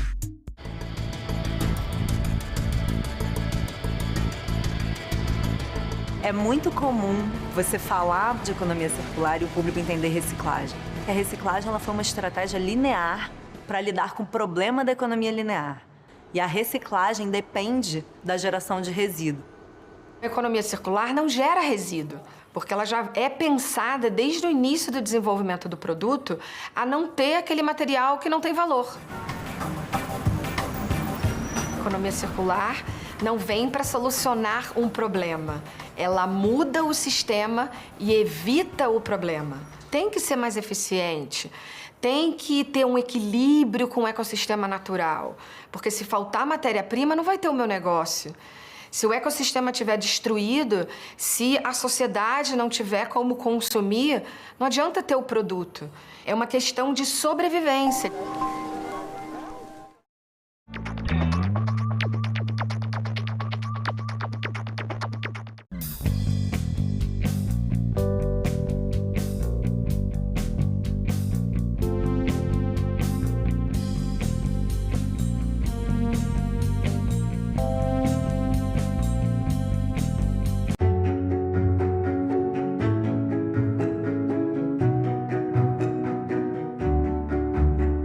É importante que se tenha uma visão ampla de meio ambiente, que realmente a preocupação do meio ambiente se incorpore ao planejamento nacional, regional, do desenvolvimento no país. Conservar a natureza também é preservar a dignidade humana. O campo de luta da utopia chama-se ecologia e educação. É através da educação que a gente vai conseguir proteger a natureza. Nós sabemos que o Brasil já está sob o efeito das mudanças climáticas. Temos que nos adaptar e trabalhar para prevenir essas situações. É um problema econômico, é um problema social grave. Esta nação tem a obrigação de ter a preocupação equivalente com o meio ambiente. TV Senado. Democracia todo dia.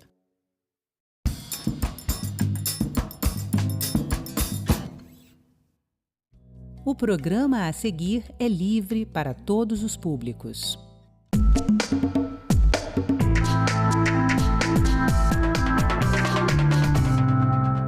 Catar Catástrofe climática no Rio Grande do Sul. A cidade gaúcha de Caxias do Sul se torna polo logístico importante nas enchentes do estado. Maio Laranja. Todos contra o abuso sexual de crianças e adolescentes. Diretas Já. Há 40 anos, os brasileiros se mobilizavam por democracia. A dança que liberta. Quando o assunto é dança, qualquer lugar vira palco.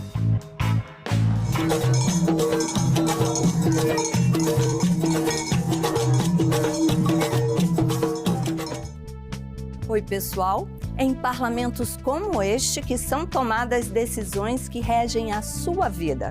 Eu sou Andréia Alves e este é o Parlamento Brasil, um programa que há 18 anos é feito em parceria com as TVs legislativas de todo o país. A gente traz para você iniciativas parlamentares que acontecem não só em Brasília e que impactam a vida do brasileiro país afora. Vamos lá?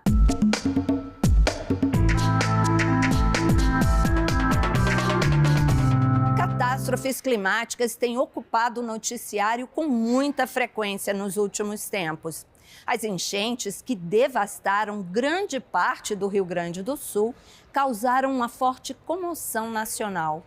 Todo o Brasil se uniu, governos e sociedade civil, num movimento solidário. A cidade gaúcha de Caxias do Sul se tornou um polo logístico importante para levar ajuda para toda a região. Veja na reportagem da TV Câmara Caxias.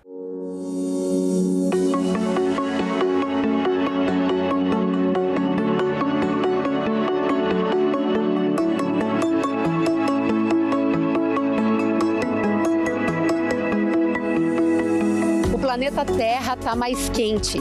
Desmatamento, poluição dos lagos, rios e mares, queima dos combustíveis fósseis. Tudo isso explica a tragédia climática que Rio Grande do Sul enfrenta. Nos últimos 20 anos, as chuvas no estado ficaram 15% mais intensas do que seriam. Isso foi o que revelou o estudo divulgado neste mês de maio. Também apontou que o culpado pelas enchentes do sul do país não é apenas o El Niño, que é um evento natural cíclico. O aquecimento de uma parte do Oceano Índico, que fica na costa da África, explica as chuvas intensas. Esse aumento anormal tem relação direta com o efeito estufa. Mas por que alagou tanto no Rio Grande do Sul no mês de maio?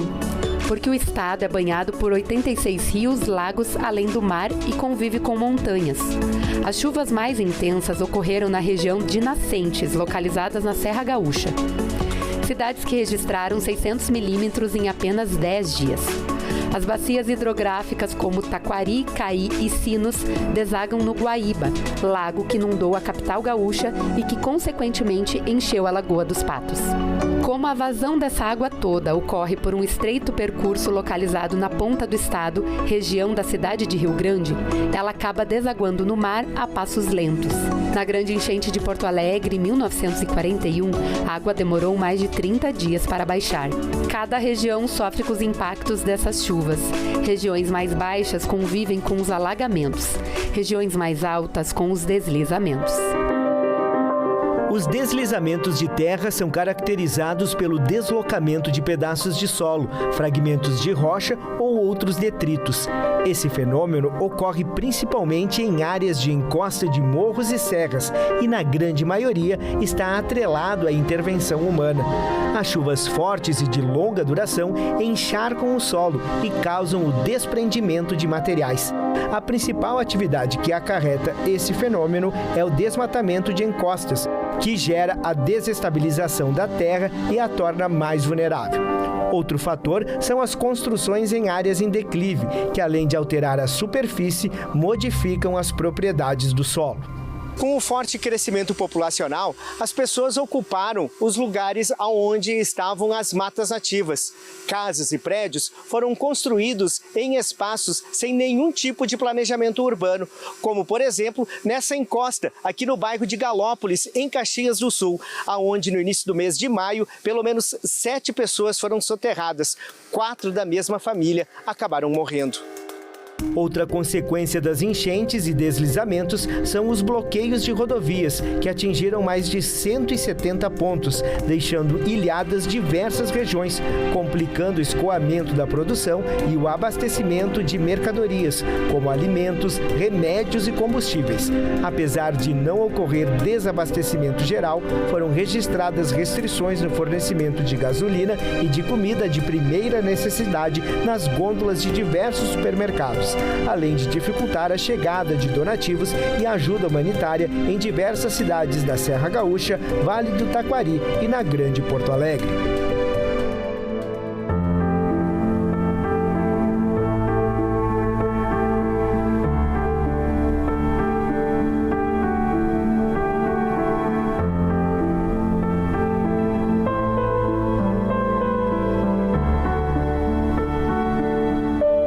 Se a situação das estradas é precária, é pelo ar que chega ajuda ao povo gaúcho. Desde o último 2 de maio, o principal aeroporto do Rio Grande do Sul, em Porto Alegre, está alagado. Não há previsão para a reabertura do terminal. Com isso, o governo federal criou um plano emergencial, colocando à disposição, no primeiro momento, 3 aeroportos de Santa Catarina, a base aérea de Canoas e outros 6 do Rio Grande do Sul para o recebimento de doações. Também estão sendo realocados voos comerciais que pousariam no Salgado Filho. Entre os 6 está o de Caxias do Sul, que foi o primeiro a receber voo humanitário com donativos de todo o Brasil. As doações chegam no aeroporto e são encaminhadas por meio do Exército Brasileiro às cidades necessitadas. Além disso, o Hugo Cantargiani também espaço para reabastecimento de aeronaves. O mesmo céu que trouxe muita chuva e tristeza para o Rio Grande do Sul é o que também traz solidariedade.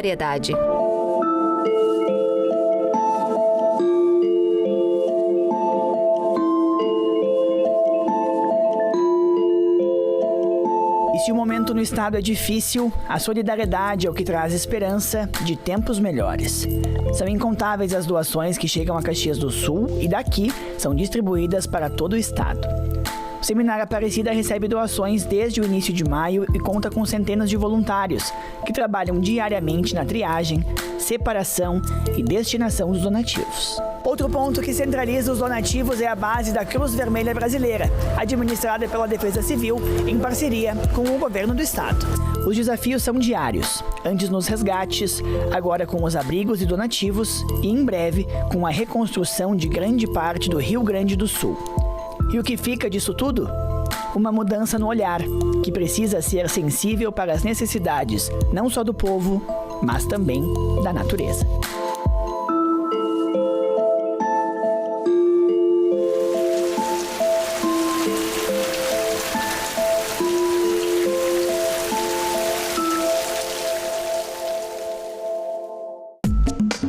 Maio Laranja.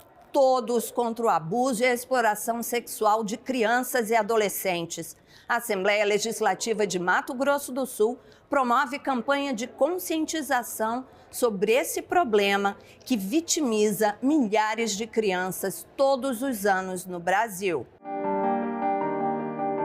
Maio Laranja é um mês de conscientização e combate ao abuso e à exploração sexual infantil no Brasil. Desde 2017, a Lei 5.118 impulsiona iniciativas na Assembleia Legislativa de Mato Grosso do Sul, visando conscientização, prevenção e orientação contra o abuso e exploração de crianças e adolescentes. Em 18 de maio, celebramos o Dia Nacional de Combate ao Abuso e à Exploração Sexual de Crianças e Adolescentes. O movimento busca dar visibilidade a esse tema, pois a cada hora, 3 crianças são abusadas no Brasil. Cerca de 51% delas têm entre 1 e 5 anos de idade. Infelizmente, muitos casos não são denunciados e os números reais podem ser ainda maiores.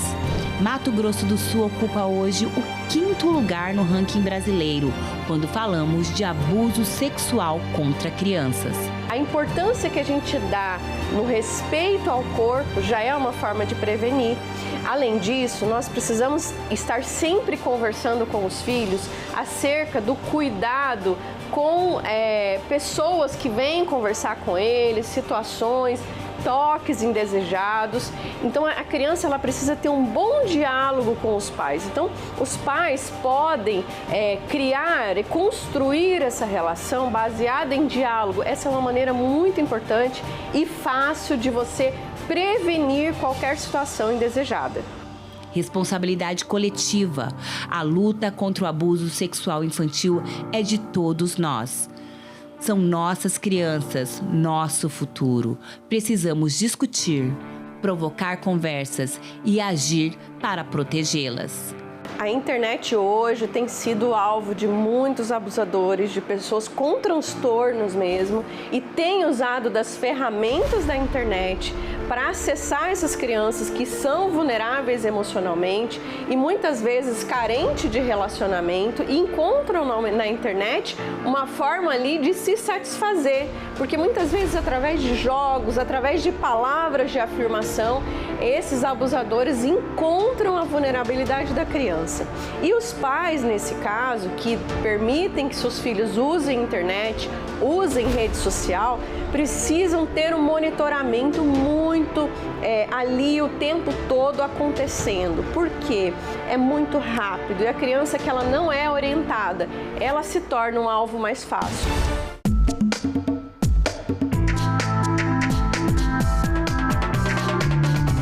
Há 40 anos, em 1984, plena ditadura militar, o Congresso Nacional votava uma proposta de emenda à Constituição. O objetivo da PEC era restabelecer a democracia e instituir o voto direto para presidente da República. A população se engajou em peso no movimento Direta Já.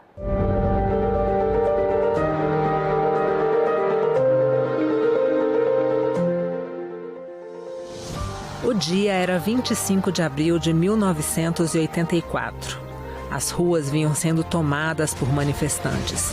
Pelo Brasil, buzinaços e panelaços serviam de grito a uma população que já convivia há 2 décadas com uma ditadura militar e que lutava pelo direito de eleger seu próprio presidente.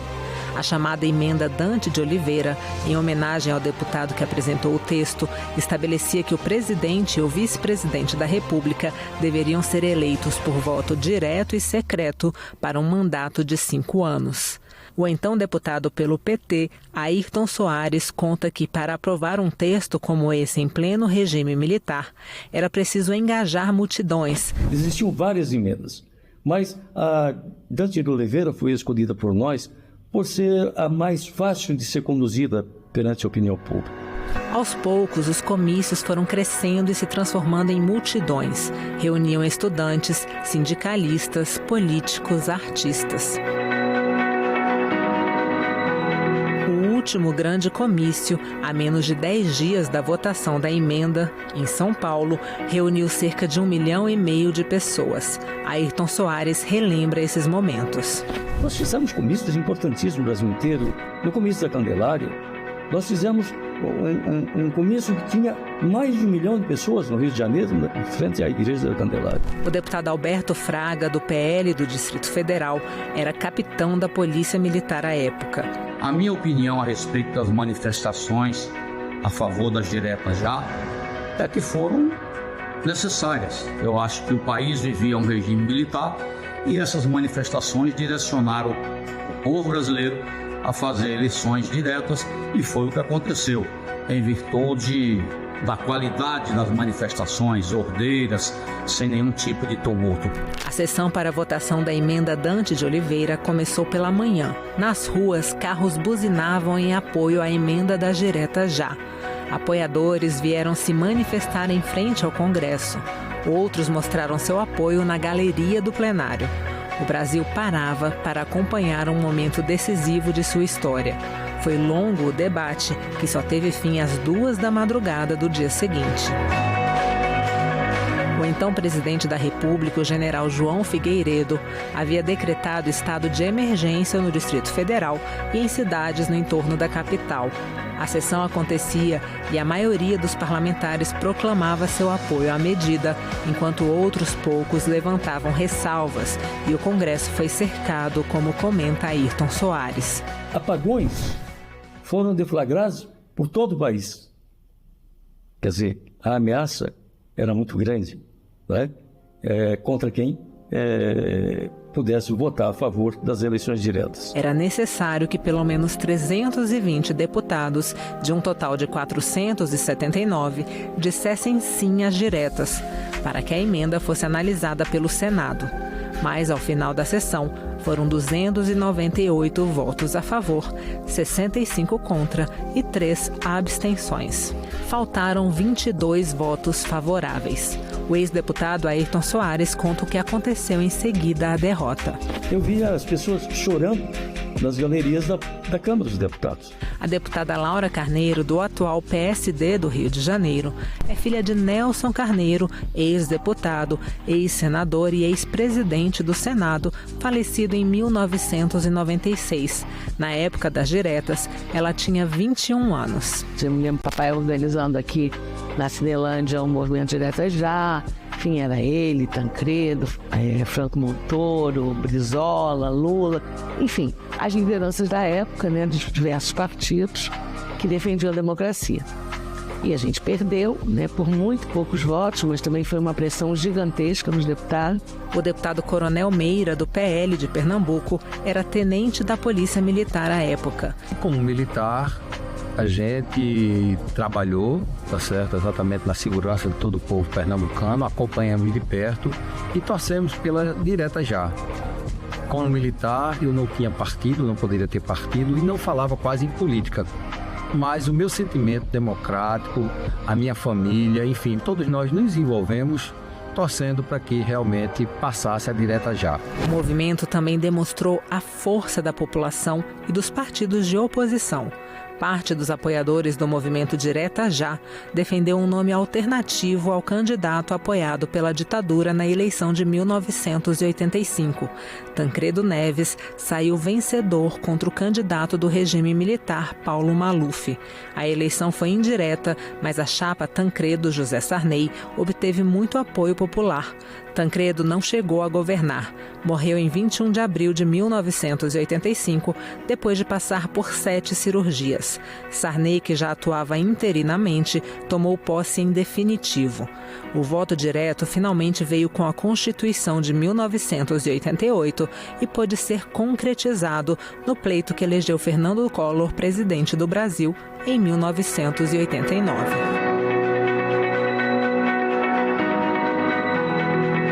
E agora, 40 anos depois da emenda que tentou redemocratizar o país, qual o estado da democracia brasileira? Para o professor de filosofia Renato Nogueira, o Brasil tem certa dificuldade em lidar com a democracia. A história do Brasil, ela tem uma fundação, ela se organiza em torno do autoritarismo. De alguma maneira, a gestão autoritária do poder, ela está na estrutura, na coluna cervical da sociedade brasileira. A deputada Carol D'Artora, do PT do Paraná, é historiadora e professora. Ela aponta uma consequência relevante da ditadura para a formação da cidadania dos brasileiros. É importante lembrar também que nós ficamos 40 anos sem filosofia e sociologia nos currículos, né, no período da ditadura, e isso só se encerrou em 2008. Filosofia e sociologia só voltaram para os currículos em 2008. Então,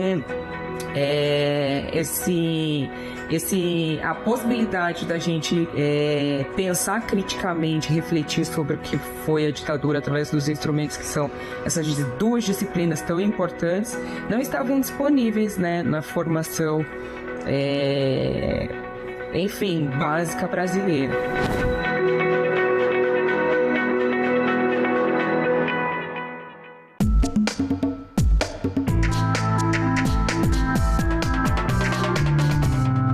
Dança liberta. Você vai ver agora a história de 2 jovens maranhenses e seu amor pela dança. Das sapatilhas e movimentos suaves do balé para um jeito único de dançar, o ritmo que conecta São Luís, no Maranhão, à Jamaica. Separado ou agarradinho, o som envolve e a dança dita os passos da coreografia. No único museu temático do reggae fora da Jamaica, um templo onde os amantes desse ritmo voltam às décadas de 1980 ou 90, embalados pelos paredões das radiolas, tudo é um convite à dança, em um grupo muito bem coreografado e sincronizado. Em São Luís, quando o assunto é dança, qualquer lugar é palco, inclusive para espetáculo solitário, sem conhecer os limites impostos pelas circunstâncias e quase sem plateia. Quase, porque a dança da Maria de Jesus, em pleno centro histórico, não passou despercebida. Ainda criança, por conta da poliomielite, perdeu os movimentos das pernas, mas não o prazer, a felicidade e a alegria de dançar. Esse vídeo foi realmente bem inusitado, porque eu não estava vendo, foi uma coisa bem espontânea, eu estava esperando o Uber. E aí a DJ Sol estava nesse evento e tocou esse reggae, e aí eu não resisti, né? E aí eu fui dançar, e aí o pai dela gravou e depois ela postou e tá aí esse sucesso todo. E assim, eu tô muito feliz porque eu recebi muitas mensagens, como eu tô te falando, muita mensagem falando que eu tô sendo exemplo. E que exemplo, hein? Aqui claramente a mensagem é a de que a dança é libertadora. E para quem tem uma cultura para chamar de sua, como o Maranhão, a dança é também identidade. No cacuriá, tambor de crioula, bumba meu boi.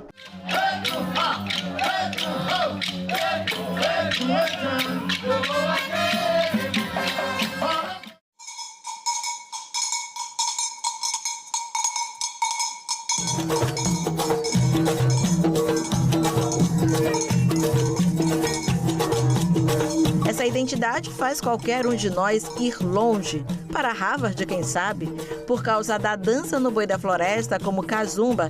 Igor foi mostrar nossa cultura em uma das universidades mais respeitadas do mundo, na Brasil Conference, que acontece desde 2015 em Harvard, nos Estados Unidos. Tem um programa específico, né, que é o programa de Cultura Brasileira em Ação, que selecionava 2 artistas que conseguem debater as questões sociais do Brasil por meio da arte e da cultura. Uma cultura feita, por exemplo, aqui no Quilombo da Liberdade, né, que é o maior quilombo urbano da América Latina. Aos 18 anos, a passagem de Igor por lá foi a caráter. Indumentária com esse bordado inconfundível, carregado de significados. Máscara do Kazumba, devidamente encaixada. Chocalho à mão, com suas fitas de cetim. Então a gente consegue levar na bagagem muita coisa, levar esse conhecimento ancestral, esse conhecimento que é feito aqui no Quilombo da Liberdade, mas, por exemplo, trazer na bagagem esse conhecimento das rodas de conversa, né, de, por exemplo, esses bate-papo que a gente tem nos corredores. Então, artistas renomados como a Regina Casé, o Jorge Aragão, viram a performance, o Xamã, a Carol Conká, são pessoas que viram a performance e ficaram admirados depois, né? Depois falaram comigo, falei, cara, que legal a cultura do teu estado. E é isso, né? As pessoas às vezes não sabem, mas, tipo, quando vêm, ficam apaixonados. Já em chão brasileiro, cercado pela religiosidade das imagens de São João, São Benedito, abençoadoras do altar e da ancestralidade na foto de mestre Apolônio, em um terreiro vazio, mas ainda assim cheio de musicalidade e história, Igor se veste no personagem. Os pés parecem deslizar, se enche da energia e mágica que vem da nossa própria história. É a entrega, a reverência. É a dança.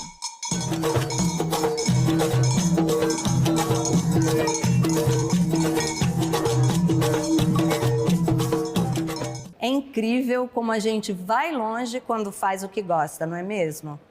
Olha, a gente deixa vocês agora com os visitantes do Congresso Nacional.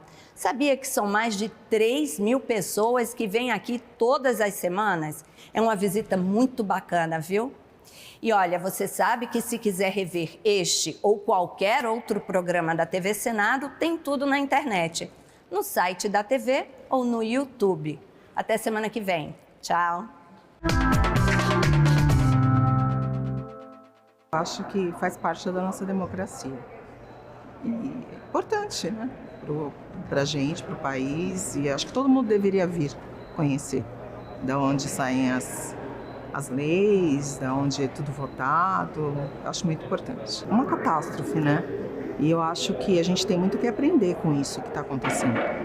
Eu acho que a gente está caminhando e a gente tem que aprender muito ainda. A gente não está livre de coisas piores virem a acontecer no nosso país, né? Isso serviu como um exemplo. Espero ver conhecer a história melhor, né? Como surgiu, por que Brasília. Espero conhecer mais sobre os três poderes, sobre a importância de cada câmara, ver as obras, o que restou delas, o que conseguiu ser restaurado, o que ainda está faltando, as marcas que o 8 de janeiro deixou aqui. É muito importante estar aqui hoje e estar no Congresso Nacional, porque ele é uma das sedes dos três poderes, né? Dos três poderes, no caso, o poder legislativo. E é interessante para mim, que faço o curso de Direito, entender como são formuladas as leis, entender a questão histórica deste prédio, que é um prédio histórico, né? Construído na década de 50. Então é muito interessante estar aqui, acompanhar, ver as obras e toda a história e toda a questão que envolve este prédio. Eu sou Elisandro, nós viemos da Faculdade Adventista do Paraná, na cidade de Maringá. Estamos visitando hoje a capital federal. Trouxemos os nossos alunos, nós temos um grupo aqui de 110 alunos da faculdade. Viemos aqui para visitar e entender um pouquinho mais, nos aprofundar um pouquinho mais na questão da política do nosso país. Nós acreditamos que o nosso país pode ser melhor e essa melhora passa sim pela política, pelos líderes políticos que nós temos aqui, que o povo é que escolhe. E nós acreditamos que com a democracia no Brasil, do jeito que ela está hoje, sim é possível melhorar. Talvez com a ajuda do povo, somado com os nossos líderes políticos, apesar de termos bastante falhas nesse sistema, mas nós acreditamos que sim, o Brasil pode ser um país ainda melhor, não só dentro, mas também como uma imagem que nós podemos passar para fora do Brasil. Me chamo Yuri Luz, eu sou aqui de Brasília, mas agora eu estudo na Faculdade de Adventista do Paraná. É sempre bom voltar pro meu quadradinho, porque essa cidade tem algo de especial que só quem é daqui sabe.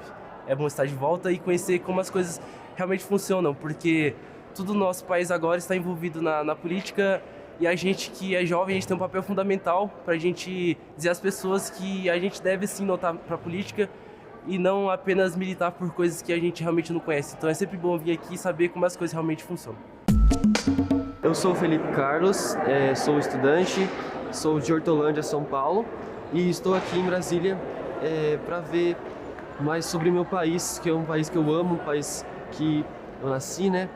Ver como tudo funciona, porque eu sou realmente fascinado, gosto muito de ver meu país indo para frente. Então vim aqui só para ver como que funciona, para ter mais experiência e ter mais conhecimento sobre o país que eu amo.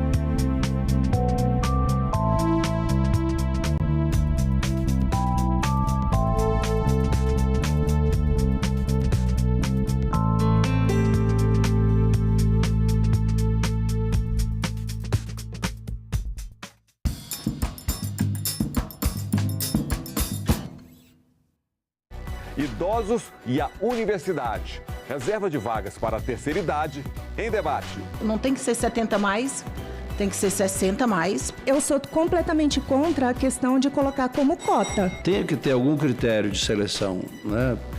Mínimo conhecimento. Nós entendemos que os critérios eles são muito amplos e vagos.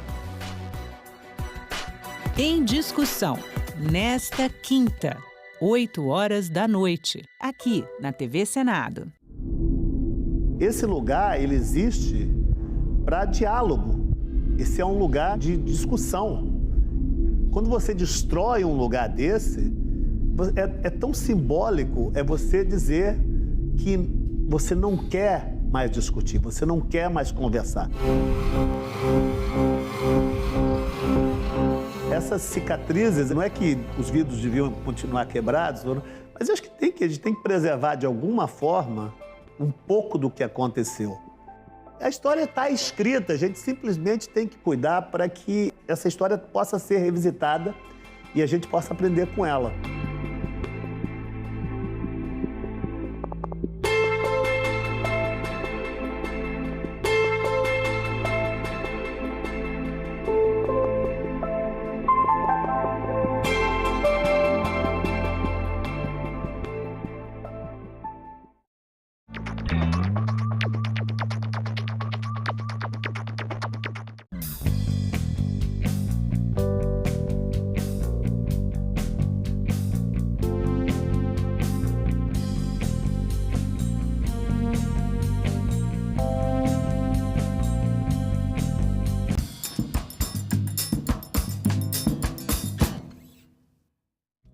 O programa a seguir é livre para todos os públicos.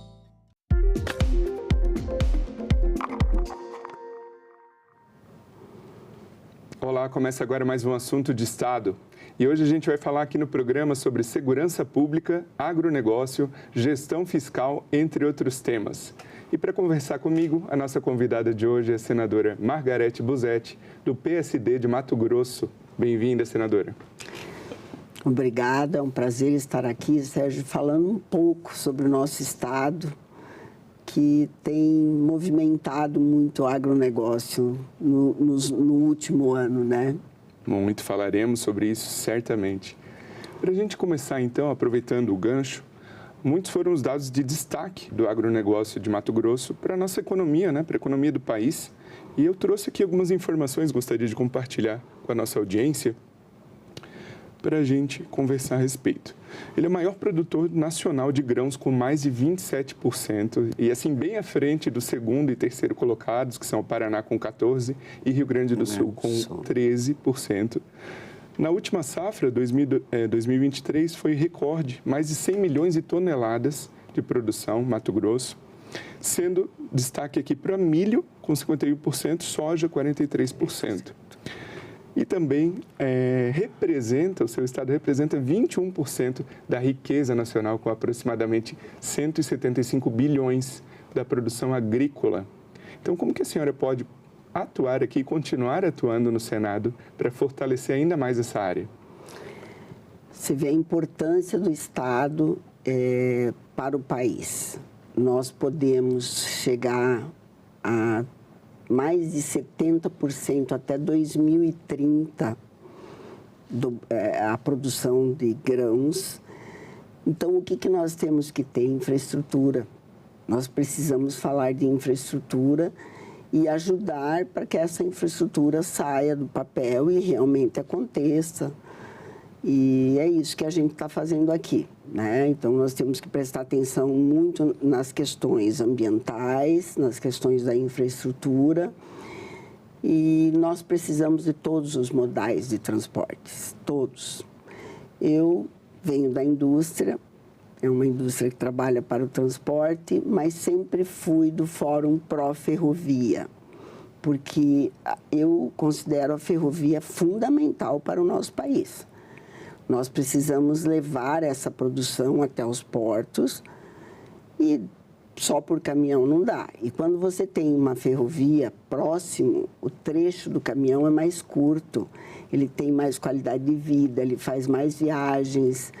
Então, você desenvolve como um todo. E o nosso país tem muito pouca ferrovia, né? E o pessoal brinca comigo, como que você defende ferrovia se você trabalha para o transporte? Não, é porque se você desenvolve como um todo, tudo desenvolve. O meu setor também vai desenvolver. Eu costumo olhar as coisas além do meu negócio, né? Sim. E o que há nesse sentido, no sentido de se investir em ferrovias? A senhora considera que há suficiente esforço do poder público na construção do modal ferrovia? No nosso estado, a gente conseguiu fazer a primeira estadualização de uma ferrovia. Nós conseguimos estadualizar uma ferrovia que é a Ferronorte, né? A gente conseguiu a concessão estadual da Ferronorte e ela está acontecendo. Ela está saindo de Rondonópolis rumo Cuiabá, Campo Verde, Lucas do Rio Verde. Aí nós temos a FICO, que vai para o Araguaia, para Água Boa, Araguaia, e aí nós temos a Ferrogrão, que a Ferrogrão a gente fez um trabalho imenso junto ao STF para destravar o estudo dela. Eu nunca vi um país travar um estudo de algo. E o STF travou o estudo da ferrovia, da Ferrogrão. Porque nem que seja para você dizer não, mas faça o estudo, né? E aí conseguimos destravar. Agora eu vi que houve um pedido novamente para que se pare o estudo da Ferrogrão. E, sinceramente, para mim é inconcebível isso. Então, a gente está aguardando. A Ferrogrão é importantíssima para o país. O país não tem como desenvolver sem ferrovia, sem a hidrovia, é importante, e a rodovia. Sim, e falando em estadualização e falando em rodovia, o governo do estado no ano passado assumiu a gestão da BR-163, que é um ponto estratégico de escoamento da produção, mas não tão otimizado quanto uma rodovia, como a senhora expôs aqui. Qual é a situação hoje dessa estrada e o que o povo pode esperar em termos de melhoria, de modernização, duplicação e coisas nesse sentido? Olha, eu trabalhei junto, a gente trabalhou muito quieto, né, em silêncio, silenciosamente, para que esse contrato, para que essa concessão pudesse voltar para o Estado, porque ela era da Rota Oeste e ela estava com problema, não conseguiu fazer os investimentos por uma série de motivos, e a gente trabalhou muito e foi uma inovação disruptiva, você pegar de volta uma BR, né, a 163, que é a principal linha de escoamento da nossa produção, hoje é a principal, e não duplicar. Então, deu certo, a gente assinou o contrato, eu participei dessa negociação toda, a gente só anunciou quando deu certo, quando a gente assinou o contrato, e hoje a gente já entregou um trecho duplicado, eu já estive em Mutum, e já tem a licitação feita de Mutum a Sorriso, se não me engano, e ela vai até Sinop, e depois a gente tem que ver se vai a Matupá, como que vai fazer, porque é uma rodovia importantíssima. E ela não é conhecida só como... ela não era conhecida só pelo escoamento do grãos. Ela era conhecida como a rodovia da morte. Sim, muitos acidentes. Você via, assim, um caminhão um atrás do outro, né? Um na rabeira do outro, como dizem, e aí vinha um podando, quer dizer, se envolviam 3, 4 caminhões num acidente, pegavam veículos pequenos e eram famílias destruídas. Famílias, chegou a morrer famílias inteiras em acidentes. Então, para nós, é um motivo de alegria, de vitória, estarmos trabalhando e estão trabalhando muito na 163. A nova concessão que a MT Par, que pegou, que é uma empresa público-privada, e que o governo aportou, acho que 1,2 bilhão, e está trabalhando a todo vapor. E faltam empreiteiras para fazer obras no Estado. Infelizmente, a gente tem problema com empreiteiras. Trabalhar para mudar esse apelido da rodovia, né? Olha, assim, para a gente vai ser muito significativo, né? Porque eu perdi amigos, perdi clientes, perdi amigos nessa BR-163. E se você falar com cada um dos matogrossenses, também vai contar a mesma história. Então, se mudar isso já é uma vitória para o Mato Grosso. Essa questão que a senhora comentou sobre as empreiteiras, que há algum problema, é problema falta de mão de obra, o que há? Falta de mão de obra. Hoje nós temos um problema grave. O Mato Grosso está com pleno emprego. Né? Acho que é 2,3. Segundo dados que eu apurei aqui para a nossa conversa, outro dado de destaque, até pela economia aquecida do Estado, é a questão de Mato Grosso hoje ter a segunda menor taxa de desemprego no país, com 3,3% de desocupação apenas. É a menor taxa da história, da série histórica, estando atrás apenas de Rondônia, com 3,2%. Então, isso reflete, né, que o mercado está muito aquecido e realmente acaba podendo faltar mão de obra. Está faltando mão de obra. Em todas as associações que você vai, nas federações que tem cadastros oferecendo emprego, são inúmeros empregos ofertados e você não tem Não tem gente para trabalhar. Você tem cursos de capacitação que você oferece e as pessoas não vão fazer. E aí acho que é um problema, Sérgio, que nós vamos ter que enfrentar logo. É deixar o auxílio social, né, e permitir que essa pessoa trabalhe com carteira assinada.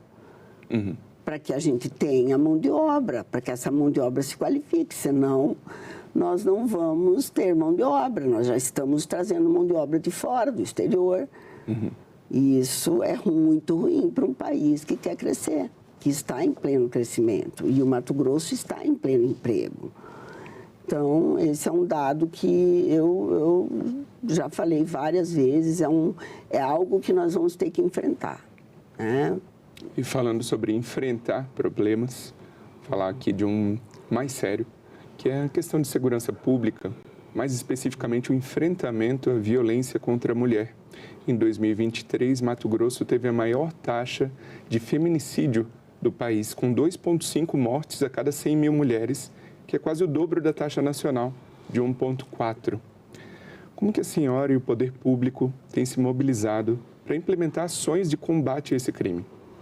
Esse é um dado que me deixa extremamente triste e eu tenho certeza que deixa triste a todos os mato-grossenses. Veja bem, apesar de a polícia ser uma das mais bem equipadas do país, pagar o segundo melhor salário do país, tem investimento em todos os setores da segurança, tem tecnologia, nós temos o crime do feminicídio, que é um crime de difícil contenção, porque ele acontece silenciosamente dentro de casa. Você não tem como chegar perto dele se você não tem o alerta da mulher, né? Então, acontece isso, eu me sinto até envergonhada por ter essa taxa de feminicídio no Mato Grosso, e sendo que desde que eu cheguei ao Senado, eu tenho trabalhado essa pauta fortemente, porque não é possível que uma pessoa ache que é dono da outra e que se eu não quero mais viver contigo, eu te mato, eu te descarto, você não é minha, eu vou te matar, eu vou te descartar. Isso não é possível. Aí eu até fiz um projeto que é o antifeminicídio, que criou um crime autônomo, hediondo, que vai para 40 anos de máxima e a mínima 20. Mas para ele progredir, ele tem que cumprir 55% da pena. Ele perde o poder pátrio dos filhos, ele perde o direito à visita íntima, ele perde o direito a cargo público, porque nós temos que combater, porque a impunidade é um convite à criminalidade. Nós tivemos casos gravíssimos no Mato Grosso. Recentemente você sabe de um caso que aconteceu, e aí foi um senhor que pediu um emprego na casa de servente de pedreiro, ficou cuidando da casa ao lado, onde tinham 4 mulheres, e ele matou as 4, degolou as 4, estuprou 3. E você ouve o depoimento dele, chega a dar náuseas, né? Porque ele conta que elas agonizavam enquanto ele estuprava elas. Eu fiquei assim impactada demais. Eu fiz outro projeto, que é o Cadastro Nacional de Pedófilos e Predadores Sexuais, porque como que pode, né, um crime, um agressor, um pedófilo, um estuprador, ter o seu nome preservado, correr em segredo de justiça e você não poder se prevenir. Uhum. Você sabe se hoje um filho seu, um parente seu, não tem um pedófilo trabalhando num colégio, numa creche, num condomínio? A gente não sabe. Então, esse também passou no Senado, já está indo para a Câmara.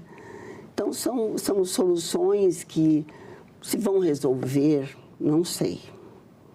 Mas eu acredito que a impunidade é muito ruim. Você não pode deixar a pessoa impune, cometer o crime e deixar ela sem... deixar impune do crime que ela cometeu. Eu me lembro desde criança que meu pai me dizia, se tu fizer coisa errada, você será castigado, você vai apanhar, você vai isso, você vai aquilo. A gente não fazia as coisas erradas porque existia o poder do pai sobre o filho. E o meu medo do meu pai se tornou respeito, né? E depois, hoje quem que tem medo dos pais, quem tem medo da justiça? Sim. A justiça solta em audiência de custódia. Esses dias foi preso na fronteira da Bolívia com o Mato Grosso um cidadão com 420 quilos de cocaína e ele em 24 horas foi liberado por um juiz federal porque ele considerou que ele era uma mula. Porque ele viu, depois ele declarou que foi o dinheiro fácil. Mas dinheiro fácil, nós também temos a oportunidade de ter dinheiro fácil que oferecem para a gente. A gente faz uma opção na vida, né? Agora, se esse cara não for punido, você acha que ele não vai cometer novamente, não vai carregar? Ele é um traficante com 420 quilos de cocaína e não a mula, como o cara diz. E a impunidade pode significar até um estímulo para ele voltar a praticar. Exatamente, é isso que eu digo. A impunidade é um convite à criminalidade. E é interessante que a senhora falou isso, porque alguns brasileiros podem ter essa sensação de impunidade. E quem pode mudar isso? O Congresso Nacional, a senhora, com iniciativas desse tipo. Eu fico bem impactada com isso, porque eu fico pensando, como que ninguém fez um projeto assim antes? Nós temos que ter leis mais rigorosas. O nosso Código Penal é de 40. Tinha 50 milhões de brasileiros e hoje nós somos 200 milhões de brasileiros. É outra realidade. Então, não sei se dá tempo da gente falar, mas eu apresentei um pacote anticrime, onde tem 4 projetos que vai falar só sobre isso mesmo. É uma PEC, um PLP e 2 projetos de lei. E falando também em segurança pública, só que agora um dado positivo do estado de Mato Grosso, segundo o Observatório da Secretaria de Estado de Segurança Pública, a criminalidade tem diminuído no estado, em comparação 2023 com 2022. Tirando esses fatos de criminalidade na fronteira, o alto feminicídio, hoje, na visão da senhora, qual que é a sensação de segurança do povo mato-grossense?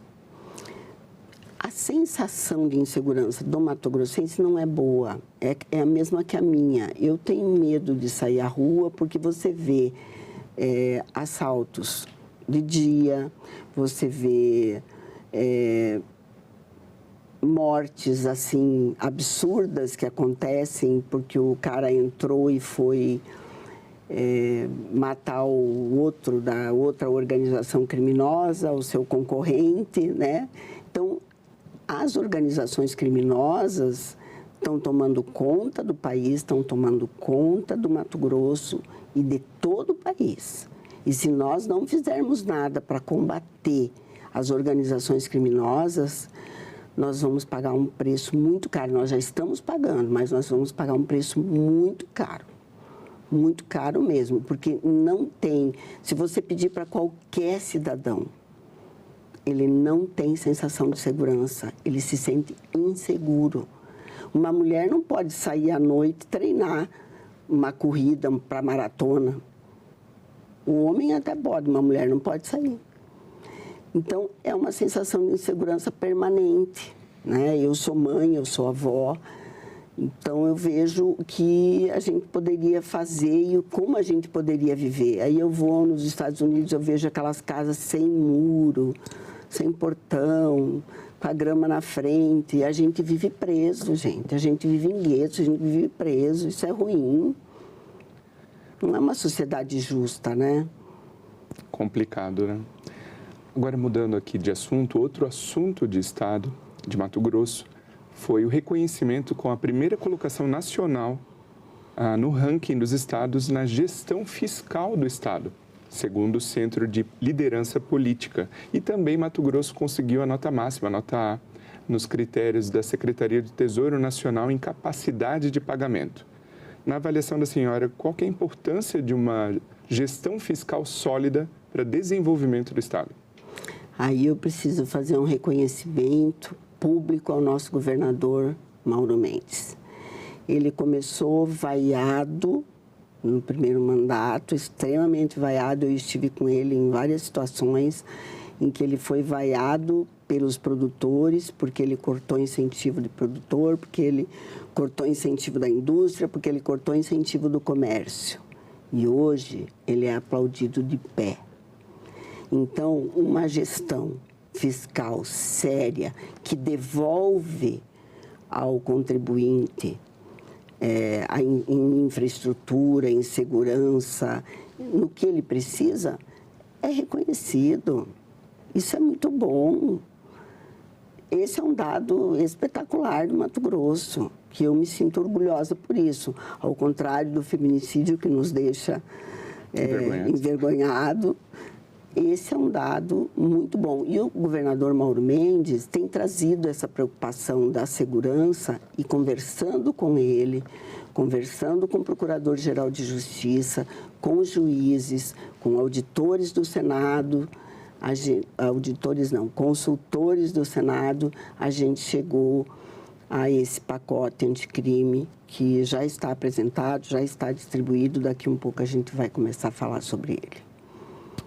Outra questão que ainda gera debate aqui na casa é a questão da demarcação de terras indígenas. Mesmo com a aprovação da lei do marco temporal no ano passado, ainda há dificuldade de se implementar na prática isso. Como que está essa situação no estado de Mato Grosso?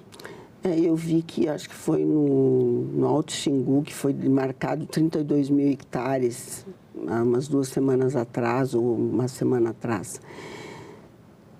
Imagina a sensação de insegurança desse produtor que está lá, nessa terra, há 50 anos. Eu fui uma das pessoas que se mexeu assim que a FUNAI começou a demarcar essas terras indígenas. Que ela entrou e começou a demarcar. Eu fui à FUNAI, eu pedi para ela me passar quais seriam as áreas demarcadas, me pediram para ir ao Ministério da Justiça, porque só o Ministério da Justiça poderia autorizar, dizer, e eu sou uma senadora da República. E eu estou há 1 ano esperando e eu não sei quais as terras que serão demarcadas. Então, eu não entendo por que os povos originários precisam de mais terra. Nós temos uma etnia no Mato Grosso, que são os parecis, que são altamente desenvolvidos. Eles usam 1,3 da terra deles e produzem 23 mil hectares de soja.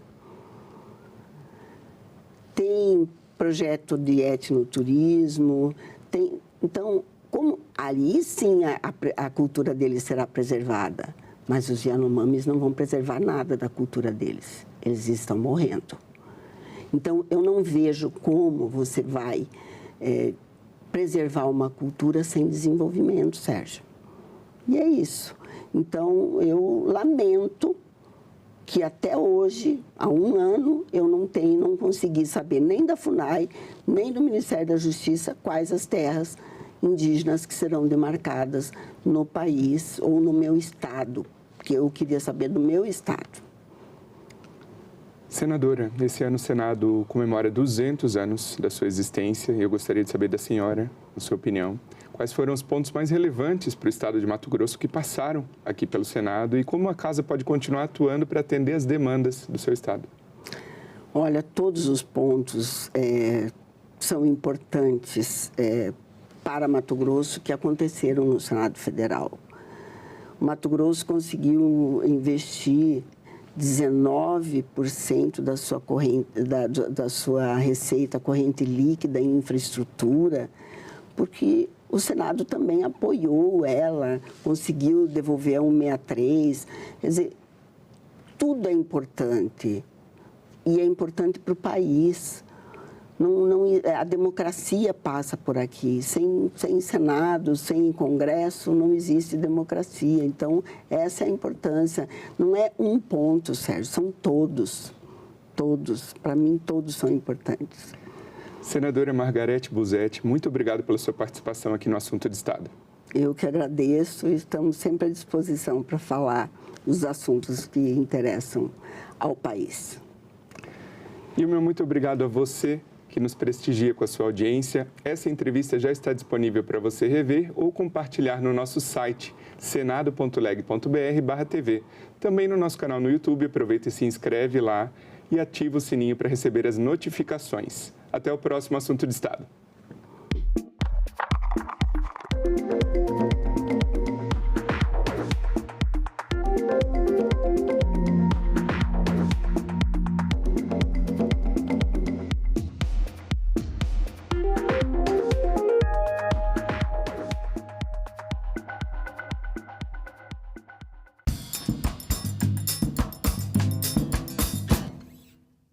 Desmatamento, garimpo ilegal geram problemas como nós estamos vendo que está ocorrendo no Brasil afora.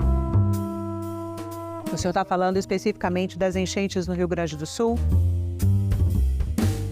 As consequências de tudo isso que estão ocorrendo são em função de causas que muitas das vezes têm ligação com problemas na Amazônia. Salão Nobre, hoje, 8 horas da noite, aqui na TV Senado.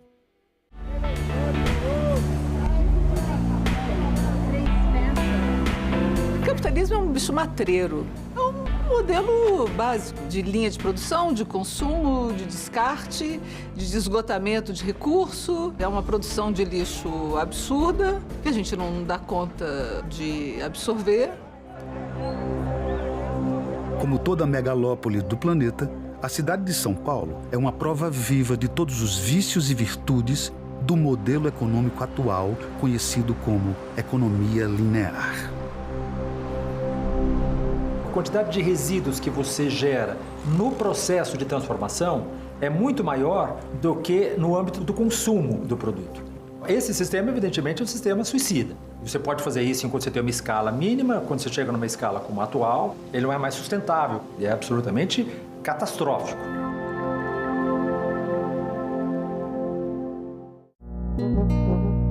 Agora é lei. É obrigatória a igualdade salarial e remuneratória entre mulheres e homens para a realização de trabalho de igual valor ou no exercício da mesma função. Serão punidas as empresas que discriminarem seus trabalhadores não apenas por gênero, mas também por raça, etnia ou idade. O Senado votou, agora é lei. Uma notícia falsa pode vir de quem a gente menos espera, no grupo da família ou nas nossas redes sociais. Mas como saber se uma informação é verdadeira? Agora, as informações sobre o Senado podem ser checadas pelo WhatsApp. Envie texto, link, foto, captura de tela ou vídeo de qualquer notícia duvidosa sobre o Senado Federal.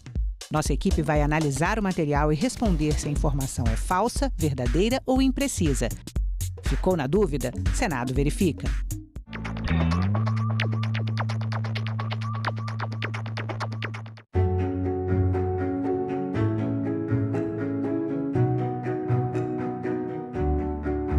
A lei de diretrizes e bases, ela devolve aos secretários de educação dos estados e aos professores o direito de fazer experiências.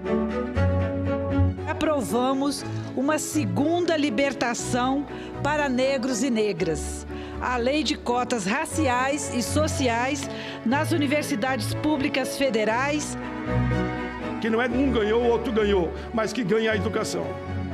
Valorizar o Fundeb para aumentar os recursos para a qualidade da educação e da educação pública nesse país. Nós só seremos, de fato, uma grande nação quando, para essa geração de 0 a 18 anos, não faltar absolutamente nada no quesito de educação. TV Senado. Democracia todo dia.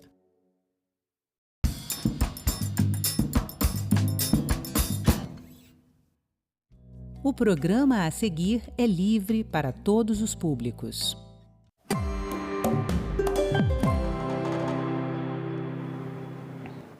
Olá, você tem alguma dívida lhe perturbando a mente? Muita gente tem, né? E este é o assunto desta agenda econômica. O nível de endividamento dos brasileiros vem caindo lentamente, mas segue muito alto.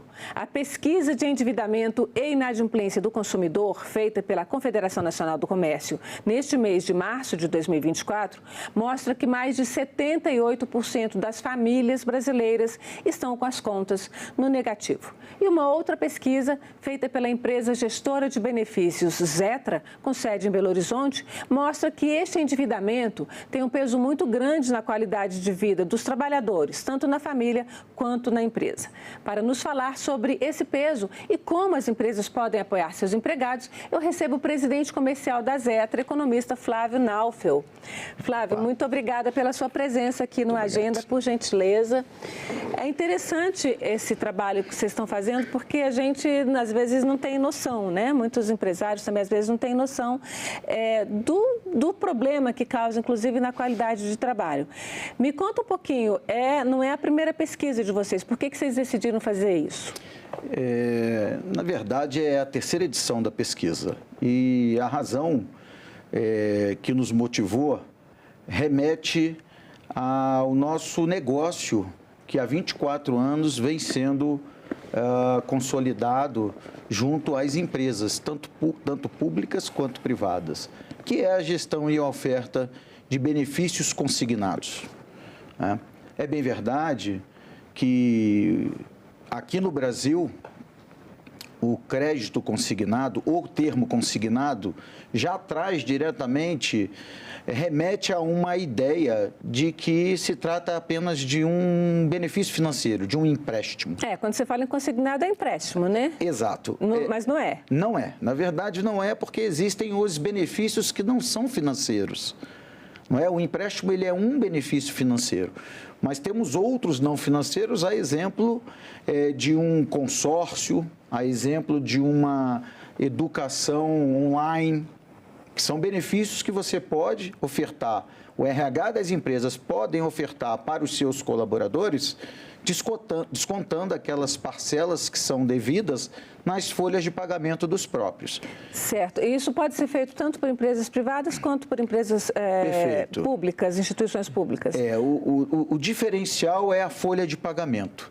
O meio de pagamento consignado, ele funciona em condições financeiras menores do que as demais linhas de financiamento ou de empréstimos, porque as deduções são feitas diretamente na folha e, portanto, há uma mitigação de risco muito significativa na oferta daquele recurso. Quem oferta sabe que vai ter uma garantia de receber muito maior do que qualquer outra modalidade de empréstimo do mercado. Essa pesquisa de 2019, que foi a primeira etapa, nós fizemos em 2021 e estamos repetindo agora em 2024. Mas teve uma também de 2023. Isso, essa de 2023, aliás... que a gente está com os dados agora. Exato. Essa é a terceira etapa e nós nos interessamos por conhecer um pouco mais como que é o impacto dessa dinâmica do endividamento junto às famílias. Nós já temos um compromisso há 24 anos em levar as melhores condições para que esses colaboradores possam se utilizar por meio do nosso portal de benefícios. Agora, nós queríamos aperfeiçoar um pouco mais, olhando, na verdade, para o sentido da aplicação dos recursos.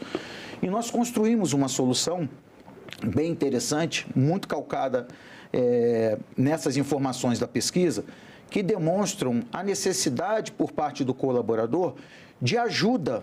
Ele pede ajuda ao RH para que ele possa comprometer cada vez menos a sua renda para o custeio das suas atividades ali. E aí eu estou falando de situações básicas, como educação, alimentação, não é? Planos de saúde. Agora, isso acontece só porque esse endividamento do brasileiro acontece só porque os salários são muito baixos? Ou porque também falta planejamento financeiro dentro, obviamente, de condições razoáveis, né? Porque quem não tem nem emprego não tem como planejar. Mas o que acontece aí? Então, considerando aquele cidadão que possui renda, nós percebemos que realmente há uma carência muito grande, muito expressiva, e nós percebemos que as noções básicas de economia financeira, de educação financeira, elas não estão ainda, vamos dizer assim, enraizadas nas famílias. Então, o trabalhador, ele hoje não consegue discernir, culturalmente tem sido assim, discernir qual a melhor opção que ele tem para consumir determinado benefício com o menor custo, o menor preço possível. Ele olha, via de regra, a condição daquela prestação, se cabe ou não cabe. Ora, se ele não consegue enxergar o quanto que ele está, qual é o limite dele de endividamento, tudo vai ser possível e vai caber. Eu pergunto isso porque a pesquisa da CNC, de março de 2024, ela mostra que as famílias que ganham de 0 a 3, ou seja, até 3 salários mínimos, estão 79,7% delas endividadas. Subindo um pouquinho, de 3 a 5, cai o endividamento. Pouquinho, mas cai, 79,3%. De 5 a 10 salários mínimos, cai muito, cai para 75%. Cai muito em relação ao nível salarial anterior, né? Então, mais alto salário, menor o endividamento. E mais de 10 salários, esse endividamento cai para 71,4%. Ou seja, já tem aí uma amostra de que quem ganha melhor, de quem ganha mais, está se endividando menos. Até porque talvez tenha dinheiro aí suficiente para suas despesas, mas está se endividando. Sim, está se endividando. E aí você considera que é falta de planejamento? Sim, com certeza nós percebemos, inclusive a pesquisa mostra isso, como que o descontrole financeiro se dá à medida em que sequer aquele trabalhador consegue enxergar que ele possui uma dívida, né? Uma dívida, digamos, que ele adquiriu quando o cenário econômico era de uma Selic mais elevada, e ele não tem no seu planejamento sequer a condição de fazer a portabilidade daquela dívida para uma outra operação com custo menor face ao cenário econômico. Então, são noções básicas que a gente percebe que faltam ainda na prática das famílias brasileiras, né, quando o assunto é economia doméstica. Tá. Agora, eu vou pedir o Daniel, que é o nosso diretor de gravação, para colocar aqui um pouco dos dados dessa pesquisa, né, para a gente ter uma ideia, né? E aí, o que vocês perceberam na pesquisa de vocês foi esse quadro. Antes da gente detalhar esse quadro, eu queria que você falasse, essa pesquisa foi feita em todo o Brasil, em algumas capitais, como é que ela foi feita? Ela foi feita em nível nacional, junto a 900 empregados, não é? E nós utilizamos uma forma muito interessante para capturar e aplicar essa pesquisa. Em vez daqueles modelos tradicionais de formulários, nós fomos para uma pegada mais tecnológica e fizemos a coleta das informações por meio de chatbots inteligentes, onde cada participante da pesquisa se sentiu muito mais à vontade e daí talvez a maior riqueza de detalhes nessa edição. Então vamos para a pesquisa agora, porque realmente as pessoas falaram mesmo, né? E como os trabalhadores, a pergunta é como você termina o mês, 66,3% falaram que terminam sem dinheiro suficiente, ou seja, já tem uma quantidade grande aí, 24% entram nos recursos do cartão de crédito ou pagam as contas com os famosos bicos, né? Os freelancers, 16% entram no cheque especial. Essas são as duas piores formas que alguém pode ter de tentar resolver a vida, né? 10% empréstimo bancário, juro muito alto também, 8% na dívida original, ou seja, tem dívida e não mexe com ela, e 5% pedem dinheiro emprestado para a família e para os amigos. Como é que você... O que você diz sobre esse quadro para a gente? Eu acho que esse quadro, ele reflete exatamente, vamos dizer assim, o caos, não é? Na administração dos recursos financeiros de cada família. Imagine você que uma pessoa que está endividada, chega no meio do mês, ela não consegue terminar o mês com a sua renda, e ela vai indistintamente, olha que é um contingente elevadíssimo, 63 pessoas não chegam no final do mês, esse é um dado 63 alarmante. Pessoas em 100, né? São 63%. Olha, é um count muito elevado.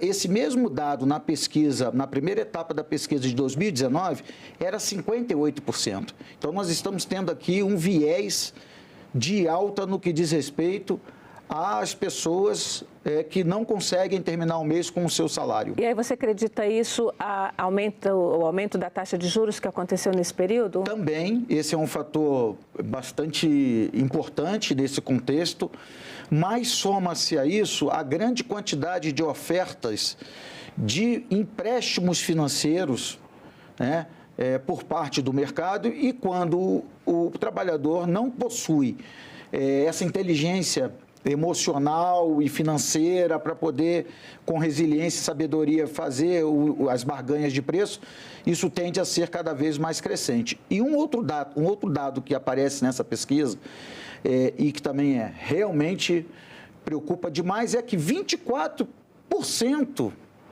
dessas pessoas estão indo em fontes que são carésimas, são fontes de recursos que não são aconselháveis para fazer o rotativo dele. É terrível, porque dá 40% em 63%, né? O que é quase 80% do total, se a gente considerar que esse 63% é o 100% dos endividados, né?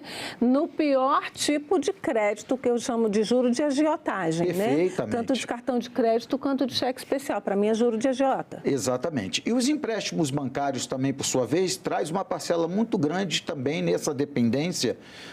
Quando o colaborador, são aqueles empréstimos que são ofertados por meio da internet, no internet banking.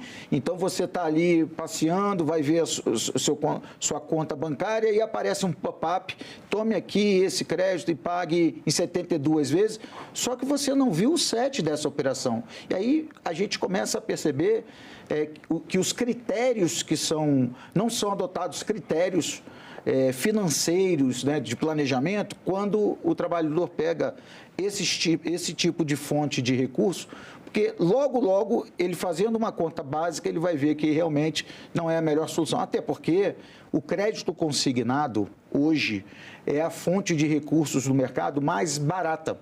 E mais certa, né? E mais certa. Para quem empresta, ou seja, ele tem certeza que ele vai receber, né? Exatamente. Não há escassez de oferta de crédito consignado. Até porque é uma modalidade de empréstimo que o colaborador não precisa ter vínculo bancário com a instituição que lhe oferece o crédito. Porque os débitos são feitos mensalmente na folha de pagamento. Então, não há aquela obrigatoriedade do colaborador ter domicílio bancário, passar por toda aquela situação de reciprocidade para fazer uma operação de crédito consignado. Eu quero ir para o passo seguinte da pesquisa, que foi, na verdade, o que me chamou mais a atenção, porque esses outros dados aí já eram conhecidos, esses que a gente tem aí na tela já eram conhecidos, mas eu vou pedir ao Daniel para trocar a nossa tela, que são os dados que, digamos assim, falam mais da qualidade de vida, né, do trabalhador, né? E aí, desses que estão endividados, a gente percebe que eles estão atingidos pelo estresse, né, 58%, pela irritabilidade, 44%, pela diminuição de atenção, também 44%, insônia, 36%, redução da produtividade, ou seja, isso está atacando direto a qualidade de trabalho, depressão e dores, 14%. Ou seja, a gente tem aí, inclusive, questões já entrando no nível mental e emocional, que pode levar a situações muito mais sérias, até uma incapacidade de trabalho. Sem dúvida. Né? Como é que você avalia esse quadro? E o que a gente parte depois, se puder, o que os empregadores, o que os patrões podem fazer? Esse é um diagnóstico que talvez seja o cerne da questão do que nós estávamos buscando. Qual é o reflexo, qual o impacto que o endividamento, como é que fica o bem-estar financeiro do colaborador? Como é que ele lida com essa situação, considerando que ele é um sujeito, ele não é um objeto. Portanto, esses reflexos aparecem muito fortemente e preocupam sobremaneira, porque cada RH, cada empresa, cada RH de cada empresa, ela tem uma situação muito provavelmente parecida com esta e, às vezes, está de uma forma silenciosa. E essa pesquisa mostra exatamente isso. Um alerta para que as empresas busquem medir esses parâmetros na sua folha de pagamento, olhando para as pessoas. né? Nós falamos muito do departamento de pessoal. A vida inteira, né, é cultural. Hoje nós estamos falando de gestão de pessoas. Então, veja, como que nós vamos... Antes era RH, recursos humanos, era um recurso, como as máquinas, Isso. né? Só que esse é humano. Agora vocês falam em gestão de pessoas, fala-se, né, na teoria do trabalho. E o principal ativo, né, da corporação, sem dúvida alguma. E aí a gente começa a perceber, inclusive, que afeta a produtividade daquela empresa. A satisfação, o bem-estar financeiro está diretamente ligado à saúde da pessoa, né? Então, bom, mas ele é colaborador, ele tem um encarreiramento, ele é um técnico excelente, mas ele é uma pessoa, ele está com uma situação de dificuldade muito forte, e isso já está, inclusive, afetando o equilíbrio dele enquanto família. Quando você vem com 58% num resultado de pesquisa de estresse, com 44% de irritabilidade, com déficit de atenção, tendo diminuição de atenção, gente, na verdade, não tem como produzir mais com menos. Neste caso, não tem como produzir mais com menos. Então, esse ponto eu queria chamar a atenção da pesquisa, porque ele liga um alerta. O alerta é, precisamos, nós, RH, olharmos com este olhar humanizado para essas situações que ocorrem no dia a dia das nossas equipes. Mas não adianta só diagnosticar, nós temos que levar uma solução. E é aí que entra a nossa solução de tecnologia consolidada no mercado, onde, primeiro, atacar a causa. A causa qual é? O endividamento. Vamos ver por que está endividado, como está endividado e qual é a alternativa, qual é a orientação prática que o RH pode dar para aquele colaborador para buscar uma melhor condição financeira, a começar para reduzir o seu nível de comprometimento da renda mensal. Agora, a empresa pode, vocês acreditam que a empresa pode chegar nesse nível de intimidade da vida do trabalhador, do seu empregado, do seu funcionário?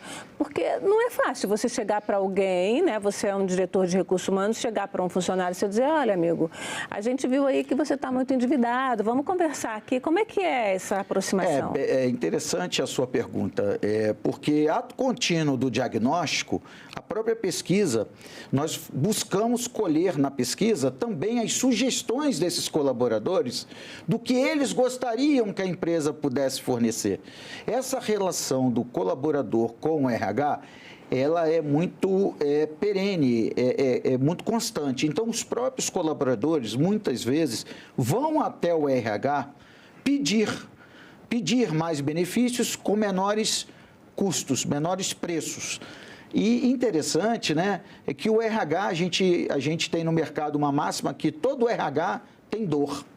A dor do RH é a dor do colaborador. Então, essa relação de desejos com oferta, isso é muito comum na empresa. O RH hoje tem que ser psicólogo também? Sem dúvida alguma. Sem dúvida, ela tem que tratar das questões processuais, operacionais, regimentais, mas ela também tem o papel indelegável de prover soluções para as pessoas que estão ali atrás de cada matrícula de trabalho. Então, vamos passar para o próximo quadro, que eu acho que esse também me chamou muito a atenção, que é essa parte humana, que é o que os trabalhadores pedem ou gostariam de ter e acham mais importante que as empresas forneçam. Vale alimentação, 66%. O vale alimentação, ele é meio que uma obrigação, né? Isso, é uma obrigação legal para todas as empresas, Isso. desde a micro Perfeito. até a grande empresa, Perfeito. né? O plano de saúde não é uma obrigação legal. Não. Tá. Crédito consignado também não é uma obrigação legal. Adiantamento de salário também, a empresa não é obrigada. Não é. E aí surge uma moeda interessante que depois eu gostaria de ressaltar, que o adiantamento de salarial, que está ali 30% sendo pedido pelos colaboradores, é exatamente aquela moeda que falta naquele período do mês que o trabalhador acaba a sua renda e ainda tem que ter fôlego para chegar até o final do mês. Mas aí vamos conversar, porque eu acho que isso é um problema. Vamos continuar aqui nessa tabela. Participação nos lucros. As empresas públicas têm participação nos lucros, empresas públicas ou de capital misto, né, público-privado. Eu queria que você falasse um pouquinho sobre isso. Seguro de vida, muita gente pedindo seguro de vida, né? E aí também entra, seguro de saúde já está lá em cima, entra trabalho de seguro de residência, de planos automóvel, odontológicos, né? Telemedicina, tem todo esse aparato de seguridade, né? Indo além da vida. Agora, me causou uma certa curiosidade essa questão de 66% pedem vale alimentação ou pedem melhoria, já que vale alimentação é uma obrigação legal? Melhorias, né? Via de regra Os vales são muito pequenininhos. E a gente sabe que a dinâmica inflacionária ela é muito frequente, né? Ela é muito ativa, intensa, então muitas vezes o preço ali do consumo não está defasado em relação ao vale alimentação, não atinge aquele valor que está sendo praticado nos mercados, né? Entendi. Então vamos lá, os outros a gente sabe mais ou menos. E aí a empresa, quando ela se propõe a fazer o crédito consignado, ela tem toda uma operação legal lá dentro dela, né? Perfeito. Aí primeiro a causa maior está exatamente naquele 52% ali, porque na verdade o colaborador ele enxerga o crédito consignado como renda. E uma das formas da gente empoderar o salário desse colaborador sem endividá-lo é exatamente por meio do crédito consignado fazer primeiro o saneamento das finanças daquele colaborador. Como? Trazendo, e isso o nosso portal faz, trazendo ofertas de crédito consignado com taxas bem menores do que aquelas que são ofertadas no balcão das agências. Mas a empresa não pode chegar para o seu empregado e dizer, olha, ok, a gente tem aqui crédito consignado, um juro bem mais baixo, você tem tanto tempo para pagar, mas você não pode se endividar mais, não dá, né? Só que aí entra a regra do limite, né, prudencial, que é um limite legal, percentual de comprometimento da margem consignável de cada colaborador. Você começa a jogar o jogo nas 4 linhas, né? Na verdade, você elimina a possibilidade de novas safras de operações contratadas que vão virar inadimplência. Porque ele tem um limite. Porque ele tem um limite e nós fazemos esse limite, o controle desse limite por meio da plataforma, onde o RH é o grande gestor, provedor de toda essa ferramenta para os seus colaboradores. Vamos falar então do adiantamento de salário. Eu acho um risco tremendo, porque você adianta o salário esse mês, mas o mês que vem você já não tem, em lugar de faltar 1/3, você já não tem a metade, né? Aqui tem um contexto um pouquinho diferente, Antônia, porque o adiantamento salarial que nós estamos falando aqui, na verdade, é um percentual de margem consignável adicional àquele que já está sendo praticado para as demais consignações, empréstimos e tal. É uma margem excepcional, são 5% via de regra, que são acrescidos. Então, aquele 30% que hoje já está ali posto à disposição do colaborador, soma-se ali 5% apartado para que se faça esse trabalho do adiantamento salarial. E aí, aonde que está o grande diferencial? Ao invés do colaborador ir lá no agiota, ir lá no cheque especial, ir lá no produto de crédito rotativo ou um crédito pessoal, ele vai usar esse adiantamento salarial sem pagar juros, para que ele possa fazer as suas compras no supermercado, para que ele possa sobreviver naquele mês. E o modelo é tão inteligente e tão interessante e sustentável que quem, na verdade, remunera e mantém esse produto de pé são os fornecedores dos benefícios que nos pagam. Nós aí estamos entrando numa nova dinâmica. A gente está dando uma moeda nova para o mercado, a gente está incrementando faturamento daqueles que fornecem os benefícios, estamos cuidando do bem-estar financeiro dos colaboradores, porque eles já estão deixando de se endividar cada vez mais ali em fontes que não são baratas. E todo esse processo de controle junto à folha de pagamento e também fazendo o controle dos limites, né, que são definidos para essa finalidade, ocorrem de forma harmônica ali, online. Tudo isso eu estou falando de tecnologia integrada junto à folha de pagamento. É super simples, super eficiente, mas nós precisamos fazer essa contratação com o RH. E a questão da educação financeira, vocês propõem alguma coisa? É importante que as empresas se atentem a esse detalhe? Sem dúvida. A educação financeira ela tem um valor fundamental para que o processo continue exitoso. A educação financeira, a gente tomou uma iniciativa também na empresa de buscar desenvolver o conceito de educação financeira por meio da educação à distância. Então, a gente tem, na plataforma, tem cursos, inclusive, que são específicos para atacar essa questão das noções básicas de educação financeira, como que se faz na prática o controle dessas finanças no dia a dia, e incluímos também agora nos conteúdos mais recentemente nesse portal as informações também que são importantes de consumo do consumidor. Eu vou pedir ao nosso diretor para colocar rapidinho aí na nossa tela o endereço do portal, é salaryfits, salaryfits.com.br. Aí pessoas, trabalhadores, empresários, podem buscar informações sobre esse processo e também sobre essa parte de educação financeira. Podem pegar essas informações, podem consultar, ver exatamente o que já tem ali de informações para que seja customizado. Isso é importante, Antônia, destacar que cada RH tem o seu portal de benefícios customizado, específico para ele. Quem determina quais benefícios serão ofertados para os colaboradores são os RHs. Dá para uma microempresa fazer um processo desse com seus meia dúzia de trabalhadores? Sem dúvida, tá? Sem dúvida. Tendo a folha de pagamento em conformidade, todos os lançamentos são possíveis fazer mensalmente na folha de pagamento para esses benefícios. Flávio, muito obrigada pela sua presença aqui no Agenda Econômica e esse seu esclarecimento aí, com todo o conhecimento que vocês têm. Muito obrigado. Nós é que agradecemos. E agradeço também a você que nos acompanhou até aqui. Este programa pode ser compartilhado no site senado.leg.br/TV ou no canal da TV Senado no YouTube. Aproveite e se inscreva lá no nosso canal e garanta o seu acesso à informação diversa e de qualidade. Até o próximo Agenda Econômica.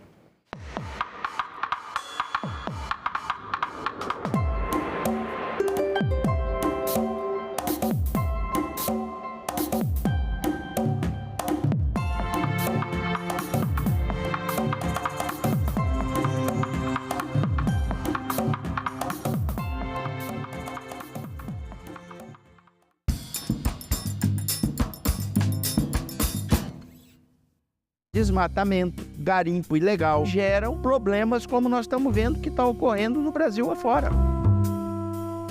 O senhor está falando especificamente das enchentes no Rio Grande do Sul? As consequências de tudo isso que estão ocorrendo são em função de causas que muitas das vezes têm ligação com problemas na Amazônia. Salão Nobre, hoje, 8 horas da noite, aqui na TV Senado. A fama do caldeirão corre célere por todo o Nordeste. O clero e os grandes proprietários de terra viam com preocupação o avanço econômico e social do caldeirão. O caso se torna mais grave quando os romeiros e juazeiros se estavam canalizando para o caldeirão, onde as relações de produção e consumo tendiam francamente para o comunismo. Dizia-se naquele tempo que as propriedades vizinhas estavam sendo privadas de mão de obra porque todo mundo procurava ir trabalhar no caldeirão onde a sobrevivência era absolutamente garantida. Passou-se a explorar a seguinte possibilidade, de o caldeirão vir um dia a se transformar numa nova Canudos. Lá se fabricava o facão, se fabricava a foice, se fabricava o machado, se fabricava a faca. Foi implantado o princípio para cada um de acordo com a sua necessidade.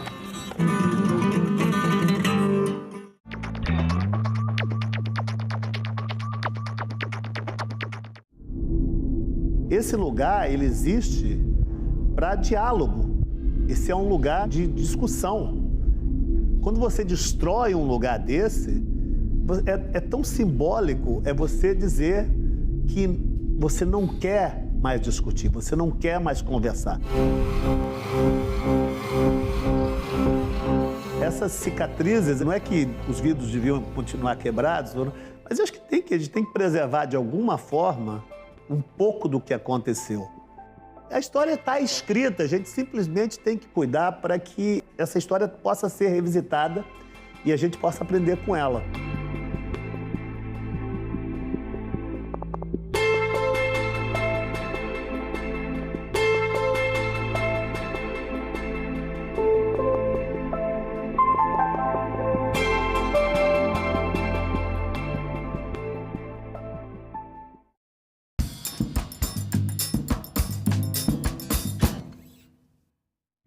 O programa a seguir é livre para todos os públicos.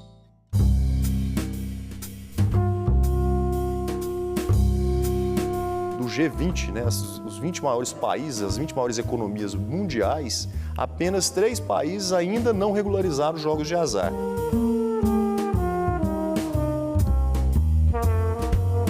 Senador, e em relação ao jogo do bicho? Há previsão dentro desse mesmo projeto da legalização do jogo do bingo e também do jogo do bicho.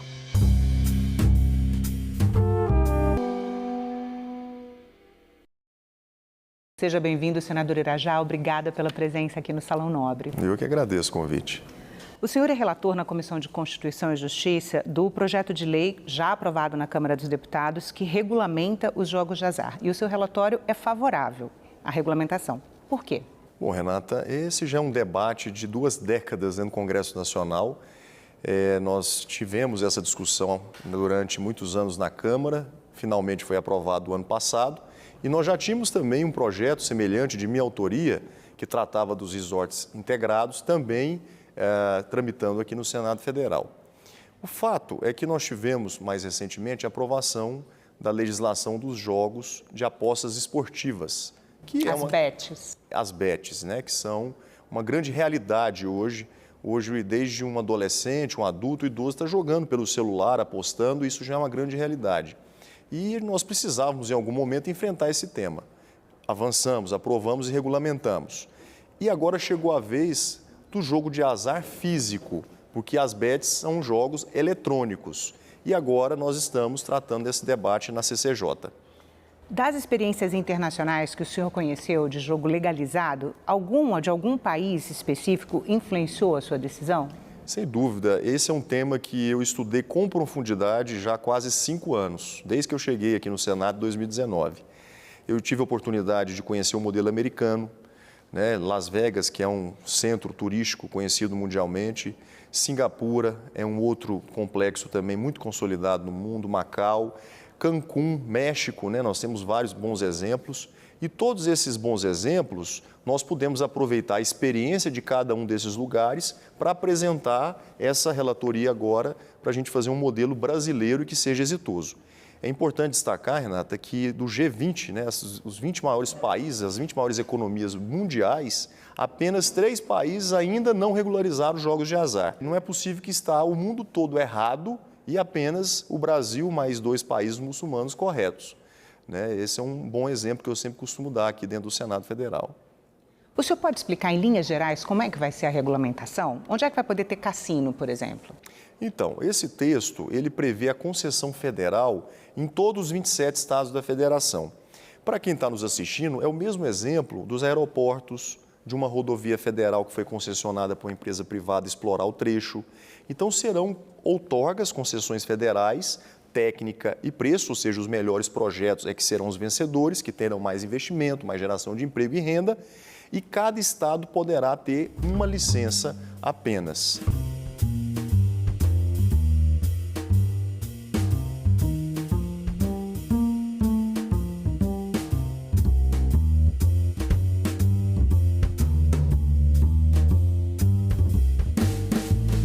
Exceto os 4 estados maiores, que são mais populosos, como São Paulo, Rio de Janeiro, o estado de Minas Gerais e a Bahia, que poderão ter 2 ou 3 licenças para operarem.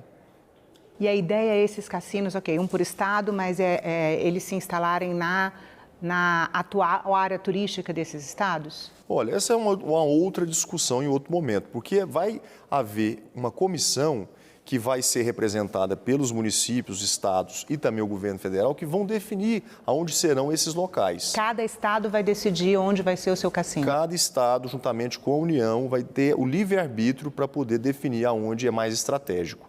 Porque você precisa lembrar que esses grandes resorts, eles precisam estar próximos, por exemplo, de aeroportos. Como é que esses turistas brasileiros e internacionais vão chegar até lá?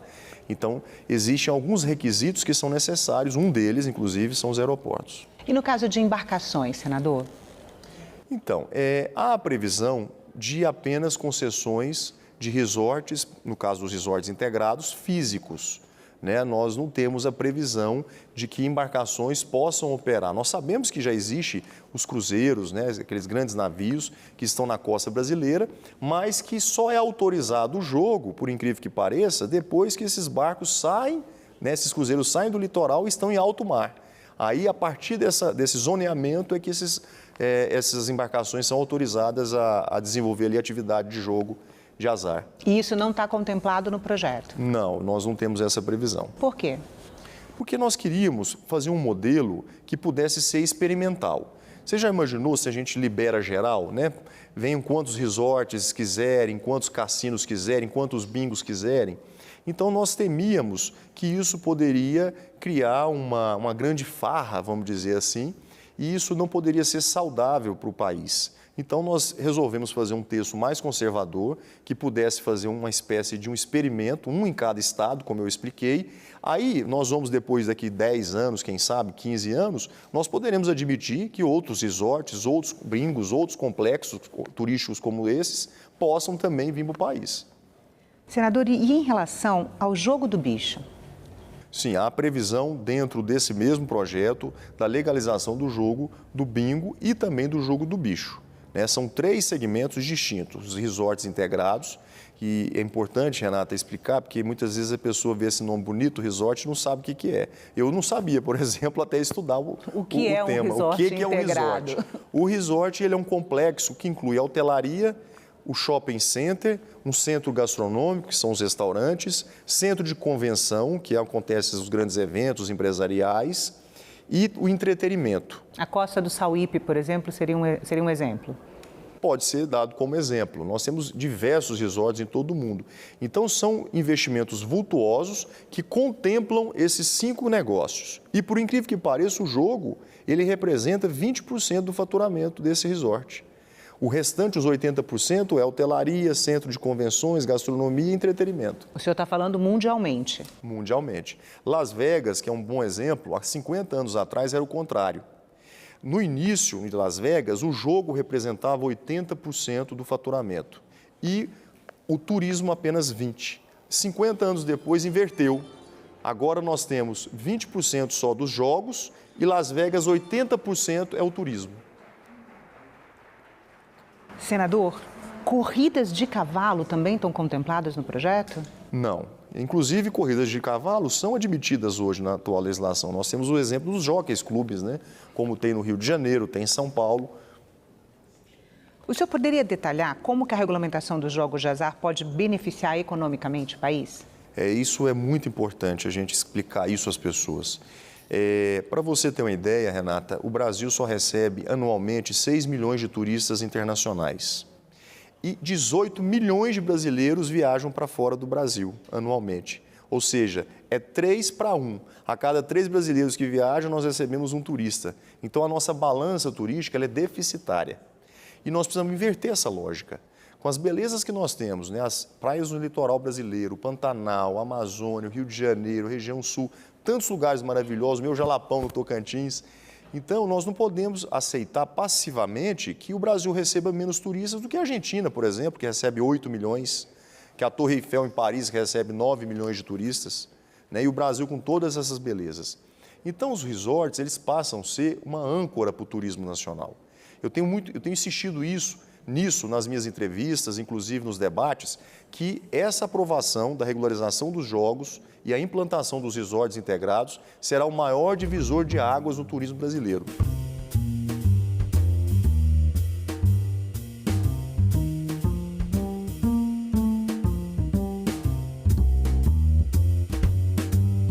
Nós vamos lembrar do turismo brasileiro antes e depois dos resorts integrados. A exemplo do que aconteceu em Singapura. Singapura recebia 9 milhões de turistas em 2009. Agora recebe 18 milhões. E a única coisa que aconteceu lá foi a implantação de resorts integrados. Bom, uma vez implantadas as 35 licenças previstas nos 27 estados da federação, nós estamos falando de um investimento da ordem de 40 bilhões de reais. Você imagina isso injetado na economia de cada estado, de cada município, quantos empregos serão gerados, a construção civil aquecida, enfim, e oportunidades geradas. 200 mil empregos diretos é a estimativa de geração de emprego nesses projetos. Além disso, mais de 30 bilhões de reais anualmente de impostos que serão gerados, arrecadados, e claro, isso dividido entre os estados, os municípios brasileiros e também a União. Portanto, esses números nos motivam de uma tal maneira, Renata, porque a gente às vezes se questiona por que não ter feito a aprovação desse projeto antes, né? Porque nós perdemos tanto tempo com uma grande oportunidade que outros países enxergaram há mais tempo, como os exemplos que nós citamos. E quais são as principais fontes de receita que o governo espera arrecadar com a regulamentação do jogo? Então, essas empresas vão pagar impostos como qualquer empresa brasileira nacional. A diferença é que que incide sobre os resorts integrados a CID, que é uma contribuição, além dos impostos obrigatórios, de 17% de tudo que for faturado dentro desse complexo turístico. Então, esse recurso da CID, somado aos impostos obrigatórios, é que nós chegamos nesse volume, nessa estimativa de arrecadação de 30 bilhões por ano de impostos. Mas serão criados novos tributos específicos para a atividade econômica, não? Não, apenas o recolhimento da CID de 17%. E que medidas estão sendo propostas para mitigar possíveis impactos sociais negativos associados ao jogo de azar, como o vício em jogo, por exemplo, a ludopatia? Claro, existe por parte dessas grandes empresas que atuam em todo o mundo uma política muito severa com relação à questão, né, do vício, o problema da evasão de divisas, que também é muito questionado, né, de lavagem de dinheiro. Hoje essas empresas, elas são todas empresas listadas em bolsas de valores, com uma política muito forte de compliance, enfim. E como são empresas listadas no mercado, se houver uma mínima chance de uma denúncia dessa natureza, uma empresa dessa que vale bilhões, da noite para o dia ela cai o preço de mercado. Então eles têm uma preocupação muito severa com relação a esses problemas que são apontados como possíveis para acontecerem. E a gente tem um exemplo desses outros países e que isso é controlado, isso é fiscalizado, isso eventualmente, quando acontece, é severamente punido. E em relação ao crime organizado, senador, especificamente o uso para lavagem de dinheiro? Olha, infelizmente, essa é uma realidade que nós temos, infelizmente. Então, eu tenho até dito isso aqui, eu falei, gente, quem não apoia o jogo legal é porque está apoiando o jogo ilegal. Então, nós temos que enfrentar o tema, nós precisamos criar um regramento, né, critérios do que pode e do que não pode e fiscalizar. Nós temos todos os instrumentos para isso, tem a Polícia Federal, tem a Receita Federal, tem a imprensa, tem a própria sociedade. Agora, nós não podemos fingir que o jogo não está presente na vida das brasileiras e dos brasileiros. Isso é uma realidade, está presente na vida dos nossos filhos. E movimenta bilhões. E que movimenta bilhões, né? E que esses recursos estão sendo, infelizmente, aproveitados e aplicados fora do Brasil e não aqui no nosso país. Senador, que garantias estão sendo implementadas para proteger os consumidores e jogadores dentro dessa nova regulamentação? Então, eu vou te dar um exemplo muito prático. As pessoas têm uma ideia de que a pessoa vai chegar num cassino com uma bolsa de dinheiro em espécie ou uma mala de dinheiro, né? E vai jogar, vai apostar e ali vai lavar dinheiro, ali vai, enfim. Isso não existe. No próprio texto está muito claro isso. Para você poder participar de um cassino, de você poder participar de um jogo desse do bicho, é tudo feito eletronicamente. Você tem que ter uma conta sua, pessoal, na sua pessoa física, num banco, para você poder transferir o dinheiro da aposta para esse resort ou para esse cassino. Se você eventualmente ganhar algum prêmio, alguma bonificação, alguma premiação, fruto desse jogo, você também recebe esse prêmio na sua conta pessoa física. Não é nem admitido a possibilidade de receber na pessoa jurídica, que é a empresa.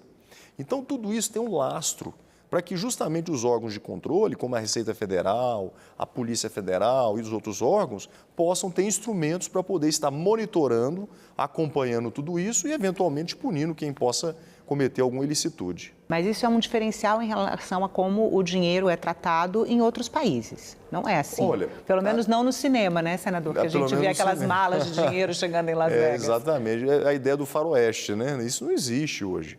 Como eu expliquei, essas empresas são empresas sérias, idôneas, empresas que têm ações listadas nas bolsas de valor de todo mundo, né? Que existe uma política de auditoria muito, muito rigorosa em torno dessas empresas, até porque o valor de mercado dela depende do cumprimento de todas essas políticas, né, que nós falamos aqui, contra lavagem de dinheiro, sonegação fiscal, de evasão de divisas, de vícios.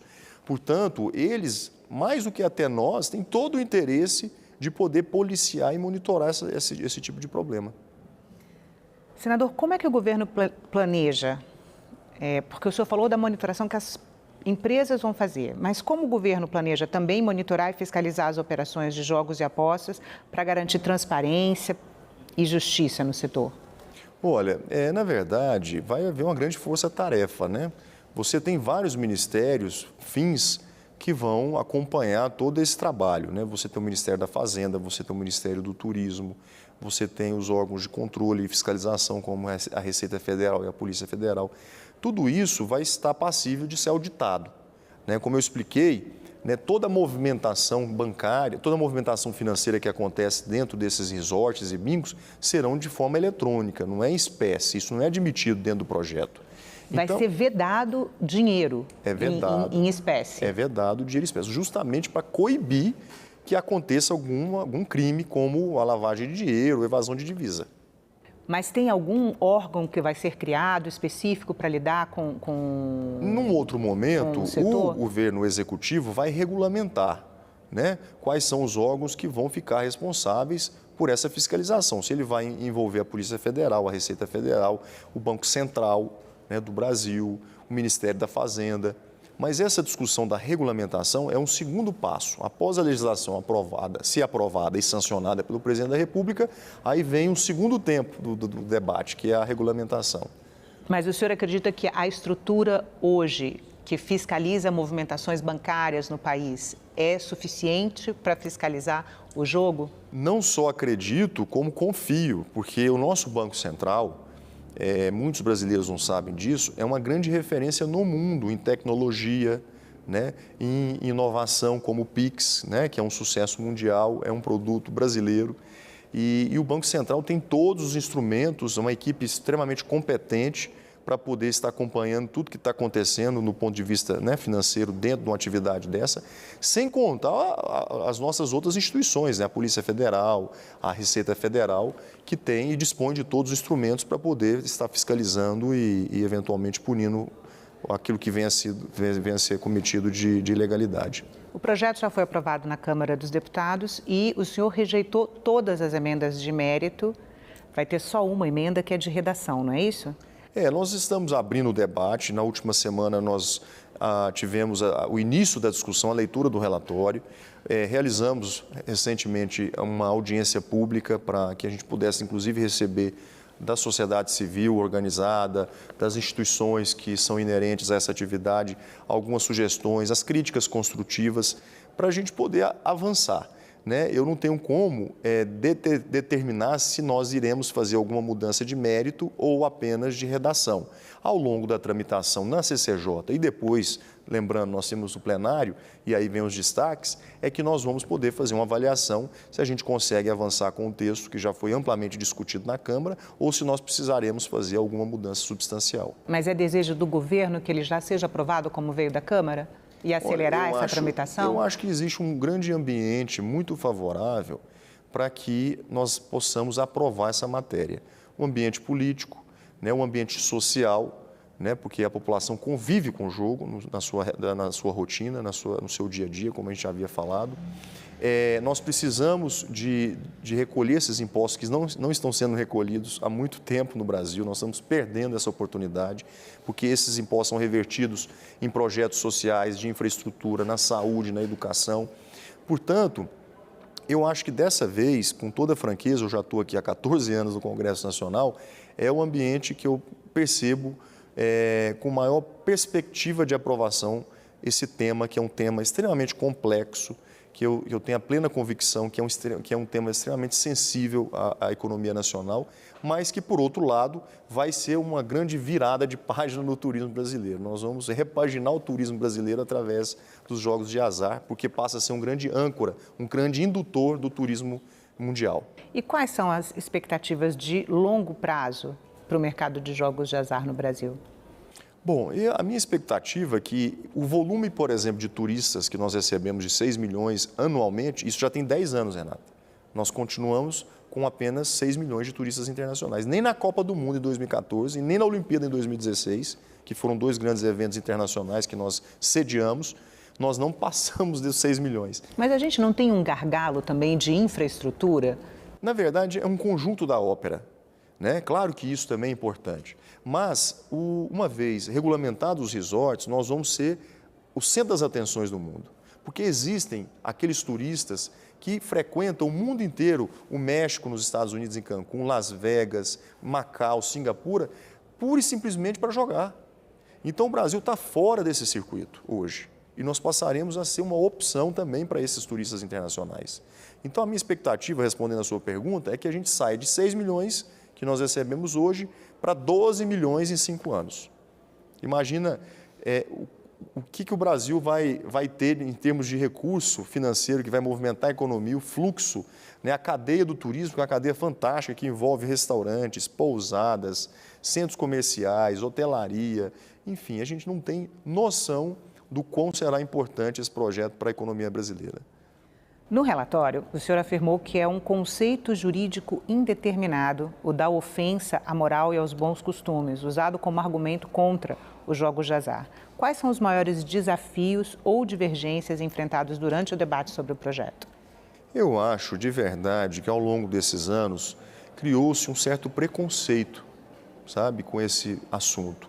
Você percebe que há 10 anos atrás, quando a gente abria um debate sobre esse assunto, era a mesma coisa que botar um bode no meio de uma sala. Ninguém queria falar, né, porque era uma coisa temida, uma coisa como se não fosse uma realidade. Proibida desde a década de 1940. Proibida desde a década de 1940, exatamente.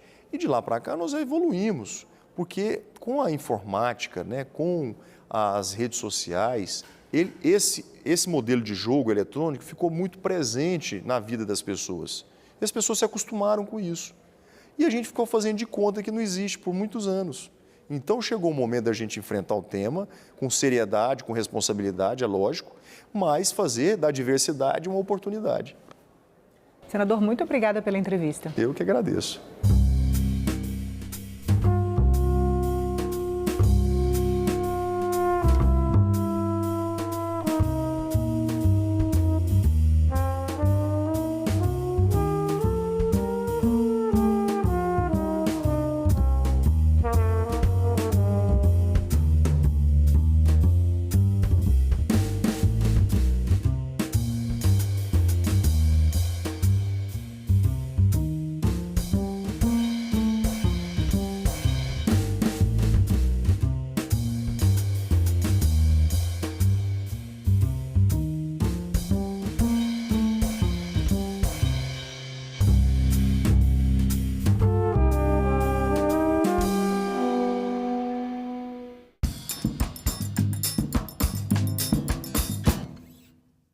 Desmatamento, garimpo ilegal geram problemas como nós estamos vendo que está ocorrendo no Brasil afora.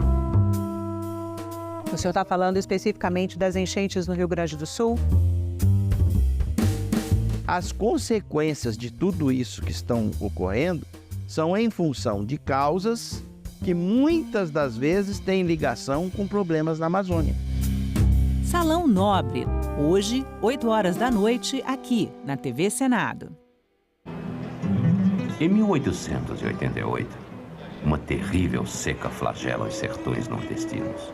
Padre Cícero tenta socorrer os necessitados. Escreve contundentes cartas ao governo, pedindo providências para a calamidade. No ano seguinte, o povo consegue o milagre que iria mudar por completo a história de Juazeiro. Entregue pelas mãos de Padre Cícero, a hóstia consagrada transforma-se em sangue na boca da beata Maria de Araújo. O chamado milagre é condenado pela Igreja Romana como heresia e embuste. Padre Cícero é suspenso de ordens. Maria de Araújo é afastada da cidade e o povo ameaçado de excomunhão. Os senhores da lei e da teologia perseguem o que chamam de fanatismo. Em resposta, os camponeses se unem, elegem Padre Cícero seu Messias e Juazeiro a Nova Jerusalém. A população carcerária hoje, nós infelizmente temos uma sequência de violação dessa população carcerária, de toda a população carcerária como um todo. Mas isso se agrava muito mais com a população LGBTQIA+, que quando entra no sistema prisional e por não ter, no mínimo, uma cela destinada a essa população carcerária, sofre ali toda e qualquer sorte de violência e, mais uma vez, uma violência com a aquiescência do próprio poder público. Então, quando você vê que aqui a gente está atendendo e cumprindo a determinação constitucional de que toda pessoa presa tem que ser respeitada na sua integridade física e moral. Esse projeto que eu relatei, eu o fiz com a consciência de que é necessário que estabeleça critérios humanistas nas prisões para atendimento a uma população que já é muito discriminada e que grande parte dela é da população economicamente mais fraca, de menor poder aquisitivo, que não tem assistência, às vezes, das famílias. O projeto é meritório, entretanto, até vejo que existem algumas falhas, né, alguns questionamentos que seriam possíveis, que fiz naquela ocasião, mas esses questionamentos não justificariam a rejeição desse projeto.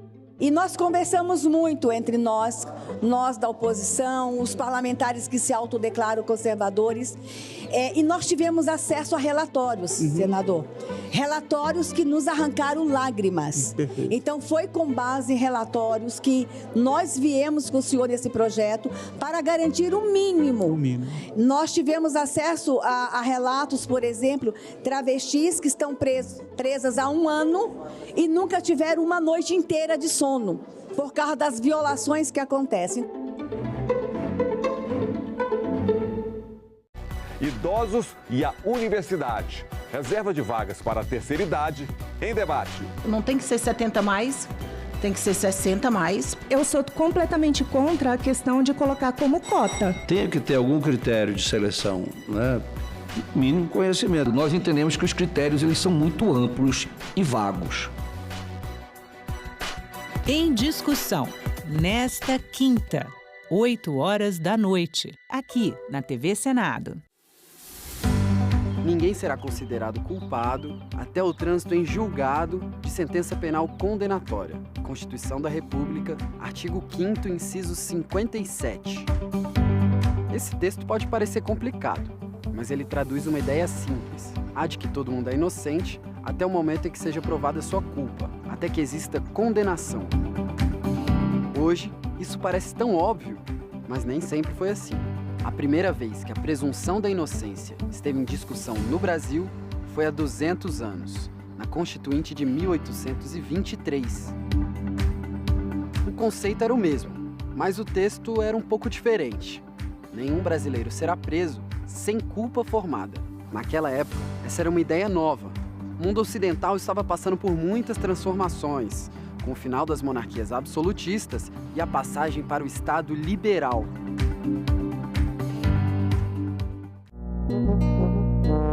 Agora é lei. A União, em colaboração com os estados e o Distrito Federal, terá que formular e implementar uma política nacional de educação profissional e tecnológica. Articulada com o Plano Nacional de Educação, a nova política deve conjugar a formação profissional técnica de nível médio com a aprendizagem profissional.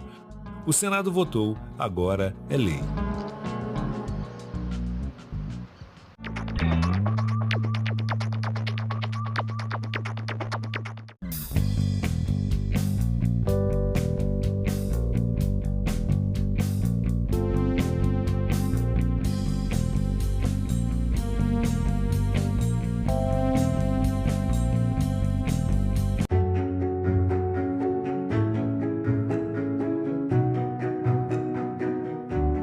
Agora está bem definido que a saúde é um direito de todos e um dever do Estado.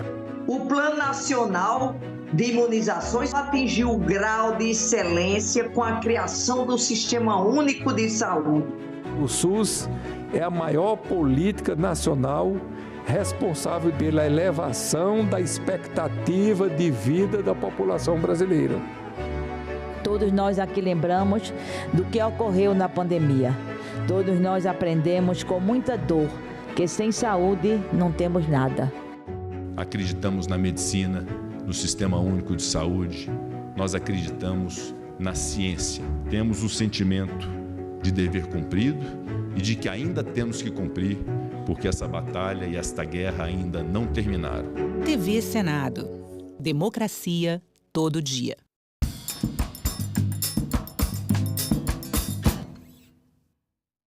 O programa a seguir é livre para todos os públicos.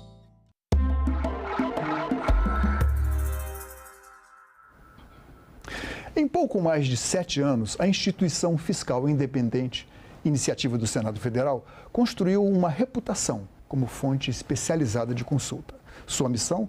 Dar clareza às contas públicas. Para conversar sobre esse e outros temas importantes da economia, Cidadania convidou Marcos Pestana, professor da Universidade Federal de Juiz de Fora, ex-deputado federal e agora diretor executivo da IFE. Seja bem-vindo, muito obrigado pela sua presença aqui. Prazer enorme, Paulo, obrigado pelo convite. Por que é tão difícil explicar para a população a linguagem da economia? Que é exatamente essa tentativa que, bem sucedido no caso, que a IFE está tentando fazer.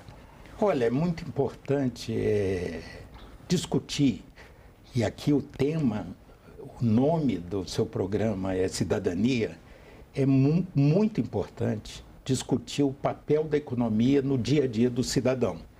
Todos nós somos impactados pelas decisões econômicas. A gente participa da economia como trabalhadores, como consumidores, faz parte do nosso cotidiano.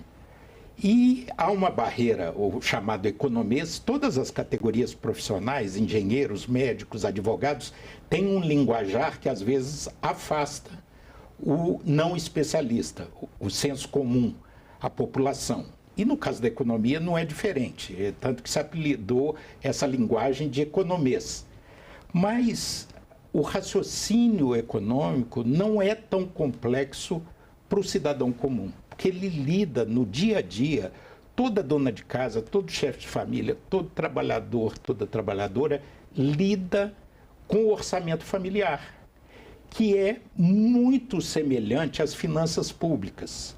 A economia, a política econômica tem várias facetas. Tem a parte monetária, que cuida da moeda, tem a parte cambial, que cuida da relação da nossa moeda com o exterior, e tem a parte dos gastos e da arrecadação de impostos, gastos do governo. O orçamento público é muito similar ao orçamento familiar.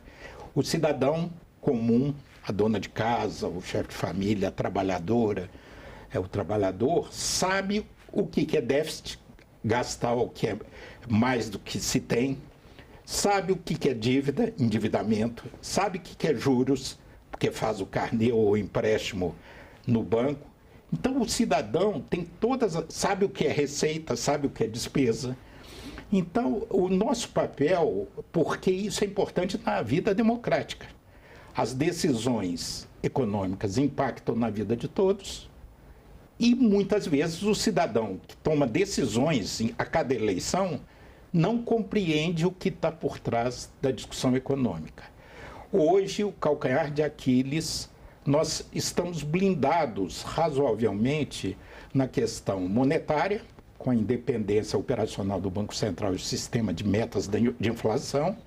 Estamos bem blindados na questão cambial, a situação é confortável, o Brasil tem reservas, produz um superávit comercial muito expressivo, que banca déficits em transações correntes, nas outras contas, que são seguros, transporte, viagens, despesas financeiras, e também temos um fluxo de capitais que entra, dólares que entram, que financiam. Então, na política cambial e na monetária, nós não temos desafio.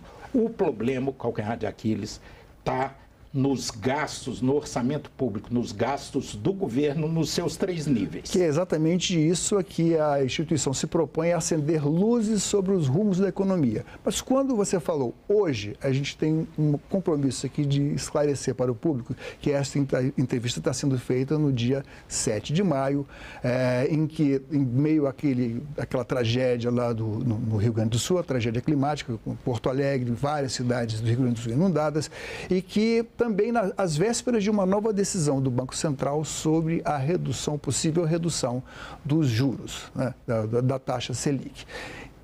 O relatório de abril, vocês publicam todos os meses um relatório, a IFE, né, que é para acender luzes sobre o que está acontecendo na economia.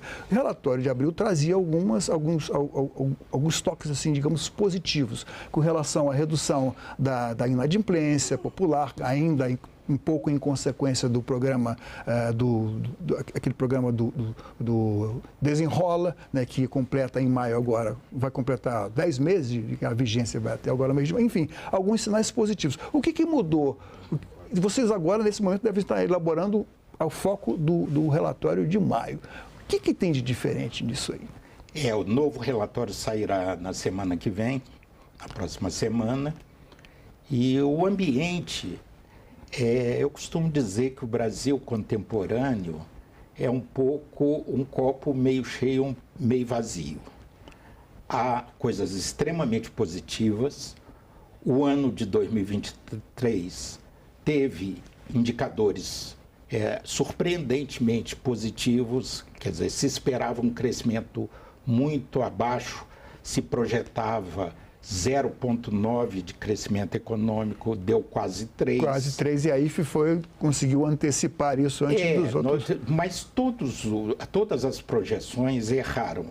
A economia brasileira revelou um vigor muito grande. Lógico que houve muita injeção de recursos públicos através da política do salário mínimo, do Bolsa Família, da ampliação do crédito, e o mercado de trabalho está aquecido. Hoje o desemprego por padrão brasileiro é baixo, ainda que esteja em 7%, mas mascara o subemprego. O pessoal que está aí sem cobertura previdenciária, o pessoal que está no Uber, no iFood, ou na economia informal, que não tem proteção social da Previdência, do Estado previdenciário. Então, o mercado de trabalho está aquecido, a inflação está numa trajetória de queda em direção à meta, que é o sistema de metas, o Banco Central, o Conselho Monetário Nacional fixou 3%, aí o Banco Central tem que perseguir isso. Devemos fechar esse ano com alguma coisa de 3,9%, 3,5%, então convergindo para a meta inflacionária, né? Então há um aspecto positivo. No entanto, no equilíbrio das contas públicas está o nosso calcanhar de Aquiles. Desde 2014, o Brasil produz déficits, ou seja, o governo gasta mais do que tem, mais que arrecada em impostos, em taxas, em contribuições. As receitas todas do governo não cobrem as despesas básicas. E aí, para o público, o espectador que está nos ouvindo, que não é especialista, é muito parecido com a economia familiar. Qualquer trabalhadora que esteja nos ouvindo, qualquer pessoa não especialista em economia sabe que se a sua família gastar mais do que arrecada, que a soma dos salários ou das pensões, das aposentadorias, das receitas, se ela mês após mês gastar mais do que tem, ela vai se endividando. Aí o Congresso, em 2016, estabeleceu o teto de gastos, né? Um teto que, além do qual se não deveria gastar mais. Acontece que esse teto de gastos foi substituído no ano passado pelo arcabouço fiscal, que seria a nova garantia. Esse arcabouço fiscal, neste momento, ele ainda está valendo ou não está sob ameaça? O arcabouço equivale à combinação da Assembleia da Família. Se ela está gastando mais do que tem, aí dá um buraco. Ela vai pedir, aí se pede a um parente um empréstimo. Aí começa a se enrolar, não vai na festa da família porque você está devendo, fica com vergonha. Aí pega um dinheiro com a agiota do bairro para pagar o seu familiar a juros maiores. Aí depois faz um empréstimo do banco para pagar o agiota, vai se enrolando. E aí, quando você tem déficit, gastando mais do que tem, e tem uma dívida crescente, você só tem algumas saídas. Basicamente, 4 saídas. Primeiro, aumentar a receita. No caso do governo, são os impostos. O ministro Haddad mandou um pacote ano passado de aumento de impostos. No caso da família, seria alguém melhorar o salário, alguém fazer hora extra, um bico, ou alguém da família começar a trabalhar para aumentar a renda familiar. Então, você tem que aumentar a receita. Mas aí tem que cortar a despesa. Aí você corta o cinema, corta o restaurante, corta a gasolina, começa a andar de metrô, de ônibus, e deixar o carro encostado. Você corta a despesa. Além disso, você pode vender coisas para tapar o buraco da dívida. Você, no caso do governo, as privatizações estatais ou ativos, ações que você possa vender. No caso da família, você pode vender o carrinho, o fusquinha da família, a geladeira, mas é o que os economistas falam. Não vale a pena vender a geladeira para comprar comida, porque a geladeira você só tem uma, comida é todo mês. Então, o governo também não é correto vender o patrimônio público para tapar o gasto corrente, o dia a dia. Mas não é isso que tem acontecido em certas privatizações, pelo menos? Não, você deve privatizar até em nome das gerações futuras. Você tem a obrigação de fazer um ajuste de longo prazo. Você ou mata a dívida, ou você gera soluções para a previdência a longo prazo. Agora, você capitaliza, por exemplo, você vendeu a Eletrobras.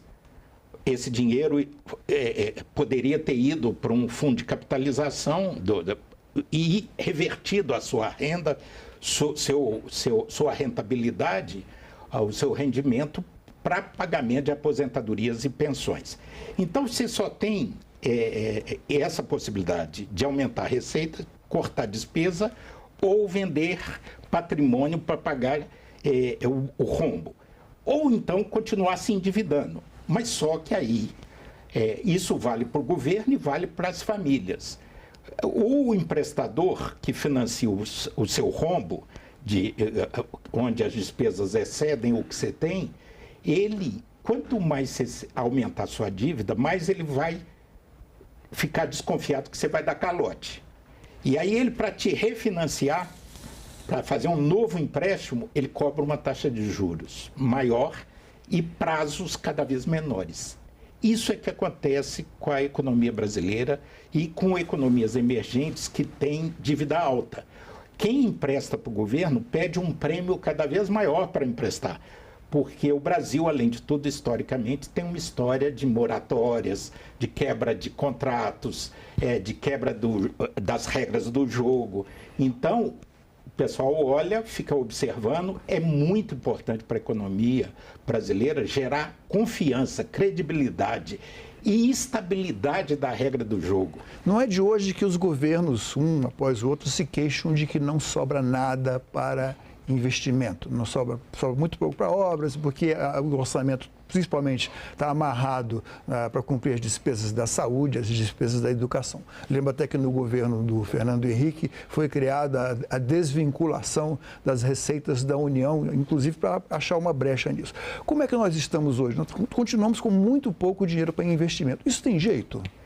Olha, é um desafio enorme. O Brasil tem um dos orçamentos mais rígidos do mundo inteiro. O governo existe para fazer coisas que a gente, isoladamente, não conseguiria fazer.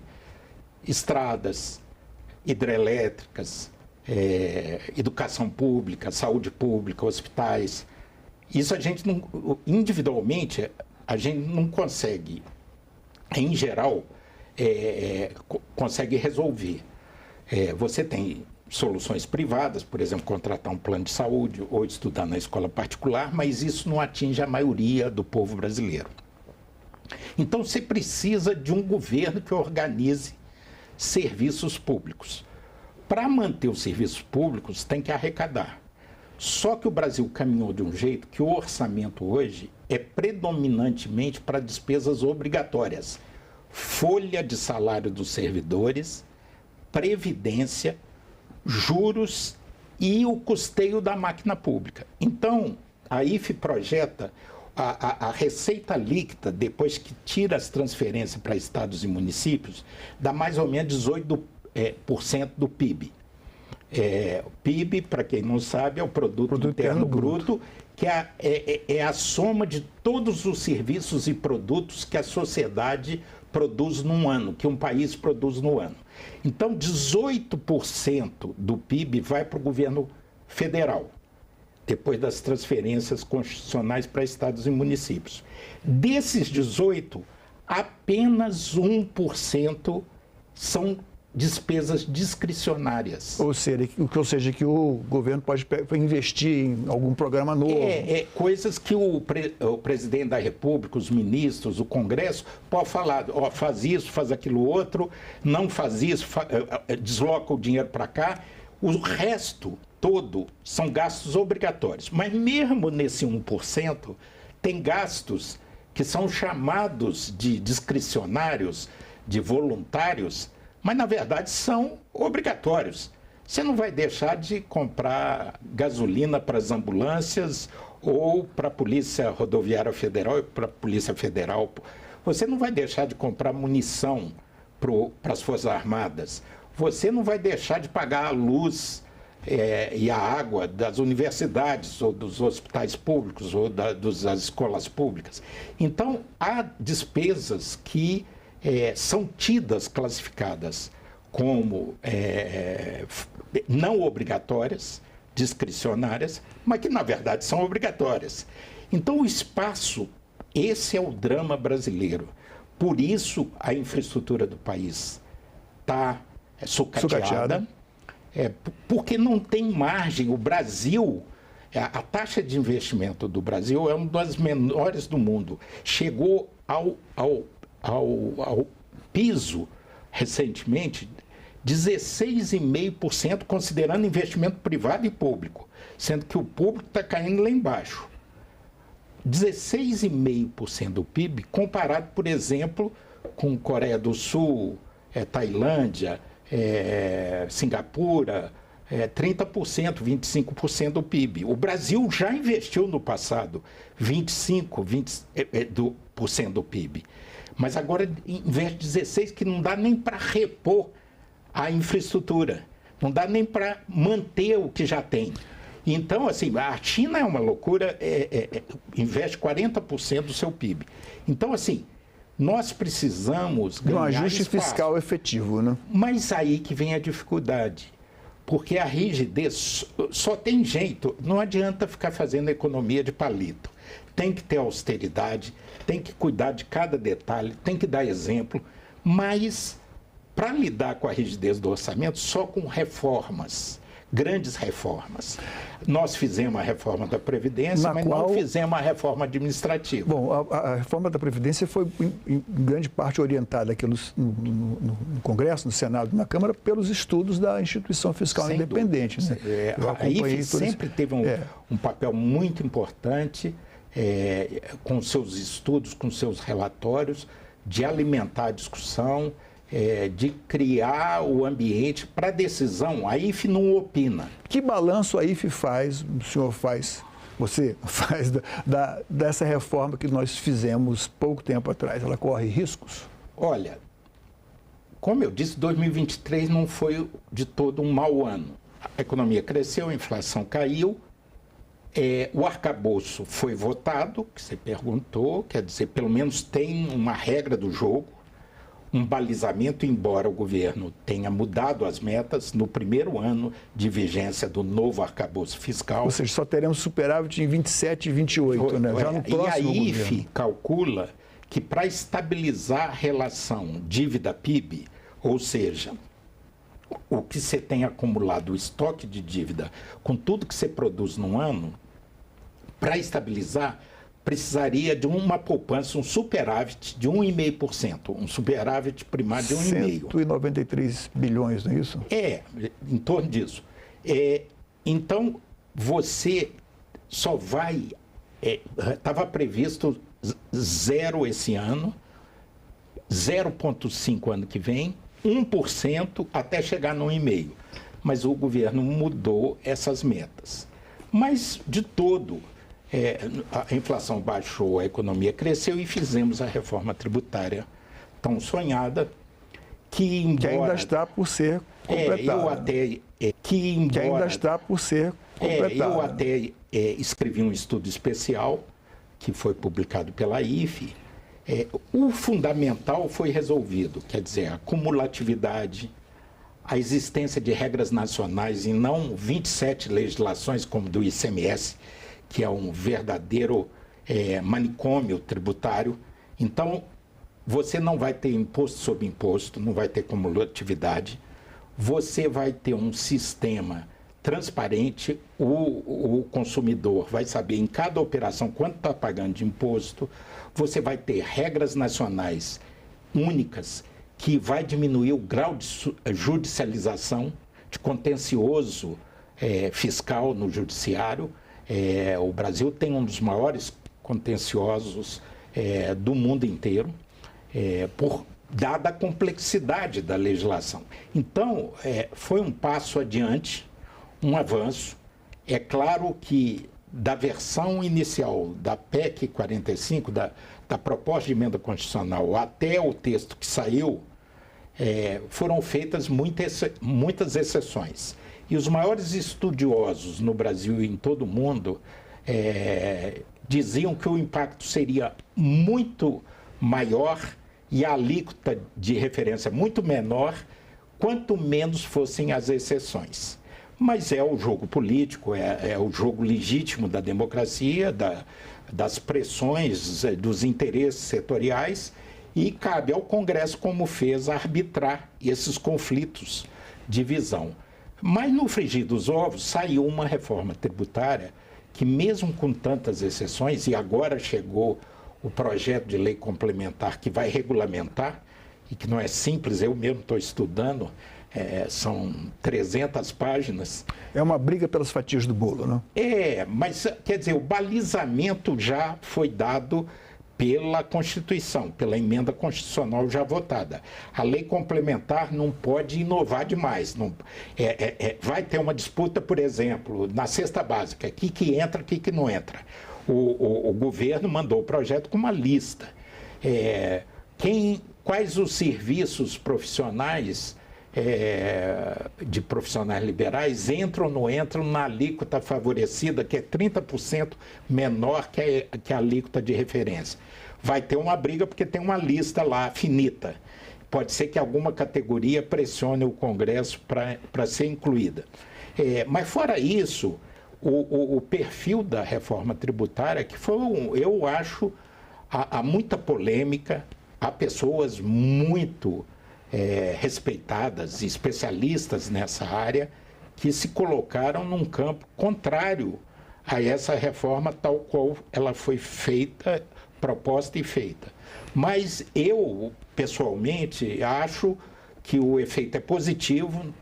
Já há estudos, né, em relação ao aumento, um aumento da produtividade, da produção do emprego, ainda que diminuído pelo excesso de exceções, mas eu acho positivo no sentido, porque nós temos um dos piores sistemas tributários do mundo, e isso no ranking do Banco Mundial. Se é tão ruim, tinha que mudar. E mudou na direção, 170 países adotam o IVA, o Imposto de Valor Agregado. Então, assim, como resultado final, eu acho que foi positivo. Os efeitos ainda não é possível dimensionar o impacto. Há alguns estudos sobre... É possível que o PIB potencial cresça 0,2%. Então, de um PIB potencial de 2%, passa para 2,2%. Isso já é interessante. Poderia ser um impacto muito maior. A maior especialista que eu conheço, a professora portuguesa que dá aula no Reino Unido, em Leeds, a Rita de la Ferria, ela advoga que o melhor seria uma alíquota única. Fazer diferenciação de políticas sociais na despesa e não na receita. Ao invés, por exemplo, de ter impostos diferenciados para alimentos, cesta básica, fazer um programa específico focalizado nos mais pobres. Em vez de fazer diferenciação de impostos para medicamentos, ter um programa no SUS focado na maioria da população, fazer política social pela despesa e não pela receita. Mas, de qualquer maneira, a reforma está dada e eu acho que o efeito é positivo para a economia. Foi um grande avanço. Marcos Pestana, diretor da Instituição Fiscal Independente do Senado Federal. Muito obrigado pela sua presença aqui no nosso programa. As portas aqui estão abertas para recebê-lo sempre. Eu que agradeço e a IFE está lá também à disposição da TV Senado e do Cidadania para que a gente possa vir aqui esclarecer e discutir os temas que interessam não só aos especialistas, mas a cada cidadão, porque a vida deles, de cada um, está em jogo. Este programa e qualquer outro dos programas da TV Senado já pode ser acessado no site senado.leg.br/TV ou no nosso canal do YouTube. Até a próxima. Muito obrigado.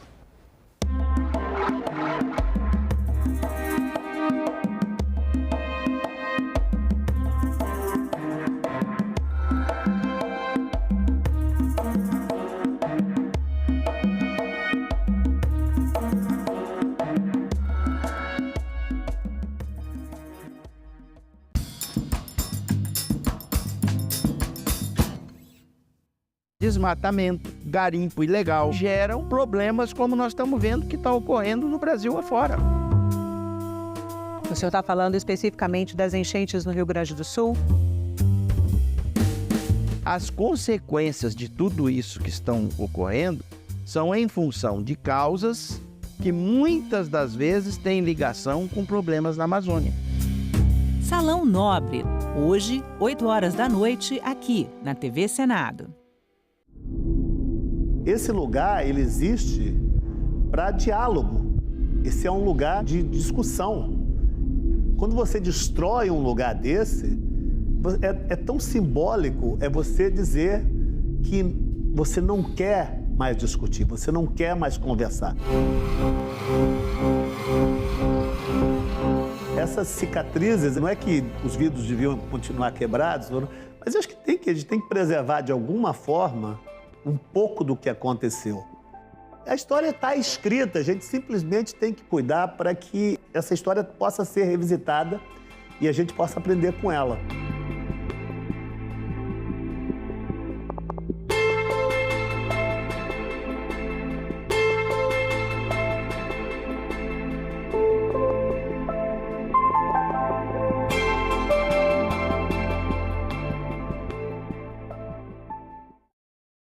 Agora é lei. Tem direito ao novo programa Bolsa Família as famílias cuja renda per capita seja igual ou inferior a R$ 218 mensais ou que estejam inscritas no CAD único. A família receberá R$ 142 para cada integrante. A família que tem menores de 7 anos terá direito a mais R$ 150 para cada criança. O Senado votou, agora é lei. Uma notícia falsa pode vir de quem a gente menos espera, no grupo da família ou nas nossas redes sociais. Mas como saber se uma informação é verdadeira? Agora, as informações sobre o Senado podem ser checadas pelo WhatsApp. Envie texto, link, foto, captura de tela ou vídeo de qualquer notícia duvidosa sobre o Senado Federal. Nossa equipe vai analisar o material e responder se a informação é falsa, verdadeira ou imprecisa. Ficou na dúvida? Senado verifica.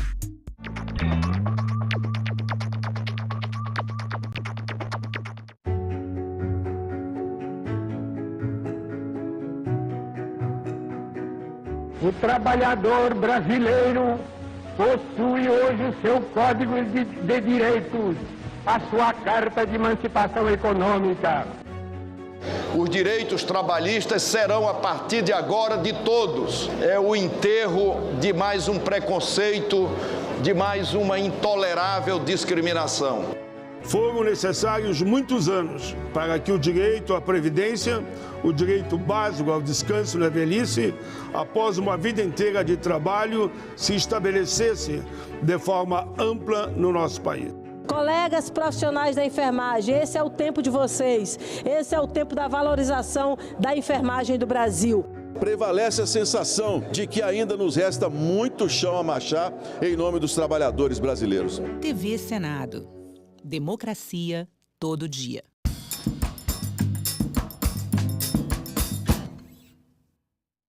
O programa a seguir é livre para todos os públicos.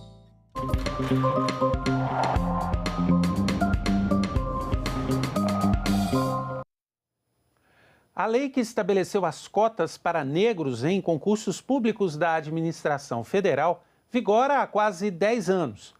Ela perde a validade no dia 9 de junho. O projeto que está sendo discutido no Congresso para estabelecer um novo período de obrigatoriedade das cotas traz algumas mudanças em relação às regras atuais. Nós convidamos para falar sobre o assunto a secretária de Políticas de Ações Afirmativas, Combate e Superação do Racismo do Ministério da Igualdade Racial, Márcia Lima.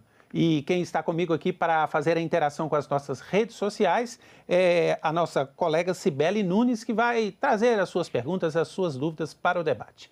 Secretária, muito obrigado por participar do nosso programa. Eu queria começar fazendo o seguinte questionamento para a senhora. A lei de cotas para negros nos concursos, ela está vigorando há praticamente 10 anos. Por que nós precisamos renovar esse período? Por que é necessário dar continuidade a essa política? Bem, bom dia a todos. Bom dia, Ronaldo. Bom dia, Cibele. Prazer estar aqui com vocês. Muito obrigada pelo convite.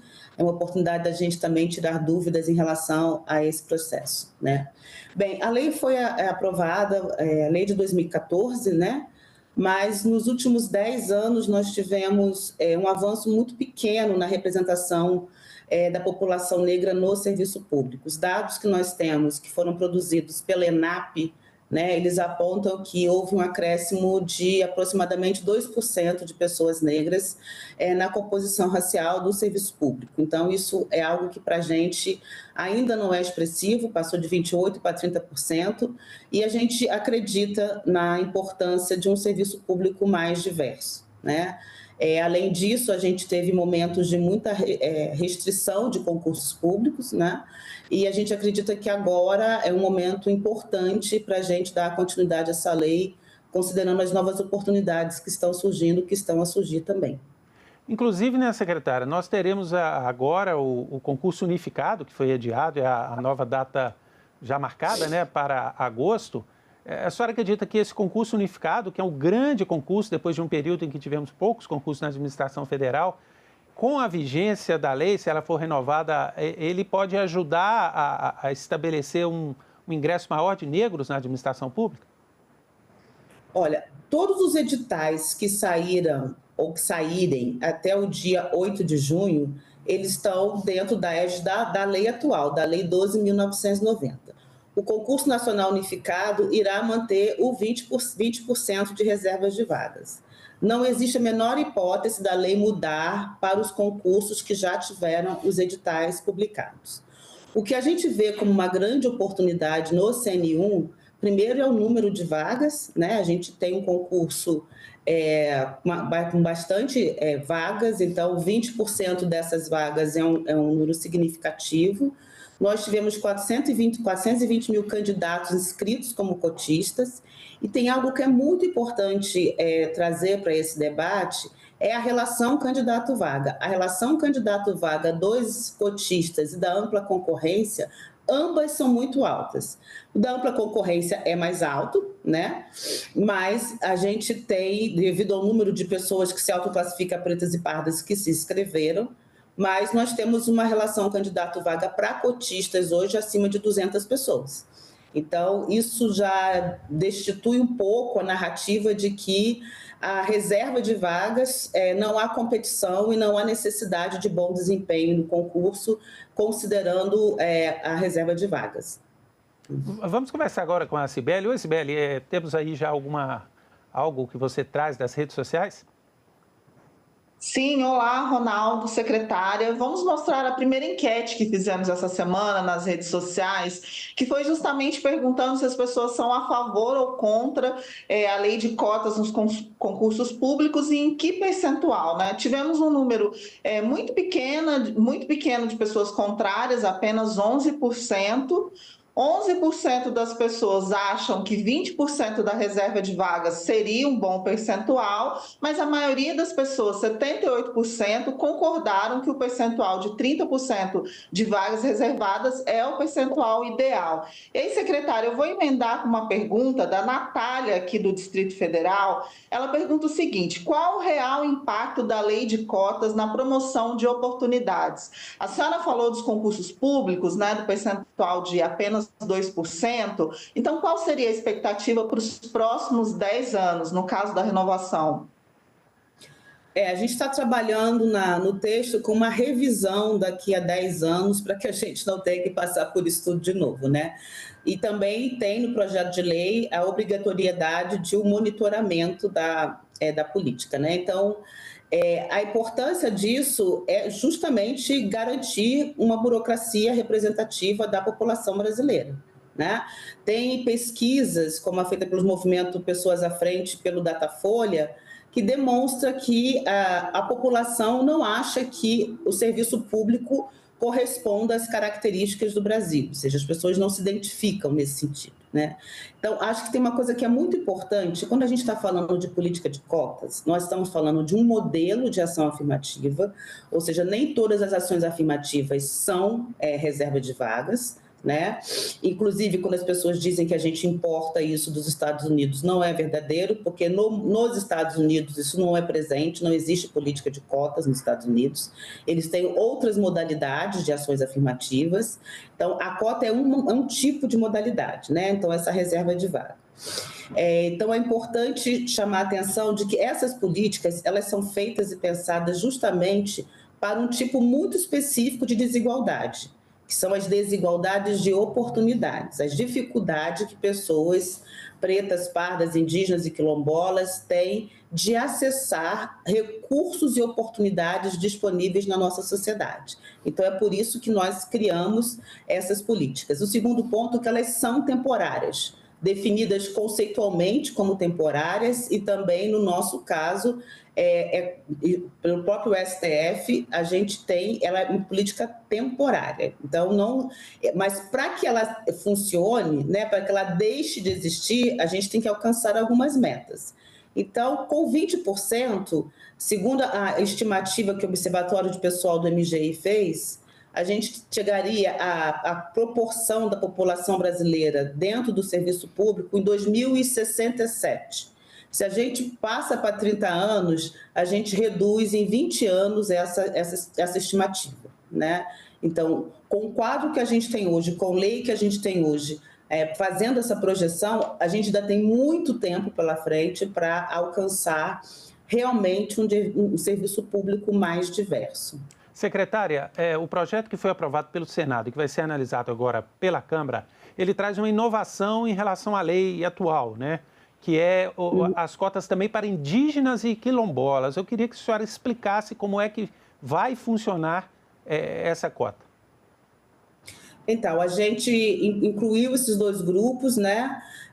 Por achar que a diversidade racial no Brasil é uma diversidade racial e étnica e que esses grupos tradicionais, esses grupos especificamente, também fazem parte dessa representação da nossa sociedade, né? Nós vamos ter que, na regulamentação da lei, estabelecer como vão ser os critérios e porcentagens para essa população, uma vez que as informações, por exemplo, sobre a população quilombola, elas só estão disponíveis a partir do último censo, né? Então, a gente vai, na regulamentação da lei, estabelecer os critérios e proporções para esses grupos, considerando os concursos também, especificamente. né? Para a população preta e parda, a gente já tem a autodeclaração com a confirmação da autodeclaração. Vamos passar para a Cibele. Cibele, tem uma pergunta aí?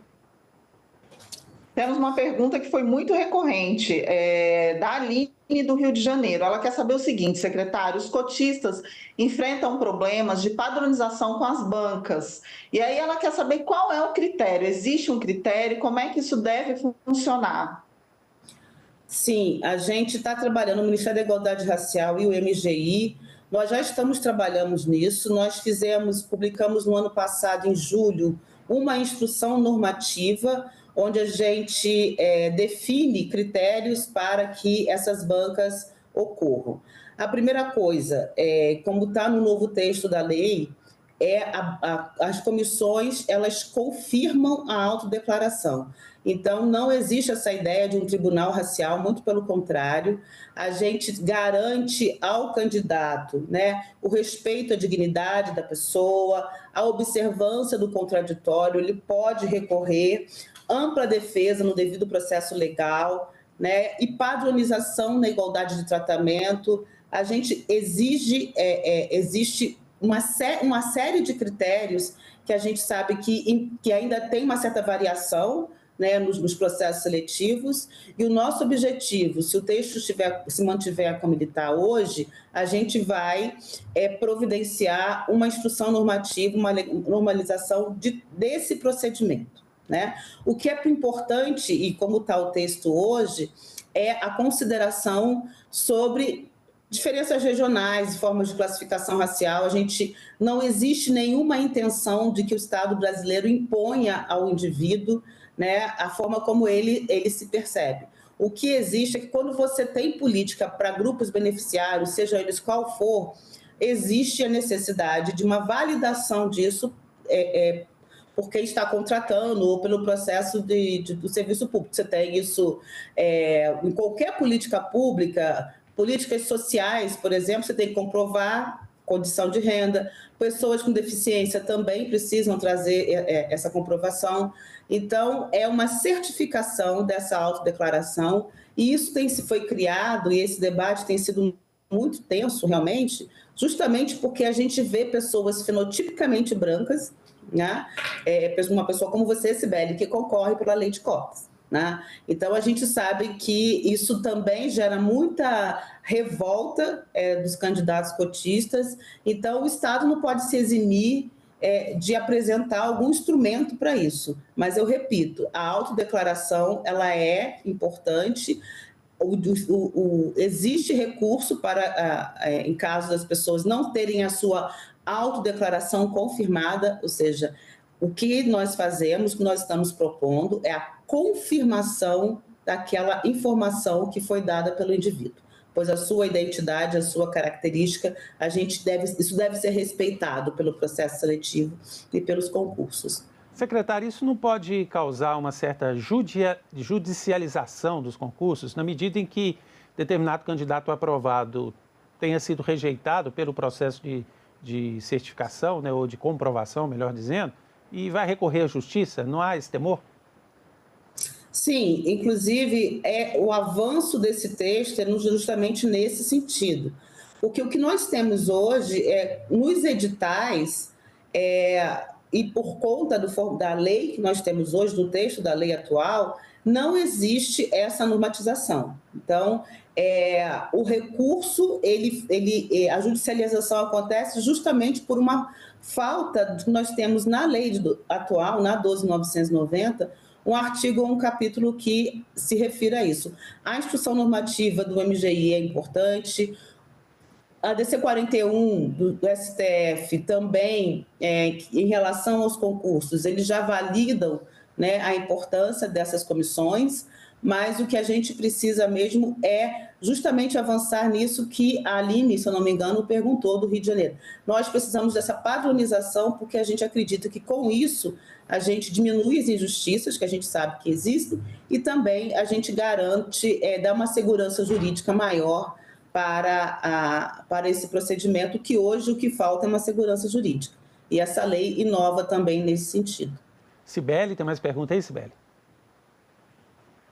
Nós vamos mostrar uma enquete que fizemos também, perguntando para as pessoas se elas acham que a população negra brasileira precisa de políticas compensatórias pelos anos de escravidão. E a maioria das pessoas responderam que sim.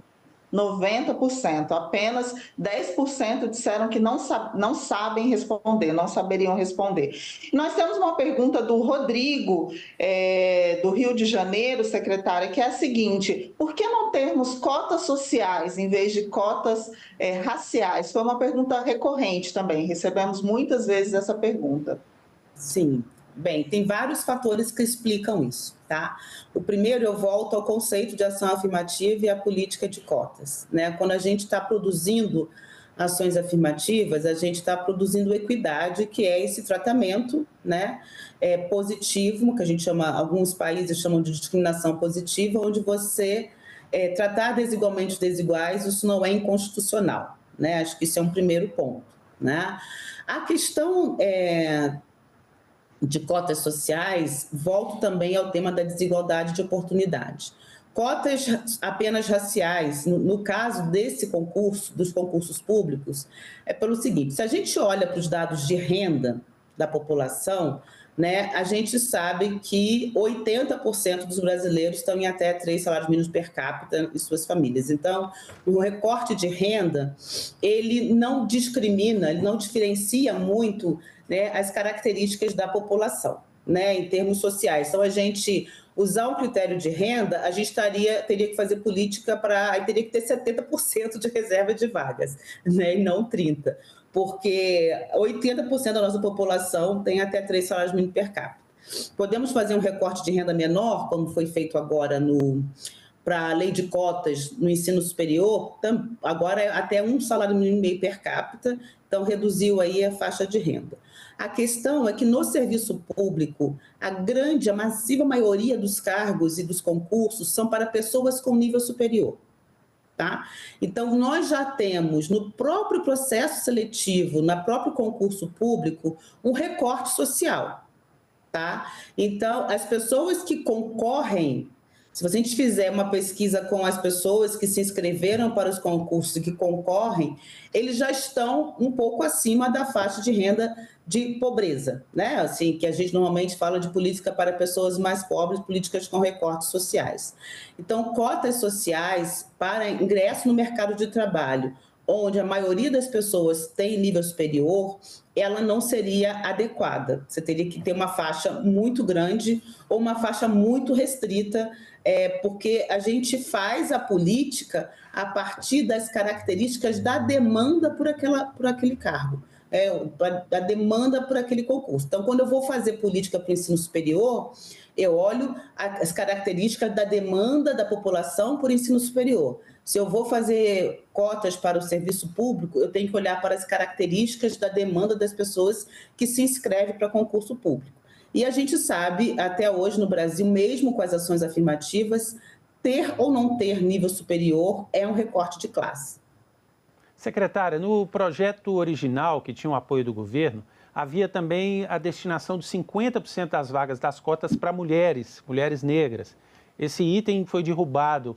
A senhora acha que ele era importante? Pode ser que se tente voltar com ele na Câmara? Qual a opinião da senhora sobre esse aspecto que estava no projeto original? Olha, ele era importante porque a gente tem os dados das diferenças de gênero dentro dos grupos, né? A gente tem, e para mulheres em geral, e quando você faz o recorte de raça e gênero, a gente vê que a participação de mulheres no setor público é muito reduzida, né?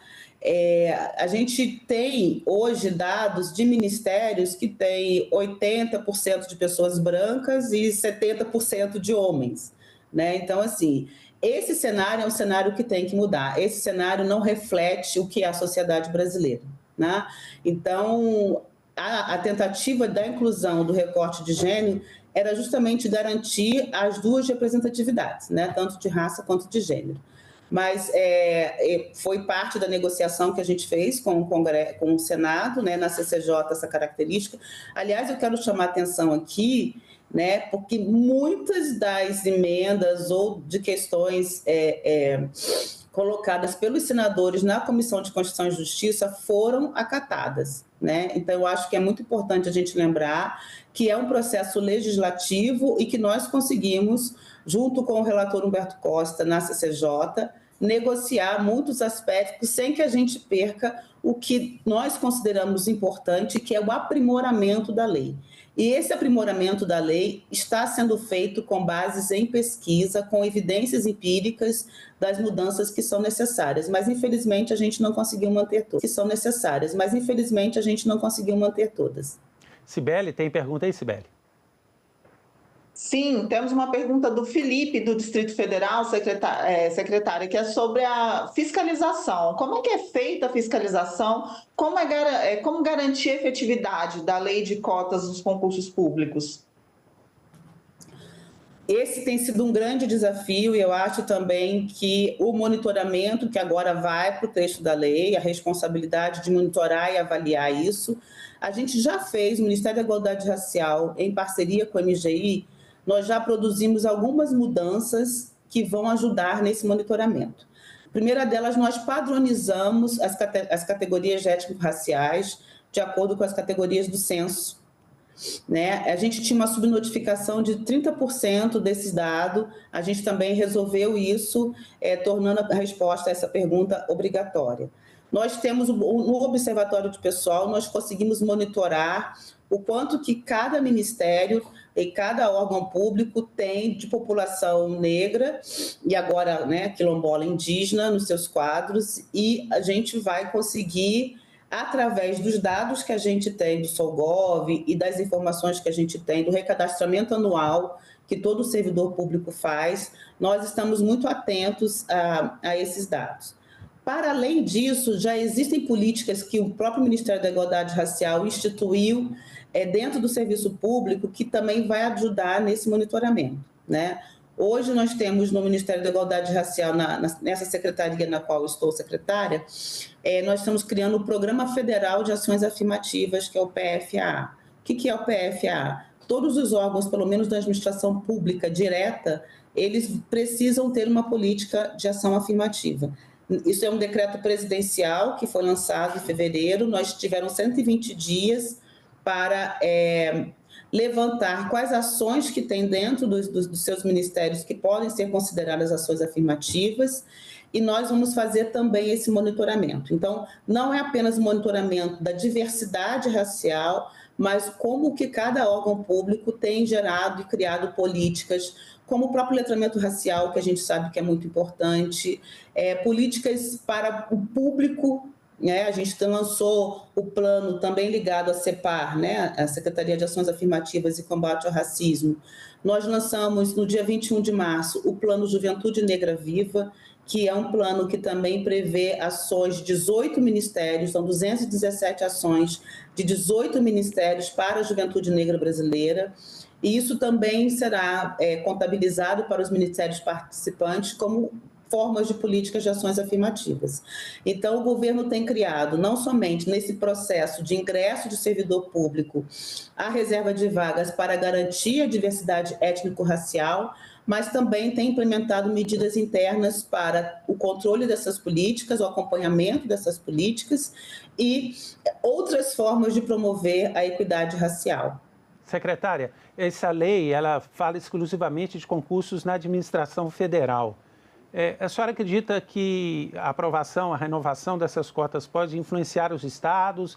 E qual que é a forma de tentar expandir isso também para os concursos no nível estadual? Sim, Ronaldo, a gente já tem mapeamento disso, muitos municípios têm lei de cotas, muitos estados têm lei de cotas. Eu sou professora da Universidade de São Paulo, a Universidade de São Paulo está discutindo isso, por exemplo, no caso do concurso docente. Muitas universidades estaduais estão com esse debate, então é muito importante que a gente tenha a renovação da lei e que a partir dessa renovação a gente tenha a revisão, né, que é um procedimento mais tranquilo da gente fazer, mas eu acho importante dizer sim, muitos municípios e muitos estados brasileiros se espelham na 12.990 para a produção da diversidade racial no serviço público no nível municipal e estadual. O governo federal tem um decreto desde o ano passado estabelecendo cotas também nos cargos de chefia na administração. Isso tem trazido resultado? Tem sim.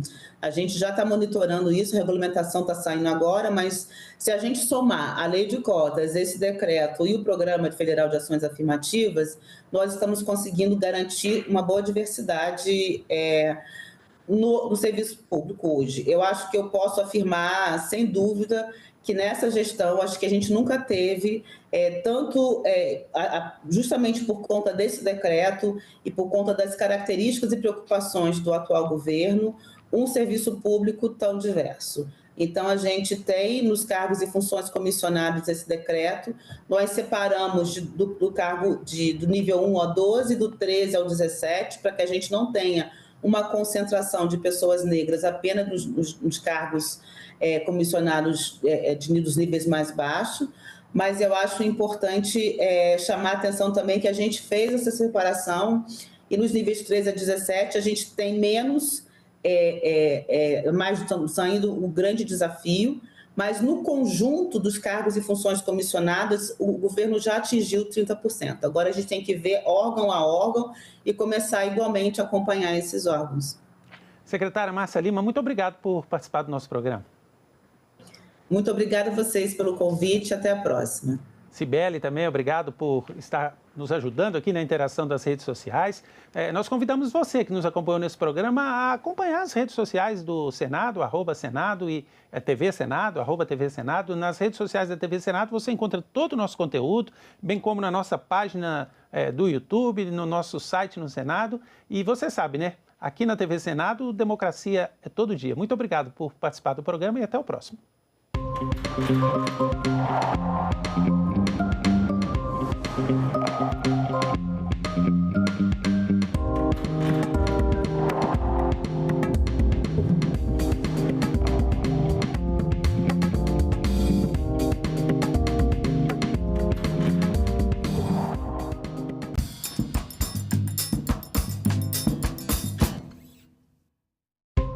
Como fazer a declaração do imposto de renda? Por que as pessoas caem na malha fina? Quais mudanças estão sendo discutidas? O consultor legislativo do Senado, Fábio Dáquila, e o coordenador da Comissão Nacional do Imposto de Renda, Adriano Marrocos, respondem a essas e outras perguntas. TV Senado Live, nesta sexta, 8h30 da noite. Pertenço à geração que se ocupou de desmistificar uma das ideologias mais importantes da sociedade brasileira, que é o mito da democracia racial. Uma ideologia que se prestou a amortizar e para impedir a explicitação de um conflito racial latente na sociedade brasileira. Então, ela sempre foi amortizadora, ela sempre foi domesticadora, inclusive, para nós negros. É como se a branquitude dissesse através dela para nós o tempo todo. O combinado é que nós somos uma democracia racial, nós falamos isso e vocês fazem de conta que acreditam. E enquanto esse pacto existir, as coisas ficarão bem por aqui. Por quê? Porque vocês saberão o lugar que lhes cabe.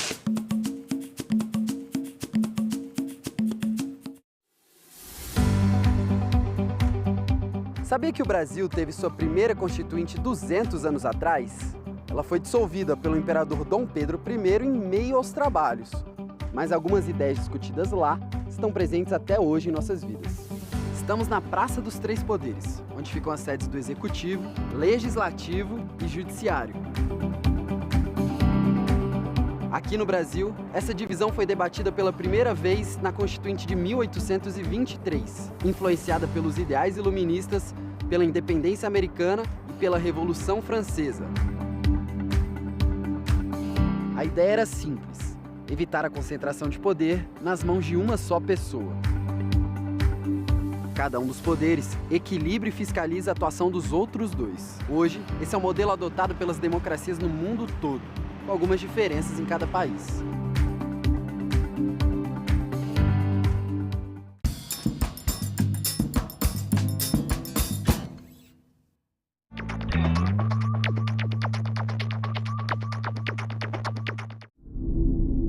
Esse lugar, ele existe para diálogo. Esse é um lugar de discussão. Quando você destrói um lugar desse, é tão simbólico, é você dizer que você não quer mais discutir, você não quer mais conversar. Essas cicatrizes, não é que os vidros deviam continuar quebrados, mas eu acho que a gente tem que preservar de alguma forma um pouco do que aconteceu. A história está escrita, a gente simplesmente tem que cuidar para que essa história possa ser revisitada e a gente possa aprender com ela.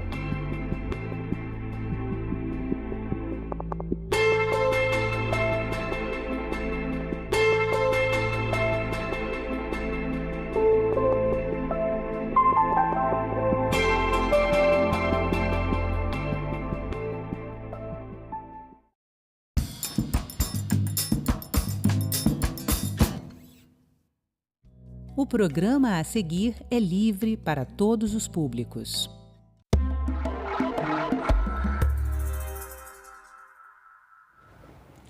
Olá! Todo mundo ouve dizer que empreender no Brasil é difícil. Empreender no Brasil sendo mulher é um pouquinho mais complicado. E uma empresa de mulheres chegar a exportar produtos já é um outro patamar. Mas não é impossível e tem sido o fator de crescimento de muitos talentos brasileiros. Uma das aliadas é a Apex Brasil, a agência brasileira de promoção de exportações, que tem trabalhado especialmente para ajudar essas mulheres empreendedoras a exportar seus produtos. Eu converso agora com a diretora de negócios da Apex Brasil, Ana Paula Repesa. Ana Paula, seja muito bem-vinda aqui ao Cidadania Mulher. Obrigada, Paula. Boa tarde. Obrigada pelo convite e pelo espaço. Ana Paula, a Apex tem um programa já há um ano, um programa para ajudar a apoiar essas empresas de mulheres. Conta um pouquinho para a gente como é que funciona esse programa e como é que ele começou. Bom, na verdade, quando eu assumi a diretoria da Apex no início do ano passado, eu tive a grata surpresa de perceber que dos 10 gerentes que estavam abaixo de mim, 9 são mulheres. E eu falei, bom, a gente está aqui numa conjunção perfeita de fatores e de possibilidades para que a gente faça com que tudo isso que a gente é capaz de oferecer na Apex também sirva para privilegiar mulheres que não tiveram tanto acesso quanto nós. E foi assim que nós desenhamos um programa que ele é, antes de tudo, um conceito de atuação da Apex, ele é um conceito de como a Apex olha para si mesma, né? Antes mesmo do lançamento desse programa, nós publicamos o compromisso de equidade de gênero da Apex, que prevê que 50% das posições de liderança da agência serão ocupadas por mulheres, que a gente tenha políticas diferenciadas de licença maternidade e paternidade e que também a gente tenha essa visão, essa lente de gênero sobre todas as nossas ações.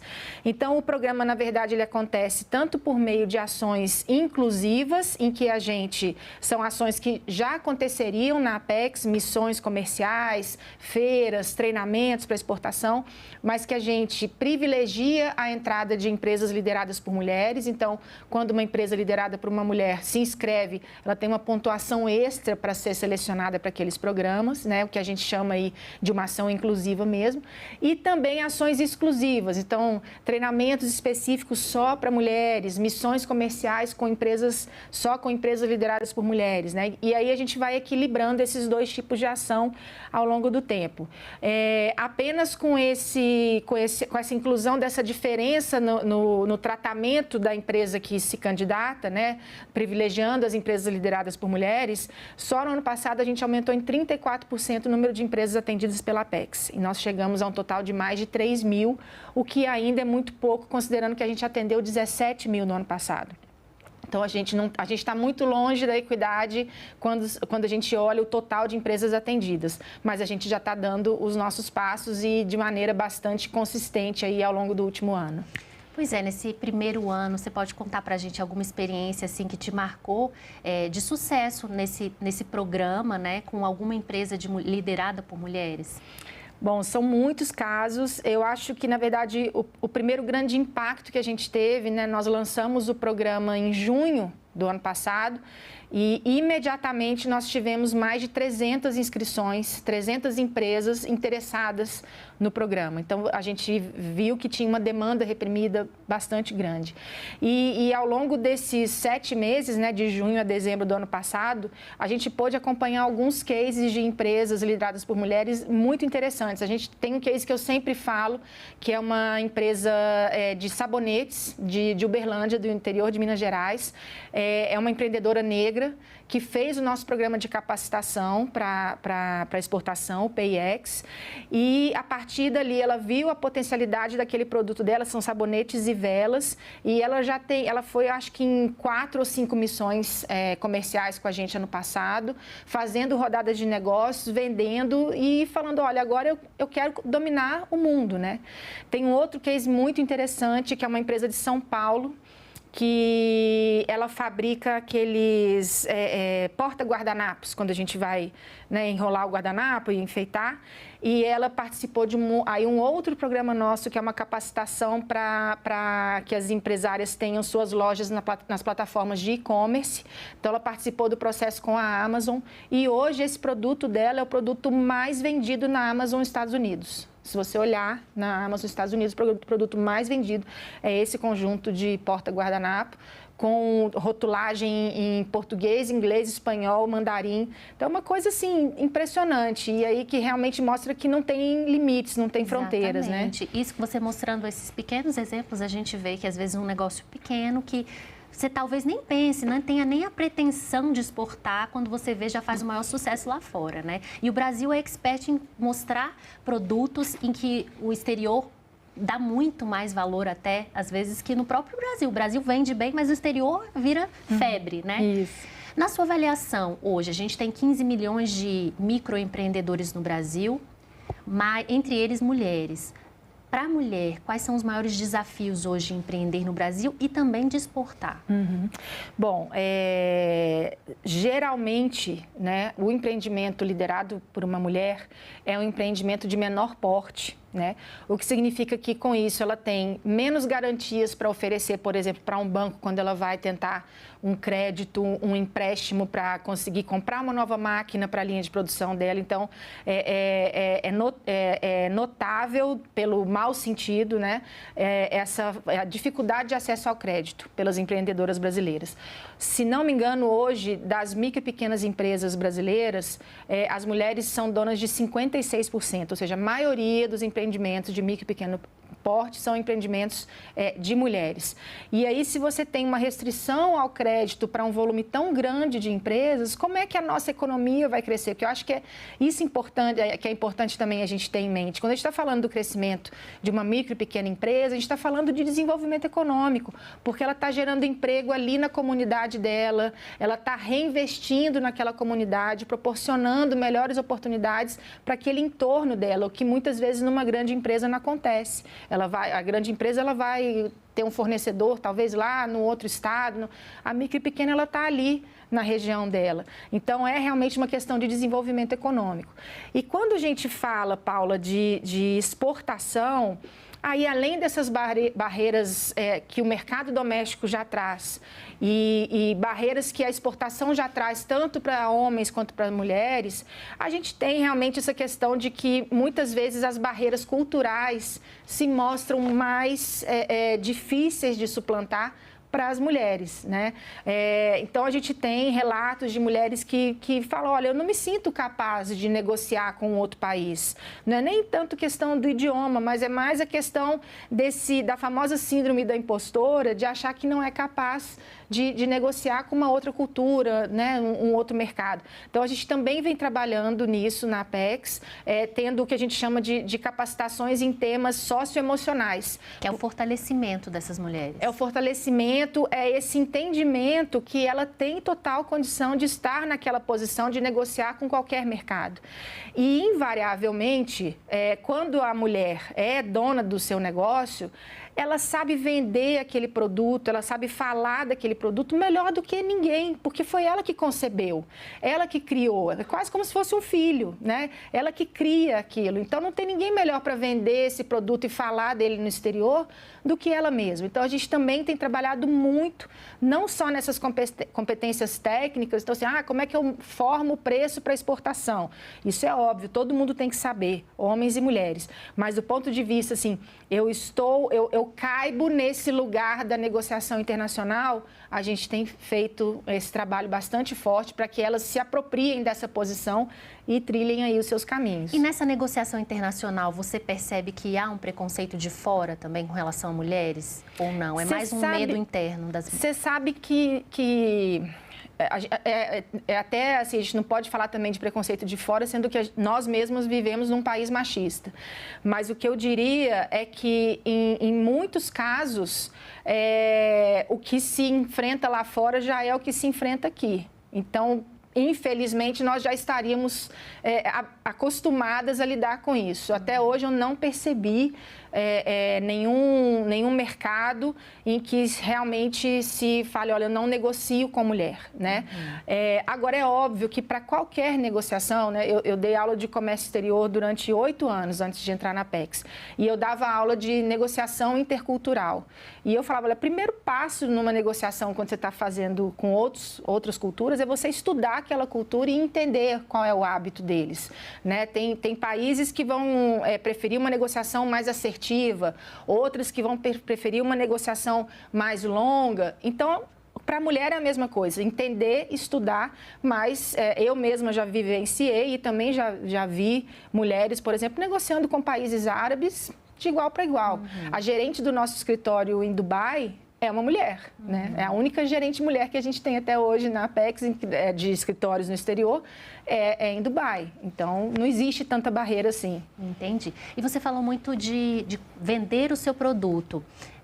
O Brasil, como eu falei, tem febre, Havaianas, outros produtos, a castanha do Brasil, né? Muita coisa. Mas, assim, o Brasil precisa saber se comunicar, ou seja, a comunicação, ela é a chave também para a venda desses negócios no exterior? Ou seja, a gente tem que mostrar o Brasil lá fora para poder vender mais? Com certeza, Paula. E assim, eu acho que tem uma característica muito favorável ao nosso país, que é assim, onde a gente chega, eu sou do Brasil, imediatamente se abre um sorriso. O Brasil é um país querido, é uma cultura amiga, vamos dizer assim, de todos os países.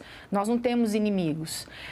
Mas o consumidor internacional, e especialmente, eu diria todos, mas especialmente dos países mais desenvolvidos, eles estão cada vez mais interessados na história por trás do produto. Então, por que a castanha do Brasil faz sucesso? Porque ela é da região da Amazônia e não sei o quê, tarará, tarará. Tem um valor agregado. Tem um valor agregado. E aí, os produtos de empresas lideradas por mulheres carregam histórias sempre muito interessantes. Um outro caso que eu me lembrei, que inclusive, assim, eu fiquei muito emocionada quando eu conheci essas duas empreendedoras. Elas são do interior da Bahia e desenvolveram uma linha de cosméticos para mulheres negras que queiram fazer a transição capilar. E elas começaram a contar a história, e é um produto vegano, ele é sem química nenhuma. Como que elas chegaram naquele produto? A filha de uma delas quis fazer a transição capilar, era alérgica a diversos produtos químicos, elas começaram a procurar ativos ali princípios ativos ali da natureza na região delas, se aliaram com uma química da Universidade Federal da Bahia para conseguir transformar aquilo num produto. Eu conheci essas duas empreendedoras na Colômbia, elas estavam participando de uma missão com a gente lá, e a história delas estava encantando, porque realmente é a história de uma família de mulheres que estava tentando se apropriar da própria história, com essa questão da transição capilar, e de uma maneira muito natural. Foi de uma dor delas que elas criaram uma solução. Então, assim, é muito bacana. E assim a gente tem um monte de histórias. Agora, você falou do treinamento, né? Então, assim, alguém que está nos assistindo pensa, interessante, quem sabe eu posso exportar meu produto. Tem essa visão já. Como é que é esse treinamento? Como é que faz para acessar esse treinamento, a PIEX? E e depois dar andamento a todo o trabalho, que tem um trabalho depois burocrático para iniciar a exportação, né? Isso. Bom, para iniciar, assim, é um treinamento gratuito. Basta entrar no site da Apex, lá vai ter a indicação para esse programa PIEX, né, que é Programa de Extensão Industrial Exportadora. Em cada estado brasileiro, nós temos núcleos que são parcerias da Apex com instituições de ensino locais ou com os SEBRAES locais, que tem ali os seus monitores que vão primeiramente na empresa fazer um diagnóstico, né, de como é que está a gestão da empresa como um todo, porque isso que eu sempre falo, exportar é, antes de tudo, um processo de gestão dentro da empresa. Não é só uma venda, você vai ter que adaptar a sua produção, o seu rótulo, o seu tempo de entrega, a sua formação de preço, a forma como você recebe o pagamento do seu cliente. Então, a sua gestão tem que estar muito redonda, né, para você se adaptar àquele novo contexto. Então, esses monitores fazem esse diagnóstico e indicam onde precisam ser feitas as melhorias. E aí, as melhorias... Então, vamos supor que o monitor fale, você precisaria aqui de uma nova máquina para produzir. O custo da máquina realmente é do empresário, mas o monitor também vai indicar as linhas de crédito que existem, Banco do Brasil, BNDES e assim vai. E aí é feito esse processo que pode levar de 3 meses a 1 ano e meio, dependendo da condição da empresa. E depois desse processo, a empresa já estaria apta a começar a exportar. Na sequência, a gente tem uma série de outros produtos da Apex que ajudariam a empresa nesse processo de iniciar suas exportações. Então, são essas missões comerciais ao exterior, que a gente chama de jornada exportadora, né? Ou o que a gente chama também de Exporta Mais Brasil, que é quando a gente traz compradores internacionais para ir nessas regiões no interior do Brasil. Conhecer o trabalho em loco. Isso, e fazer as rodadas de negócio. A gente até colocou o site da Apex, porque lá as pessoas podem ter mais informações de como participar desses treinamentos, né? Agora, é mais fácil a Apex trazer compradores para o Brasil ou a gente levar para as feiras? Como é que fica essa participação do Brasil? Na verdade, são 2 objetivos diferentes e complementares. A gente precisa estar nas feiras, porque a feira é onde todo mundo se vê, né? O mundo inteiro se vê ali. E se o Brasil não estiver, a impressão que vai passar para o comprador internacional é, bom, aquelas empresas brasileiras não são as melhores, não são competitivas, não tem condição de estar aqui. Então, a feira é um investimento necessário. A feira certamente é mais cara, né? Você tem todo um trabalho de envio de amostra, a própria viagem do empresário que vai estar lá participando. Mas é um nível de exposição muito maior do que quando a gente traz compradores internacionais. Qual é a vantagem de quando a gente traz compradores internacionais? Primeiro que eu acho que essa questão da narrativa, da história, porque ele conhece ali, naquela região, por que existe artesanato de renda no Ceará. Ver toda a linha de produção. Como é o trabalho mais rústico, às vezes. Entende o impacto daquilo, ou até mesmo a gente trouxe também compradores para, antes, né, da tragédia do Rio Grande do Sul, lógico, a gente trouxe compradores para o Polo Calçadista do Rio Grande do Sul, eles ficaram impressionados com a tecnologia. Nossa, não sabia que no Brasil tinha essa tecnologia toda e tal. Então, a vinda do comprador tem esse lado de cativar, porque você tem a atenção do comprador só para você. Na feira, você está disputando com todo mundo, né? E você consegue ali ter uma negociação mais tete a tete, porque o cara realmente está ali, olhando para você, para a sua empresa, ou no máximo para um grupo de empresas ali daquele polo, daquela região. Então, a gente indica e também essa questão dos compradores para empresas que estejam iniciando suas exportações, porque o custo é menor, você está recebendo, né, o comprador aqui.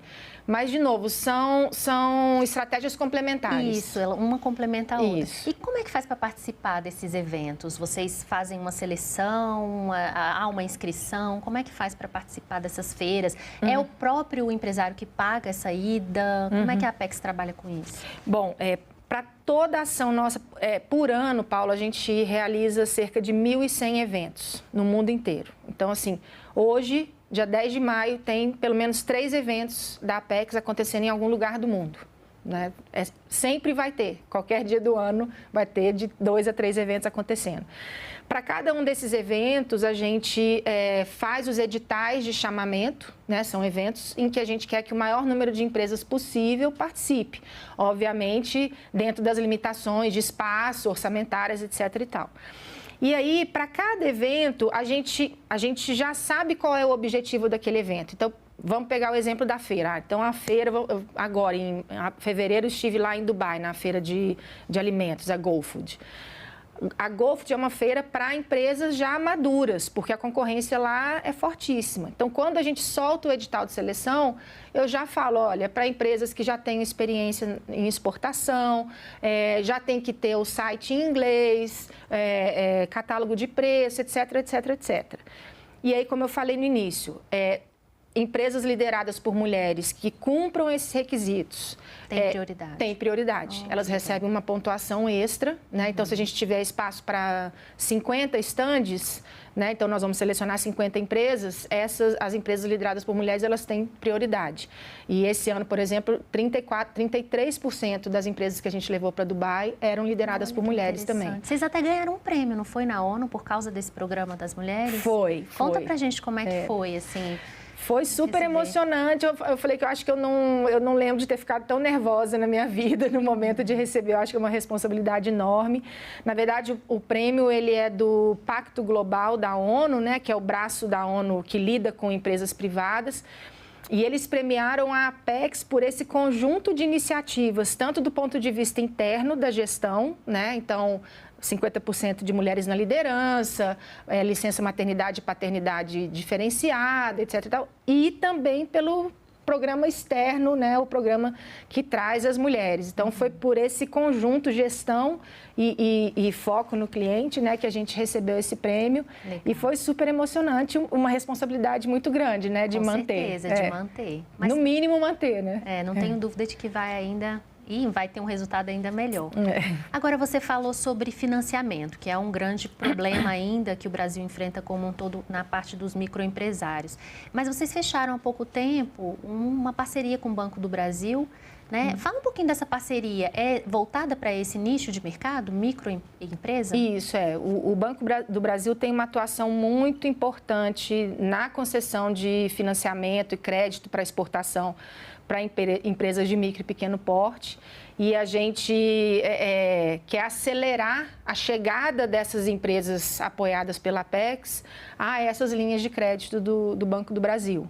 Então, é uma parceria bastante importante, porque quando a gente pergunta para as empresas qual a maior dificuldade delas para exportar, com certeza a questão do financiamento aparece, principalmente para alguns mercados, de onde é mais difícil receber à vista, você sempre tem que financiar, né?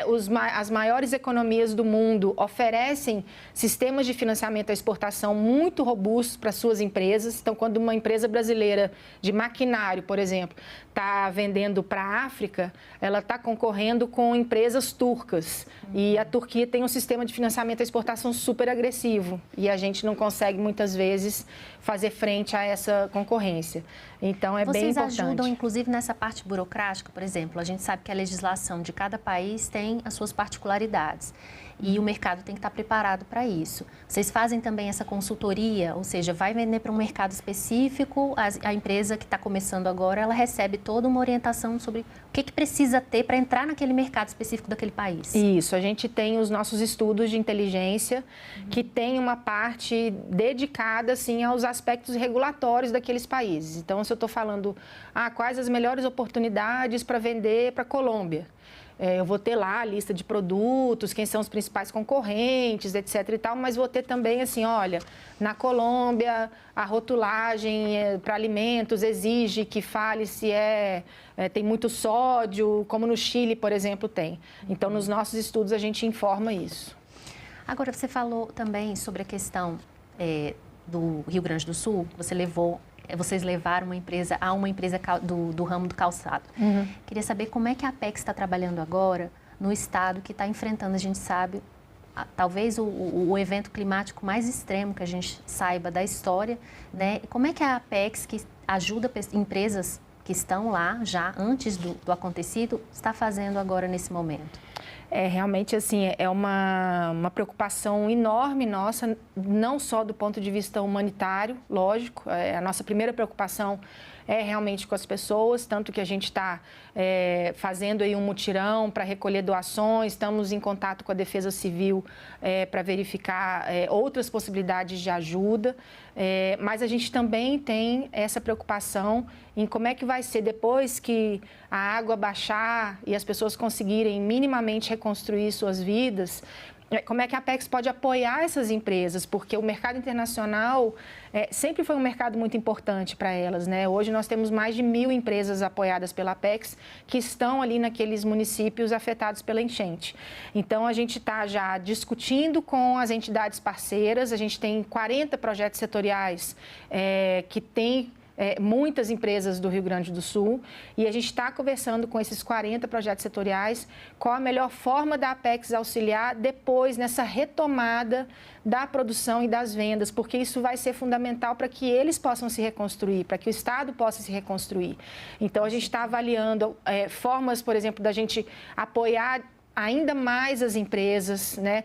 De repente, em algum momento, logicamente, no momento em que isso for possível, fazer uma nova missão de compradores, trazer compradores para cá, né, para que eles possam estar ali novamente com aquelas empresas e que não seja para fechar negócios imediatos, se a produção não tiver... Tem um prazo de carência, né? Exatamente, mas o importante é que, desde o primeiro momento, a gente está com um foco muito grande, primeiro, na questão humanitária e depois em como é que a gente faz o comércio exterior ser um vetor de reconstrução. Exatamente. Acho que esse é o papel da Apex. Para recomeçar. Para recomeçar. Mas primeiro a gente quer ter certeza que todos estão bem, seguros, minimamente alojados novamente, né? Com certeza vai ser crucial para ajudá-los. Uhum. Agora, gente, vamos retomar a questão de quem está começando a querer, de repente, exportar e ainda não tem muita ideia.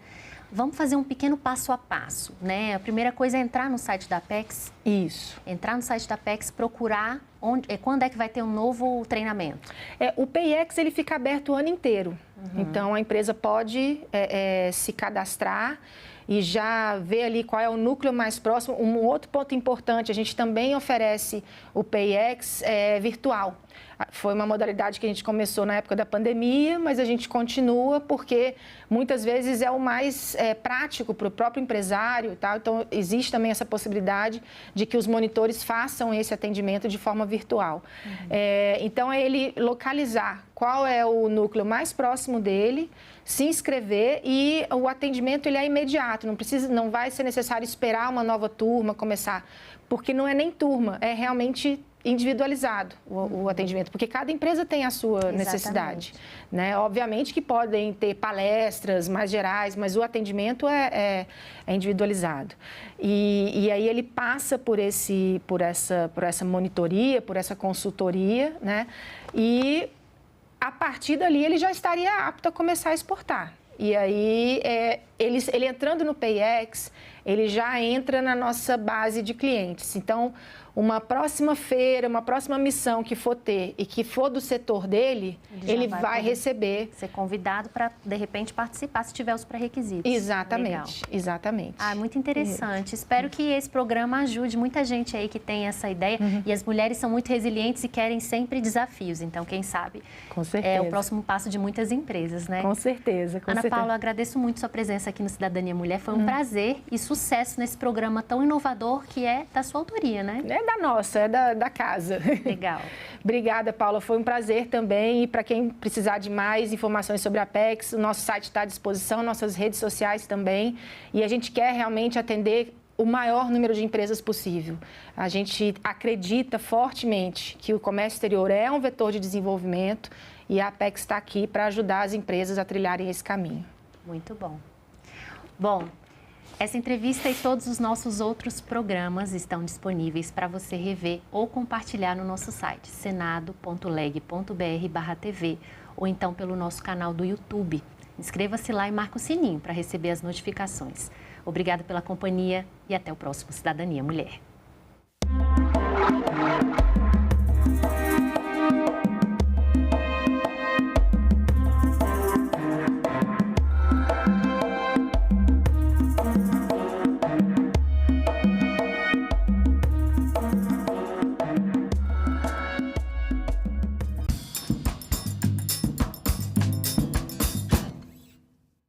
desmatamento, garimpo ilegal, geram problemas como nós estamos vendo que está ocorrendo no Brasil afora.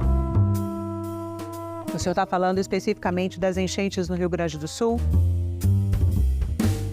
As consequências de tudo isso que estão ocorrendo são em função de causas que muitas das vezes têm ligação com problemas na Amazônia.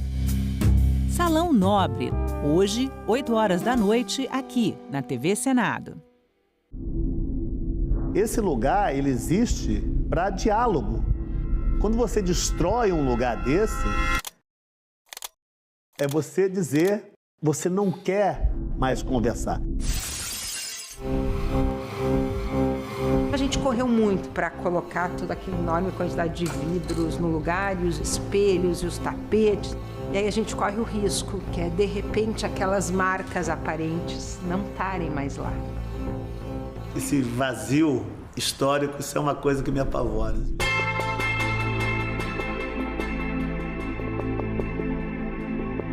É usar os cacos numa espécie de reconstrução.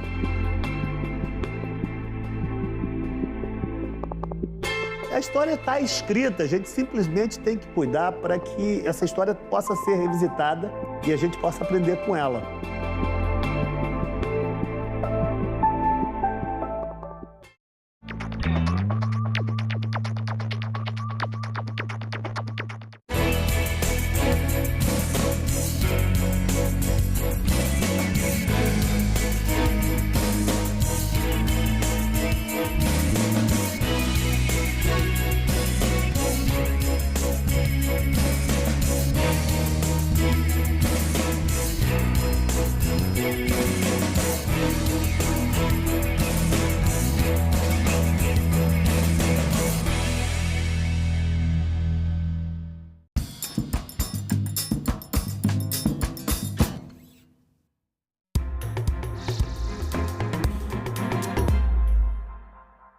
Boa noite. Hoje é quarta-feira, 29 de maio, e o Senado Notícias está no ar.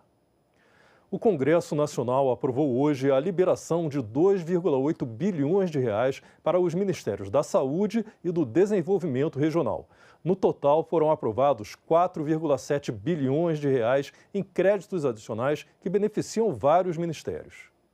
Foi um dia de discussões. Começou na Comissão Mista de Orçamento.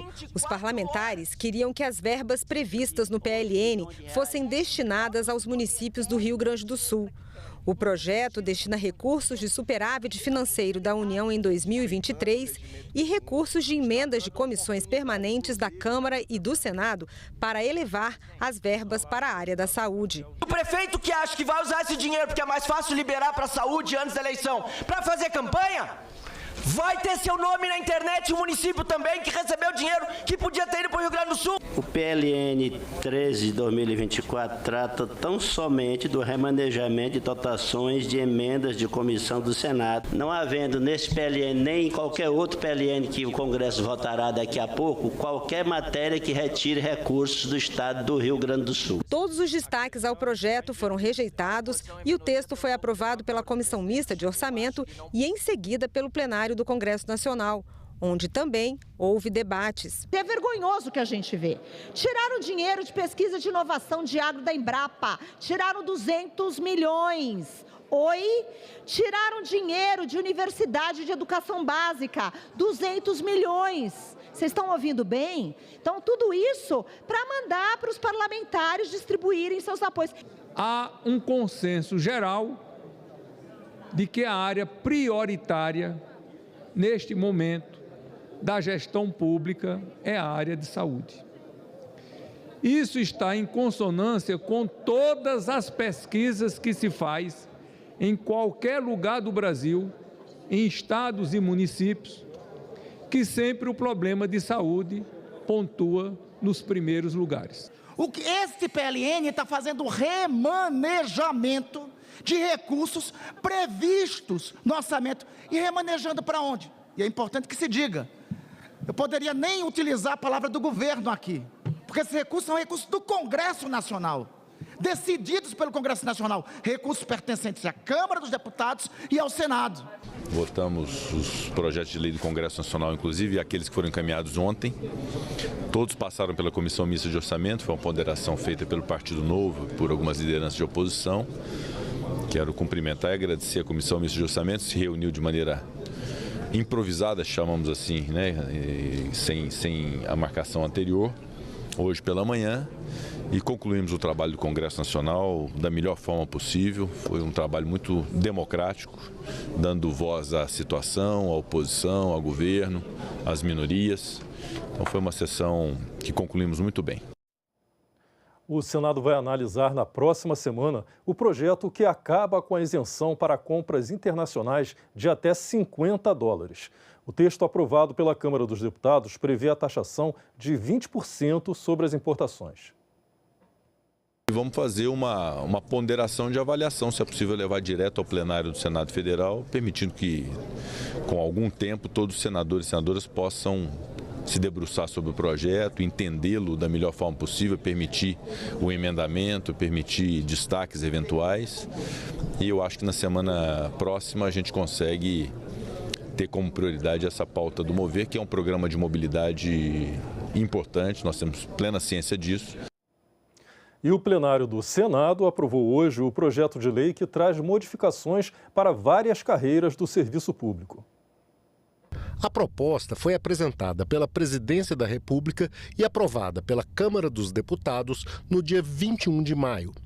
Ela altera carreiras da FUNAI, da Tecnologia da Informação, de analista de políticas sociais, da Agência Nacional de Mineração, da Polícia Federal, da Polícia Rodoviária Federal e da Polícia Penal Federal.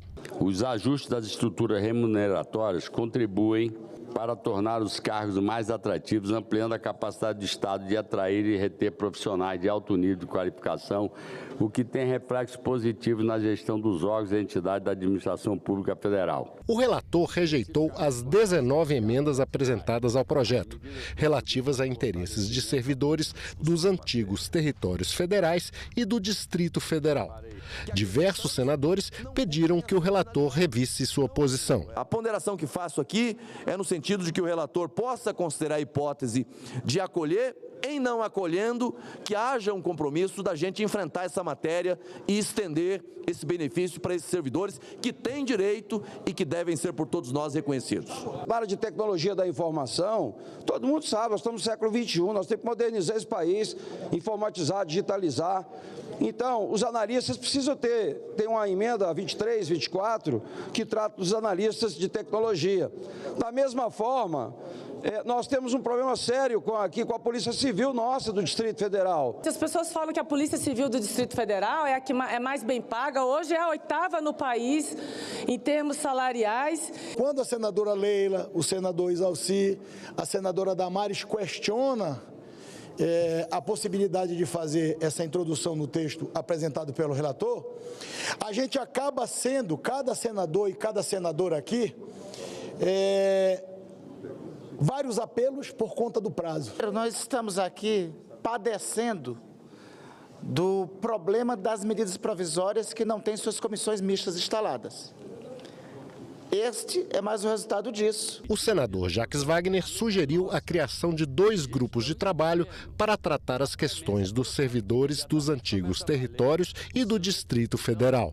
Não é a primeira vez, vou voltar ao senhor presidente da República para dizer a ele que é preciso sentarmos à mesa, e eu me comprometo também a sentar, para que se arbitre isso, porque senão essa casa fica eternamente prejudicada. E Vossa Excelência, como representante e, eu diria assim, árbitro e condutor dos 81, dos 80, fora Vossa Excelência, acaba evidentemente sempre tendo o apelo desesperado. Por favor, vote, senão vai caducar, senão vai caducar. Não é possível isso, não é a melhor forma de fazer. Creio que os assuntos trazidos pelas questões dos territórios e que coincide com algumas questões daqui da capital federal, do Distrito Federal, seriam parte de uma comissão. As outras que foram trazidas daqui, se particularmente pelo senador Isalci, que dizem respeito a uma carreira específica que cada vez tem uma relevância superior, que é a carreira de TI, de tecnologia, etc., que a gente se apartasse em outro grupo de trabalho. Contratação da Embratur sem licitação, formação contínua de agentes públicos e privados que atuam na defesa civil e incentivo a denúncias de ilícitos no mercado financeiro. Projetos que foram aprovados hoje na Comissão de Constituição e Justiça. A Comissão de Constituição e Justiça aprovou o projeto de lei que autoriza órgãos públicos a contratarem a Agência Brasileira de Promoção Internacional do Turismo, a Embratur, sem necessidade de licitação e permite que a agência receba recursos do orçamento da União. O PL inclui entre as atribuições da Embratur o apoio à preparação e à organização de grandes eventos internacionais para divulgar a imagem do Brasil no exterior. O texto vai para votação em plenário. Ela, evidentemente, era uma autarquia ligada ao Ministério do e ocorre que, apesar dela ter sido transformada num serviço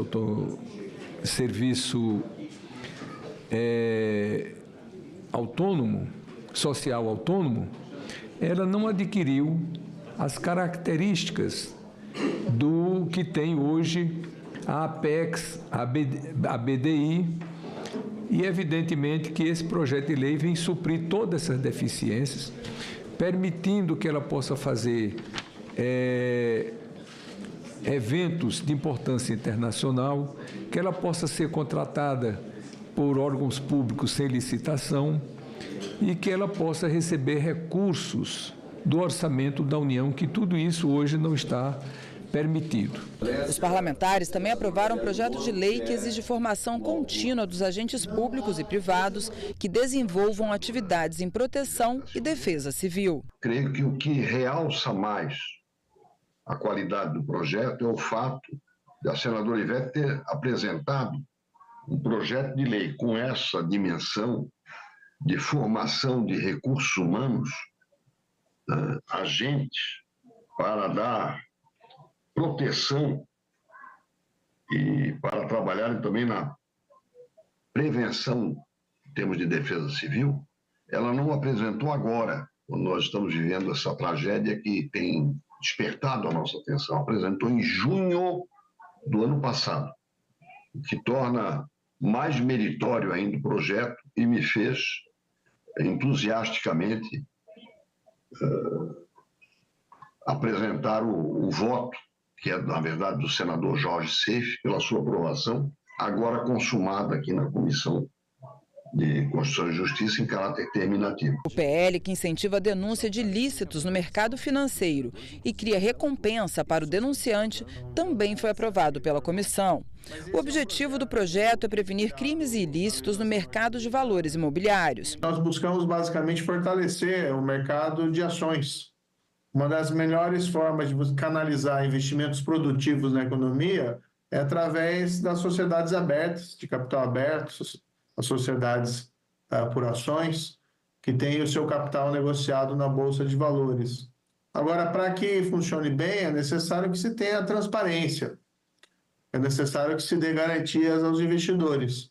E a construção que foi feita em cima desse projeto é basicamente um mecanismo antifraude para prevenir e para facilitar a detecção, inspirado muito na Dodd-Frank Act, que foi um ato editado em 2010, lá nos Estados Unidos, logo após a crise lá do subprime.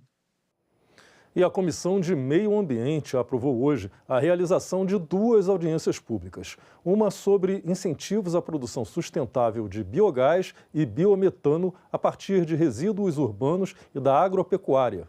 E a outra sobre ações preventivas diante das previsões climáticas que projetam seca severa para o bioma Pantanal. Além das audiências, foi aprovada a realização de um ciclo de debates sobre os 25 anos da Política Nacional de Educação Ambiental. As datas dos eventos ainda não foram definidas. Inovação no setor público e impeachment são os temas de 2 livros que foram lançados nesta terça-feira no Salão Negro do Congresso Nacional. 2 livros foram lançados no Salão Negro do Congresso Nacional nesta terça-feira. Um se chama O Desenvolvimento do Intraempreendedorismo no Âmbito Público Federal, da diretora-geral do Senado, Ilana Trombica. O outro tem como título Impeachment à Brasileira e foi escrito por Luiz Fernando Bandeira de Melo Filho, membro do Conselho Nacional de Justiça e ex-secretário-geral da Mesa do Senado. O livro da Ilana Trombica usa 5 casos vencedores do Prêmio ENAP de Inovação para entender processos que permitem a melhoria do atendimento de demandas que causam impacto na cidadania, beneficiando os cidadãos. Se eu perguntar para qualquer um de vocês qual a inovação mais disruptiva com 3 letras, todo mundo vai dizer o Pix. E que empresa que fez o Pix? Banco Central do Brasil. Isso mostra que a inovação e o empreendedorismo estão sempre presentes no dia a dia do serviço público. No caso do meu estudo, no Ministério do Desenvolvimento Social. Mas o Senado mesmo é uma potência em inovações. Por exemplo, o sistema de deliberação remota, o primeiro parlamento do mundo a deliberar remotamente. Já o livro de Luiz Fernando Bandeira trata dos conceitos dos crimes de responsabilidade e as circunstâncias que podem levar à cassação de um presidente da República. Bandeira secretariou o caso do impeachment de Dilma Rousseff em 2016. A princípio, você tem 6 entrevistas exclusivas que nós conseguimos com os principais personagens dos impeachments de 92 e 2016, os 2 representantes afastados, os 2 representantes do Senado, os 2 representantes do Supremo de 92 e 2016. E, além disso, uma visão por dentro do processo da Dilma em particular e também uma análise dos casos anteriores, tanto de Vargas, quanto de Collor, Café Filho, Carlos Luiz, que são impeachments que a gente quase não fala, quase não conhece, mas que vale a pena contar a história. Os 2 livros são frutos das teses de doutorado dos autores. As obras podem ser compradas na livraria do Senado Federal, livraria.senado.leg.br.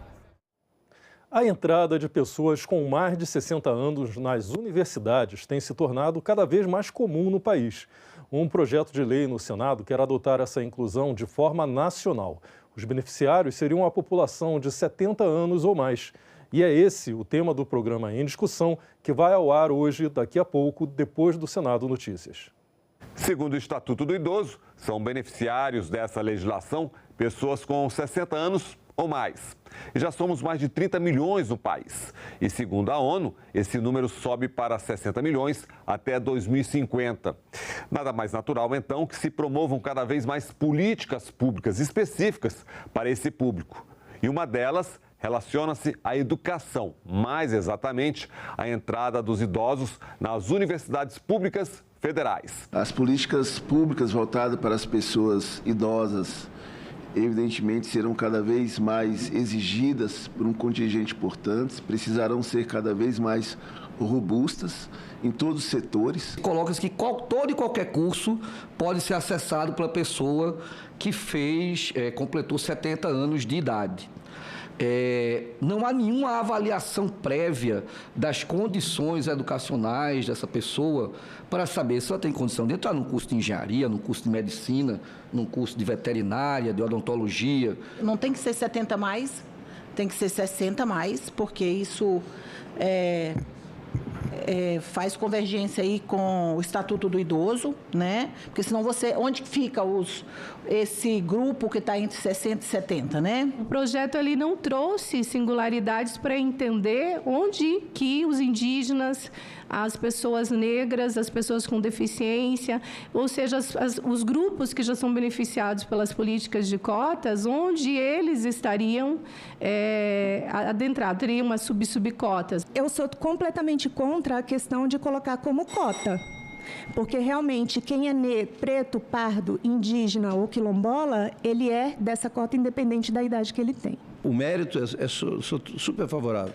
Lógico, os idosos precisam ter essas oportunidades. E nós ficamos por aqui. Você pode rever as reportagens desta edição na nossa página na internet, senado.leg.br/tv. Muito obrigado pela sua companhia e continue sintonizado aqui na TV Senado.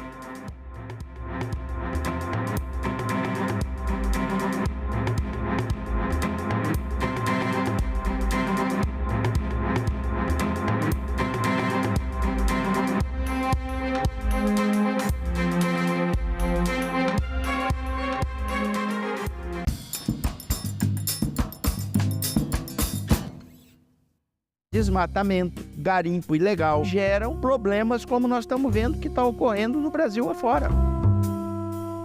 O senhor está falando especificamente das enchentes no Rio Grande do Sul?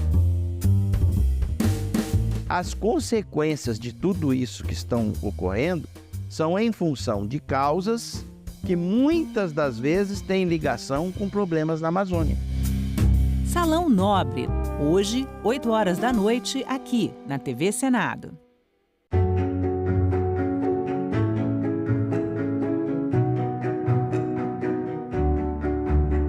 É importante que se tenha uma visão ampla de meio ambiente, que realmente a preocupação do meio ambiente se incorpore ao planejamento nacional, regional, do desenvolvimento no país. Conservar a natureza também é preservar a dignidade humana. O campo de luta da utopia chama-se ecologia e educação. É através da educação que a gente vai conseguir proteger a natureza. Nós sabemos que o Brasil já está sob o efeito das mudanças climáticas. Temos que nos adaptar e trabalhar para prevenir essas situações. É um problema econômico, é um problema social grave.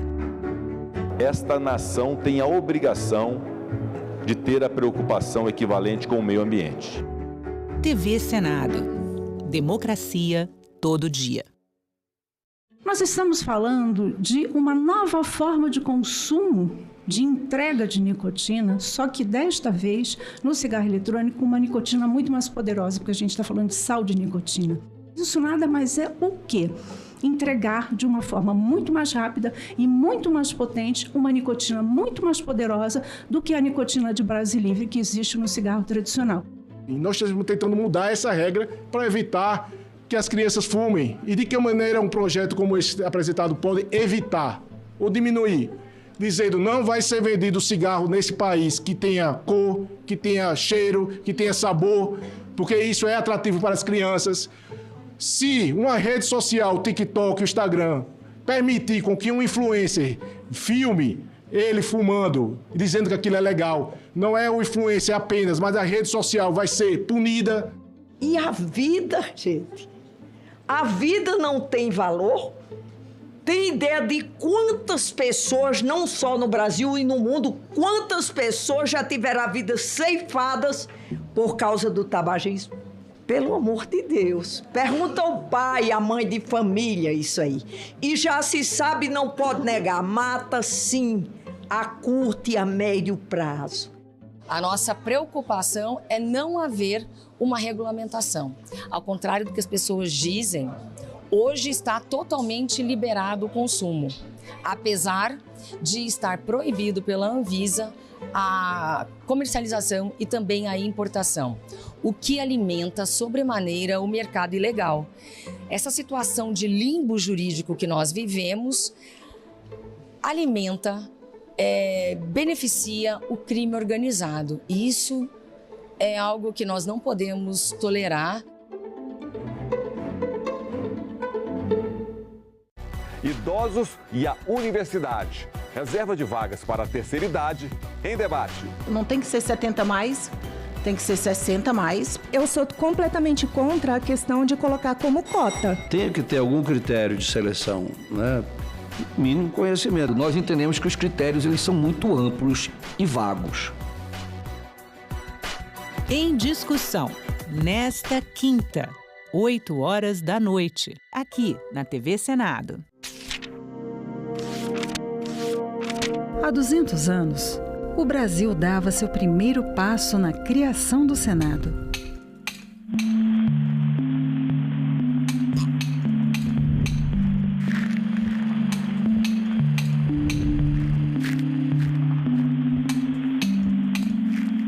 E começava a pavimentar o caminho para uma democracia representativa. O Senado teve um papel decisivo para a manutenção da estabilidade política da maior parte do período monárquico do Império Brasileiro. O maior desafio do Brasil era a manutenção da integridade territorial do país. Ao longo de 2 séculos, em 3 endereços diferentes, o Senado foi palco de discussões que definiram os rumos do país.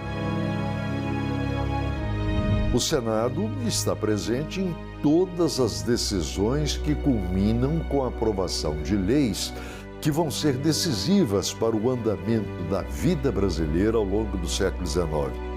O Senado participou dos debates e da votação das chamadas leis abolicionistas. E o Senado teve muita importância na resolução de conflitos.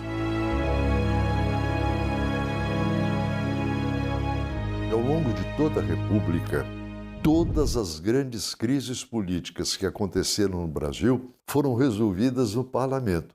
E quando o Parlamento não conseguiu resolvê-las, houve a ruptura. Fundamental para a estabilidade política do Brasil, o Senado promoveu o debate, aprovou leis transformadoras, aboliu injustiças, conquistou direitos, atravessou crises, foi calado, fiscalizou, investigou, julgou, reformou, inovou. O conceito de democracia que nós temos